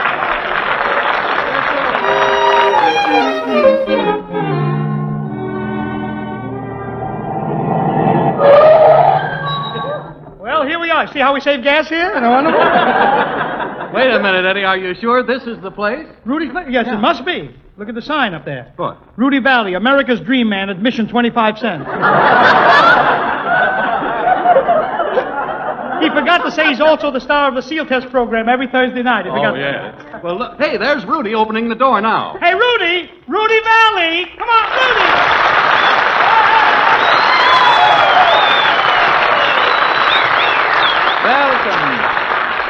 Welcome to Valley's Vista, where men are men and women... Go on. No, thanks. 3 women are enough for me. Rudy, meet the gang. This is Dinah Shaw. Hello, Dinah. Harry Von Zell. Hello, Dinah. Cookie Fairchild. Hello, Dinah. Dinah, why don't you say hello to Rudy Valley? I can't. Every time I try to talk, he kisses me. So I just keep trying to talk. Come on in, everybody. Make yourselves at home. Yeah, Chris, come on. Oh, Rudy. What a play. I want to thank you for asking me over. When you invited me, I didn't think I could make it. I didn't think you could make it either. That's why I invited you. Come on, Eddie. Take off your overcoat and have some champagne. Who's got an overcoat? Who's got champagne? I thought so, Rudy, so I brought along my own bottle of champagne. You really got a bottle of champagne? How did you get it? Very simple. I just stuck a funnel on my back and Henry Kaiser slugged me with it, that's all. Oh, I expected a much bigger... No, I don't need your champagne. Here's something better than champagne. It's hard to get this stuff anymore. This was a great vintage. Here, I'll open it.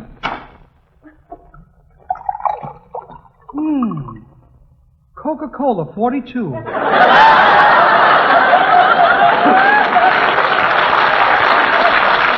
Oh, boy, it's good. I bet if I ever lose this job, I get a job at Coca-Cola. I kind of plug. Rudy, you mind if I finish this out on the lawn? No, you have to drink it here. Yeah, but I want to drink it out on the lawn. All right, but you'll have to leave a nickel deposit on the bottle. Rudy, I don't mind paying. After all, I had such a swell time at the preview of Happy-Go-Lucky, and what a cast. Yes, there are a lot of great actors in that picture. Rudy, who do you think gives the best performance? Oh, let's not talk about me. Why not? You're as talented... Eddie, didn't you think that Mary Martin looked gorgeous in the picture? As far as sheer beauty is concerned, I think she takes second prize. Well, who takes first prize? Eddie, I told you, leave me out of this, please. Ladies and gentlemen, if you've had trouble getting ham lately, what are you waiting for? You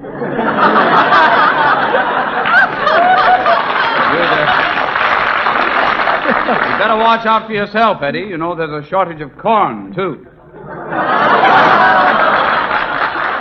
Don't encourage him. Rudy, I was only fooling. You really did a great job. You know, pretty soon there won't be any more glamour boys in pictures. What do you mean? What kind of a reading is that? Well, after all, you're in the Coast Guard, and Jimmy Stewart is in the Air Corps, Tyrone Power is in the Marines, and soon they're taking the youngest and handsomest of the screen lovers. But I'm not worried. I'm leaving my family well provided for. But Rudy, look, we've been gabbing here long enough. How about introducing me to some of the guests at the party? All right, let's see who's around. Ah, Eddie, here's a girl who is really great in Happy-Go-Lucky, the blonde bombshell Betty Hutton.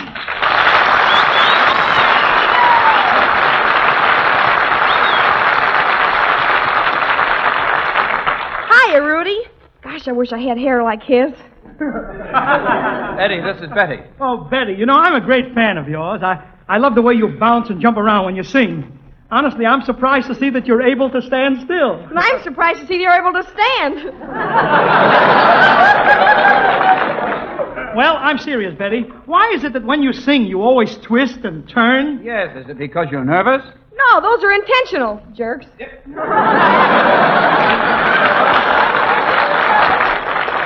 a minute, who put a comma in there?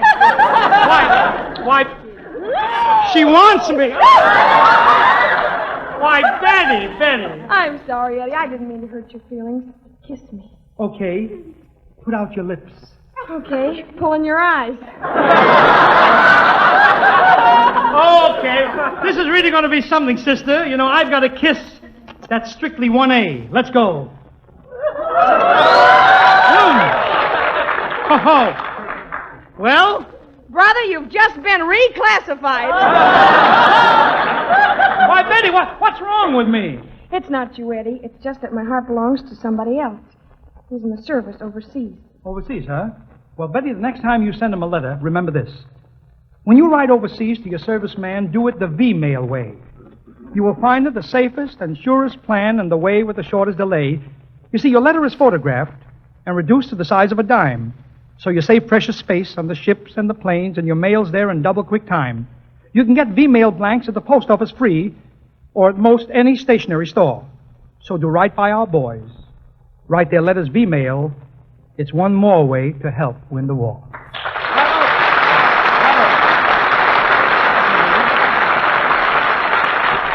For the first time on the air, Betty Hutton sings Frank Lesser and Jimmy McHugh's fine song from the picture Happy Go Lucky. He says murder.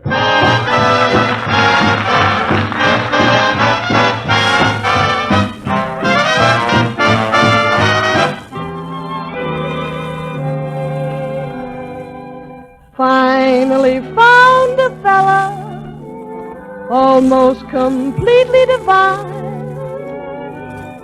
but his vocabulary is killing this romance of mine. We get into an intimate situation, and then begins this Romeo's conversation.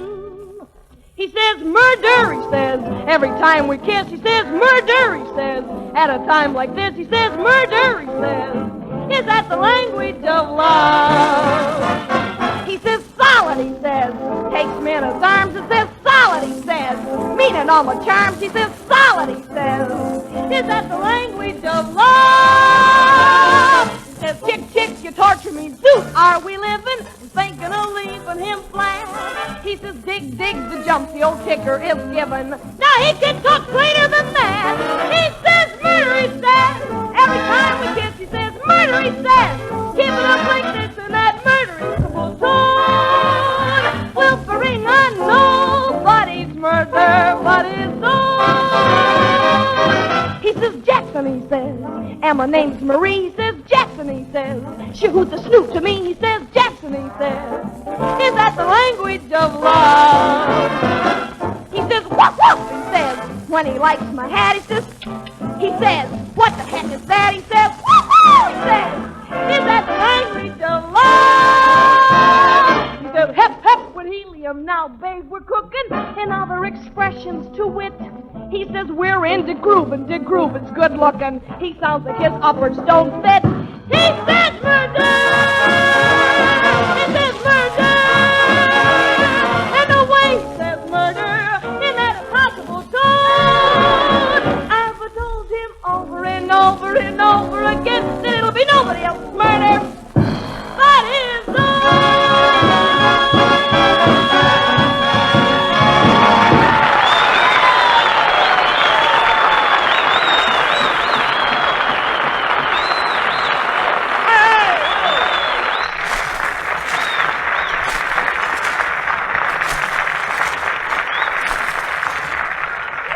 He says murder, he says.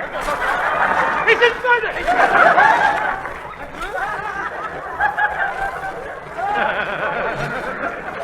Hey, Eddie. What is it? You want to know something? What?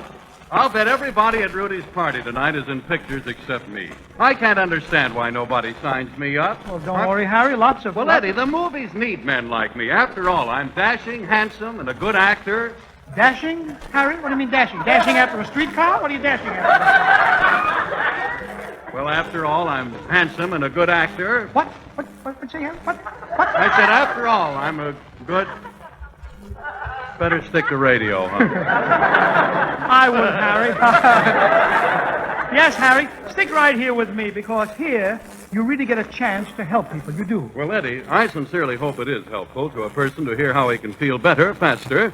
Because, ladies and gentlemen, whenever you wake up in the morning feeling headachy and out of sorts due to the need of a laxative, if you'll remember to take Sal Hepatica right away, you will feel better faster. Because then Sal Hepatica brings quick, gentle relief, usually within an hour. That means you won't have to put off till night taking the laxative you need in the morning, and as a result, risk feeling miserable the rest of the day.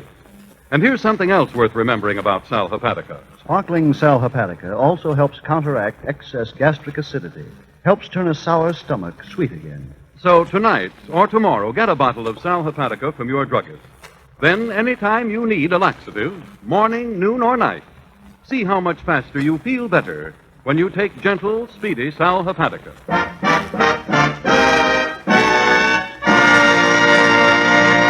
Eddie, I'm glad the agency is sending me a butler. I've had to do all my own housework. I even set the table for the party tonight. And it's lovely, too, Rudy. To look at those napkins, you'd never know there's a paper shortage. You know that, don't you? And look at all the silverware at your plate. 4 knives, 3 forks, and Rudy, what is that beautiful silver thing with the gold handle? My curling iron. You certainly like those waves, don't you? Yeah, on the wax, too. Yeah. Come in. Oh, Mr. Valley, I'm the tobacconist. You ordered a supply of cigarettes for all your guests at the party. That's right. You are? 1 pack of Bull Durham tobacco. Roll your own, 10 cents. 10 cents. I hate to be bothered with the chicken feed, Eddie. Pay the man. Rudy, it's such a small amount. If I paid it, you'd think I was cheap. You pay it. Me? You. How about you? Me? How about you? Me? Look, Eddie, the bill is only 10 cents. The smallest I have is a $20 bill. That's no good. The smallest I have is a nickel. That's no good either. May I sit down? This looks like a deadlock. Eddie, don't embarrass me. Give the man some small change. Me? You certainly can't expect him to change my $20 bill for a paltry 11 cents. No. 10 cents. 10 cents. I have to give him a tip, don't I? Mr. Valley, I've got cheaper cigarettes, if you like chocolate. Be patient, my good man. Now, Eddie. Never mind, Mr. Valley. Here's your tobacco. I'll pay for it myself. Goodbye. Wait a minute, mister. Why don't you want Rudy to give you his $20 bill? I'm not going to make him take his shoe off just for that.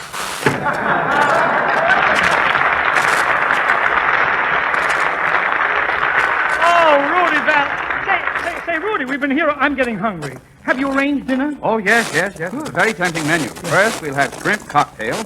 Then we'll have soup. Then we'll all rise and stand at attention. Stand at attention? What for? In memory of the meat course.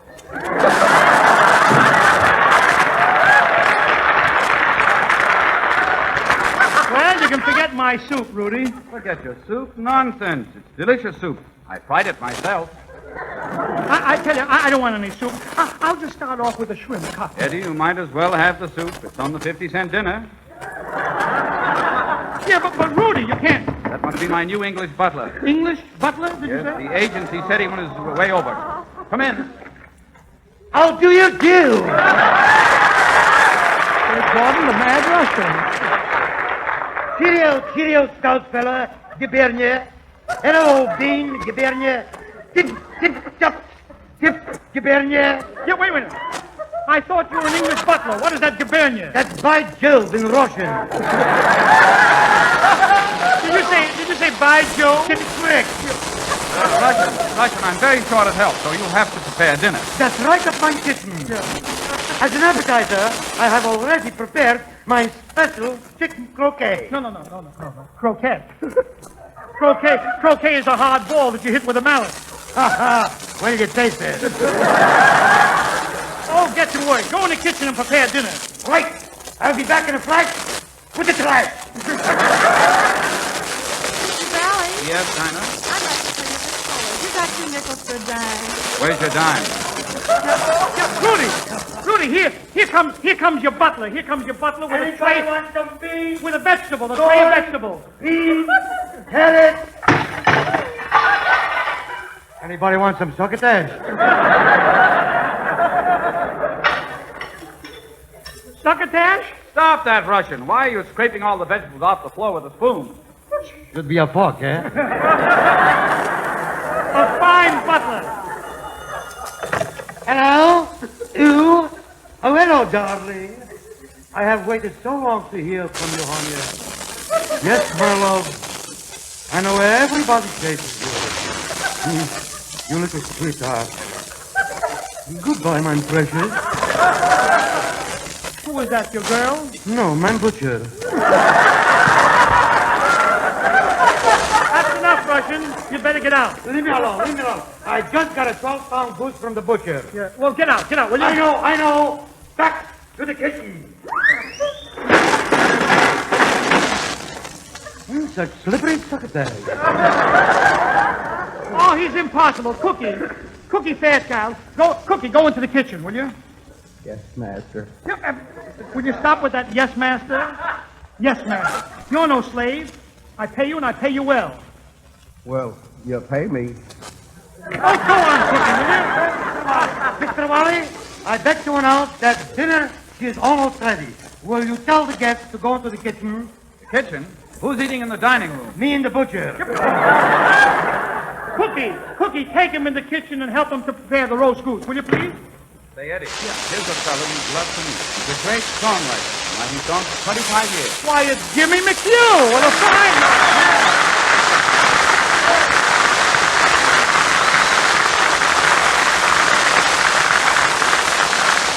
Ladies and gentlemen, I'd like to let you know right here now that Jimmy McHugh's boy Jimmy is married to my daughter.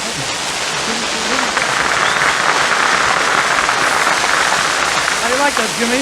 Your son and my daughter get married, and we get even yours. Tell me, Jimmy, have you seen our granddaughter lately? Yes, she looks wonderful, Eddie. Remember how cute she looked when she was born? Eddie, she has your eyes. Yeah. And your hair. Listen, Jimmy, you bald head. The meat corn is almost ready. Already to ground on both sides. Oh, that's fine. Now, wait a minute. Watson, where is your helper? Where is Cookie Fairchild? Cookie Fairchild. Oh, I wondered why that old goose was wearing glasses. Get out of here! Get out! Jimmy, I'm sorry about the Russian, but there won't be any more interruptions. Just one, Eddie. Pardon me, Mr. McHugh, but I feel Eddie should know this.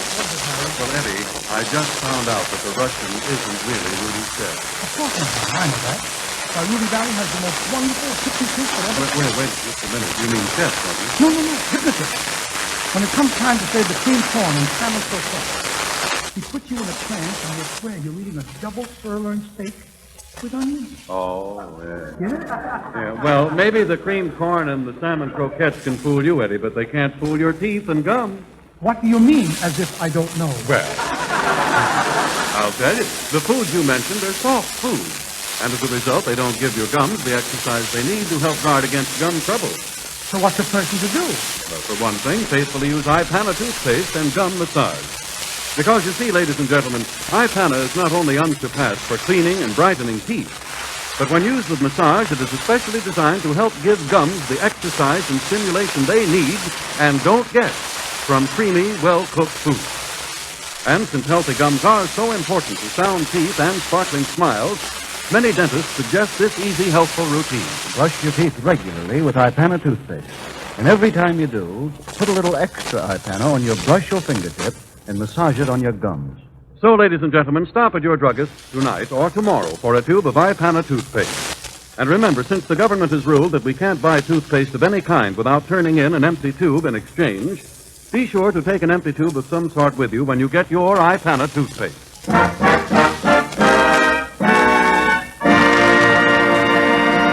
Oh, Eddie, I've been talking to Jimmy McHugh, and we've arranged a great treat for our party. You have? Yes, our dinner was ruined. But in its place, we're serving up a 9-course musical menu fit for any connoisseur of song.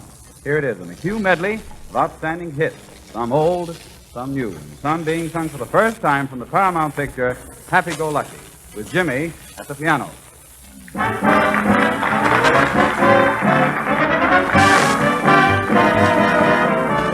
Got a touch of Texas in my talk, got too much of Texas in my walk. Rode a Bronco down in Dallas, so be careful of my callus. Take me back to New York.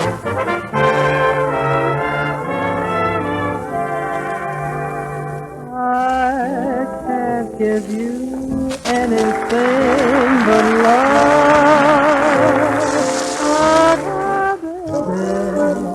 Diamond bracelets for work doesn't sell, pretty baby, till that lucky day, you know darn well,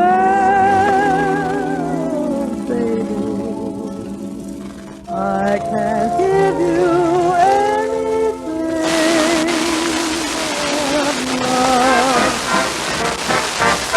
I get the neck of the chicken. I get the burnt piece of toast. I get that seat in the movie, Macco and back of the post. That's why I can't get over this dream that came true. If I get the neck of the chicken, well, how did I ever get you?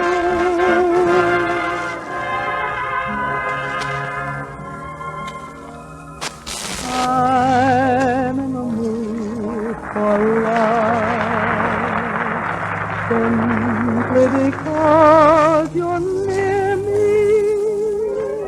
Funny that when you're near me, I'm in the mood for love. Hi-yi. Have you ever danced to the tropics in that hazy, lazy, like kind of crazy, like South American way? Hey!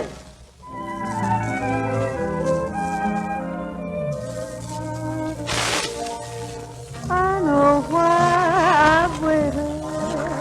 I know why I've believed. Wait each night for someone just exactly like you. Grab your coat and get your hat. Leave your worries on the doorstep.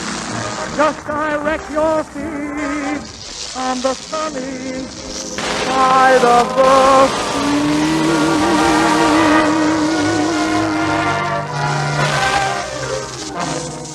Dinah sings for the first time anywhere the ballad hit from Happy Go Lucky. Let's get lost in each other's arms. Let's get lost. Let them send out a line. And though they'll think us rather rude,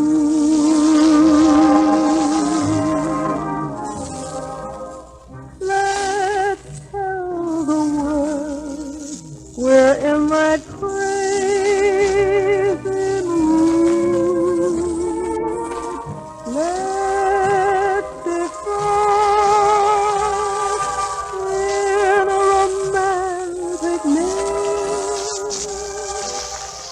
Let's get caught off everybody's list to celebrate this night we found each other.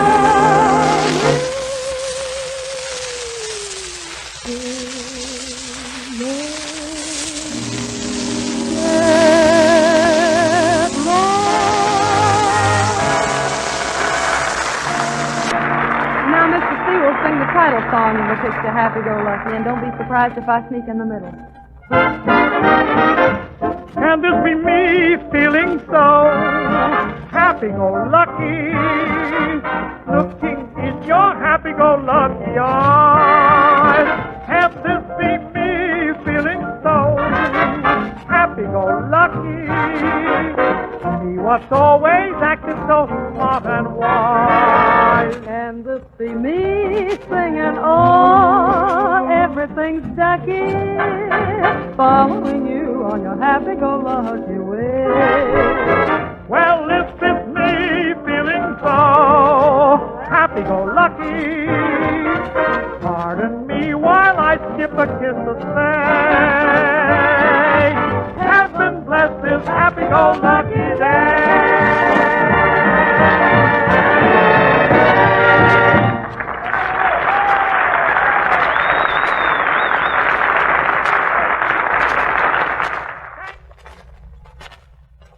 Is that?